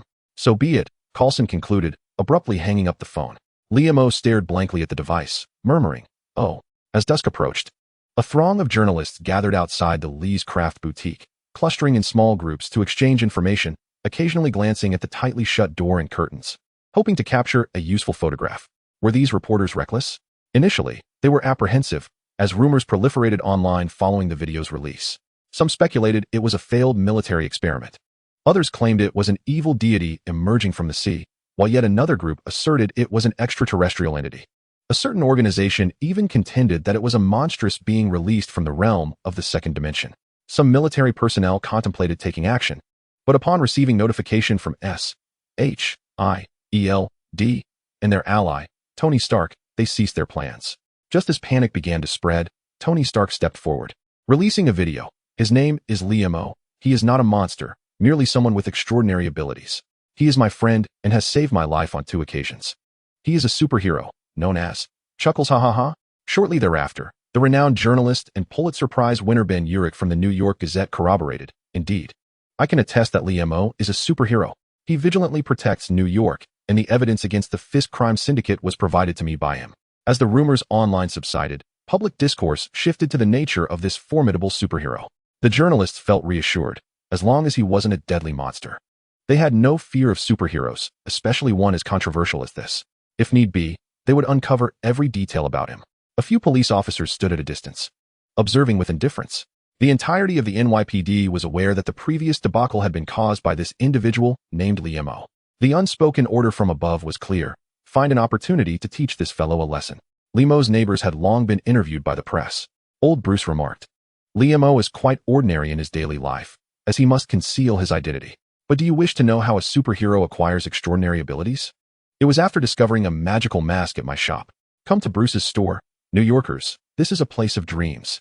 Fernandez added, we haven't interacted much, but he is a good man. Just then, his daughter Sophia approached, exclaiming, Liam-O has been pursuing me. Yes, he has. She continued, flaunting her figure. Look at me.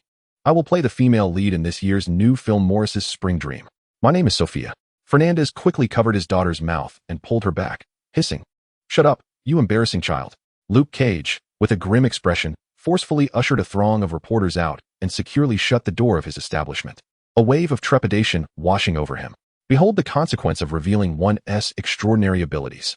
Should I contemplate leaving New York, this land rife with turmoil? Yet, what of the bar I've mortgaged? Mrs. Mary's tenant, Selina, burst forth to proclaim to the reporters, I possess explosive information about Liam-O.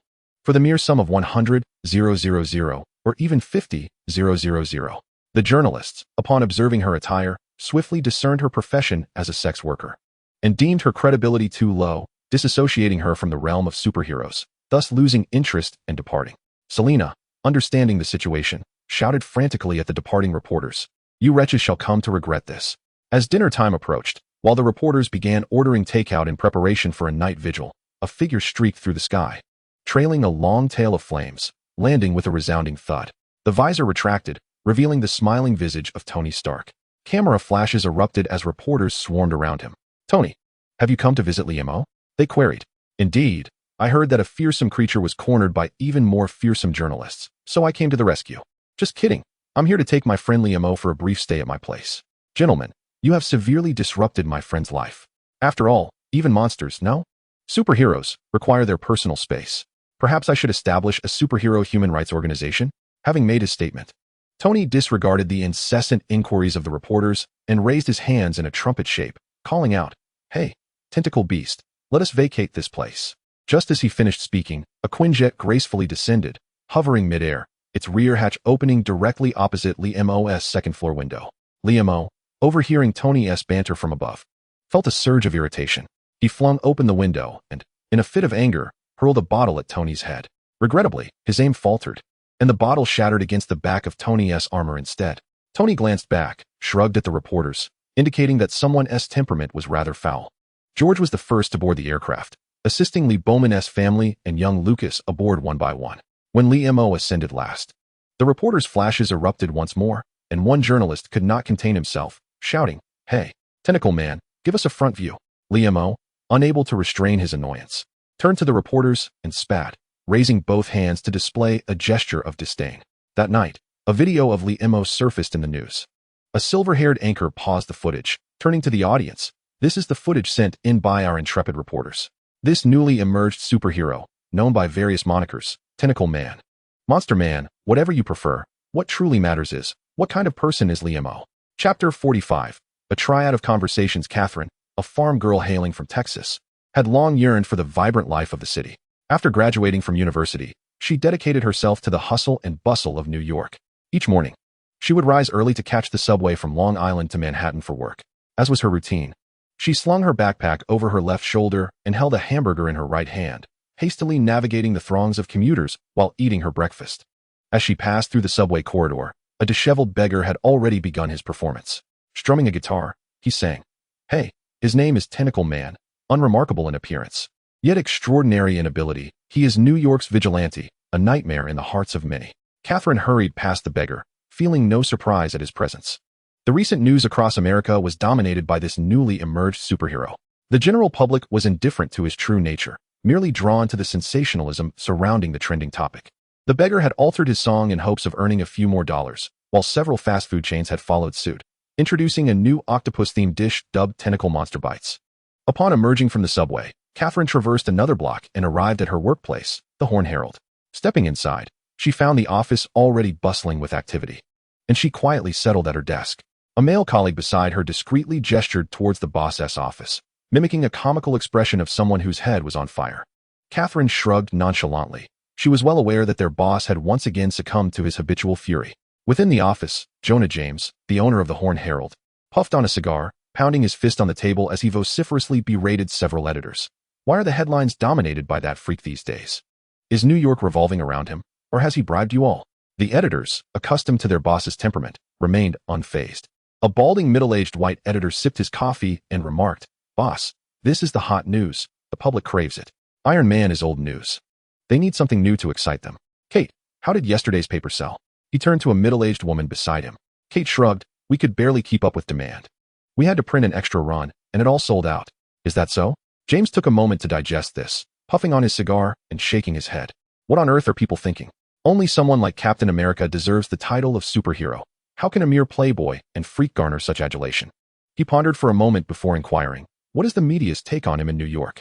Kate glanced at her notes. 40% express admiration, 40% are neutral, and 20% are continually skeptical. Very well then, James declared, rising from his seat and taking another drag from his cigar. If the public enjoys it, let us report on him as extensively as we can. However, let us redirect our focus. What merit does this uncouth creature possess to be labeled a superhero? Henceforth, all news from our newspaper shall be pinned in this manner. In the high-rise laboratory of the Stark Group in New York, Tony Stark, clad in a snug shirt, sips his coffee while stifling a significant yawn. Last night, an inspiration struck him, leading to a fresh direction for the optimization of the Iron Man suit, which kept him occupied in the lab throughout the night, while others only perceive the suit's might and glamour. Few comprehend the extent of his dedication and toil that have culminated in its creation. To be frank, he has not indulged in relaxation or parties for quite some time. Since he resolved to embrace the role of a superhero, he has established lofty standards for himself, and his pride forbids any semblance of complacency. Suddenly, he recalls the tales of Captain America that his father frequently instilled in him. Tony scoffs, asserting, "I am not trying to emulate him." At that moment, a floating projection frame materializes before his workstation, revealing the visage of Pepper Potts. "Tony, I require your counsel on a matter," she states. "General Ross from the Army has requested to purchase 3 of our ultrasonic battle vehicles. Haven't I already shut down the weapons division?" Tony retorts, "Moreover, that contraption is merely a gimmick, providing little enhancement to military might. It pales in comparison to a single Jericho missile." What is he thinking? He takes another sip of his coffee. Pepper shrugs, indicating her uncertainty. After a moment's contemplation, Tony declares, "I have stated I shall not sell weapons, and I shall adhere to my word. Let us offer that trinket to him in exchange for a promise. Whether he uses it to hunt birds or elephants is of no concern to us." After concluding his conversation with Pepper, Tony suddenly inquires, "J.A.R.V.I.S. What has our tentacled friend been up to these past few days?" The voice of J.A.R.V.I.S. responds, "Mr. Lee initially shattered 3 televisions while watching the news. Subsequently, aside from drinking and ordering takeout, he has spent the remainder of his time immersed in holographic gaming." Nodding, Tony carries his coffee to the gaming room on the upper floor, and upon witnessing the scene inside, he sputters his drink. Although he seldom indulges in gaming, he has designed this holographic game room with formidable capabilities, even capable of simulating battlefield training. Yet, there was Lee, bouncing around, playing Mario, and stomping on mushrooms. Tony Stark promptly deactivates the gaming room, exclaiming, "Good sir, you are of considerable age. I did not anticipate such childlike exuberance." "Good sir?" Lee's forehead veins bulged. "If memory serves, you were born in 1969, and now it is 2008. You are 40 years old, yet you prance around with a bunch of youngsters, trying to appear youthful." Tony felt a surge of annoyance. He despised when others brought up his age, and this tentacled creature was indeed insufferable. Lee, however, fell into contemplation, realizing that Tony, too, was not particularly young, and in 10 years, he would be 50, still bounding around with youthful exuberance, saving the world. What a plight. A hint of pity glimmered in Lee's gaze as he looked at Tony. What is that look you are giving me? Tony, filled with rage, charged forward and executed a shoulder throw, sending Lee Mo crashing to the ground. Seizing the moment when Tony was reveling in his triumph, Lee Mo swiftly tripped him, grappling onto one of his legs and kicking at Tony's face with his bare foot. Just as the two were engaged in their playful scuffle, Jarvis's voice echoed, "Mr. Lee, your guest has arrived." Both paused in surprise, with Tony querying, "Your guest?" "Yes, the husband of the beautiful married woman I brought back, along with another friend." Lee Mo replied with a nod. Tony's gaze was tinged with disdain as he remarked, "I never imagined you had such peculiar tastes. Truly, the moniker tentacle monster suits you well." Inflatable dolls, a recipe for disaster. When Lee Mo and Tony entered the reception room, the Lieberman family was there, embracing and weeping, while Matt sipped his coffee nearby. Observing Leo repeatedly calling for her father stirred a pang of melancholy within Lee Mo, prompting him to snort dismissively. Tony glanced between Lee Mo and the Lieberman family. His curiosity ignited. David Lieberman, startled by Lee Mo's cold snort, turned to him, coughed awkwardly, and said, "Mr. Lee, thank you." Both men felt a sense of discomfort in the air. The silence was palpable until Matt broke the tension, saying, "Lee, I ensured everyone arrived safely. You've certainly been making waves across America these past few days." Lee Mo chose to disregard the Lieberman family, nodding in acknowledgement. "Thank you, Matt. Allow me to introduce you. This is Iron Man, Tony Stark, and Daredevil, Matt Murdock." Matt greeted, "Hello, Mr. Stark." Tony replied, "Ah, so you are the one who enjoys donning lingerie to confront thugs at night." Lee Mo covered his forehead, exasperated by Tony's loose tone. He shook his head and said to Matt, "Don't mind him. His words may be brash, but he is a decent fellow." Matt smiled gently. "It's all right. I understand, which is why he has become your friend. Also, Mr. Stark, I have since changed my gear. It has been quite a while since I've donned lingerie to fight." "Indeed," Lee Mo nodded, then suddenly scratched his head. "Wait. Why does that sound so peculiar coming from you?" The three engaged in light conversation for a while. But Lee Mo noticed that Matt and Tony were not connecting particularly well, so he decided to shift his focus and brief them on the Lieberman situation. He was reluctant to shoulder the burden of this trouble and preferred to pass the matter to the two meddlesome superheroes. Upon hearing the details, Tony scoffed. "It seems someone wishes to conceal certain truths. I will find a way to uncover them. More importantly, are you telling me you know that murderer? And you let him go?" Matt sighed and recounted the story of Frank Castle, stating, "I empathize with Frank's plight and harbor deep disdain for those scoundrels. When the law fails to deal with such individuals, I take it upon myself to deliver retribution in the shadows. However, I am utterly opposed to this endless cycle of killing. To be honest, I find myself in a moral quandary." Tony Stark furrowed his brow and remarked, "For some individuals, indeed, they deserve it. However, Frank's acts of violence have instigated a certain level of panic, disrupting societal order, and may inflict further suffering upon innocent lives. I will assist him in identifying the perpetrator, yet I shall prevent him from continuing down this path." Lee Mo, feeling somewhat irked, interjected, "And what of those scoundrels who remain at large? The law cannot touch them, nor can the police. Who shall deliver justice for the victims?" Matt glanced at Lee Mo and replied resolutely, "Justice may sometimes be delayed, but it is never absent." Lee Mo scoffed, "I beg to differ. Take the case of Lieberman. For instance, some create nightmares while others conceal them, all under the guise of preserving world harmony. You claim justice may be delayed, but will never be absent?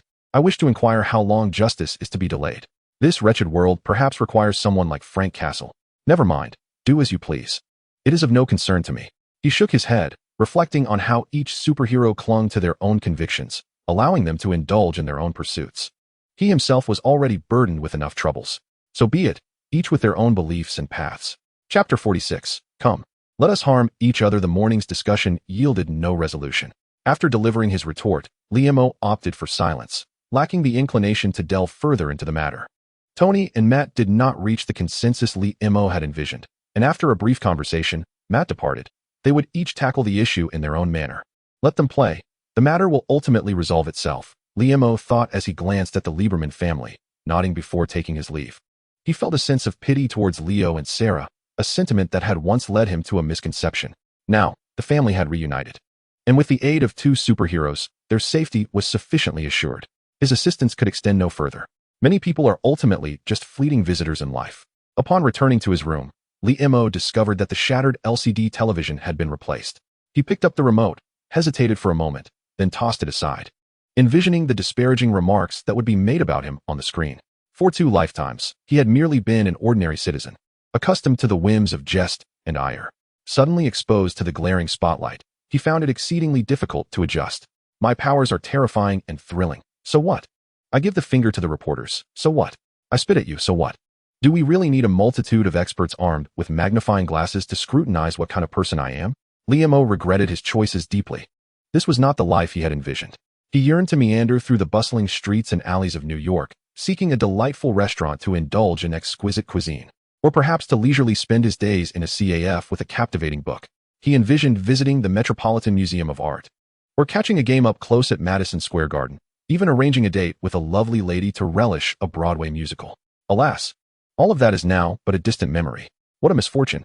As the clock approached 8 in the evening, a classic black Ford glided into the underground parking garage of Stark Industries. Benny Urich, a reporter from the New York Gazette, parked his car with care and, upon stepping out, couldn't resist wiping the perspiration from his brow with a handkerchief. The season had shifted toward late spring and early summer, and New York's weather had taken on a sultry humidity. Urich's vintage vehicle boasted a malfunctioning air conditioning system, leaving him sweaty despite his short-sleeved plaid shirt. He had come here to meet Liam, a friend who had recently found himself at the center of media scrutiny, subject to both mindless praise and unfounded disparagement. While most simply observed with a mix of disdain and mockery, Urich felt a profound sense of concern and thus sought to conduct an exclusive interview with his friend, aiming to present the public with an authentic portrayal of Liam. After obtaining a visitor's pass in the reception area, Urich followed Jarvis's audio directions to Liam's office. Inside, he discovered Liam idly playing video games. Upon noticing Urich's arrival, he sprang to his feet, exclaiming, "Wow, look who's here. The esteemed journalist has come to visit." After exchanging pleasantries, the two settled at a table. Liam produced a bottle of liquor, while Urich retrieved a recording device. "What do you need that for?" They both inquired simultaneously. "Lee, I'm here to conduct an interview," Urich replied, shaking his head. "I thought you came to share a drink," Liam responded. "An interview? What is the point of that?" He scratched his head, the lofty term interview leaving him somewhat bewildered. Urich sighed. "Lee, it hasn't been easy for you, has it? Your silence only fuels the media's increasingly absurd speculations. I want to help you. Let them speculate." Liam retorted, his irritation bubbling to the surface as he lamented. "Are these people so bored? Why do they fixate on me? I haven't stolen their wives. You're about to have your first black president. Isn't that newsworthy? Just because he has recently entered the race doesn't diminish your newsworthiness," Urich countered, shaking his head. "No matter how you perceive it, the fact remains that superheroes are perennial focal points for media interpretation. The public's sentiment towards them is complex, filled with both hope and apprehension. Your current silence will only exacerbate the situation. I never aspired to be a superhero. Can one be forced into such a role? They are utterly deluded," Liam protested, feeling aggrieved, having never encountered such expectations of being a superhero. "Then be bold, engage with the media, and articulate your perspectives with conviction." Ben Urich fixed his gaze upon Liam, his expression laden with significance. Whether favorable or unfavorable, in these tumultuous times, one must find their own voice. At the CIA headquarters in Virginia, William Rollins was on the phone. "All right, Victor, I understand. Rest assured, I know what to do." Upon hanging up, a frown creased Rollins's forehead, revealing a fierce glint in his solitary eye. Known by his true name, Orangi, he was clandestinely a member of Hydra, having formerly served in the military. During Operation Cerberus, he had eliminated numerous targets for Hydra and, following his commendable service, was elevated to the position of senior executive here. Frank Castle, one of his subordinates during the Cerberus operation, had grown discontent with his brutal methods and, in a confrontation, had gouged out his eye. Frank's superior, the blacksmith, and comrade Billy Russell had already fallen under his corrupting influence, while Frank Castle himself had been orchestrated into the massacre of his entire family. This was merely a minor act of retribution, yet it inadvertently awakened a harbinger of death. Orangi did not concern himself with Frank Castle alone. He possessed sufficient power to slowly dismantle Frank's existence. However, circumstances had become increasingly precarious. An intelligence analyst he had believed to be eliminated was, astonishingly, still alive. Moreover, Iron Man Tony Stark had become embroiled in the matter, leveraging military support to investigate the situation. If it were merely his own involvement, he might feign death and vanish. Yet, the Hydra organization had numerous threads to manage. Although he had eradicated most traces, remnants could still linger. Coupled with Tony Stark's connections to S.H.I.E.L.D., Orangi found himself agitated. He first contacted a deputy director. "Martin, I have received word that the traitor David Lieberman, whom I previously informed you about, is still alive." "Yes, residing in Stark Tower." You wouldn't dare attempt another prism incident, would you? He then made another call. Billy Russell, due to your incompetence, matters have become quite troublesome. Will you rectify this promptly? No, I have decided to personally travel to New York. After hanging up, Orangi sat in silence at his desk for an extended period, his right hand unconsciously tapping on the surface. Tony Stark, devoid of his armor, was just another ordinary man. At Stark Group Tower, young Lucas burst through the door, exclaiming, I'm back. The shop is fine, and I even brought your favorite buns from that place. However, he soon froze, realizing that Liam-O was engrossed in reading various news articles about himself online. What was happening? Wasn't he supposed to erupt in anger upon seeing such headlines? Had the media rendered him dazed? Lucas, feeling a twinge of concern, exchanged a questioning glance with George, who also shook his head in worry, indicating he too was perplexed. As moments slipped by, Liam-O finally concluded his perusal of all recent news and evaluations concerning himself. He lit a cigarette and took a deep drag, asking, Lucas, George, do you perceive me as a malevolent deity of the deep? Both George and Lucas shook their heads in unison. Am I then a villain bent on the subjugation of humanity? The two subordinates hastily denied it. Have they truly accused me of being vulgar and uncouth? The two hesitated momentarily. Liam-O, rather than becoming irate, chuckled. Even if they were right, what does their incessant prattle about my actions imply? Am I so bereft of tasks? The two nodded in agreement. Liam-O slammed his palm onto the table, realizing their discomfort at his apparent idleness. These scoundrels, I have countless matters to attend to. The first is a desire to disregard trivialities. The second is a firm resolution that their concerns are of no consequence. Lucas, which media outlets have reached out to me for television appearances during this period? Liam-O inquired as he paced the living room. Lucas produced a notebook, listing an array of media names. Enough, enough. Let us dismiss the serious outlets entirely. They do not align with my style, and I fear I might unleash my wrath upon them. Seek out a few lighter options, such as The Ellen Show, The Conan Show, and The Late Night Show. Contact them for me. Liam-O exhaled heavily, addressing Lucas. George, listening intently, interjected. Director Coulson has advised against contacting any media for the time being. I am not initiating contact. They are the ones who have reached out to me. Liam-O retorted irritably. Everyone, block Coulson's number. What are you planning to do? Lucas asked anxiously.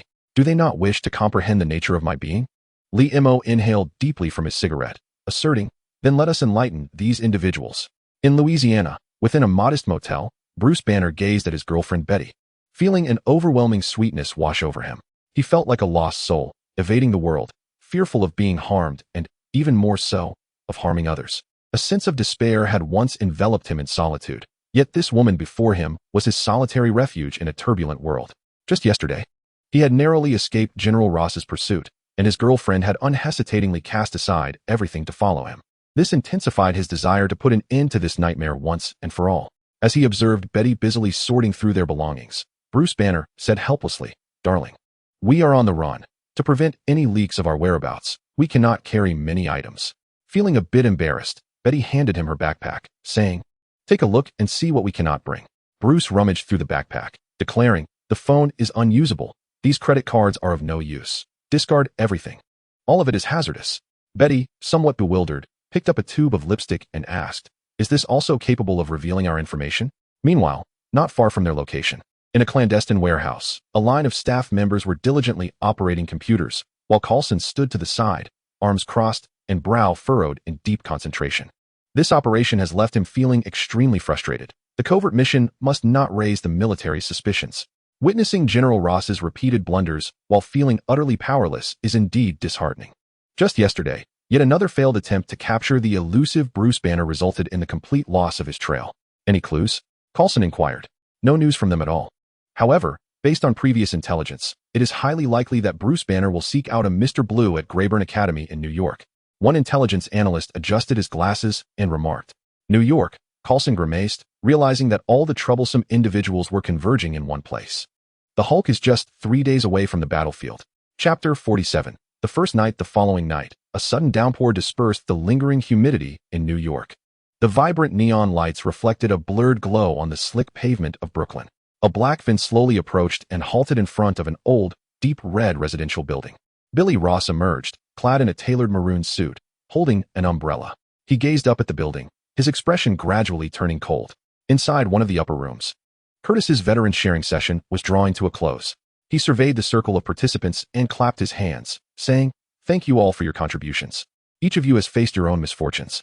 I always say, The war has ended, but life must go on. That will be all for today. We shall reconvene at the same time tomorrow. After bidding farewell to the attendees, Curtis, dragging his impaired leg, began to tidy up the chairs. There was a knock at the door. Curtis turned to see Billy, his face lighting up with a smile. "Billy, you're here. It's been a couple of days since we last met."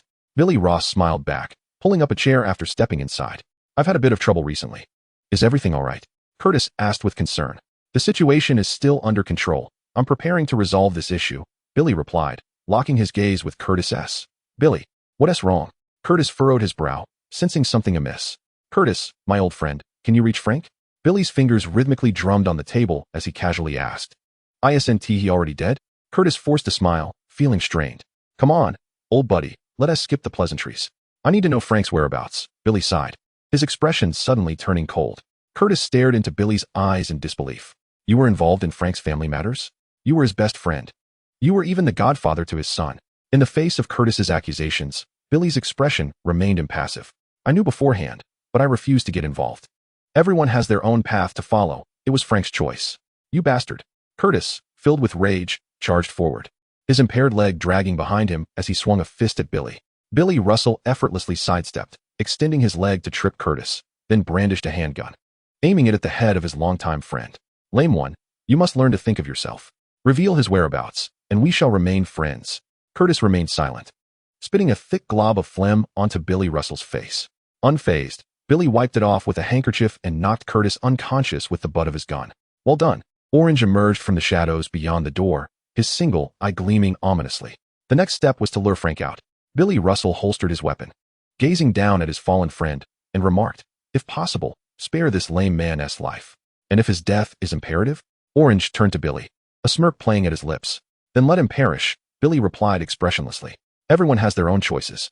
At the southwestern tip of Manhattan Island, in the Cellular Life Systems Laboratory, Dr. Samuel Stern sat at his workstation, peering through an electron microscope at a petri dish. He watched as red blood cells, upon stimulation, unexpectedly transformed from red to green and expanded several times in size. Carefully, he added a drop of purple solution, and after several distortions, the green cells gradually returned to their original state. "Perfect," Dr. Samuel Stern exclaimed with delight. As a distinguished expert in the life sciences, he had established contact years ago under the alias Mr. Blue with an individual known as Mr. Green to discuss the phenomenon of gamma radiation-induced mutations in humans. Initially skeptical, his doubts dissipated after Mr. Green sent him a blood sample, leaving him in awe. Truly miraculous. Just days prior, Mr. Green had contacted him seeking a solution to his own predicament, and after countless experiments, he had finally developed the antidote. What might occur upon its administration? Dr. Samuel Stern was filled with curiosity. Outside Greben Academy, within a van, several SHIELD agents monitored screens, observing Dr. Stern's activities. Coulson stood with arms crossed, inquiring, "Is Bruce Banner on his way to meet him?" "Yes, sir," one agent replied, turning to him. "Create a file for him." "What is the current situation with General Ross?" Coulson furrowed his brow, asking. "His subordinate, Blonsky, has successfully injected the super soldier serum, and General Ross is mobilizing special forces to converge here. I have a bad feeling about this," Coulson lamented. "At Stark Tower," Tony Stark remarked while examining the holographic display of the Cerberus operation file. "Wow. If you can't resolve the difficulties, then eliminate the ones creating them. A particularly effective approach." "General Ross. But what else with all these erroneous targets? It seems the world ranking of your military assassin academy must be quite dismal. I hear you're planning to employ drones en masse for assassination missions and have already placed orders with Oscorp." Tony could not help but shake his head. "The American populace must be wary from now on." "Enough, Tony Stark. Many of those weapons were conceived and crafted by you, rendering you unqualified to utter such words." On the other end of the screen, General Ross displayed a hint of impatience, stating that he had made a promise to return your belongings. But he had other matters to attend to, and thus the conversation ended. Watching as General Ross terminated the video call, Tony Stark pursed his lips and resumed perusing the files. Gradually, his brow furrowed, as something seemed amiss. On Manhattan's West 52nd Street, within the Columbia Broadcasting System's 17th floor studio lounge, Liam stood before the tall floor-to-ceiling windows, smoking a cigarette while quietly gazing at the dazzling nightscape outside. Just days prior, he had been chatting idly in a bar in this very city, virtually unknown. Now, he was a household name, awaiting his moment to face a national audience. Life truly was a melodrama. A series of knocks echoed at the door, and a staff member cautiously entered, nervously addressing Liam, "Mr. Lee." The show is about to begin. You may head to the backstage to prepare. Liam glanced at the bespectacled young man and smirked. Are you afraid of me? I do not bite. The young man swallowed hard, stammering, I am not afraid. Liam chuckled softly, remaining silent as he turned to exit, with the young man closely trailing behind. Suddenly, Liam spun around and made a clawing gesture, causing the young man to yelp in fright and tumble to the ground, frantically retreating while shouting. Liam shook his head, laughing as he walked toward the studio. Chapter 48. The first night inside the studio hall. The audience was already seated in full attendance. As a beautiful melody filled the air, Ellen DeGeneres emerged, clad in a blue t-shirt. The woman, with her short golden hair, was one of America's most celebrated talk show hosts, adored for her easygoing and humorous style. As an openly gay individual, she always donned a gender-neutral attire. Upon her entrance, the audience erupted in continuous applause and cheers, which gradually subsided after several gentle gestures from Ellen. Welcome to the Ellen Show. Ellen began, eloquently organizing her words. On this stage, we have hosted numerous celebrities, including stars, politicians, and figures from current affairs. However, today marks the first appearance of a superhero. She continued. He is a focal figure who has captured the nation's attention, shrouded in mystery and controversy. Let us extend a warm welcome to Liam. The audience's applause, cheers, and whistles resonated, not solely out of admiration for Liam, but rather as a customary response whenever a guest appeared, fueled by their curiosity about him. Liam stepped onto the stage, waved to the audience, and after shaking hands with Ellen, took a seat on the sofa. Ellen welcomed Liam, sharing that she had intended to discuss the script with him beforehand, but he had declined, ensuring that everything would be an authentic presentation. The words of Ellen elicited a round of applause. Lee, could you perhaps share why you suddenly chose to accept our invitation? Ellen inquired, turning towards Liam. During this time, the media has relentlessly pursued me, with increasingly bizarre speculations. Well, here I am. After you see the real me, your interest will gradually wane. And I can finally relax, Liam replied with a hint of resignation. About a month ago, I extended an invitation to you. Of course, the circumstances were different then. But your refusal was quite ruthless, Ellen remarked, piquing the audience's curiosity. Really? Liam scratched his head. We have evidence, Ellen said meaningfully, prompting the staff to play an audio clip. Let that girl go to hell. I prefer Conan. The hysterical outburst drew laughter from the audience. Liam felt a bit awkward as he recalled that this was something he had said during the early days of his brief internet celebrity career. Lee, do you harbor negative sentiments towards homosexuality? Alan's tone turned serious. No, not at all. Liam quickly refuted. I respect everyone's thoughts and desires. Love is a peculiar thing. Some people can even develop affection for a blow-up doll, so I see nothing inappropriate about it. Well, I still have my doubts about your taste. How could you possibly like that Conan guy? Alan quipped, playfully furrowing his brow. Though I watch it often too. Don't get too smug, Conan. The audience erupted in laughter, and Liam shrugged, finding nothing amusing about it. Noticing Liam's demeanor, Alan realized he had misjudged the guest's sense of humor and promptly shifted to more substantive questions. Lee, what does it feel like to be a superhero? Liam's expression immediately turned serious. First and foremost, I am not a superhero, just an ordinary person who has gained some power.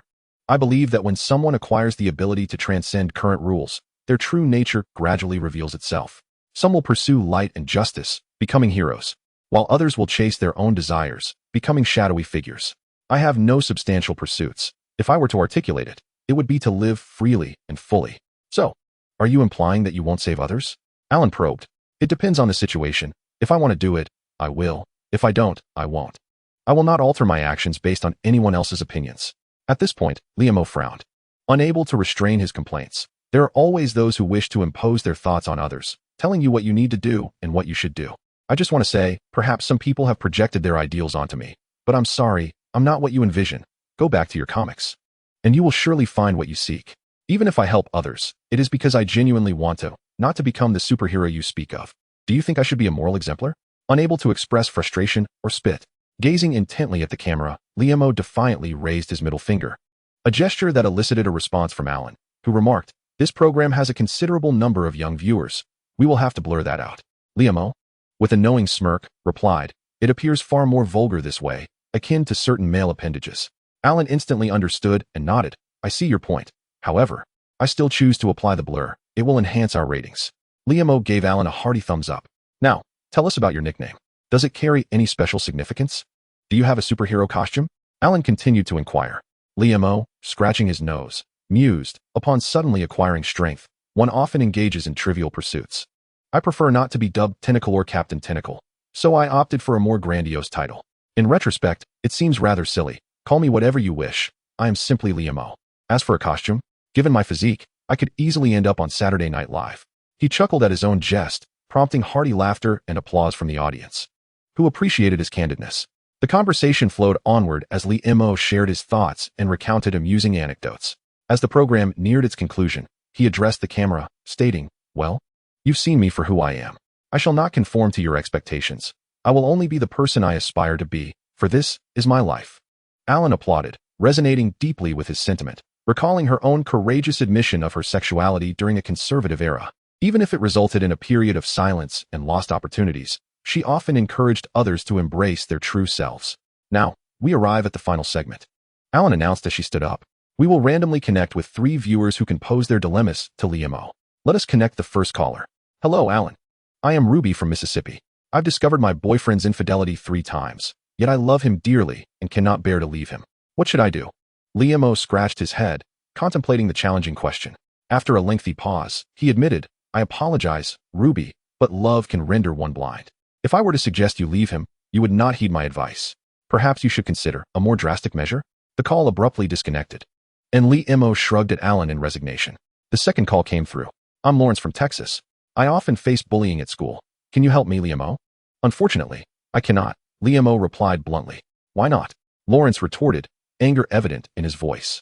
You clearly have the ability to do so. Because I'm lazy, and that place is far too distant. Liam-o shook his head. Hey, buddy, never place your hopes in others. Doing so will only perpetuate your weakness. If you can't grasp that, just play the part of the coward. The third call awaited. Hello, Liam-o. I am Bob from New Jersey. I am overweight and unattractive, often mocked by others, leading me to develop social anxiety. What should I do? I feel like my existence is a mistake. Liam-o touched his nose and replied, Hey, Bob, my friend, I won't indulge you in any motivational platitudes. I believe you have encountered plenty of that nonsense. Everyone has their flaws. You must first learn to confront yourself honestly. So what if I am fat and ugly? Then, defiantly raise your middle finger to anyone who dares to mock you and utter a curse. If you cannot even admit your own truth, who else will acknowledge you? After finishing the program, Liam-o exchanged phone numbers with Alan and departed from the Columbia Broadcasting Building. George drove Liam-o slowly down the street. Shall we head back to Stark Tower? Liam-o lit a cigarette, gazing out at the incessant raindrops streaming down the car window. No, let us go home. Chapter 49. The second night the rain had been intermittently falling throughout the day, and by evening it had turned into a torrential downpour. Pedestrians hurried along with umbrellas, eager to return to the comfort of their warm homes for a cup of coffee. A yellow taxi was en route to Brooklyn, with the African-American driver, Ross, gripping the steering wheel and occasionally glancing at the passenger in the back seat. He had picked up this customer in Midtown West, clad in a tight red leather suit and wearing a horned helmet, with red lenses over his eyes, resembling a demon. Are you that guy they call Daredevil? Out in this weather? Ross asked nervously. Well, there's no choice. You see, our organization's leader is quite the fanatic, Matt sighed. Damn, you scared me. I thought no superhero could be this miserable, braving the elements to do good while hailing a cab.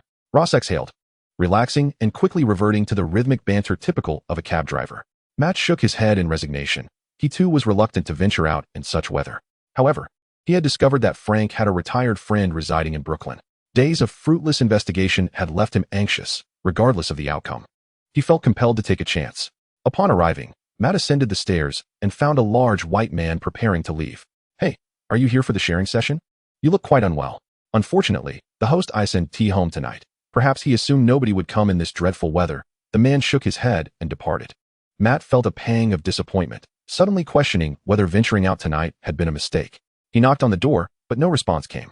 After contemplating, he turned and climbed through a window into the room from the outside. The interior was somewhat disheveled, with a coffee cup shattered on the floor. Alarmed, Matt began to search carefully. A disc on the table caught his attention. Just as he prepared to retrieve it, a sudden movement caught his ear, prompting him to swiftly sidestep a dagger that flew past him from behind. A figure leaped through the window, brandishing a military knife and lunging towards Matt. After a brief exchange of blows, Matt retreated sharply, exclaiming, Frank, it's me. The intruder was none other than Frank Castle, who had come to visit an old friend, clad in civilian attire and armed with 2 daggers. Upon noticing a stranger in uniform within his friend's abode, he charged in without hesitation. Hearing the shout, Frank recalled who stood before him, momentarily unrecognizable due to the uniform, but the specifics were of little consequence. With a hint of anger, Frank inquired, "What are you doing here? What happened to Curtis?" "Calm down, Frank," Matt replied with a sense of resignation. "When I arrived, he was already like this. I have no idea what transpired. There's a disc on the table along with a bullet. I believe it might provide some clues." Frank cast a wary glance at Matt before approaching the disc and playing it on Curtis's computer. The video began with the familiar visage of their friend Curtis, bound to a chair with a wound on his head. Subsequently, two very familiar faces emerged on the screen. A one-eyed Caucasian with an aquiline nose smirked at the camera, saying, "Frank, seeing us, I believe you've deduced everything. Fowler's warehouse. I knew you would come." Orange. Upon seeing the man who had personally gouged out one of his eyes, Frank comprehended the grim reality, murmuring in anguish, "Billy, why? Don't worry. I'll accompany you to rescue him," Matt asserted, shaking his head at Frank. "Get lost. This is none of your concern," Frank coldly retorted, drawing the dagger embedded in the wall, preparing to depart. "This isn't just your affair anymore." Matt intercepted Frank, slowly detailing the situation regarding the Lieberman family and the clues he had uncovered. Meanwhile, outside Grayburn Academy, in a surveillance vehicle, Coulson sipped from a cup of coffee. His task was to manage the predicament surrounding the Hulk. Initially, he intended to control and detain him, but after witnessing Hulk's might, he reconsidered. Perhaps communication and establishing a rapport would be a more prudent approach. Unfortunately, General Ross's disdain for the Hulk complicated the mission significantly. "Any news from the port or the station?" Coulson inquired of the nearby personnel. "All surveillance and records yield no information on them. I suspect Bruce Banner has become adept at evading all monitoring methods during his prolonged flight," the staff member replied, glancing at the computer. Coulson sighed, realizing he would have to play the waiting game. Fortunately, his extensive experience as an agent had cultivated a commendable patience. At that moment, his phone rang unexpectedly. Checking the caller ID, he saw it was Tony Stark. What could this fellow possibly want? "Hello, Mr. Stark, how may I assist you?" Coulson asked politely. "Coulson? Phil Coulson? Sorry, I can't quite recall your name." Stark's voice came through the line. Tony across the way remarked, "As a special advisor to S.H.I.E.L.D., I believe I should contribute in some manner. Are there any organizations targeting S.H.I.E.L.D.? Coulson pondered for a moment before responding. "I doubt it. Our duty entails managing anomalous events, and it is rare for organizations to adopt a hostile stance towards us." "Wow, your rank must not be particularly high. Should I directly approach Nick Fury then?" Tony replied languidly. "Mr. Stark, you won't be able to reach the director unless he contacts you. If there is something you wish to discuss, I'm here. However, if it's not urgent, well, I'm quite busy myself." Coulson shook his head in resignation. "All right. I happened to acquire a document revealing numerous erroneous targets within a military organization's assassination project. I hacked into S.H.I.E.L.D.'s intelligence database and discovered an intriguing phenomenon. Most of the names on the erroneous list are your undercover agents. I will forward the document to you." "Thank you, Mr. Stark," Coulson said, his demeanor turning serious as he addressed a nearby staff member. "Get me a standalone computer, and you all may step outside." Meanwhile, in Manhattan at Rockefeller Plaza, the latest episode of The Conan Show had just begun. "What? Oh my God, for heaven's sake. You actually think your abilities are lacking?" Conan O'Brien exclaimed, his eyes wide as he stared at Liam. He then shook his head, saying, "It's hard to believe. You have no idea how envious I felt watching your video. If I possessed your powers," Conan's expression turned wistful, "I could manage 18 women simultaneously." Laughter erupted from the audience. Liam, unable to contain himself, sprayed water as he chuckled. "What on earth are you thinking?" Seeing Conan still lost in thought, Liam helplessly nudged him. "Hey, buddy, wake up." Conan snapped back to reality, wiping his mouth, and whispered to Liam, "I know a great place we can visit after the show, but it requires a reservation." Liam turned back to the audience, speaking earnestly. "I have no idea what this guy is rambling about. Perhaps he is referring to a nice restaurant?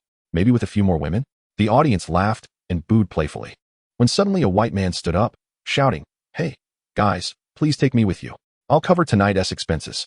Two security guards rushed in, each grabbing an arm and dragging the man away as he protested vehemently. "This is an outrage. You cannot strip male citizens of their rights." More laughter erupted from the audience. Conan stood up, declaring loudly, "Sorry, this isn't Nevada." The atmosphere of the show gradually turned a bit risky. Well, it was never particularly serious, which was precisely why Liam enjoyed the Conan show. As the program neared its conclusion, Conan cleared his throat softly and said, "Lee, as a rather unsuccessful superhero, though I know you despise that label." Conan shook his head and continued, "As a somewhat unsuccessful celebrity, it is essential to share something with the audience. Something akin to motivational quotes, you know? I wish to elevate the program's stature. Well, damn it. I can't think of anything.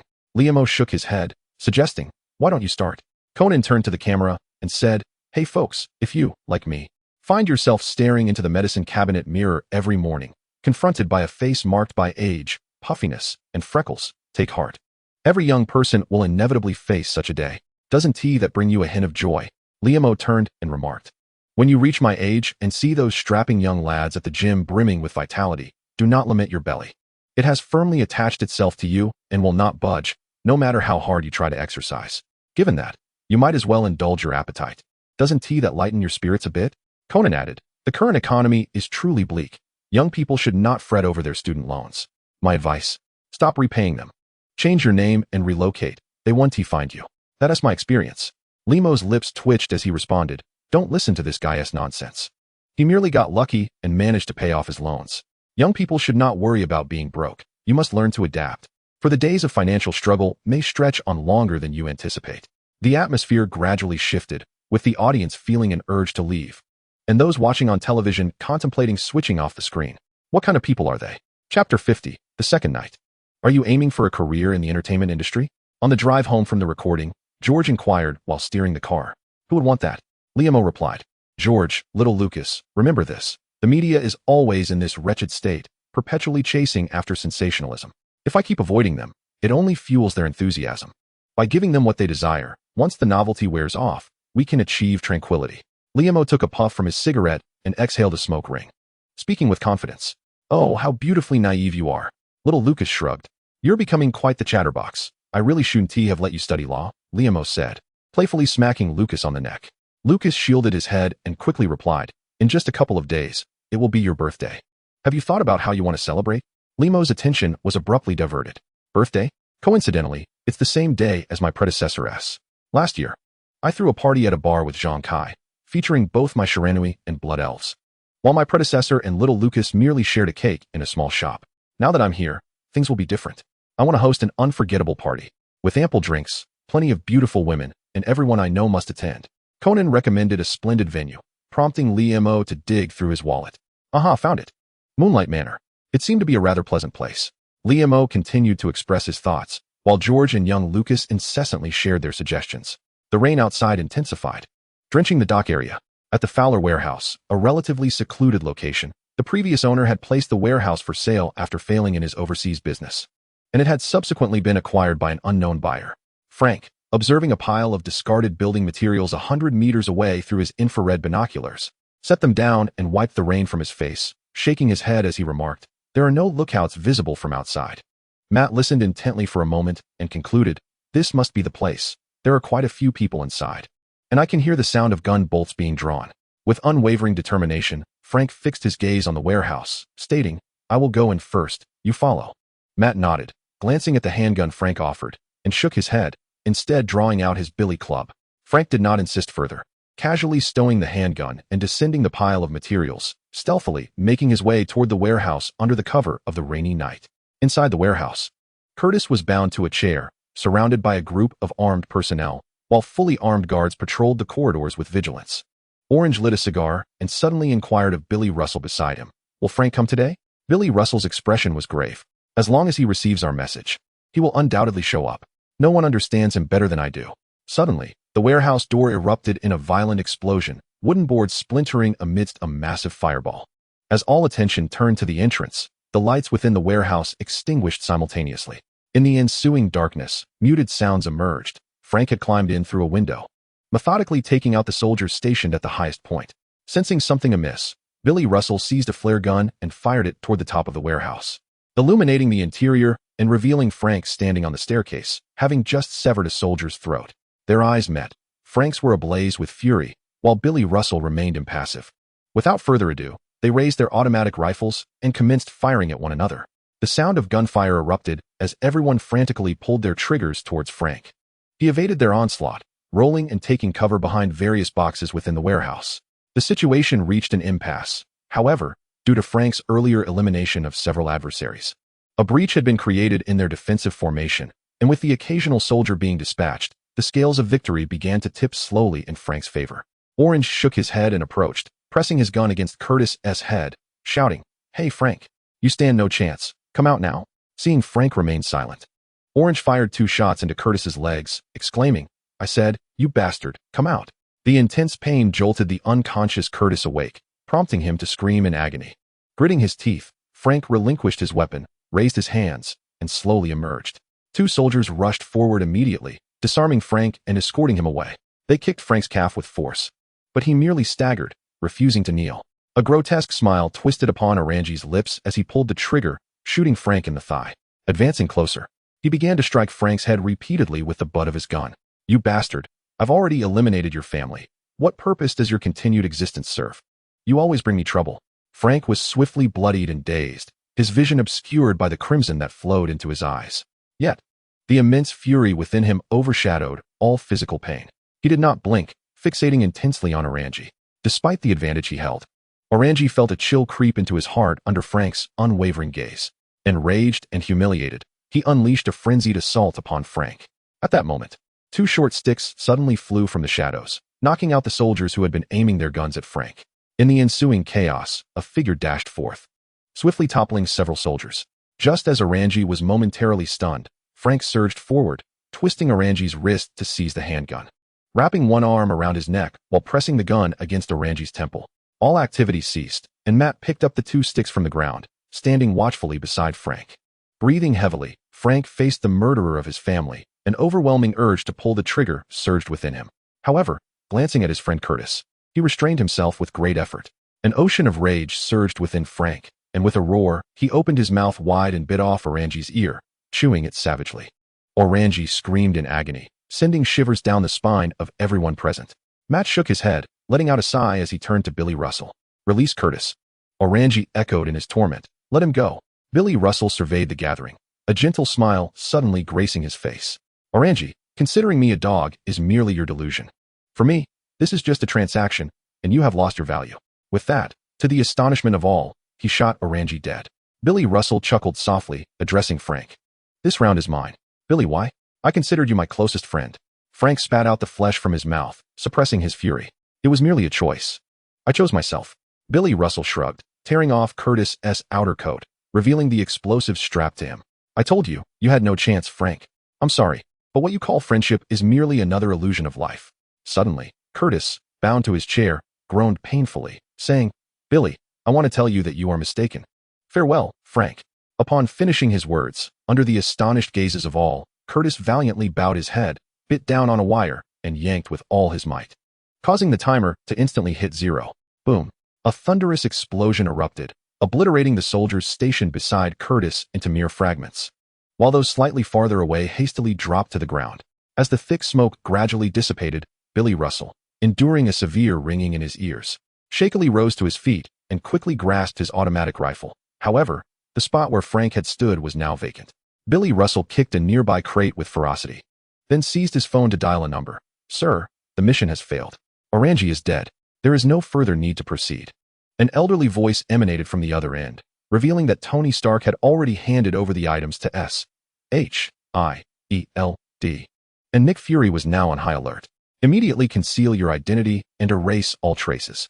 Understood, sir. Billy Russell hung up the phone, wiped a trace of blood from the corner of his mouth, a contemplative look crossing his eyes. In the dead of night, at Lee's craft store, within the studio, Liam-O observed Matt as he deftly extracted a bullet from Frank's leg using tweezers, promptly offering him a painkiller. The wound healed rapidly, Frank's breathing gradually steadied, and soon he regained consciousness. Upon awakening, Frank glanced at the two, murmured his thanks, and fell silent, staring down as if lifeless. Liam-O sighed and said, Hey, soldier. We understand how you feel right now. However, I believe your family and friends in heaven would not wish to see you like this. Life must go on. Frank, still looking down, murmured, While I was at war, I never considered what would happen next, what I would do after the war ended. Yet, I think this is it. The most challenging part, the silence. The silence that follows the cessation of gunfire. If I were to articulate it, I would say I am just very afraid. But back then, I had family and friends. They were my only ties to this world. Yet due to wickedness, I have lost everything. As he spoke, Frank struggled to rise and walk towards the door. At the threshold, he suddenly halted. Loss is the root of all suffering. Did they not nickname me the Punisher? Very well, I shall henceforth be known as the Punisher. I will punish those evildoers responsible for this loss, and in doing so, punish myself. With that, Frank strode out without looking back. Matt attempted to rush after him, but was restrained by Lemo's shake of the head. Frank's silhouette gradually vanished into the darkness. The rain intensified, countless streams cascading from the heavens, striking the ground beneath the dim streetlights, shattering upon impact. Chapter 51. The third night after pouring throughout the night, the downpour seemed to have expended its final strength, tapering off as dawn approached. Finally, by the afternoon, the skies began to clear. As dusk descends, the grand city of New York seems to have undergone a cleansing.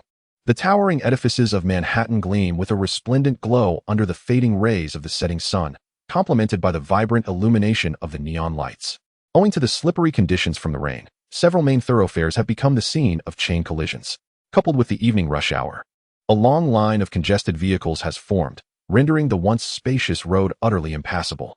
Anxious drivers, while incessantly complaining on their phones, frantically honk their horns, the cacophony echoing throughout the street. A few traffic officers, donned in reflective uniforms, are attending to the accidents.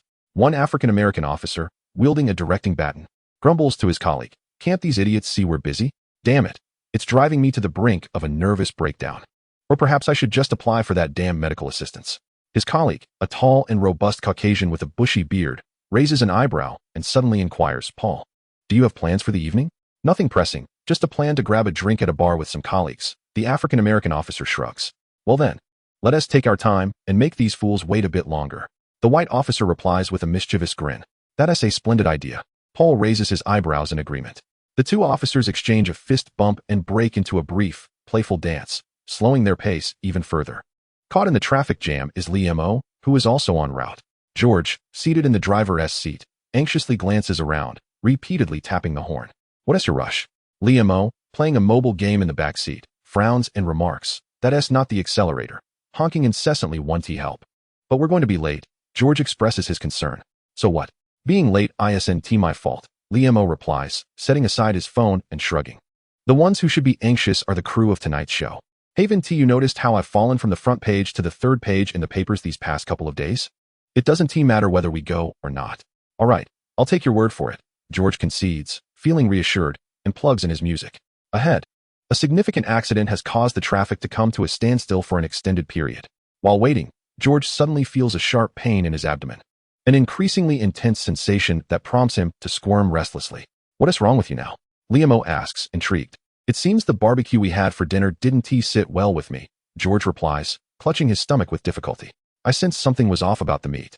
"Damn those Mexicans," Lemo responds indignantly. "But why are you fine?" George queries, puzzled. "Because I'm Chinese," Lemo answers matter-of-factly.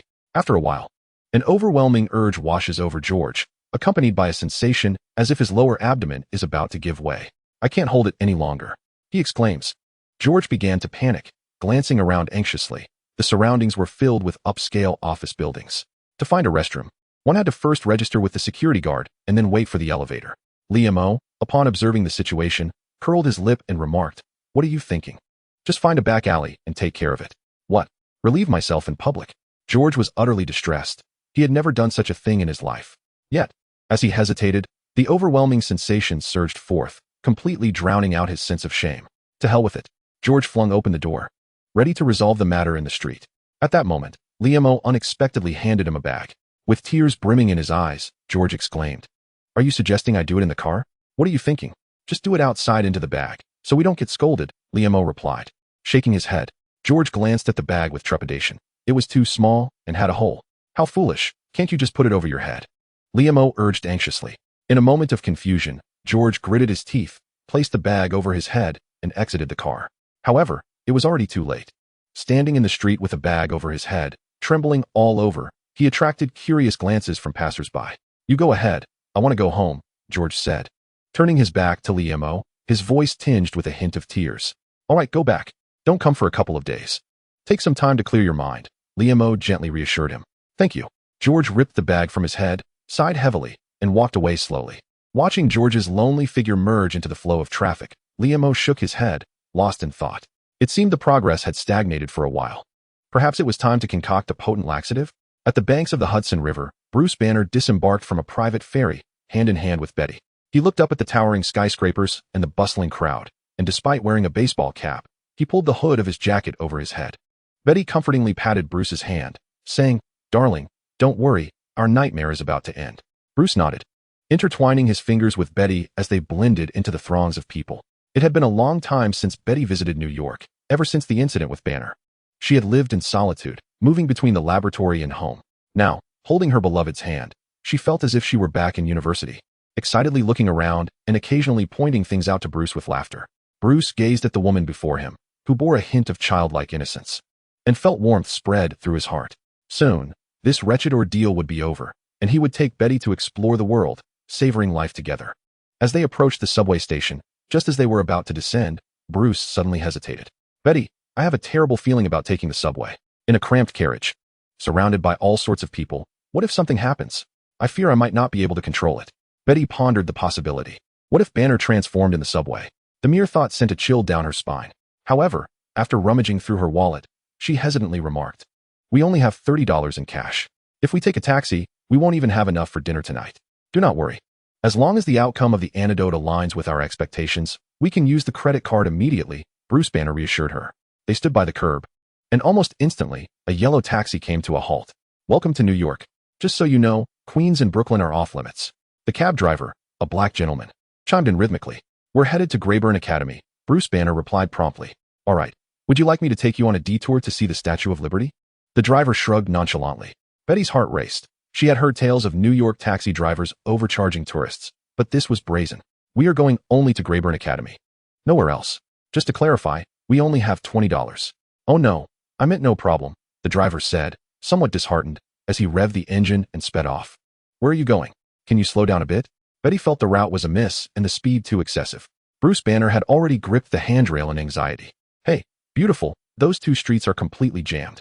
This is the most efficient route I can take," the driver defended himself. "I know this is your usual trick. Any extra money doesn't count. Otherwise, I will report you to 311. Betty retorted angrily. All right, it's your call." The driver grumbled, accelerating like a runaway stallion, reaching a pace reminiscent of a Formula One race. Bruce and Betty in the back seat were tossed about, and Betty was horrified to see Bruce drenched in cold sweat, his eyes beginning to take on a green hue. "You scoundrel! Slow down, or you will regret it," Betty shouted hysterically at the driver. "I have intermittent tinnitus. I can't hear you," the cab driver smugly shrugged, cranking up the volume of the hip-hop music, further increasing the speed. Fortunately, due to extensive training, Bruce Banner had learned to manage his anger to some extent. The taxi safely arrived outside Grayburn Academy. After disembarking, Bruce leaned against a lamppost, retching, while Betty, in a fit of rage, kicked the taxi's tire and yelled at the driver, "You scoundrel." With a flippant gesture, the driver quickly sped away. Betty, incensed, continued to vent her frustration in place. Bruce, having regained some composure, approached her to offer comfort. "Let it go. Don't be angry. You know I have methods to control my rage. You just need to shut up. We're leaving." Betty interrupted him, her resolve unwavering. Bruce Banner, rendered mute by a sense of grievance, trailed behind Betty like a chastised spouse as they entered Grayburn Academy. Outside, within the confines of A.S.H.I.E.L.D.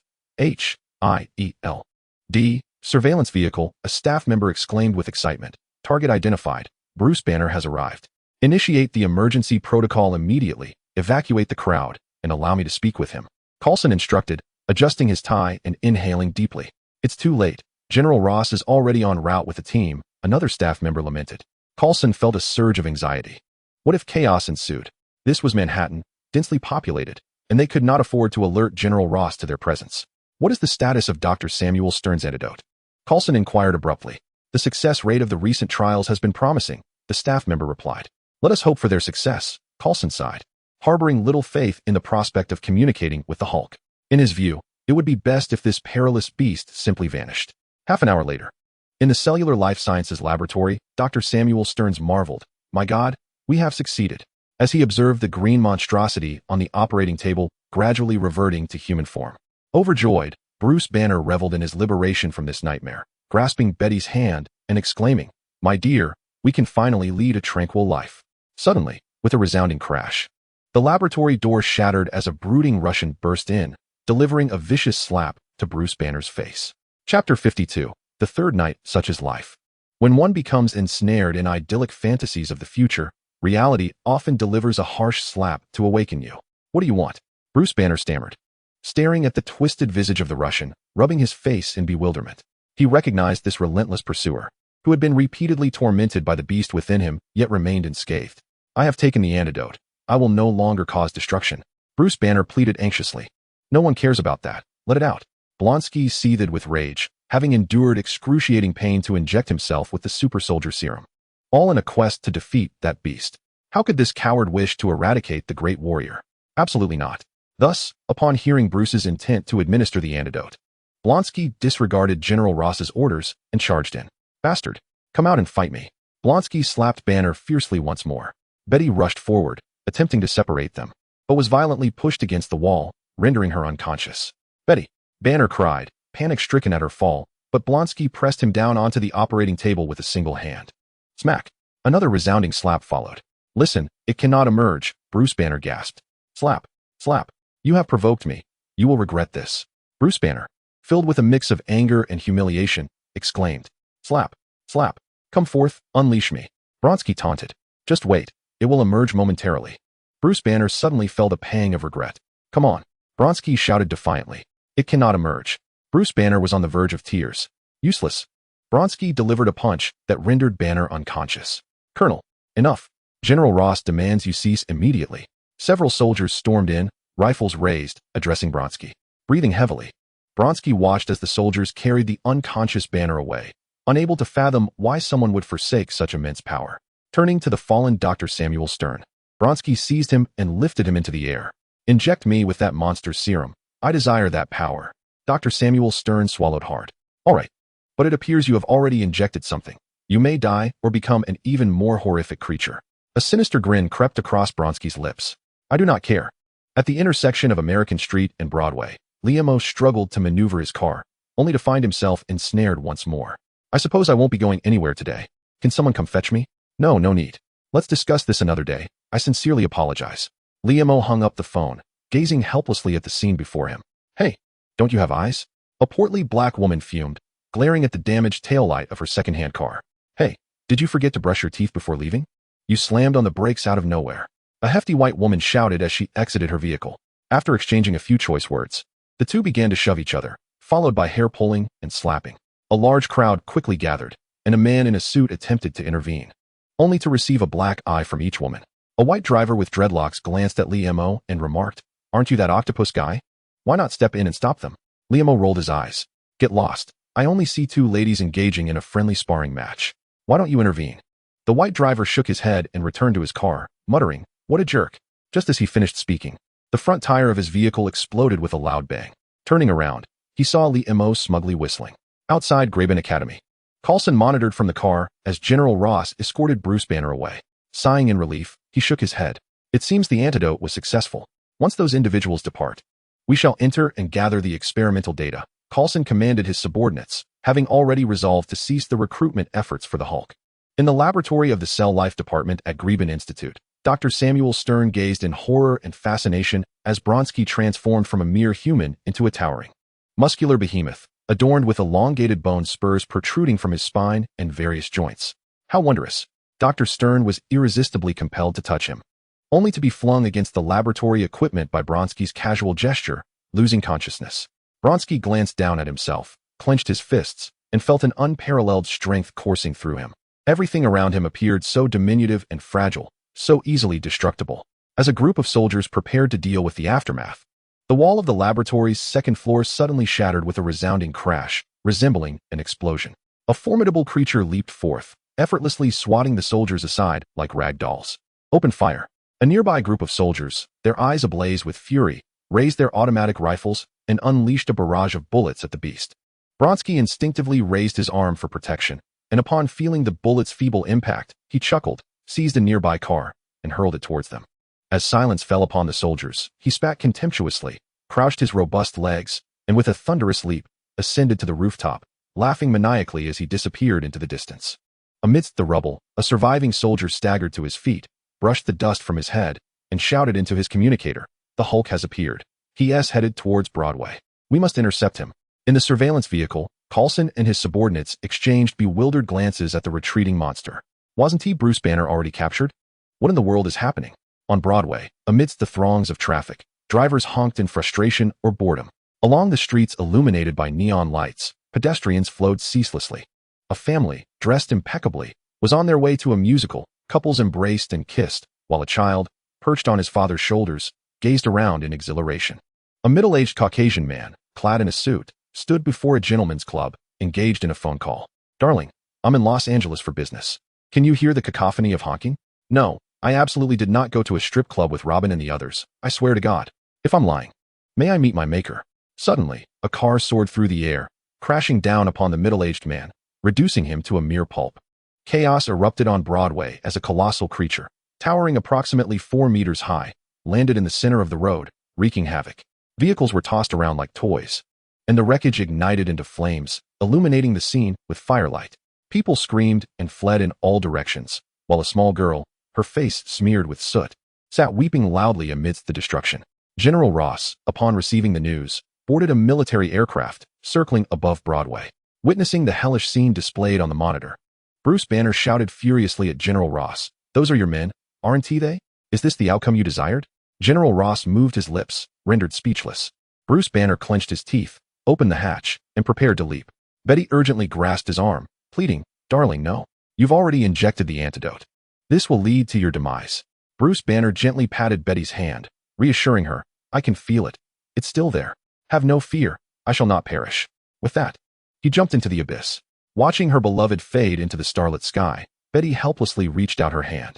Meanwhile, the lively Liam sat in his car, idly listening to music, when he suddenly noticed the drivers hastily exiting their vehicles and fleeing in terror, glancing back in fear. "What is happening?" he wondered, scratching his head as he stepped out of the car.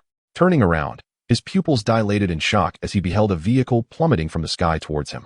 In a moment of astonishment, Liam extended 4 tendrils to catch the car, securing it safely to the ground.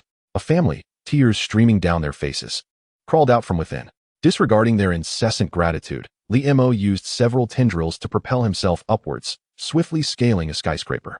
From a distance, he spotted a towering figure wreaking havoc, akin to a colossal beast, amidst the chaos of the street. He recognized the indomitable Hulk, not a villain, but rather a character he believed was named Blonsky. Before he could comprehend the situation, the creature barreled down the street, closing in on him from 100 meters away. Liam's eyes widened in horror. "Oh, my eyes shall be blinded. Good heavens, grant that poor child some trousers. What is that baseball bat swinging about? Why does it bear barbs? Why was this not depicted in the film? Could it have been omitted?" As Liam grappled with the confusion, a figure streaked towards him, trailing a long arc of fire. Tony Stark hovered beside him. "Lee, what is going on? What sort of monster is that? We must stop it," Tony exclaimed, urgency lacing his voice. Liam shook his head vigorously. No. That creature possesses unimaginable strength and remarkable defenses. A mere touch could prove fatal. Not even your armored suit would withstand such an onslaught. What then? Shall we simply stand by and watch as it wreaks havoc? Tony replied, exasperated. "Fear not, everything will be fine," Liam declared with confidence. "Have you heard of the Hulk? He will arrive shortly. You must attract its attention, but avoid close combat. I will assist those in need." "All right, let us proceed." Tony, well aware of General Ross's project, wasted no time. He soared towards Blonsky, unleashing a shockwave upon his face. "Hey, little monkey, would you like a banana?" While Tony harried Blonsky, Liam focused on rescuing people and catching the cars that were hurled through the air. Engaging the creature head-on seemed perilous, but saving a few lives was certainly within his grasp. As the cars flew through the air, Liam activated his cushioning mode. I'll catch it. I'll catch it again." Suddenly, a person fell from the sky, and Liam thought, what a misfortune for this fellow. He must have been thrown with great force. However, today luck is on your side as you've encountered me. With 4 vines, Liam managed to cushion the fall and catch the individual. The rescued man glared at Liam, exclaiming, "Why did you save me?" Liam, slightly annoyed, retorted, "Hey, saving lives shouldn't come with complaints." He paused, noticing the man looked somewhat familiar. Cautiously, he inquired, "What is your name?" "Bruce Banner." Liam thought to himself. Tony is already feeling the pressure from Blonsky. This creature is truly formidable. It was indeed wise to heed my advice, but why the delay? "Lee, when will that guy arrive?" Tony shouted toward Liam, scratching his head. Liam replied, "Tony, would you permit me a moment to go home and use the restroom?" "What did you just say? Jarvis, am I hearing things?" Tony was momentarily taken aback by Liam's words. "You heard correctly, mister. Lee stated he needs to return home for a bathroom break. Scientific studies have shown that holding in urine is detrimental to health and can lead to psychological burdens, even causing enuresis due to weakened bladder muscles." "Oh, I see," Tony realized, understanding that his intense focus on experiments might not be the best approach. "More importantly, I believe you should concentrate on the crisis at hand." "What did you say?" "Oh, Tony snapped back to reality, only to be confronted with a massive fist. Tony Stark was sent flying like a projectile by Blonsky, tumbling through the air before skidding along the street, leaving a long trail, eventually stopping beside Liam-o. Tony looked up at Liam-o and greeted him. "Hi." Liam-o sheepishly waved back. Shaking his slightly dizzy head, Tony struggled to rise. Although uninjured, sparks were flying from several parts of his armor. "What on earth are you doing? Why hasn't that giant arrived yet?" Tony exclaimed, exasperated, stamping his foot in frustration. Clang! A piece from his back armor fell off. Meanwhile, as Tony battled Blonsky, General Ross had commanded emergency forces to the battlefield. With a rumble, numerous armored vehicles rolled onto Broadway, and 5 armed helicopters appeared overhead. "Open fire." The fire god cannon was locked on, and at the ground commander's order, a barrage of firepower was unleashed toward Blonsky. After sending Tony flying with a punch, Blonsky was immediately met with a hail of gunfire, the ground around him becoming a cloud of dust. Despite the pain, Blonsky quickly lifted a car to use as a shield. However, it wasn't long before the vehicle was riddled with bullets, on the verge of collapsing. Glancing at the armed helicopters above, Blonsky broke into a sinister grin. With a powerful leap, he propelled himself to the 10th floor of the adjacent building, his limbs clinging to the wall as if it were mere tofu. Following that, he executed another forceful jump into the air, seizing hold of a helicopter that was careening towards the neighboring structure. The media had also dispatched a helicopter. Upon witnessing the unfolding chaos, they swiftly retreated to a safer altitude. A daring news anchor was broadcasting live, stating, "We are bringing you the situation as it develops. The military's offensive appears to be faltering, having already lost 1 helicopter. Our superheroes seem to be in conference, and we can only hope they devise a solution. Godspeed." The live broadcast reached countless households, with numerous New Yorkers transfixed by the screen, some gripping the hands of their loved ones tightly, while others repeatedly traced crosses on their chests. Observing the increasingly frantic Tony, Liam-o hesitantly gestured towards the nearby Bruce Banner. "Well, he is already here, this guy," he said. Tony, incredulous, glanced at the seemingly frail Banner and shouted at Liam-o, "Are you joking?" Banner, with a resigned shake of his head, replied, "I still need to transform to handle that guy." "Exactly, he needs to transform. Much like calling out I am Shiare," Liam-o quickly interjected. "Then hurry up and shout." Tony anxiously urged Banner. Boom, boom. An explosion echoed from a distance. Tony turned to witness the military's retreat, shouting at Liam-o, "I'll hold them off a bit longer. You need to take care of him." With that, Tony charged forward, leaving Liam-o and Banner exchanging glances. Liam-o scratched his head and addressed Banner. "Hey, buddy. You see the situation. How can we get that big guy out?" Banner gritted his teeth. "Hit me, provoke me." "All right." Liam-o stepped forward, raising his hand but hesitating. "What's wrong?" A puzzled Banner inquired, already bracing himself. "Do you think that hulking figure will come after me?" Liam-o asked with concern. I can't say for sure, but it's our only option now." Banner shook his head. "Okay." Liam-o raised his hand again, pausing. "I'm still a bit worried. Can you guarantee it?" "How can I guarantee that?" Banner shouted, exasperated. "Do we have time for that? Just hit me, you coward." "Fine, you asked for it." Liam-o retorted. "Come on." Banner roared. "I'm about to strike." Liam-o yelled back. "With all your might." Banner shouted once more. Liam-o swung his hand down. Smack. Already gritting his teeth and closing his eyes, Banner found himself lost in confusion. "Are you actually hitting me?" he wondered, opening his eyes to find that Liam-o had vanished. Upon raising his gaze, Liam-o observed that the fellow had already ascended to the 5th floor. Waving his tentacles and calling out from a distance, "Is that guy about to emerge?" Banner suddenly felt a surge of frustration. At that moment, Tony soared into view, shook his head at the unfolding scenario, and resolutely addressed Liam-o. "There's no time left. We must rely on ourselves. I possess one last high-powered laser weapon, but its use will severely deplete my energy. It will take time for another suit to arrive, and during that interval, my safety rests with you. Lee, can I trust you?" Liam-o promptly patted his chest and assured, "No problem at all. Leave the rest to me." Tony remarked, "Why does an unsettling feeling linger in my heart?" He then queried, "Can you guarantee it?" Liam-o replied, "It should be manageable." Tony regarded Liam-o with a sudden urge to retch. Just then, Blonsky had already decimated the military forces and was charging towards them. In a fit of despair, Tony rushed forward to meet him. A searing red laser shot through the air, prompting Blonsky to raise his arms defensively over his head. Subsequently, an excruciating pain compelled him to howl, as the laser nearly severed his robust arms. "I've injured both his hands," Tony exclaimed with excitement. 666. Meanwhile, Liam-o, perched atop the building, extended his arms and tentacles in celebration. As they reveled in their triumph, Blonsky, enduring intense agony, charged forward and headbutt Tony, sending him flying. Along with Bruce Banner, who had been spectating, crashing into the wall. Mo, disheartened, lowered his arms, and upon witnessing Blonsky rushing towards Tony, he leapt from the building, ensnaring Blonsky tightly with multiple tentacles. Mo had always been uncertain of the limits of his tentacle strength, but now he realized he was just shy of overpowering the monstrous figure before him. Blonsky, muscles taut, gradually began to rip the tentacles away one by one. Fortunately, Mo had a total of 18 tentacles, which he continuously wrapped around Blonsky, barely maintaining balance. Gradually, Blonsky's rate of escape accelerated, prompting Mo to free a tentacle and relentlessly strike Blonsky's head. The sound of slaps resonated as Blonsky's face bore the marks of the lashes, his furious howls intensifying as he hastened to break free.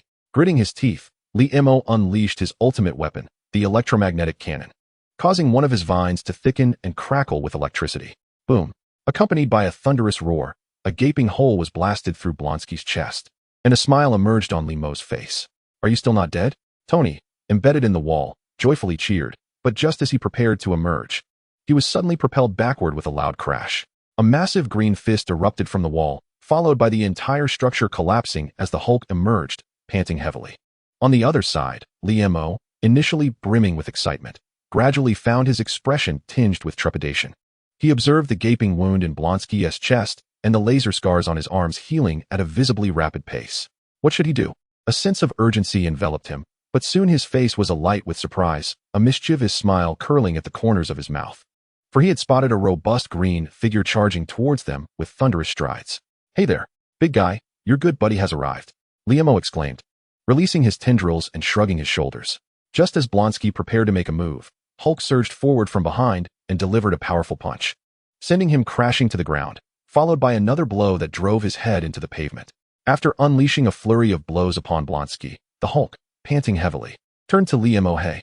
Mo, a bead of cold sweat trickling down his forehead, replied, "I'm your friend, don't you remember?" Hulk sniffed and seized one of Mo's tendrils, flinging him skyward. "You're quite the grudge holder," Mo exclaimed as he was hurled up 20 stories high, quickly grasping onto a nearby building with his tendrils, his heart simmering with indignation. How could someone so large be so petty? However, Hulk's moment of triumph was short-lived, as Blonsky swiftly regained his footing and, with a single punch, sent Hulk flying, smashing him into a car. Shaking his head, Hulk got back up and began to wield the car against the oncoming Blonsky. The creature that Blonsky had transformed into, later dubbed the Abomination, exhibited a stable transformation. Unlike Bruce Banner, who could shift between human form and Hulk, his strength was consistently greater than Hulk's calm state, yet lacked the limitless power Hulk possessed. In the current battle, Blonsky held a slight advantage. Both Titans possessed extraordinary strength, speed, and unparalleled destructive capability, rendering the surrounding structures as fragile as tofu. Broadway Street was soon riddled with destruction, with some buildings beginning to teeter precariously. At this juncture, the military made its entrance, deploying a multitude of armored vehicles and helicopters to the battleground. A barrage of missiles was unleashed upon the two giants engaged in combat. The violent explosions disrupted their struggle, and Hulk, who had already been at a disadvantage, found himself overwhelmed by Blonsky. Seeing this, Mo felt a surge of urgency. Was this not exacerbating the chaos? With a vigorous flick of his tendrils, he leaped in front of the military commander. "What are you doing? One of these monsters is a good guy?" Mo implored the military leader. The commander, a middle-aged Caucasian man, was well aware of Mo's identity and promptly inquired, "Which one is the villain?" Mo quickly pointed at Blonsky. The commander nodded, picking up the radio to relay orders. "All units, concentrate fire. Target the one without pants." Chapter 54, The Third Night continues. Acknowledged. An armed helicopter's gunner responded with a remark, swiftly aiming the Vulcan cannon at Blonsky while chewing gum and muttering, "You pitiful little creature, come taste Uncle's bullets." At that moment, Blonsky delivered a fierce punch that sent the Hulk flying. Immediately, all the military firepower was unleashed upon him. Although Blonsky sustained minimal harm, he was still pained by the onslaught, and the explosions severely obscured his vision.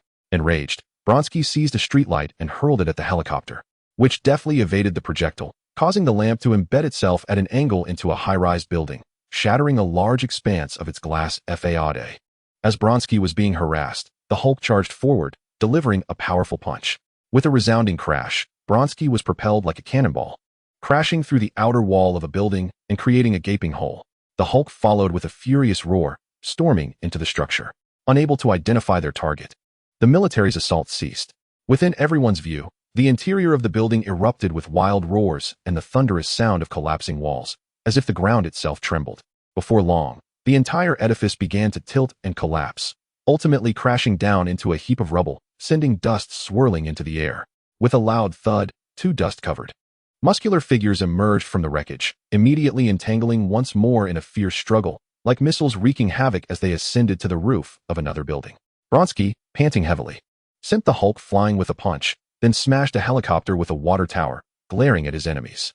Not far away, the Hulk had risen anew from the debris, roaring as he charged at Bronski. The military regrouped, the gun barrels of the armed helicopters flaring with fire. Tony Stark, now clad in new armor, approached him. The tentacled creature lurked in the background, smoking a cigarette. Bronski chuckled darkly, feeling his blood ignite with exhilaration. He relished this feeling, this power, this thrill of battle. What did it matter how many foes there were? Standing atop the building, he howled defiantly at the sky, charging headlong at the Hulk. The fierce combat raged on, with the military and Stark's interference gradually subduing Bronski. Ultimately, the Hulk apprehended Bronski, tightening a thick iron chain around his neck. As the chain constricted further, Bronski began to suffocate, his strength waning as his arms fell limply to his sides. In a daze, he seemed to glimpse his homeland, that snowy expanse of Siberia. You are a worthless wretch, Bronski. Even an underage bear could easily slay you. His father's derisive voice echoed in his mind. Ah, Bronski, why are you so timid? I have grown old. It is impossible for me to care for you forever. How will you confront this frigid world as you mature? Bronski, run. A mature, grizzly bear approaches. Damn it, keep your distance from my son, you scoundrel. Young Bronski, his face etched with terror, sprinted across the Siberian tundra, his elderly father grappling with the bear behind him. Father, do you see? I am no longer afraid. I am a fighter. Bruce, no? Betty's cry roused Hulk from his stupor. Glancing around, he forcefully pushed the nearly breathless Bronski aside and stood, panting heavily. Betty rushed towards him with joy. But Hulk remained rooted to the spot, observing the wariness, fear, and disdain reflected in the eyes of those around him. Hulk looked at his own muscular hands. Acknowledging the truth, he was indeed a monster, and being with Betty would ultimately bring her harm. His beloved deserved a life of normalcy. As Bruce and Betty approached Hulk, she reached out to grasp his hand. Hulk stepped back, shaking his head, his gaze fixed on her, filled with sorrow and anguish. Let it be, he declared suddenly, turning and sprinting a few paces before leaping powerfully into the night sky, his robust form vanishing, a mournful howl echoing in the distance. Liemo observed the scene before him, shaking his head with a sigh. He inhaled a puff of smoke, glancing at the weary, battered Tony beside him, and remarked wryly. Quite an exhilarating evening, wasn't it? Your equipment is in dire need of an upgrade. Tony shot Liemo an irritated glance. You have the audacity to say that? I had initially planned to bring you in, but after tonight's chaos, I think it prudent to refrain. Liemo stretched lazily. Then I should indeed thank you. After a tumultuous night, dawn broke. The sun streamed through the towering edifices of Manhattan onto Broadway, yet the vibrancy of yesteryears had vanished, the central stretch reduced to rubble. The company contracted by the City Hall commenced clearing the debris, while numerous rescue personnel scoured the ruins for survivors, the path lined with flowers, photographs, and candles in homage to the deceased. In the aftermath of the night, the citizens of New York were horrified to discover that the world harbored not only gun-wielding gangsters, but also extraordinary, destructively powerful monsters. Once it became known that this was the unintended consequence of a military experiment, a new wave of protests erupted across New York City, with citizens taking to the streets to denounce the malevolent American government and military. Due to the enormity of the crisis, the military committee swiftly rendered judgment. General Ross was held accountable, stripped of much of his authority, and relegated to the role of warden for Bronski. Media and the public began to extol the virtues of Tony and Liemo, with daily reports filled with effusive praise. The military, however, remained the true culprit, while Hulk was merely remembered as another monster. Nightfall descended upon an unremarkable fast food establishment. The restaurant was deserted, and Agent Sitwell of S.H.I.E.L.D., a level 6 operative, sat alone in a booth sipping coffee. Moments later, Coulson entered and took a seat across from him. I've received some troubling news, he said. What has happened? Sitwell inquired, taking a sip of his coffee. Members of the World Security Council want Blonsky on the team, Coulson replied with a shrug. Sitwell nearly spat out his coffee. Have they lost their minds? Coulson shook his head. They likely wish to plant a mole within the newly forming team through Blonsky. What should we do? Sitwell pondered. We cannot directly defy the World Security Council's orders, but if General Ross refuses, that might be our way out, Coulson suggested. Who will deliver that message? Do you think I could? Sitwell asked with a hint of hope in his eyes. This person needs to be sharp-tongued enough to infuriate General Ross. Our advisor would be an excellent choice. Coulson chuckled. Tony and Limo? Sitwell guessed. No, no, no. Coulson quickly shook his head. The two of them together would only complicate matters. Tony alone is sufficient. And Limo? Sitwell pressed. Coulson sighed. P.S. planning his own birthday celebration followed by a road trip. Isn't that a bit indulgent for him? Sitwell asked tentatively. He threatened to cut off the supply of medication. Coulson shrugged. In any case, I refuse to play the villain. In a basement in New York, Dr. Samuel Stern gazed at his reflection, his skin a vivid green and his head disproportionately large. After being knocked down by Blonsky, he had inadvertently been infected with Hulk's blood. Waking up transformed. A monster? He didn't care at all. He felt invigorated. His cognitive abilities, thought, memory, logic, judgment, had magnified exponentially. Many scientific conundrums now appeared as simple as elementary arithmetic in his mind. For a scientist obsessed with the unknown, what could be more valuable than a supercharged brain? A loud knock echoed, followed by a massive figure entering. Doctor, have you made your decision? Samuel Stern smirked. Wilson Fisk. I never expected a mob boss to be my savior. What do you seek? Wilson Fisk replied impassively. I seek power, power that transcends all. Chapter 55. The world is ever-changing. The newspaper hailed me as a superhero. I had just saved New York. Yet, it was of little consequence. As I couldn't even evade taxes. Limu glanced at the tax form before him, incredulously regarding Matt and his partner Foggy.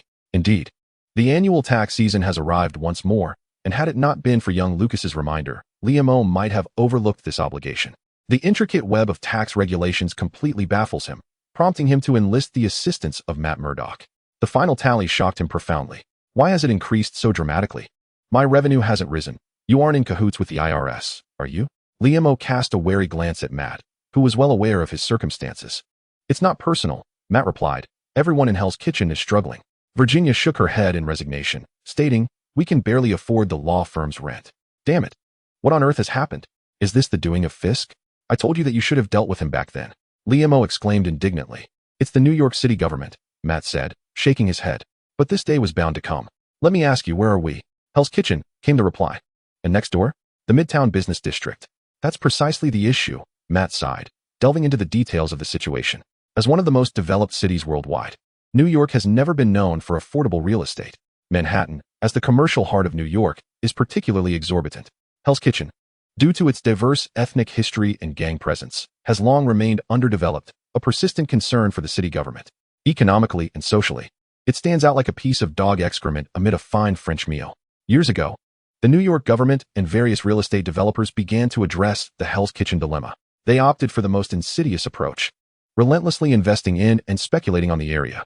In recent years, property values have skyrocketed, causing the living expenses of Hell's Kitchen's residents to rise annually, driving many impoverished individuals, immigrants, and gang members to vacate, while wealthier newcomers gradually take their place.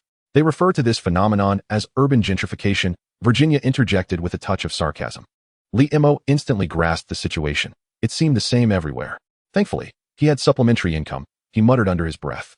Matt shook his head, stating, I know you've made a tidy sum selling pills on the black market, but I advise you to pay your taxes. In the United States, the two entities one should never provoke are the IRS and FEMA. The latter is seldom encountered, while the former haunts everyone's nightmares. Do you know Al Capone? Liam nodded vigorously. Matt continued. He had a saying, a machine gun is more effective than a submachine gun. Always pay your taxes on time. And always use protection during intimate encounters. The more Liam pondered, the more it pained him. This money was hard-earned, blood, sweat, and tears. Was he to relinquish it so easily? Let those bastards come and try. Liam shouted in fury. I refuse to wear a condom. After bidding farewell to Matt and Fergie, Liam pondered for a moment before picking up the phone. Hey, Coulson, considering I just saved New York, could you do me a favor? Coulson, still of some utility, had enlightened Liam with various ingenious tax evasion methods during his time at S.H.I.L.D. Impressive, Liam remarked. You must have made quite a haul. Coulson, with a scowl, hung up the phone. Liam shrugged, embraced his cup of water, and cheerfully stepped outside. Little Lucas was busy arranging a birthday venue, while George had taken a leave to recuperate. The craft shop was habitually closed. Why did Liam dare to stroll about so confidently? With the decline in media frenzy, people seemed to have grown accustomed to his presence. Acquaintances no longer expressed surprise. And as for strangers, well, Liam's appearance was rather unremarkable. Combined with the Western world's face blindness towards Asians, few people recognized him on the streets. Even if someone approached him, Mistaking him for someone else, he would simply reply, "Sorry, you've mistaken me. My surname is Wong, and I live next door." The sky after the rain appeared especially azure, with warm sunlight streaming down, making the storefronts and fruit stalls of street vendors, alongside newsstands, seem more vibrant than usual. Lee Mo reluctantly descended from Jessica's apartment building. The fictitious detective agency was shut. After a phone call, he learned that Jessica was preoccupied with a case and had already headed to Los Angeles. Not long after stepping out, he encountered a familiar face, his former lover, Selena. The woman was waiting for a ride, dragging a large suitcase, and greeted Lee Mo from a distance. With a hint of reluctance, he approached her. "Hi, Selena. Are you heading out?" "Oh, Lee, have you forgotten me now that you're a superhero? Wasn't my waist and legs your favorite?" Selena teased, striking a pose in her high heels. "Let us make it tonight then." Lee Mo chuckled, realizing some rumors needed clarification. "Just kidding," Selena laughed. But her expression grew somewhat melancholic. "I'm leaving New York." "Why?" Lee Mo asked, puzzled. "Lee, did you know? I actually studied dance." Selena took a puff from her cigarette, reminiscing about arriving in New York with dreams of becoming a star, only to have her aspirations shattered. Gradually, she became entangled in alcohol and marijuana, resorting to questionable transactions to survive. One day, she woke up to find herself transformed into a prostitute. Perhaps moving from the Kentucky ranch to New York was a mistake. "My life is ruined," she laughed bitterly. Lee Mo sighed in sympathy. They often say people come to New York to chase their dreams, yet countless girls like Selena face such fates each year. Noticing her confusion, Lee Mo offered some consolation. "It's not the end. Let me give you some advice. You must have saved some money, right? Try to present yourself more innocently. Return to Kentucky. Find an honest man, and create a fabricated history. You could restart your life anew." Selena's eyes sparkled with excitement. "This method is quite remarkable. May I share it with my sisters?" Lee Mo nodded, somewhat amused. "You are my superhero." Selena planted a fervent kiss on his cheek. "Farewell. If you encounter me again, please do not admit to knowing me." "I understand," Lee Mo shrugged, "particularly when a decent man is beside you." As he watched Selena's figure fade into the distance, a twinge of guilt pricked at his conscience. Strolling leisurely, Lee Mo arrived at his favorite little park.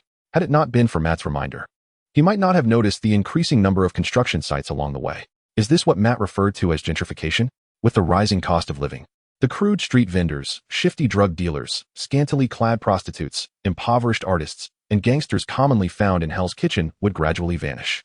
Would this place still be called Hell's Kitchen then? Perhaps people would revert to its original name, Clinton District. Lee Mo did not lament, for the world is ever-changing. In this very park, he noticed someone remarkably dressed. "Huh," Lee Mo chuckled. Even though he was not particularly enamored with the idea of being a superhero, his vanity found a momentary satisfaction. He approached with keen interest. The costume was impressively realistic. "Just look at those tentacles." The individual scrutinized Lee Mo for a moment, their face lighting up with surprise. "You're Lee. Oh, man, you saved New York.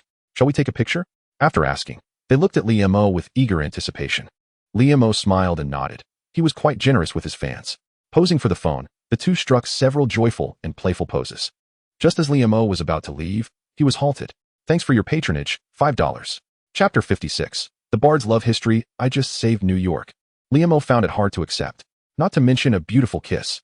Now he was recognized and subjected to this? The individual shrugged and spread their hands. "Honestly, I care more about whether my wallet can be saved." "Well, that reason suffices," Lee Mo conceded, retrieving his money. The craftsmanship of the costume alone was worth the price. With some time on his hands, Lee Mo struck up a conversation with the fellow. The individual introduced themselves as Robert, surprisingly a Broadway actor who had formed an avant-garde experimental theater troupe with a group of friends. Curiously, Lee Mo asked, "How did you come to do this?" Robert shrugged. "The theater was affected by your battle. A large portion collapsed. Inspired by your actions, we attempted to stage an experimental play about the battle from the night before. But we ran out of funds. Hence, I am here to raise some." Lee Mo felt a surge of respect. He had always believed that only those who endure poverty and hunger can truly be called artists. After chatting for a while longer, Lee Mo graciously accepted Robert's invitation to witness the rehearsal of their new play. The residence where Robert and his companions lived was not far from here, housed in a dilapidated, old building. Traversing the filthy and worn corridors, Robert lamented to Lee Mo, "Were it not for our proximity to Broadway, only a fool would pay to reside in such a place. Yet, even so, we are swiftly approaching a point where we can no longer afford the rent." Upon reaching a door, Robert swung it open and called out exuberantly, "Hey, everyone, look who I've brought along. It's Lee Mo himself, here to see our rehearsal." Instantly, the room erupted with enthusiastic cheers and whistles. As Lee Mo entered, he greeted a multitude of individuals with fist bumps, some with unkempt long hair and others adorned in punk attire, all exuding the aura of disillusioned artists. The room was a chaotic mess, with peeling wallpaper, scattered bottles, and overflowing ashtrays. Unfazed, Liam settled onto a sofa, cracked open a beer that was handed to him, and began to drink. The performance commenced with a robust individual donned in a muscular costume leaping onto the stage. Liam observed closely, noting the absence of undergarments. This was Bronsky, now referred to as the Abomination, a name freshly coined by the New York media. The actor portraying the Abomination gazed vacantly ahead, arms outstretched, and solemnly intoned, "To be or not to be, that is the question worth pondering." A sudden burst of laughter escaped Liam as he sprayed beer from his mouth. Next, Robert, assuming the role of Liam, pranced onto the stage with exaggerated steps, declaring, "There is no intrinsic good or evil in this world. All is a matter of perception. Rather than ingratiate myself, pleading for the approval of others, I would prefer to be scorned by the masses." Unable to contain his laughter any longer, Liam mused, "What is this? A Shakespearean version of Marvel?" When the actor portraying Iron Man made his entrance, he astoundingly performed a tap dance, proclaiming, "We are born to be torches, not to illuminate ourselves, but to cast light upon the world." The ensuing narrative grew increasingly absurd. As the Abomination and Hulk developed an unexpected camaraderie, Liam was doubled over with laughter, initially believing he was witnessing a comedy, only to discover it was a tale of love. Truly, a testament to the creativity of a playwright from the UK. Indeed, someone seated nearby informed him that Robert hailed from England. As various characters emerged, Liam gradually comprehended the essence of the play. Robert aimed to convey the struggles and survival of ordinary people amid calamity, with the protagonists representing a couple amidst the chaos of a disaster. One person on the sofa chuckled, saying to Liam that Robert Fellow, in an effort to charm his girlfriend, has named the lead characters Robert and Julies. Just as the male and female leads, having endured numerous tribulations, leaned in for a kiss, a loud banging at the door abruptly interrupted the rehearsal. Robert opened the door to reveal a tall, blonde Caucasian woman, her expression devoid of emotion as she stated, "Robert, step outside for a moment. I need to speak with you." The room fell silent, with everyone exchanging uneasy glances, sensing that something was amiss. A voice whispered softly to Liam, "That is Robert's girlfriend, Julius." Before long, the commotion outside grew louder. Robert's anguished cries resonated through the air. "Why? I had intended to propose to you." The woman, filled with fury, retorted, "How dare you ask why? In my youth, I was oblivious, enamored by your talent, and followed you from England to New York. Yet, what have you achieved over the years? I have had enough of this life. Yes, Bob may be overweight and unattractive, but he is wealthy and can provide me with stability." With that, the sound of her high heels clicking against the floor echoed as she turned and left. Robert entered, disheartened, and upon seeing the concerned gazes of his friends, bitterly remarked, "Forget her. Let us continue with the rehearsal." A collective sigh filled the room as the dramatic practice resumed in a heavy atmosphere. Ultimately, the character of disgust perished in the embrace of Hulk, who cried out in agony, "For the sake of love, I shall battle against time. What it has taken from you, I shall restore." The central couple in the play managed to escape calamity, reflecting on their shared experiences. The male protagonist recalled the hardships and memories of the past. Lifting his gaze to the horizon, he quoted a classic line from Shakespeare's Macbeth, "No matter how long the night, the day will surely come." After a prolonged silence, Robert sighed and confided in Liam, "I invited several critics to watch, and they all declared it absurd and tedious nonsense. Julius was right. I truly am a worthless failure." Liam lit a cigarette and inhaled deeply. "I once read an article about 16th century Paris, where literary critics abounded. Their scathing and derisive comments drove some authors to despair, yet many chose to remain silent and persevere, eventually leading to the glorious Renaissance. Do you cherish drama?" Liam inquired of Robert. "Drama is the only love of my life." A glimmer of hope flickered in Robert's eyes. "If you love something, embrace it wholeheartedly." Liam replied with a smirk. "Moreover, this play is indeed, as the critics said, absurd and tedious nonsense." The actors in the room appeared despondent, some even shedding tears. Yet, with a hint of a smile, Liam declared, "But I must say, I absolutely adore it." Suddenly, the atmosphere transformed from sorrow to joy, as finally, someone acknowledged their efforts. They endured disappointment and poverty, sometimes merely seeking validation for their passion. Observing the camaraderie as everyone began to applaud and embrace one another, Liam raised his voice. "Additionally, may I invite you all to perform this play at my birthday celebration? Although it won't be in a theater. Just a small gathering with perhaps a modest audience. At least it would bring a smile to my face. I will finance the production." The group could no longer contain their excitement, and erupted into cheers. "Certainly, this should suffice for your rent for a while. You need not depart from here," Liam remarked with a shrug. The disheartened actors within the room erupted into a frenzy of jubilant cheers, unable to contain their excitement as they broke into spontaneous dance. As Liam descended from the upper floor, a faint smile danced upon his lips, his spirits invariably lifted in the company of those who dared to chase their dreams. Just then, the phone rang unexpectedly. It was a call from young Lucas. "The venue you mentioned has indeed agreed to let us have the place, but I feel it's rather peculiar to celebrate a birthday in a brothel. I've turned them down." Liam's face illuminated with a brilliant smile. "I shall find another venue. I will host an extravagant show for myself." After hanging up, Liam stood on the sunlit streets of Hell's Kitchen, gazing skyward. Chapter 57. The day before. Some say life resembles a journey. When you embark with your backpack, you encounter a myriad of experiences and a diverse array of individuals. Certain events may shift your perspective, prompting you to turn at the next intersection. Even if you remain uncertain whether the path ahead is a straight road or a rugged trail, parents accompany you for a portion of the journey, only to gradually fall behind. Some individuals will merely brush past you, others will walk alongside you for a while many more traverse an entirely different path in life. All of these moments constitute the scenery along the road of existence. The only thing you can do is to resolutely continue onward. On the eve of his birthday a decade ago, Liam found himself in Chengdu, indulging in a leisurely stay at a small inn, sending text messages to Zhang Kai on his Nokia flip phone while idly watching Supergirl, his heart brimming with uncertainty about the future. Fast forward 10 years. And on this very day, he found himself in an arcade in the Marvel Universe's Hell's Kitchen, engaging in arcade games, having come to terms with many things, and possessing a newfound serenity within. Haley, a middle-aged Caucasian man, who was playing King of Fighters alongside him, suddenly exclaimed, "Aren't you a superhero? As a representative from Hell's Kitchen, you ought to take a page from Iron Man's book and venture out to combat evil." Liam executed a combo move against the man, shrugging nonchalantly. "Oh, that would truly be an encounter with the supernatural." The middle-aged man shook his head in silence, and the two resumed their next round. Upon exiting the arcade, Liam strolled leisurely, sending messages to all his acquaintances to inform them of the birthday celebration's location, encouraging them to bring friends along. It was not that he particularly relished crowds. He simply felt a tinge of loneliness. As he ambled back to West 32nd Street, Liam noticed old man Bruce standing outside his secondhand shop, surveying his humble establishment with a somewhat melancholic demeanor. "Hey Bruce, what's wrong? Are you facing bankruptcy?" Liam approached him with a greeting. "You've become quite sharp-tongued," Bruce replied with a shake of his head. "Bankruptcy is not the case. I have sold the shop." "Is business that bad?" Liam inquired, his curiosity piqued. With a sigh, Bruce lamented, "The cost of living has risen dramatically over the years, and many who used to come here to offload their items have moved away. Moreover, with that nightly chaos instigated by the Daredevil, business has become increasingly challenging." Liam chuckled. "So what are your plans?" Moving to Brooklyn, Bruce's voice echoed with a mixture of frustration and anger. "I grew up here, witnessed the era of mob dominance, and saw skyscrapers rise. Who would have thought I would be driven out of New York in my twilight years?" "Isn't Brooklyn still part of New York?" Liam inquired while lighting a cigarette.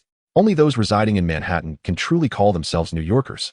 Brooklyn is merely a haven for the impoverished. New Jersey and Queens are nothing but rural areas." Bruce spat disdainfully. "So, should I address you as a penniless country dweller from now on?" Liam retorted with a smirk. Bruce shook his head. "How many wealthy individuals reside on this street?"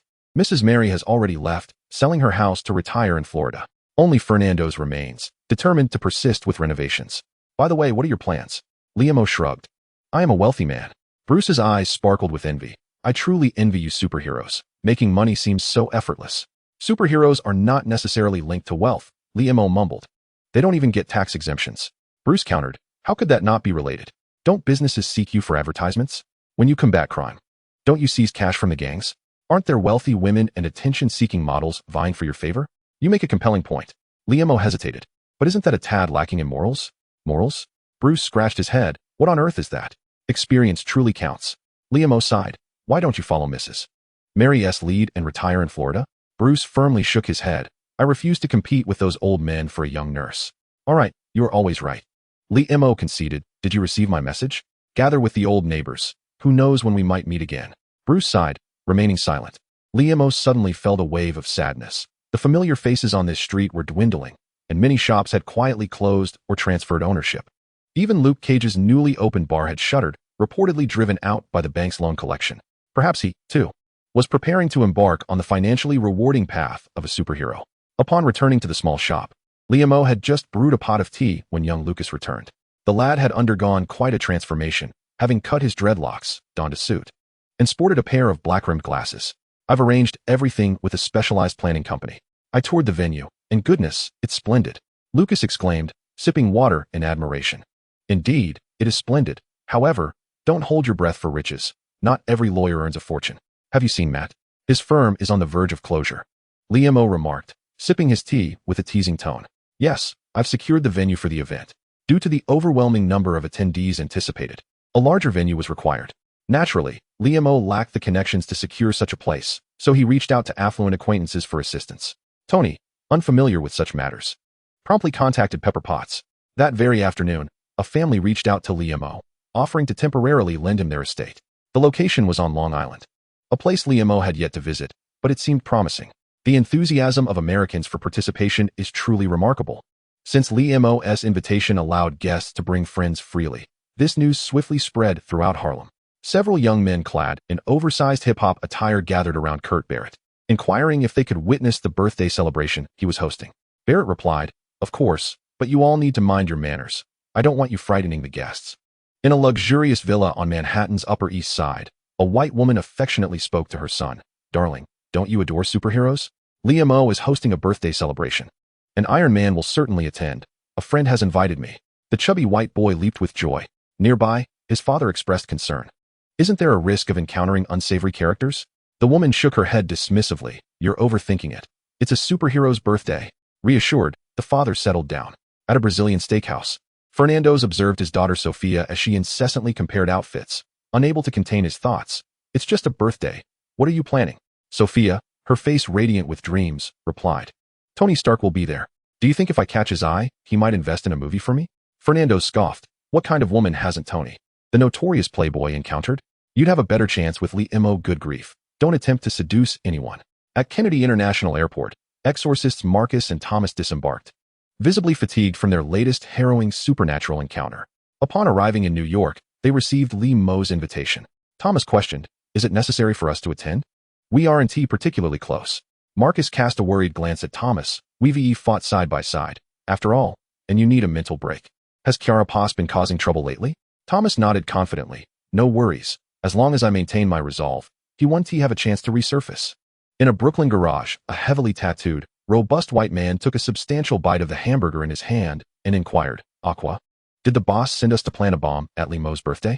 A wiry black man with a buzz cut exclaimed excitedly, "This is our opportunity. If we succeed, we will surely gain recognition. Why were we chosen? Perhaps it is our intelligence that leads us to this moment." Chapter 58, Birthday 1 at the Lee's Craft Store. In the bathroom, after completing his morning routine, Liam gazed at his reflection in the mirror and quietly wished himself, "Happy birthday." Descending the stairs, he found Lucas and George already waiting for him, their faces alight with smiles. "Happy birthday," they exclaimed. Liam chuckled. "Why the solemnity? Let us be off." Long Island, situated to the southeast of New York City and surrounded by the sea on three sides, is celebrated as one of the most habitable places for humanity. The island boasts numerous vineyards and an exceptional cultural environment, attracting a plethora of visitors, with many affluent individuals opting to construct lavish estates there. George drove the two of them, and after nearly 2 hours of travel, they finally arrived at Long Island. The scenic beauty along the route was breathtaking, and as they traversed a tree-lined avenue, a pale white luxurious mansion gradually came into view. Upon reaching the entrance, the grand black wrought iron gates slowly opened, and George smoothly maneuvered the car inside. Once parked, Liam alighted and took a keen interest in surveying the estate. The main structure was a 3-story American-style villa, encompassing over 600 square meters. In front of the villa lay a spacious clearing, with a circular flower bed at its center, featuring a mermaid statue fountain. To the left of the villa was a swimming pool, while to the right, one could see a helipad and, further afield, a golf course. What an opulent residence. Liam maintained a stoic expression, yet a wave of envy surged within him. At that moment, a group of staff clad in blue uniforms busily adorned the grounds, setting up awnings, arranging tables, and inflating balloons, creating a scene of vibrant activity.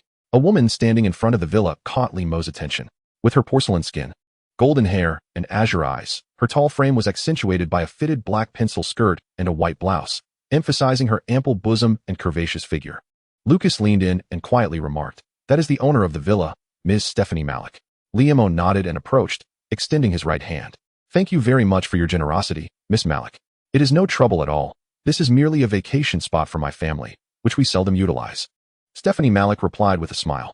Moreover, it is my honor to meet the renowned Mr. Liamo. You flatter me, Liamo smiled back. It is not merely my person you seek, but rather the influence of Stark Industries. Noticing Liamo's expression, Stephanie shook her head with a smile, saying, I am not merely leveraging Tony's reputation. Your pharmaceuticals have been immensely helpful to me, and I find your abilities quite intriguing. Her unexpected response left Liamo momentarily perplexed. Well, as you know, my abilities might be unsettling for a lady. Stephanie revealed a mysterious smile. I have a fondness for things with tentacles. Liamo was momentarily taken aback. The woman possessed quite a peculiar taste. He had long heard whispers about the unruliness of the upper echelons of society. But he was still surprised to find that even a woman who appeared quite refined harbored such inclinations. After a brief conversation, Stephanie took her leave. And as they exchanged phone numbers, Liamo acquiesced to her request for a direct purchase of the pills. Once she departed, Liamo exhaled in relief. To be frank, her aristocratic demeanor and courteous discourse left one feeling somewhat drained. Little Lucas went to inspect the preparations, while George surveyed the terrain, as he was responsible for the security that night. Meanwhile, Liamo began to explore the villa. Time flew by, and soon it was afternoon. As the sun dipped low, the entire estate was bathed in a warm, golden hue, exuding an exquisite charm. Liamo and little Lucas sat on white chairs, engaged in conversation, when suddenly, a whistling sound pierced the air. A figure sliced through the sky, descending from afar.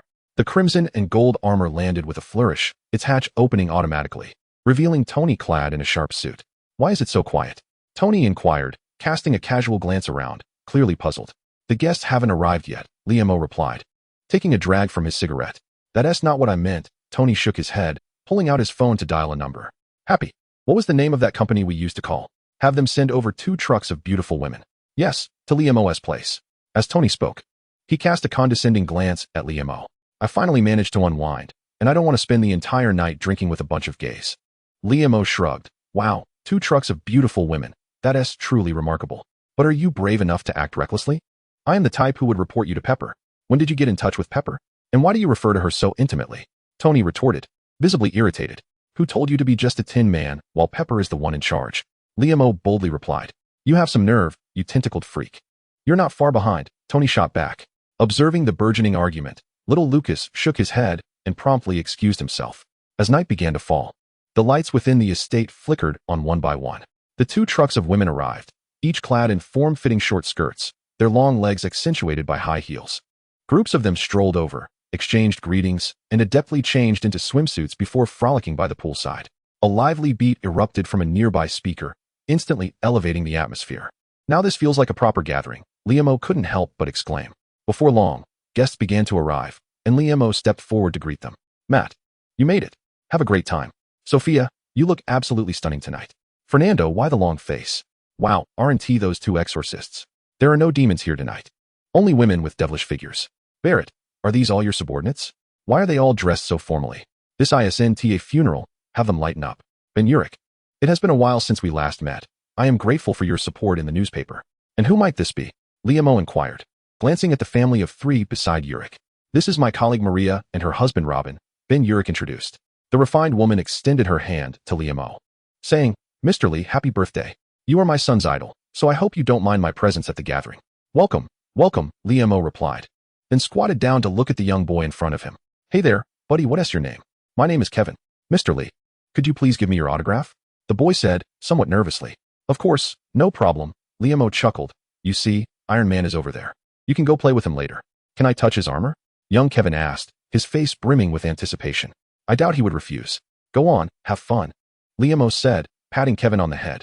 As more guests arrived, Liamo greeted each of them in turn until he reached the front of the stage. Grasping the microphone, he proclaimed, Welcome, everyone, to my birthday celebration. I have but one request. Lay aside all burdens and revel in this splendid evening. Shortly, there will be an entertaining theatrical performance behind the villa. That is all I shall say. Let the music play, my friend. The young man nodded, and soon, vibrant music filled the air, prompting the guests to cheer and sway to the rhythm. The atmosphere grew increasingly lively, with an array of beverages being consumed at a remarkable pace. Tony found himself unable to escape the clutches of young Kevin, who insisted on seeing his armor. A crowd had gathered around old Bruce, who was regaling them with tales of the infamous gang legends of old New York. One hand already resting on the waist of a bikini-clad beauty, Matt and Yurik had struck up a conversation, with one being a righteous lawyer and the other a righteous journalist, both seemingly having found a kindred spirit in each other. Liam danced casually for a while before retreating to the balcony on the second floor, smiling as he surveyed the lively crowd below, lifting his glass in a toast to the heavens. The night sky was adorned with a brilliant moon, casting a particularly luminous glow. Chapter 59. Birthday Celebration 2. As the atmosphere grew increasingly warm, people shed their reservations and fully immersed themselves in the joyous ambience. Liam stood on the balcony, sipping his drink while observing a group of bikini-clad women frolicking and diving by the poolside. The water glimmered under the soft blue lights at the bottom, with countless slender legs weaving through its depths. Suddenly, Liam felt an overwhelming heat engulf him. It must be the effects of the alcohol. He changed into his swim trunks, draped a towel over his shoulders, and prepared to cool off. As he descended the stairs in flip-flops, he unexpectedly collided with two individuals.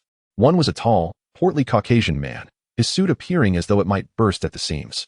The other was a diminutive, slender black man, who managed to make his fitted black suit exude a hip-hop vibe. "Who are you two?" Liam asked, gazing at them in confusion. The two men on the opposite side nervously swallowed hard. "The suits you wear must surely belong to Barrett's subordinates. I hope you enjoy yourselves." Liam suddenly realized this and hurriedly rushed out. "Agu, it seems he hasn't noticed us. You have a way, pretending to mingle as guests," exclaimed the plump, white man with delight. "That's how it's portrayed in the movies," replied the slender black man, swaying his body nonchalantly. "Agu, how shall we detonate the bomb?" "Oh, foolish one, we shall first hide here, and when the cake is cut, we will burst forth and detonate the explosives on our persons." "What about us?" "I don't know, oh. Agu, why are you speaking like this all of a sudden?" "It feels strange," remarked the plump, white man, Adai, scratching his head. The slender black man, Agu, swayed his body, gesturing, "I do not know what the future holds. Should our mission fail, we will have to seek another path. The black man can only rely on basketball and hip-hop. I too desire a car, a partner, wealth, but in my heart, you remain my homie. Hip-hop is a way of life, oh." Adai nodded. "Regardless, I support you, brother." "Shoo, it seems that door ahead is ajar. Let us take a look, oh." Inside the room, Tony gazed helplessly at the white boy Kevin, who was touching the suit of armor. "Kid, you've seen and touched enough. Go back to your mother," Tony said, somewhat impatiently. "Mr. Iron Man, I have one last request," the white boy said, his eyes sparkling. "No requests, no demands. I want to hear that line you often say in your advertisements for your favorite donuts." "Impossible, absolutely not." The boy's eyes glistened with tears. Fine.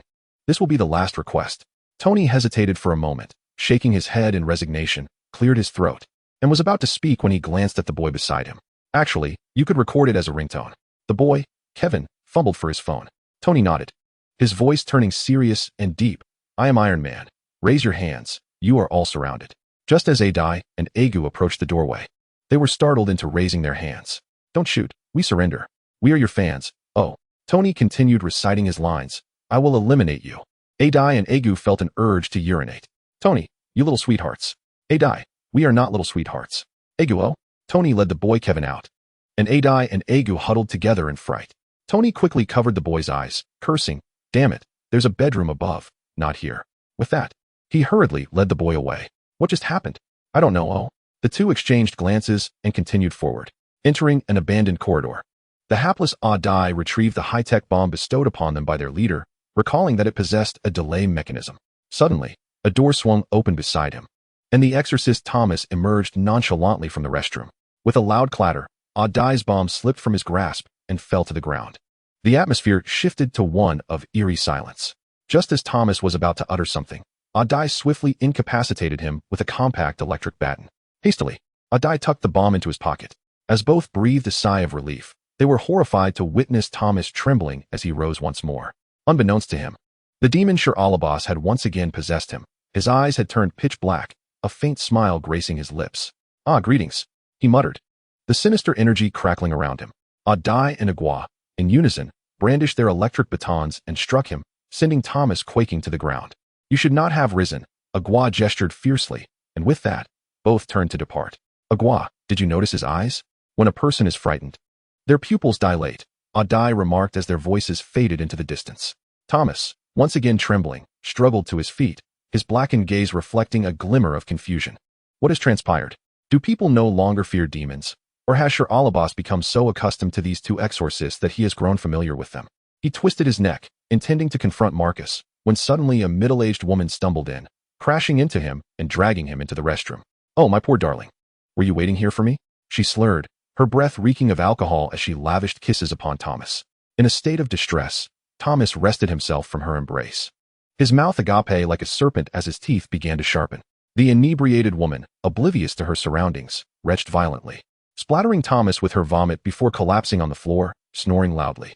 "Curse this foolish woman," roared the demon-possessed Thomas, expelling the contents of his mouth and kicking the woman aside. He hastily wiped his face with his clothing and resolutely opened the door to leave, seeking an outlet for his fury. Not long into his wanderings down the corridor, he stumbled upon an open room where a group was gathered on a couch, enveloped in clouds of smoke. With a forceful swing, Sir Alabas slammed the door, twisting his head a full 360 degrees, and crawled along the ceiling on all fours. "Wow. Impressive," he exclaimed, observing the entranced crowd. The individuals on the couch, their eyes glazed and faces adorned with foolish grins, began to clap, some even whistling in approval. "What is happening?" Sir Alabas leapt down, perplexed by the scene before him. "Hey, buddy, want some?" A black man offered him a half-smoked joint.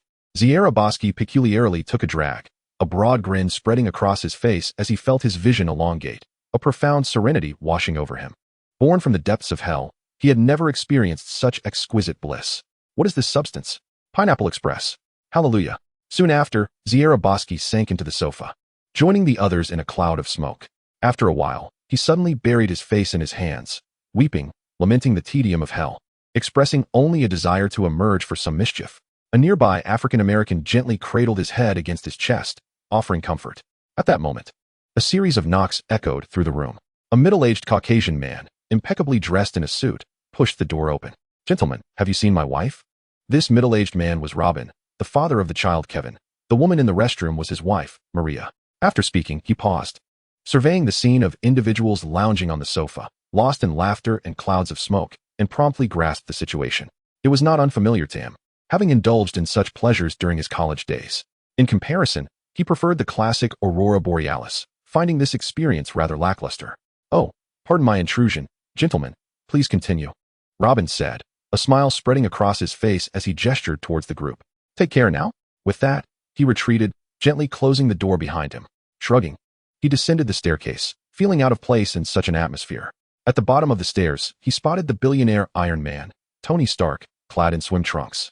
Heading towards the door, a stunning young woman burst in from outside, exclaiming, "Mr. Stark, my name is Sophia. It's a pleasure to meet you." Unfortunately, Tony completely disregarded her, continuing his stride towards the exit, leaving the girl dejected. Robin had noticed her at the party and approached her politely. "Mr. Stark is unlikely to be interested in a young girl. I am Robin, a Wall Street investor. Is there something I can assist you with?" "I just want to make movies and become a big star," Sophia replied, shaking her head. "Well, coincidentally, I know a producer from Colombia," Robin said nonchalantly. "Really? Can you introduce me?" Sophia asked, her excitement evident as she grasped Robin's arm. "I have high hopes for you.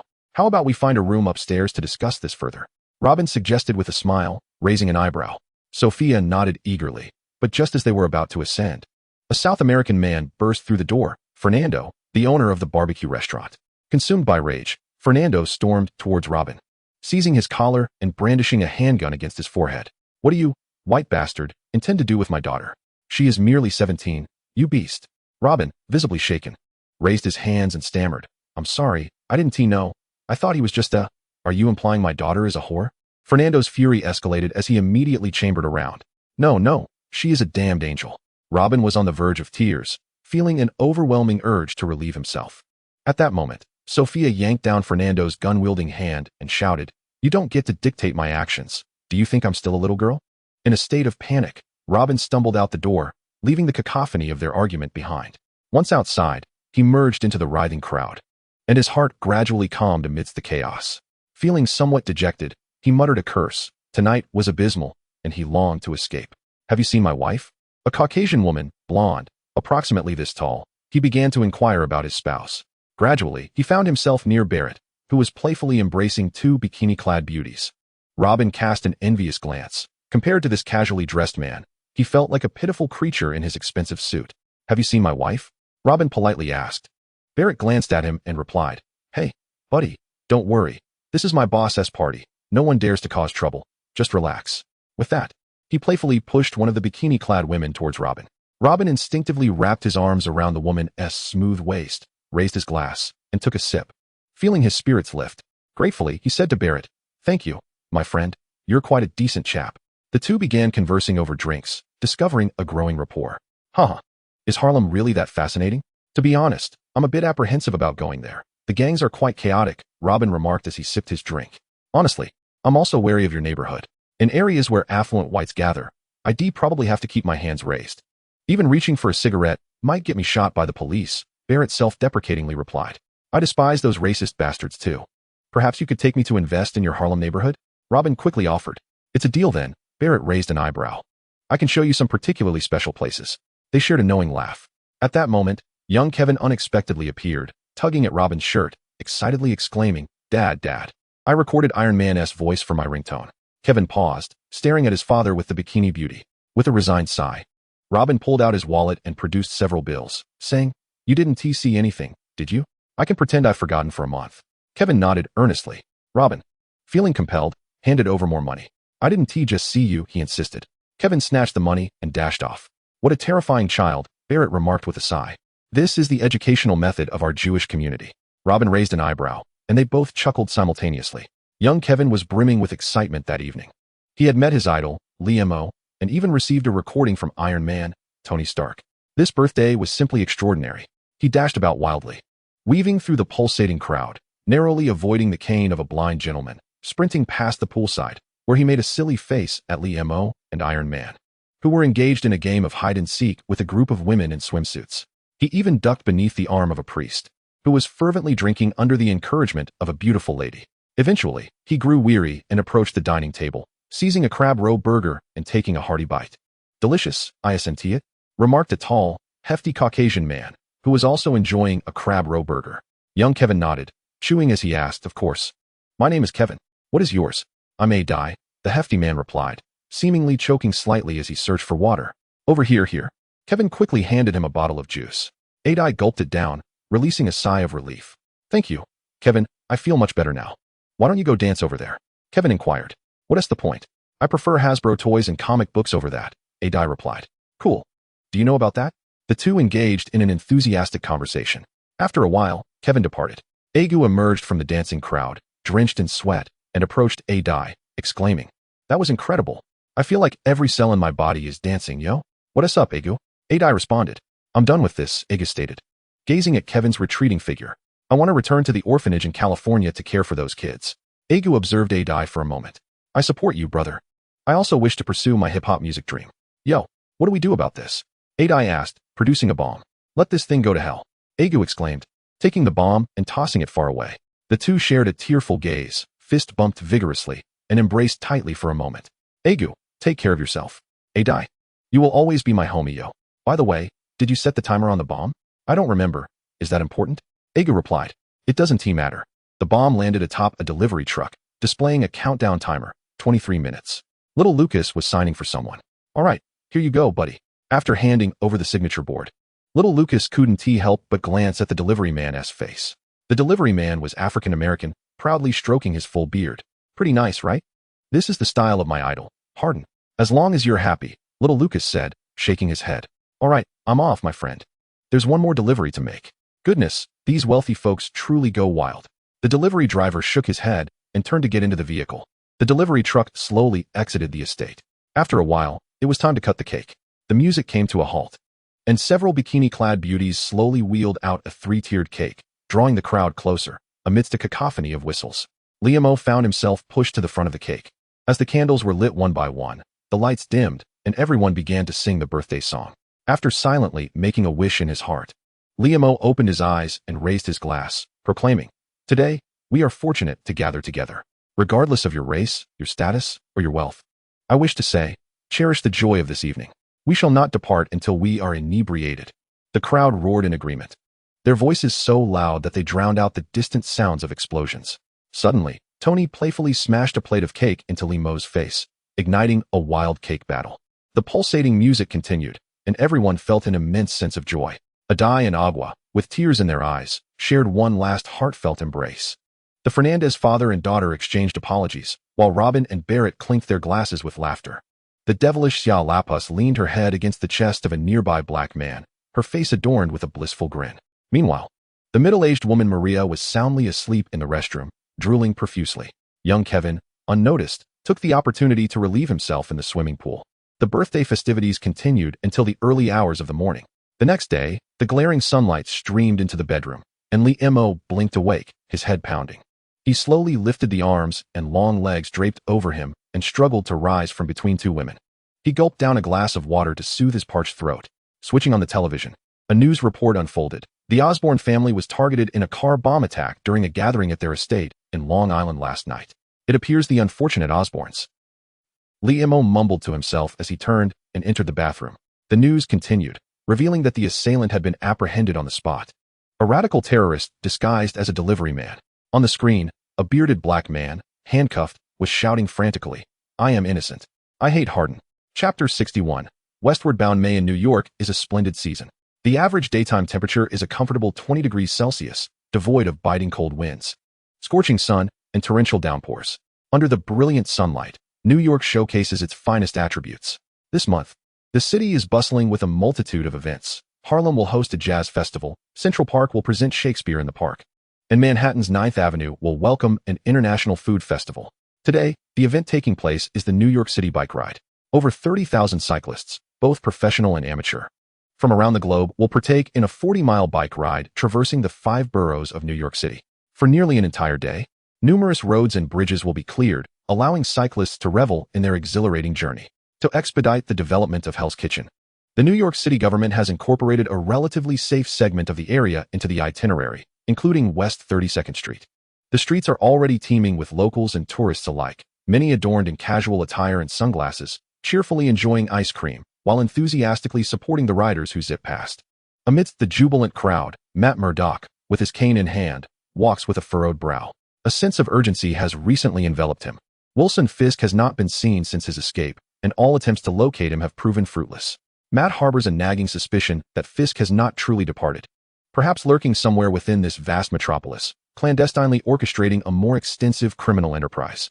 Coupled with the recent shocking incident involving the Hulk, the tranquility of New York feels tenuous at best. He resolves to seek counsel from Lee Mo. As for why he does not simply call, he has discerned that Lee has become the type of person who only answers calls when it suits him. Before long, Matt arrives at the entrance of Lee's craft shop. Surprisingly, the quaint store is brimming with visitors, mostly tourists, each wielding a Chinese-style folding fan. Young Lucas is energetically manning the register behind the counter. Matt hesitates to intrude. After finally ushering away a wave of customers, he promptly approaches, inquiring, "Lucas, is Lee around?" "He has already left," young Lucas replies. "Did he step out for a stroll? When will he be back?" "Not quite. He has gone on a road trip." "Where to? And for how long?" "He plans to drive across America. The timing is uncertain, but he mentioned he would get in touch when he can." "Has he really abandoned everything in New York?" Matt queries, a hint of impatience in his voice. "The shop is sufficient with me here," Lucas responds flatly. "That is not what I meant." "I know what you're implying," Lucas retorts, rolling his eyes. "He is not the king of New York." In Queens, the annual Queens Food Festival is in full swing, with renowned restaurants showcasing their culinary prowess in the streets. Lee Mo stands before a French restaurant booth, carefully savoring a vibrant and delectable macaron under the watchful eye of a chef in a tall white hat.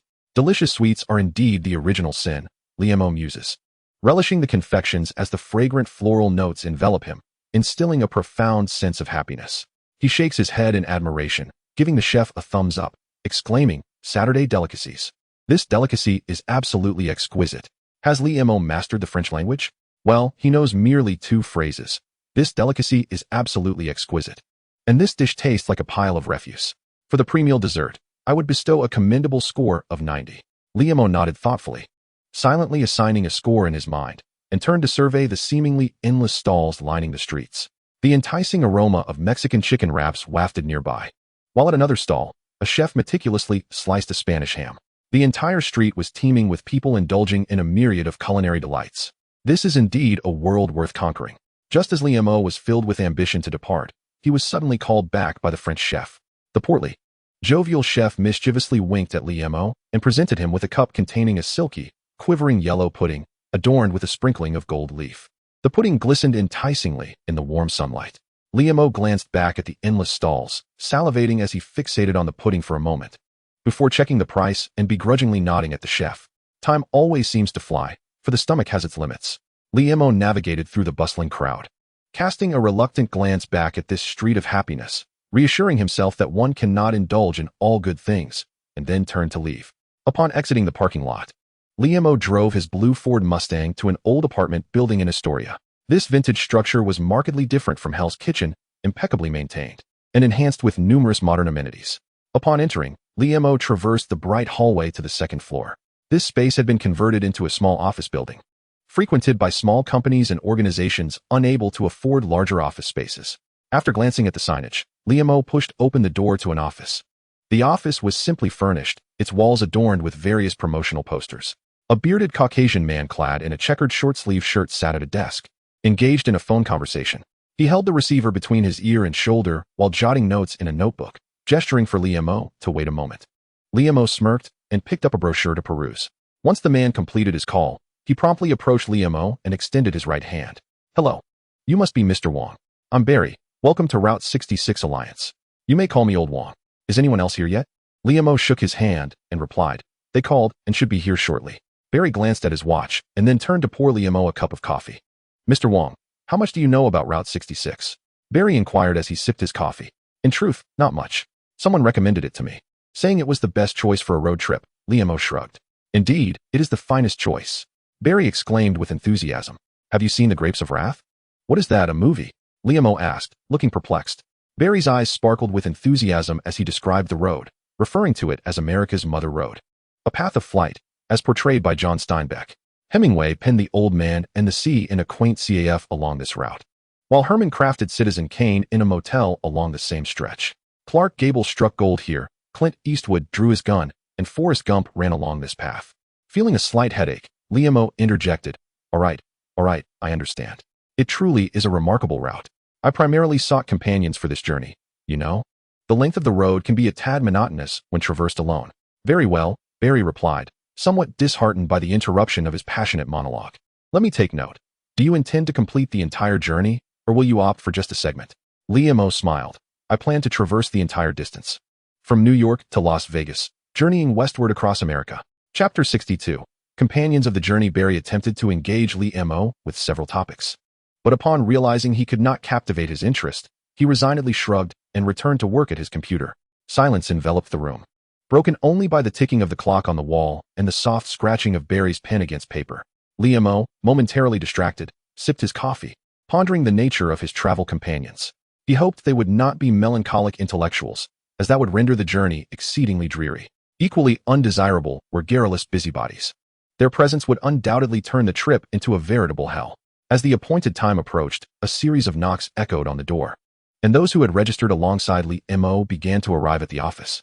Due to their unfamiliarity, they merely exchanged nods of acknowledgement. Barry clapped his hands and donned a humorous expression. "Allow me to introduce the companions for our road trip. First, we have a pair of good friends from Queens, embarking on their high school graduation trip. Seth, with his curly hair and a physique reminiscent of a plump matron, possesses a somewhat lascivious gaze. Evan, described often as a lanky string bean, wears ill-fitting clothing and sports glasses, embodying the quintessential school oddball. Next was Walter, a middle-aged white-collar worker from Manhattan, who, despite being on vacation, donned a stiff suit and spoke with a hint of awkwardness. Finally, there was Elizabeth, a beautiful writer with a delightful name, possessing golden locks and azure eyes, accompanied by a captivating smile. Her model-like figure was accentuated by a loose white casual shirt and fitted jeans, though she was 2 years Liam's senior. As for Liam, he donned a simple denim outfit, sunglasses perched on his nose, and introduced himself as Old Wong from Chinatown, a humble shopkeeper. Upon observing his so-called companions, Liam could not suppress a smirk. He thought to himself, a tedious white-collar worker, 2 foolish high schoolers, and a middle-aged woman who fails to pique my interest. He could already envision how monotonous this journey would be. Determined, he resolved to part ways with them and set forth on his own journey in a couple of days.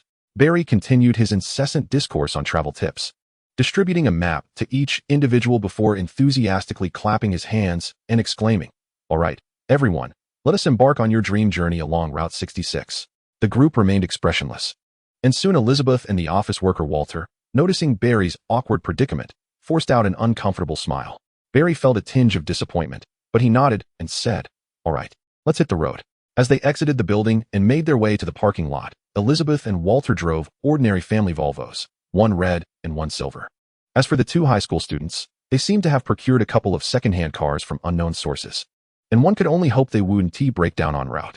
After establishing their order, they started their vehicles and departed the parking lot. Following a brief bout of traffic, this beleaguered convoy gradually made its way out of New York. Their first destination was Chicago, Illinois, where the entrance to Route 66 awaited them. Once the convoy transitioned to the spacious highway, Liam rummaged through his belongings and pulled out a Guns N' Roses album, listening to it out of sheer boredom. In truth, he had chosen this time for a road trip with his own little schemes in mind. His power had stagnated for a while. The metal he possessed was insufficient to meet the evolutionary needs of the bloodsucker vine, which had reached its limit. 18 10-meter-long tendrils with the hardness of aerospace-grade metal. It felt as if a heavy hammer were about to descend upon him. If memory served him well, the competition for hammer lifting was held in New Mexico, where the locals organized such contests.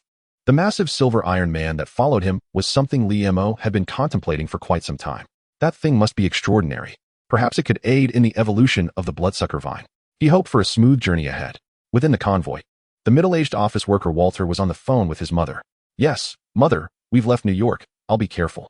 The stern voice on the other end admonished. "The most important rule, do not get distracted." Walter shrugged and replied, "I'll do my best to avoid that," only to find himself daydreaming moments later. Like many others, he lived a mundane life, oscillating between home and office, burdened by the common malady of distraction and daydreaming. His tendencies were somewhat more pronounced. He would envision himself as a hero rescuing a damsel in distress upon seeing a beautiful woman, fantasize about violently retaliating against his boss when reprimanded, and imagine himself as the protagonist while watching films. He became so immersed in these daydreams that he frequently lost track of time, missed the bus, and faced setbacks at work, daring only to fantasize while lacking the courage to pursue the woman he admired. Gradually, he lost his friends, faced dissatisfaction at work, and grew increasingly reclusive, leading a chaotic life. He often fantasized about some miraculous occurrence that could alter his fate, until one day, he stumbled upon a fable. A man prayed daily before the temple's deity, "O God, grant me 5 million. Day after day, year after year, the deity finally grew weary of his incessant entreaties. Thus, when he prayed once more, the divine figure resurrected, seizing him by the collar and bellowing, "You ought to buy a lottery ticket first." Determined to alter the course of his life, he resolved to embark on a journey he had missed in his youth.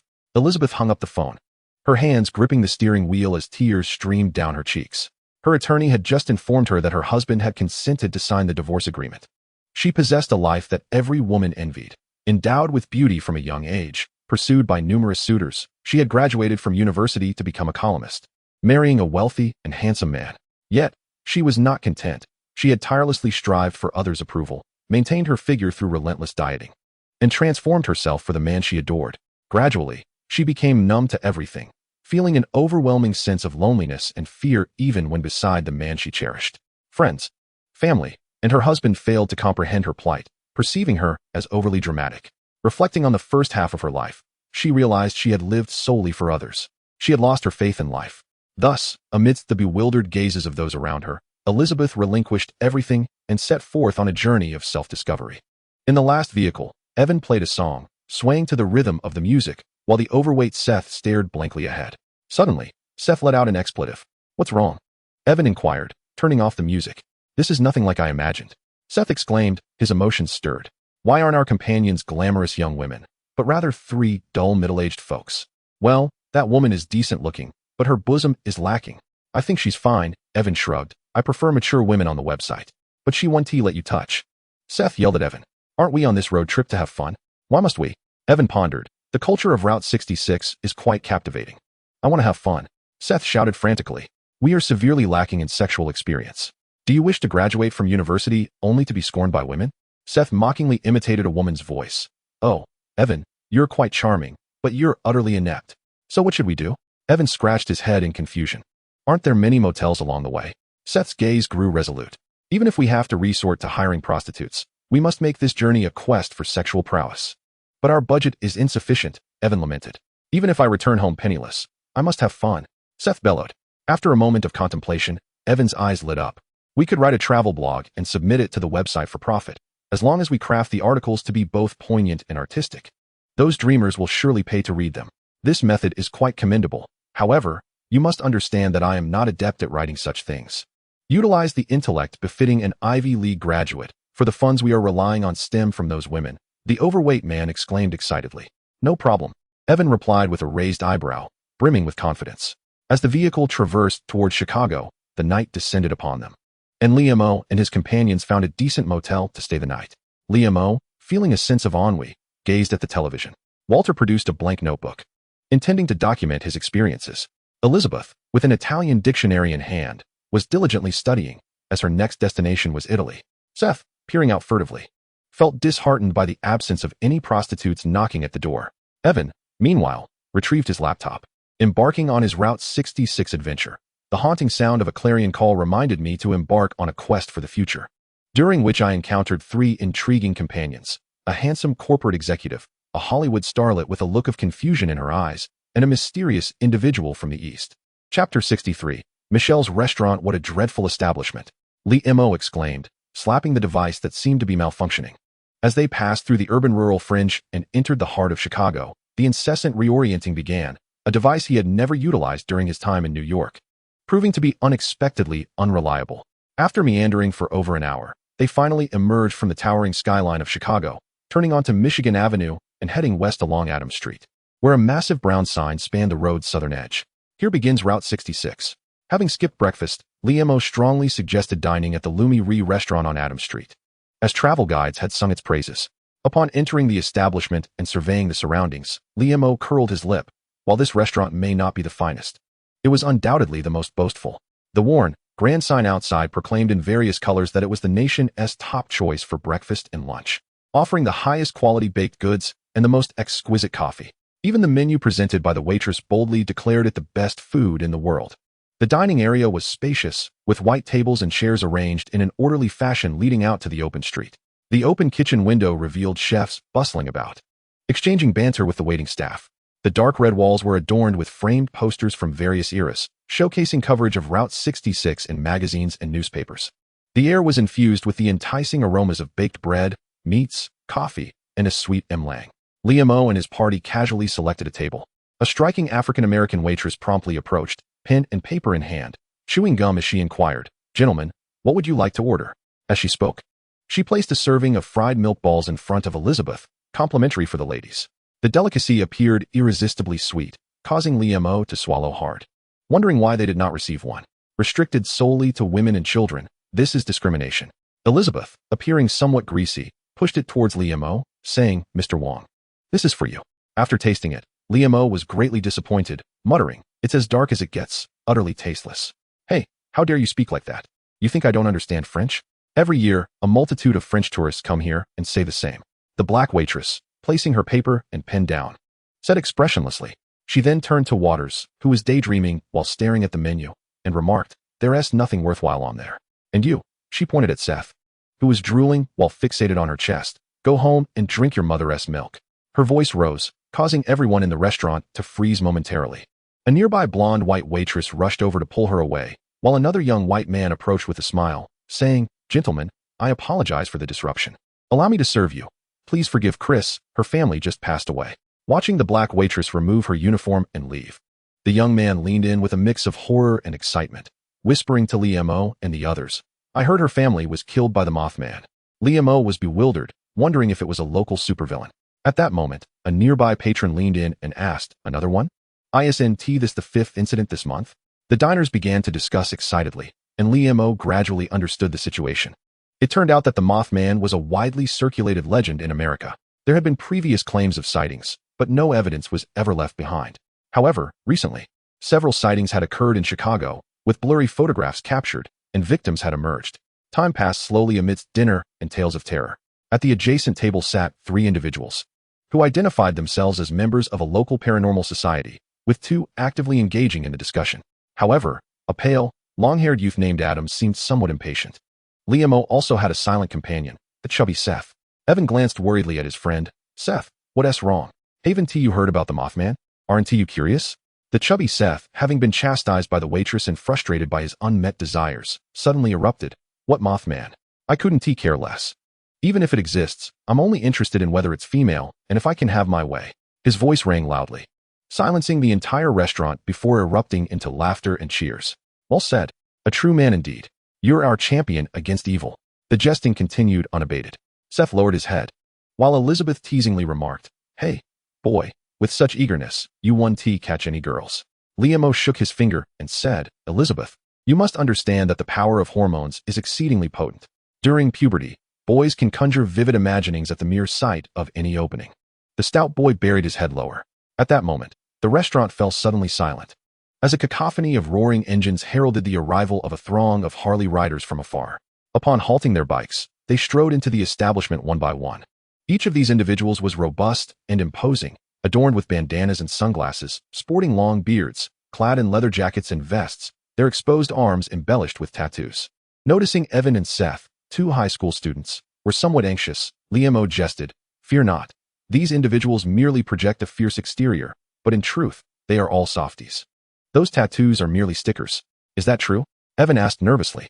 "Absolutely." Liam raised an eyebrow. "If you don't believe me, go ahead and dab a bit of saliva on them and see for yourself." Observing the incredulous expressions on Evan and Seth's faces, the three middle-aged men present could not help but chuckle heartily. Previously, this small group had been rather reticent, but following this bout of humor, the atmosphere gradually became more congenial. Sometimes, people find it easier to express their innermost thoughts to those they are less familiar with, and the team began to share their reasons and aspirations for embarking on the automotive journey. They were all individuals with stories to tell, and Liam felt a pleasant surprise. It seemed this voyage would not be so tedious after all, as he appeared to have stumbled upon some intriguing matters. Turning to Walter, Liam remarked, "Daydreaming is not an issue. I have experienced it myself. Your dilemma lies in possessing desire, yet lacking the confidence and determination to act upon it. Here's what we shall do. I will assist you in resolving this conundrum. Just remember this one thing. When I say charge, you must advance without hesitation." To Elizabeth, he added, "Your feelings of unhappiness and confusion stem from your mind still being shackled by the rules of the past. One can only experience pure joy during childhood. Therefore, I believe you should cast aside all worldly views. Eat what you wish, play as you desire, and if ever uncertain about something, feel free to ask me." He glanced at the two high school students and smiled, saying, "As for you, it's simpler. Youthful escapades are something I've indulged in plenty during my younger days. Just follow my lead." "All right, everyone," Liam said, looking at his companions with a burgeoning smile. "It's time to embark. I shall take the wheel." The adventure along Route 66 had commenced. A fantastical journey was unfolding before them, where they encountered the legendary celestial beings. And that enigmatic Chinese man turned out to be a sage of the soul. Chapter 64. The Storm Riders in the bustling Michelle's restaurant. Liam ignited a cigarette with a windproof lighter, resting his left hand on his hip, and inhaled deeply. He glanced at the individuals before him, a middle-aged white-collar worker, dutiful yet lost in a realm of fantasy, a bewildered, self-estranged artistic young woman, a rotund lad consumed by thoughts of white liquid, and an eccentric character. The group appeared too juvenile and required refinement. The raucous laughter of a nearby gathering of Harley riders jolted Liam from his reverie. Turning his head, he beheld two burly Caucasian men engaged in an arm wrestling contest, while others encircled them, red-faced and boisterously cheering. A spark of mischief flickered in Liam's eyes, and a subtle smile graced his lips. "Now, we shall commence the first trial. Walter, Seth, and Evan," Liam gestured toward the Harley riders. "Go and borrow a motorcycle from them for a spin." The trio's eyes widened in disbelief, shaking their heads vigorously. "No, you must be joking. They will kill me," Seth exclaimed in a hushed tone. Liam smirked. "Walter, what is our rule? Do you wish to remain stagnant for all eternity? And you too," he added, glancing at Seth and Evan. "It appears I need not prepare for tonight's spectacle." The three exchanged hesitant glances. After a prolonged pause, Seth, with veins protruding from his forehead, stood resolutely and strode toward the Harley riders, with the other two stealing their resolve and trailing closely behind. On a cracked road flanked by abandoned industrial zones, rusty iron gates, and overgrown weeds, an apocalyptic beauty unfolded. A distant roar crescendoed, and a legion of Harley riders surged forth. Liam led the charge on a classic Harley-Davidson, donning sunglasses and a cigarette clenched between his lips, relishing the wind that whipped across his face. Amidst the convoy, exuberant cheers echoed. Walter and Seth were seated in the sidecar of a trike, wearing helmets and sunglasses, joyously hollering. Meanwhile, Elizabeth and Evan were perched on the rear seat, adorned with headscarves and sunglasses, equally caught in the fervor. The other Harley riders wore expressions of cool detachment, as Liam reveled in the Harley's robust power. Watching the desolate factories retreat behind him, He laughed freely against the wind. This so-called trial was, in fact, quite simple: to bravely approach and articulate a request, and those individuals would readily comply. These men were not outlaw bikers, but rather ordinary Harley enthusiasts. Upon entering, Liam had observed that despite their imposing stature and fierce countenances, their attire and headscarves were clean and well kept. Their tattoos bore no scars, and their loud banter was merely civilized jest. The leader's wrist adorned with a brigade watch further betrayed their true nature. Unlike those who dabbled in drug trafficking, these Harley riders typically held respectable jobs, perhaps as lawyers, small business owners, or corporate professionals. By day, they donned tailored suits for work, and on weekends, they would gather in leather jackets, riding their beloved Harleys, embracing the nostalgia and freedom that these motorcycles epitomized. Occasionally, they even funded events out of their own pockets to promote Harley culture. They eagerly wished for more individuals to experience the allure of Harley. After the Harley riders circled the vicinity several times, they returned to Michelle's restaurant. Elizabeth and her companions, still brimming with excitement, engaged in playful selfies and photographic mementos with the Harley riders. Ultimately, they bid a reluctant farewell, watching the riders speed away. I believe I have fallen in love with Harley motorcycles. The middle-aged white-collar worker, Walter, gazed at the departing riders and could not help but exclaim, to which others nodded in agreement. Liam chuckled. All right, we should take our leave as well. Following Route 66, Liam and his entourage departed from the city of Chicago, passing through the most remote and impoverished neighborhoods, much like the slums of many major American cities. The buildings here were chaotic and dilapidated, with heaps of garbage littering the streets.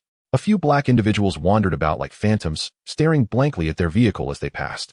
The walls on either side were adorned with graffiti expressing curses and prayers, some grotesque enough to evoke disgust, while a large inscription beside a small church read, "Find God." As night fell, they arrived in Wilmington. In the distance, they spotted the welcoming figure of the Gemini giant on Route 66. This peculiar sculpture donned a green shirt and trousers, a silver helmet, and boots, while holding a small rocket. In the 1960s, such gimmicks were commonly employed by roadside auto repair shops to attract customers, but fewer had survived the passage of time. Seth had already mingled with the group, revealing his true nature as he shouted into the intercom, "This guy should be named Dick, for he resembles one," cradling one in his arms. The others merely laughed and shook their heads. The group found a roadside motel, settled for a modest meal, and then dispersed to their respective rooms. Just as Liam was about to enter his room, Seth and Evan bashfully intercepted him. Liam, well aware of their intentions, shook his head with a smile, saying, "Wait in your room. Tonight is a trial exclusively for the two of you." The two exchanged glances, their faces alight with excitement as they returned to their rooms. By now, darkness had enveloped the sky, and the lights in the motel corridor had been illuminated. Liam lit a cigarette, took a deep drag, and exhaled a puff of smoke into the dark night sky before meandering downstairs. In the reception area of the motel, the wrinkled proprietress sat on the sofa, engrossed in a mundane soap opera that seemed to capture her full attention. Liam approached the desk, tapped it lightly, and then produced $20 in cash, waving it before the distracted proprietress. "Could we discuss the local ladies?" he inquired. The proprietress accepted the cash, her expression impassive as she responded. "Laura is the youngest and most beautiful, but unfortunately, drugs and STDs have ravaged her body. Kelly enjoys consorting with local thugs for her escapades. The Mary sisters are the most reliable, though they are a bit older." "How much older?" Liam asked with curiosity. "Perhaps around 37 or 38, she replied. "Then they are the ones," Liam smiled. They resided in room 117. After the proprietress finished speaking, she returned to her seat to watch television. Upon arriving at room 117, Liam knocked on the door and entered. The Mari sisters were a pair of tall and voluptuous white twins, clad in loose shirts and black stockings. Their cascading golden waves and vibrant red lips exuded a carnal allure, despite the faint crow's feet at the corners of their eyes. "Oh, guest, do you require our services? We can accommodate you." The Mari sisters approached, caressing Liam's chest. Perhaps we should converse first." Liam gently pushed their hands away. It was a jest. Accustomed to lavish feasts, this raw temptation held no allure for him. "Are there many guests nearby?" Liam inquired casually. The Mari sisters, unperturbed, were not in a rush to conduct business. They had simply grown accustomed to this lifestyle over the years. The elder sister shrugged indifferently, seemingly expressing mild discontent. "It's just that, nowadays, those who seek us out are often crude truck drivers or individuals with peculiar tastes. I am somewhat weary of it." "Oh, I see," Liam replied thoughtfully. "There are two fresh graduates from high school in from New York, naive and inexperienced.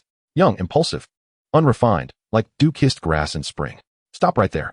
The eyes of the Mari sisters sparkled with excitement as they gasped. How much? $20, Lee Mo shrugged. Watching the sisters depart with enthusiasm, he mused, youth is truly splendid.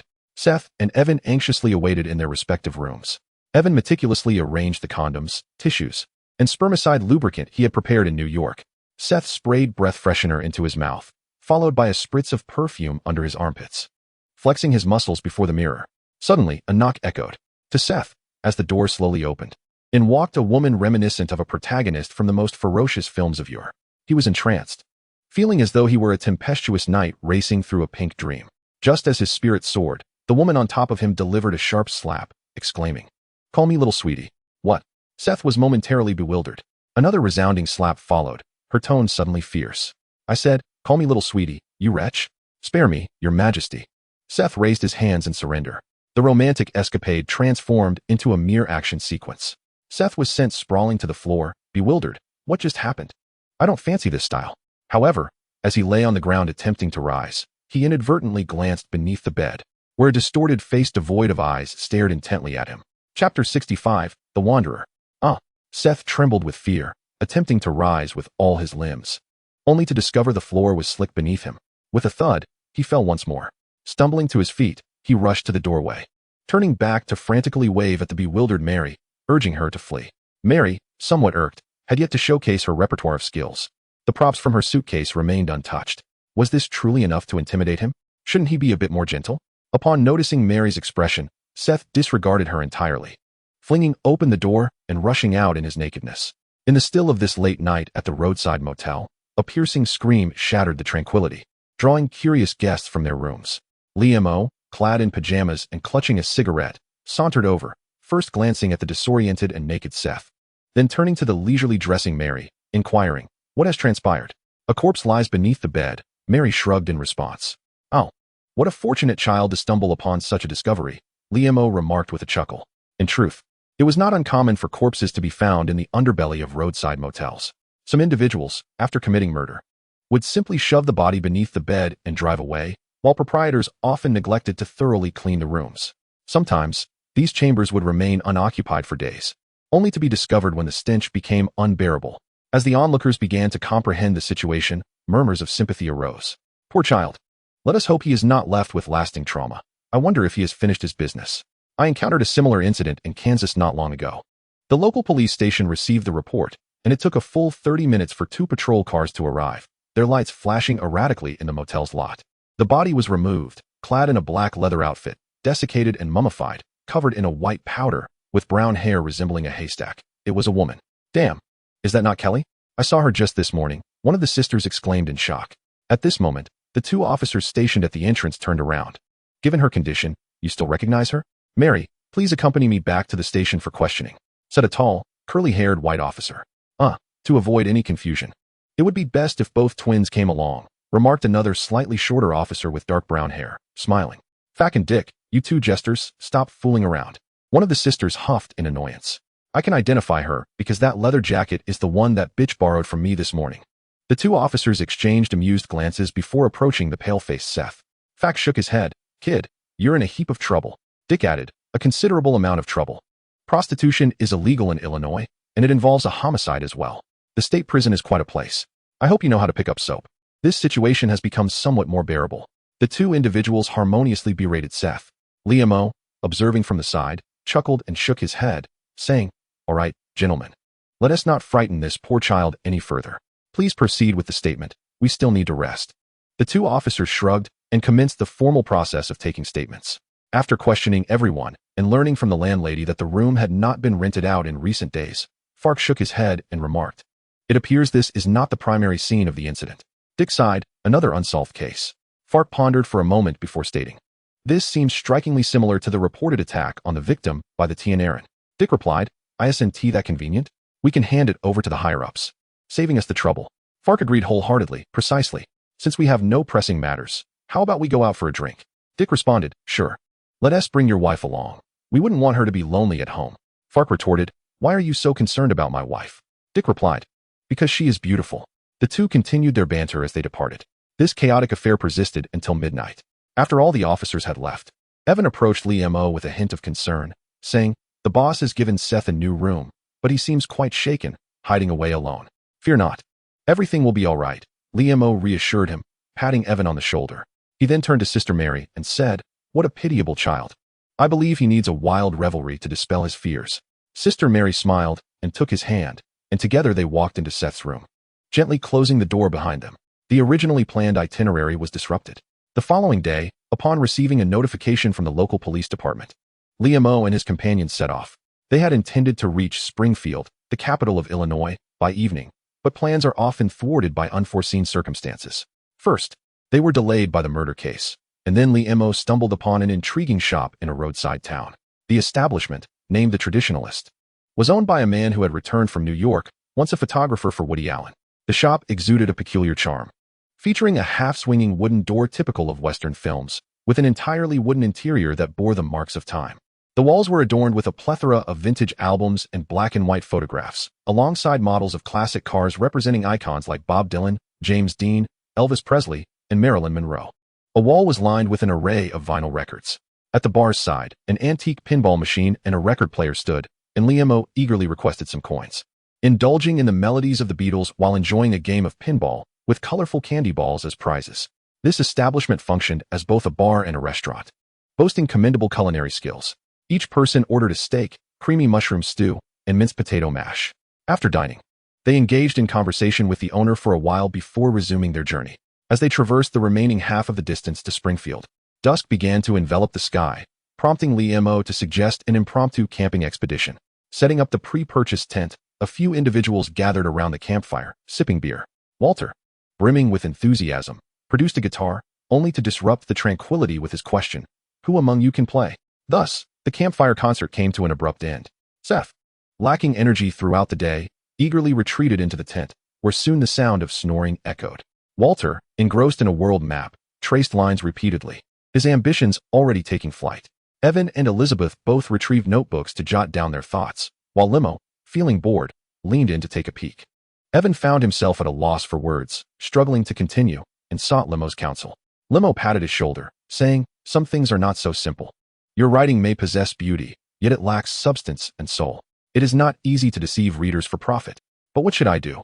Evan replied, troubled. "Our budget only covers travel expenses. We can't afford the cost of indulgence." "You ought to write about topics that resonate with your peers," Liam-o suggested thoughtfully. "Girls are drawn to tall, handsome boys, while boys envision themselves as protagonists. Add in the various dramas and rivalries from school, and that will certainly capture attention. A sprinkle of fantastical elements would enhance it further. How about vampires and werewolves? Our geeky themes are beyond the grasp of the average person," Evan exclaimed with excitement. "I'll keep an eye on you." Liam-o pointed at him. Nearby, Elizabeth chuckled. "Lee, I would also like to hear your thoughts." "Well, go ahead," Liam-o replied, taking a sip of beer, feeling quite pleased with himself for advising the literary folks. "I am currently writing a book titled Gourmet, Prayer, and Love, but I fear it may not sell well. Many will likely criticize me for being pretentious, yet I shall persist." Elizabeth took a sip of her beer, adding, "However, you know, I have nothing left. I also want to earn some money to live. That's much simpler." Liam-o lit a cigarette, inhaling deeply. "Let's craft a story about a domineering CEO. The female lead should embody all the clichés of a Mary Sue, sweet and naïve, adored by the overbearing CEO. That is utterly implausible." Elizabeth shook her head. "I've only encountered cunning and devious CEOs, never the kind you describe. If you don't satisfy the reader's desires, how can you expect them to part with their money?"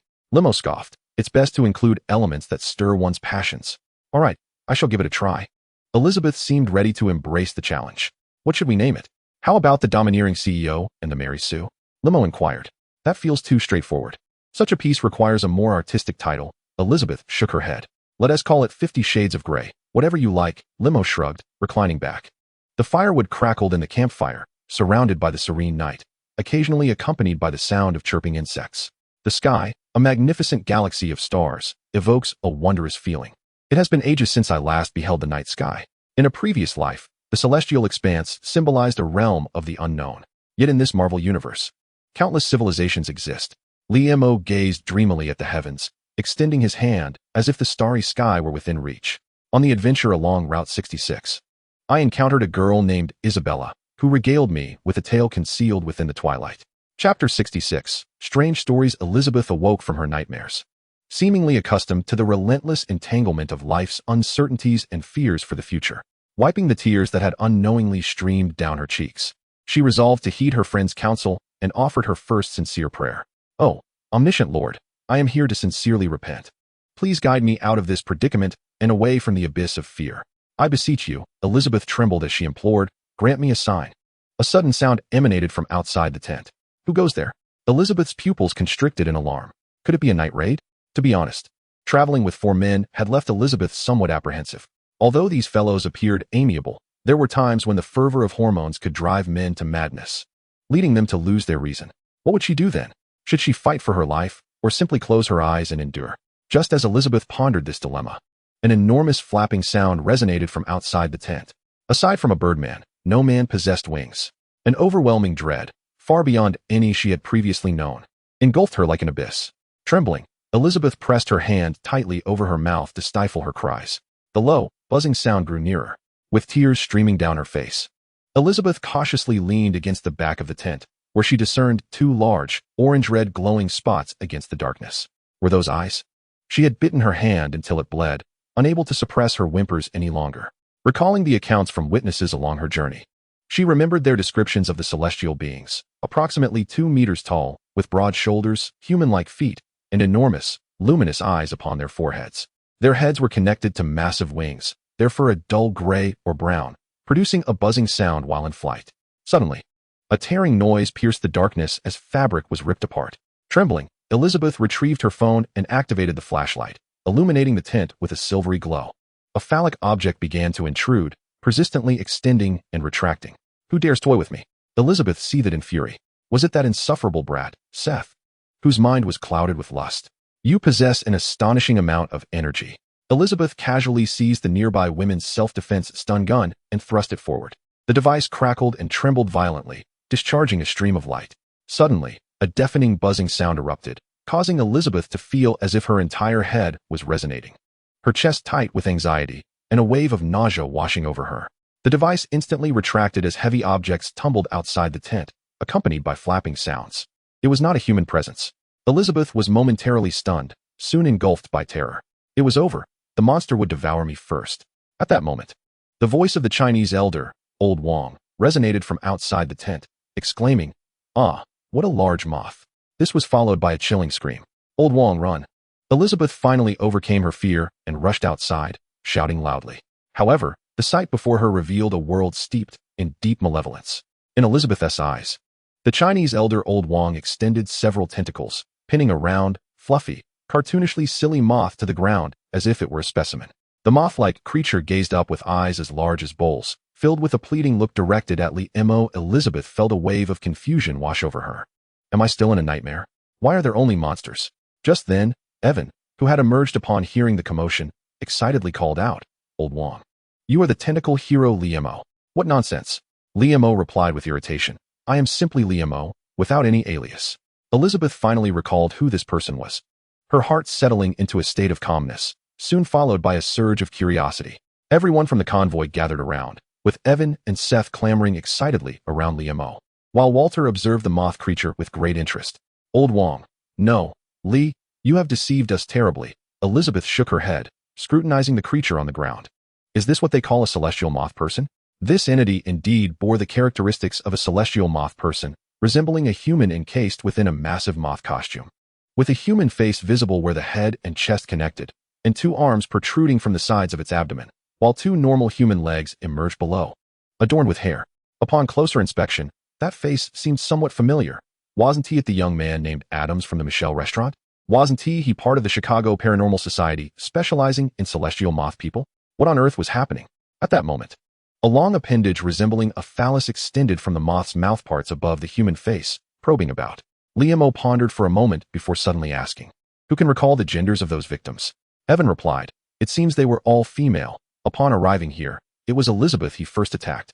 Mo's eyes widened in realization. So it was a creature that fed on female essence. At this moment, the brilliant Evan oddly remarked, "The legend of the T&E people has existed for a long time, with sightings dating back to the last century. Is it possible that their ability to assume human form allows them to conceal themselves so effectively?" No one had an answer. Someone suggested interrogating the moth-like creature, Adams. Unfortunately, Adams seemed to have lost his sanity, muttering incessantly, "Not thirsty, not thirsty, not thirsty." "Can you still speak Chinese?" Liamo shook his head, exasperated. You're desperate for juice, and yet claim not to be thirsty. With that, a few of Liamo's tendrils swiftly twisted, tearing the being into fragments. The others were momentarily stunned, and Evan stuttered, Did he just kill it? Did you want to keep it as a pet? Liamo retorted dismissively. Elizabeth pondered for a moment, suggesting, he might not be speaking Chinese but rather English, as in, book. Having lost, do you still wish for a comeback? Liamo, growing impatient, declared, Let us depart from this place and seek another. It is repugnant to behold. The others exchanged glances, then proceeded to pack their tents and drove away. In the darkness, several vehicles gradually receded. Upon the scattered remains of the T&E, wisps of dark purple light, like mist, drifted away, ultimately revealing dismembered human bodies. In a basement of a small town in Kansas, the atmosphere was dim and ancient, with moss covering the rocky walls. Several torches were haphazardly affixed, casting a faint, yellowish glow throughout the expansive, subterranean chamber. At its center stood a circular altar, adorned with an unknown red pigment depicting a hexagram and several peculiar symbols. A blonde woman clad in a sheer white nightgown lay atop it, her fair skin and delicate features serene, eyes tightly shut. Encircling her was a group of individuals dressed in black monk robes, their broad hoods obscuring their faces, revealing only the lower halves. In their midst, a figure in red robes cradled a book bound in black leather, its pages yellowed and inscribed with frenzied, incomprehensible text and bizarre illustrations. Under the guidance of the figure in red, the assembly chanted in unison, The eternal existence shall not perish, and in the strange eternity, even death shall die. Eternal existence. Respond to our summons. Descend within this maiden as your vessel. Descend. Descend. This is utterly futile. The maiden on the altar suddenly sat up, exclaiming in frustration, Candace, how many times must I tell you? This book is merely the ravings of a madman. The figure in red responded, somewhat begrudgingly. Perhaps our vessel fails to satisfy the dark deity? Perhaps we should consider alternative methods? The maiden on the altar probed tentatively, while the voice beneath the red robe carried a note of bitterness. Aside from this, do we have any other recourse? Chapter 67. The Shawshank Redemption. The headlights pierced the darkness, stretching endlessly across the desolate plains. In the night, under the dim glow of the aging headlights, the historic Route 66, riddled with numerous asphalt patches, rapidly receded behind them. Unable to resist Elizabeth and the others' pleas, coupled with Liamo's desire for a comfortable slumber, they opted to continue their journey. During the 1950s and 1960s, motels flourished as the American economy thrived, with many opting for road trips. However, by the 1980s, as economic downturns ensued, motels bid farewell to their golden era, gradually supplanted by various chain hotels. To this day, Route 66 remains a nostalgic route for road travelers, preserving a number of motels along its stretch. Indeed, after approximately half an hour of driving, a sign emerged in the distance. The motel, outlined by red neon lights, was unmistakably visible in the dark, complete with the silhouette of a reclining nude above the letters. The weariness from the journey, combined with the earlier unexpected event, rendered everyone too fatigued to engage in conversation. They hurriedly checked into their rooms and swiftly succumbed to slumber, awakening only after the sun had risen high. Liamo emerged from his room, cigarette in mouth, meandering outside. To his surprise, he noticed an unusually large number of guests at the motel. The parking lot densely packed with vehicles. In the corridors, groups of people mingled, playfully teasing one another. Is there a market gathering? Liamo murmured, before making his way to the motel's restaurant. True to the motel's character, the restaurant exuded a quintessential 1950s and 60s nostalgic vibe, featuring a wooden bar with red leather stools, brown booths, and white dining tables. Elizabeth and the others had already arrived, sharing a meal while engaging in lively conversation. Upon taking a seat, Liamo ordered a coffee and casually selected some food. What are you discussing? Liamo inquired, taking a sip of his coffee. We're talking about last night's events. Evan appeared hesitant, saying, that thing, should we perhaps report it, Mr. Lee? What benefit would that bring me? Liamo retorted. Well, Evan scratched his head, pondering for a moment before making an apologetic gesture. Then let us not stir up trouble. You just need to know that the monster is dead. Our journey is what matters most. Moreover, Liamo addressed the group earnestly. Please refrain from calling me Mr. Lee. For the remainder of our journey, I shall be Old Wong. Immediately, the carefree Seth chimed in enthusiastically. Why overthink it? On this trip, let us heed Old Wong's guidance. His expression brightened. Do you know why there are so many people here? I just found out that many have come specifically for the striptease performances. The owner, Tim, had purchased the motel upon returning a year ago, and it quickly gained fame for its nostalgic ambience and exceptional striptease shows. Seth raised his phone, and to my astonishment, I discovered that I could find his ranking on the largest community dating platform in the United States. I see, Liam mused, stroking his chin while glancing at the others. Elizabeth appeared somewhat curious, while Seth and Evan wore expressions of eager anticipation, and Walter's eyes sparkled with excitement. Very well. Liam chuckled, shrugging his shoulders. Since fate has brought us together, let us lend our support. As night descended, the hotel gradually buzzed with liveliness. Liam and his companions first exchanged some coins before heading towards the backyard, where a colossal neon sign of a naked woman adorned a warehouse. Outside stood two imposing African-American men with shaved heads and fierce expressions. They donned tight black t-shirts and sported sunglasses even in the late hours. As the group approached the entrance, one of the men, with a stoic demeanor, blocked Elizabeth's way. Just as Liam was about to step forward, the muscular man suddenly broke into a grin, his bright white teeth gleaming in the dim light. Ladies, please step to the right, tonight. The renowned Magic Mike from the West Coast will be performing. Watching Elizabeth walk away with excitement, the others shrugged and entered together. Upon opening the door, they were greeted by pulsating music, flashing lights, enthusiastic whistles, and a mingling scent of tobacco and desire that enveloped them.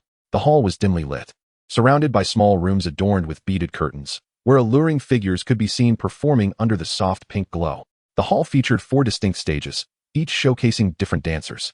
While beneath each stage, groups of men gathered, drinking beer, whistling, and waving cash. Wow, this is absolutely amazing, Seth exclaimed with exuberance. The group found a less crowded stage just as a dancer finished her performance. As a new song began, a circular spotlight illuminated the stage, and a stunning Caucasian woman in a shimmering gold mini-skirt gracefully emerged from behind the curtain. With golden hair, striking blue eyes, and standing over 1.75 meters tall in high heels, her porcelain skin, fiery red lips, and exaggerated curves, complemented by her long, toned legs, captivated the audience from the moment she stepped out. She began by strutting towards the front of the stage with cat-like grace, then suddenly dropped into a wide stance, twisting her waist as her hands roamed sensually across her body, her gaze languidly locking onto the audience. Following this were various enticing dance moves, sending the crowd into a frenzy of cheers. "You are absolutely incredible," Seth shouted at the exotic dancer, throwing 2 $10 bills in a somewhat wild manner. His face flushed, and suddenly tears welled up in the corners of his eyes. "What's wrong?" Liam inquired, puzzled. Seth spoke with a touch of emotion. "I once visited a strip club in New York, and those performers were old and unattractive. Tossing a $10 bill elicited no response. But these beauties are truly dedicated." Liam comfortingly patted Seth on the shoulder, a faint smile gracing his lips. "Let me show you something spectacular." Subsequently, Liam folded several banknotes and placed them upright on the stage. With a whistle, he called out, "Ladies, over here." Upon seeing this, a woman stood up and sauntered over with a feline grace. First, she turned her back to Liam and performed a tantalizing dance, and then, in a sudden crouch, she used her posterior to collect the bills one by one. "Oh my God," Seth exclaimed, his eyes wide in disbelief. "Holy light." Nearby, a man wearing a cowboy hat, noticing Seth's astonishment, chuckled and shook his head. He downed his beer in one go and made his way upstairs, avoiding the frenzied crowd. On the second floor, there were some spacious sofas, where a middle-aged man with blonde hair leaned against the railing, sipping beer while smiling at the ecstatic throng below. He was Tim, the proprietor of the establishment. "Sir, do you require assistance?" Tim inquired as the cowboy hat man approached. "Allow me to introduce myself. I am William, a bounty hunter." The man removed his cowboy hat and, in a sudden motion, drew a handgun, aiming it at Tim. 3 years prior, New York had been plagued by a series of heinous crimes in which numerous individuals were drugged at parties, only to awaken submerged in ice water. Having had a kidney excised, the police had apprehended the perpetrator and issued a bounty, yet no one anticipated that you would be hiding here. Am I correct in my assertion? You are the infamous kidney thief of New York, Tim Robin. William, the bounty hunter, remarked with a hint of amusement. "I believe it would be prudent for you to leave," Tim Robin replied with a smile. Noticing William's unwavering demeanor, Tim sighed. "In this chaotic world, we all seek our own redemption." "What does redemption mean to you? Money?" "I never claimed to be a good man, but there are certain sums I refuse to accept," William replied, shaking his head with a smile. "Is that so?" Tim Robin's gaze turned cold, as fear imprisoned one's soul while hope offered salvation. As he spoke, he opened his mouth, revealing sharpened teeth, his eyes glowing with an eerie green light. "Do you still desire money?" Chapter 68, The Frog. William, the bounty hunter, found his thoughts muddled. He had captured various fugitives, each of whom typically uttered meaningless words before their arrest, whether in futile defense or reflections on life. Yet none had prepared him for this scenario. "I am not a monster hunter." Instinctively, William attempted to pull the trigger, but Tim Robbins surged forward with lightning speed, wrenching his arm and breaking it. Hot blood sprayed from the severed limb, and the excruciating pain compelled William to writhe on the ground, howling in agony. However, his cries were drowned out by the pulsating music as the engrossed patrons remained oblivious. Tim Robbins tilted his head with a grin, discarding the severed arm, and swiftly pinned William to the floor, covering his mouth. "Shoo, do not disturb my guests." Upon concluding his words, Tim's mouth, sharp-toothed and eager, sank into William, whose consciousness began to blur. After a while, Tim Robbins rose, extracting a handkerchief to wipe the blood from his chin. Satisfied, he glanced at the crowd below. Still in a state of exhilaration, raised his beer in a mock toast, and drank heartily. Tim had grown up in this inn. Though his mother was merely a resident courtesan, he basked in the carefree splendor of that golden era. Travelers, patrons, police, addicts, and hippies, he listened intently to their tales, dreaming of the wonders that lay beyond. Yet, the good times were ephemeral. Economic decline, his mother's demise, and with dreams in his heart, he plunged into New York, only to be met with the harshness of reality. After retaliating against a tormentor by selling a kidney, Tim found himself ensnared in a dark obsession. His notoriety as a kidney seller spreading across the streets of New York. A year prior, weary of this life, he returned home with capital, striving to rejuvenate the once thriving establishment. In his earlier, destitute days, he feared nothing. Now, having rediscovered joy, he was haunted by the fear of losing his newfound freedom. Then came the appearance of a peculiar guest. This individual shared with him a book, through which an array of bizarre entities surged into his being, followed by an abyss of darkness. Upon awakening, both the man and the book had vanished, leaving him transformed into a manifestation of fear itself, a local dark legend known as the Gonga, a vampiric spirit that had once haunted his childhood. In his youth, his mother often invoked this legend to keep him quiet, the strange noises from next door prompting him to tremble beneath his covers. Though he now understood those sounds were merely his mother entertaining clients, the shadow of that past lingered. He had become the essence of terror, yet with it came the flicker of hope to protect joy. As for the book, was it truly significant? The clamor of the strip club persisted until the early hours of the morning, patrons gradually retreating to their quarters. Seth and Evan, each accompanied by a partner, had spent all their savings on the alluring yet elusive dancers. As for tomorrow, that was a concern for another day. Indeed, such is the folly of desire. Elizabeth lay bare in Mike's embrace, drawing circles on his chest with her finger, inquiring, "I've heard you own your own company. Why then? Do you dance as a stripper?"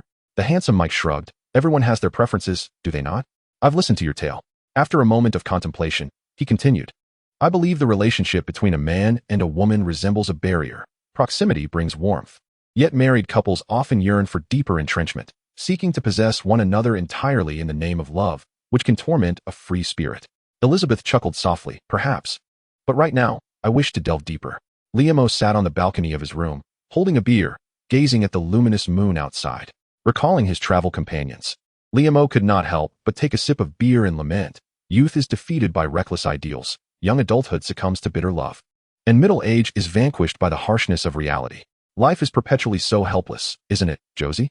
After taking another sip of his beer, he inquired.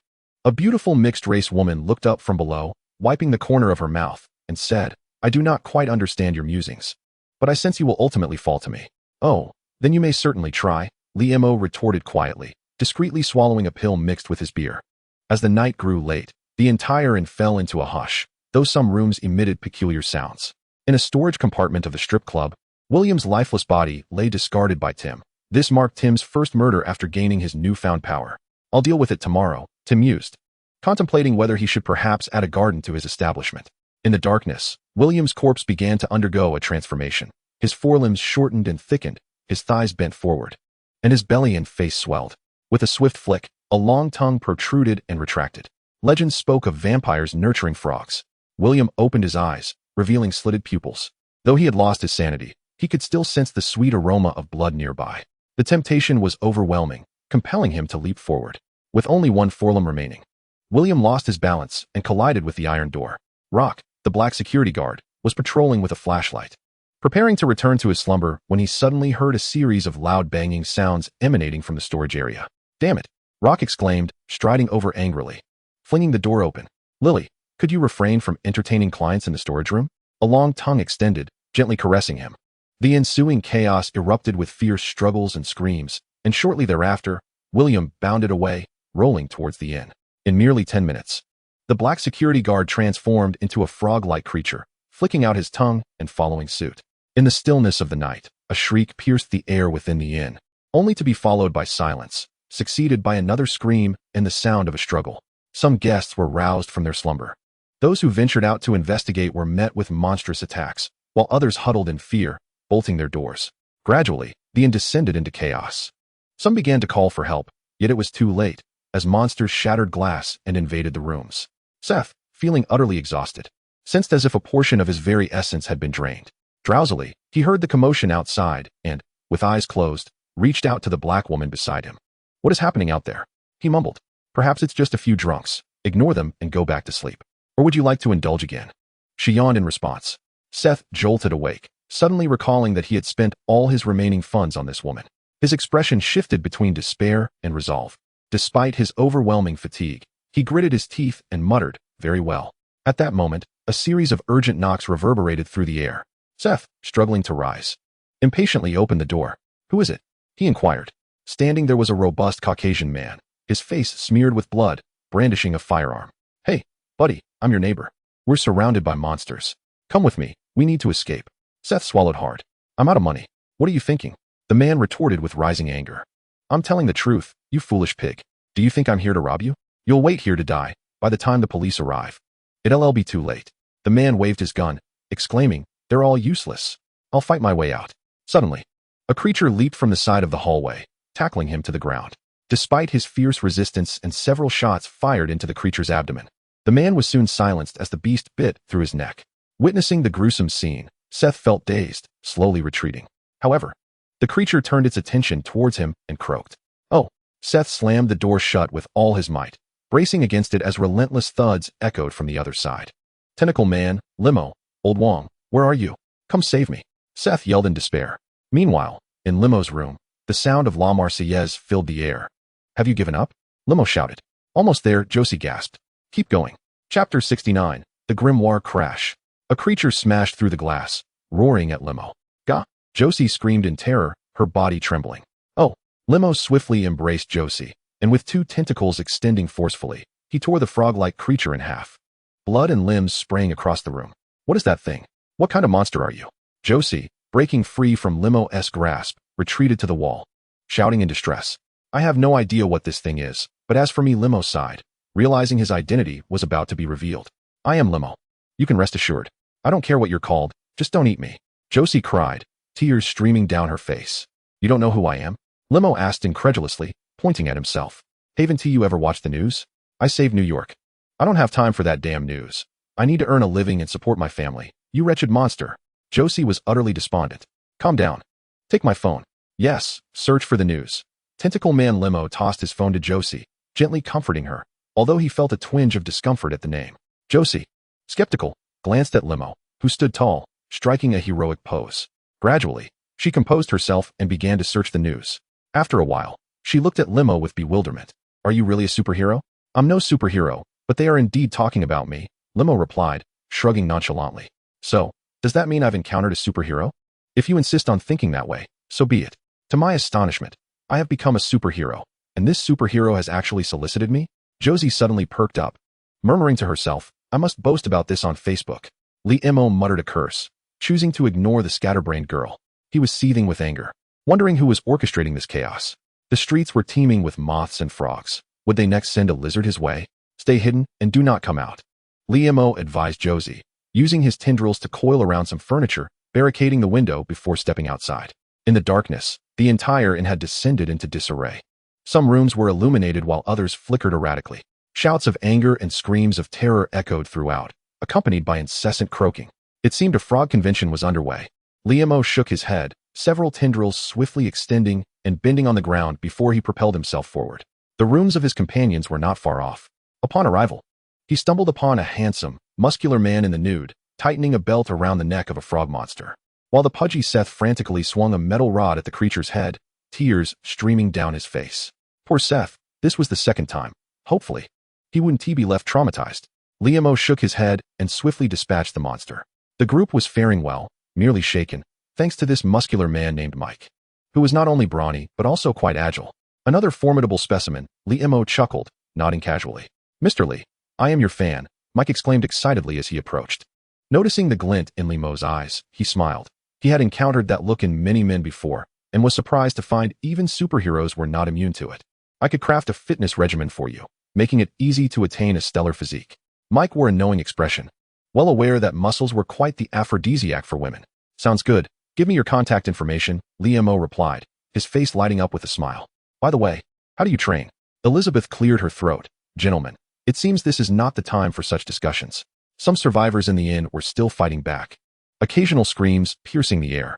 In the hallway, several frog monsters had already begun to leap towards them. Oh, very well, Limo shrugged, addressing Mike. Let us continue this conversation later. With a flurry of tendrils, Limo darted through the hallway, deftly eliminating the frog monsters.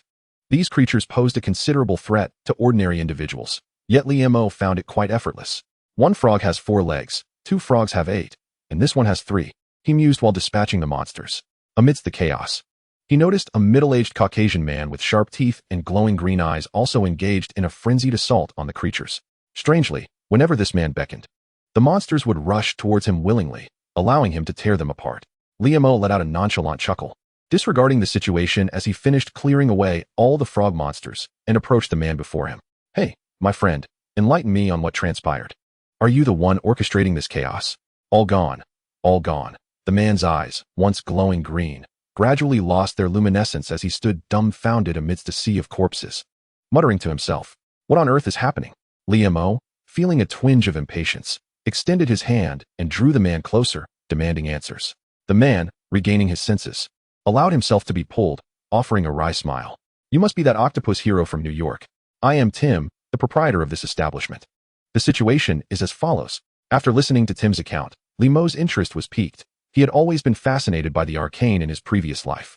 The earlier moth creature had also mentioned a book, and that Adam was an expert on the Mothman. Now, this individual had morphed into his own nightmare. What an impressive spellbook.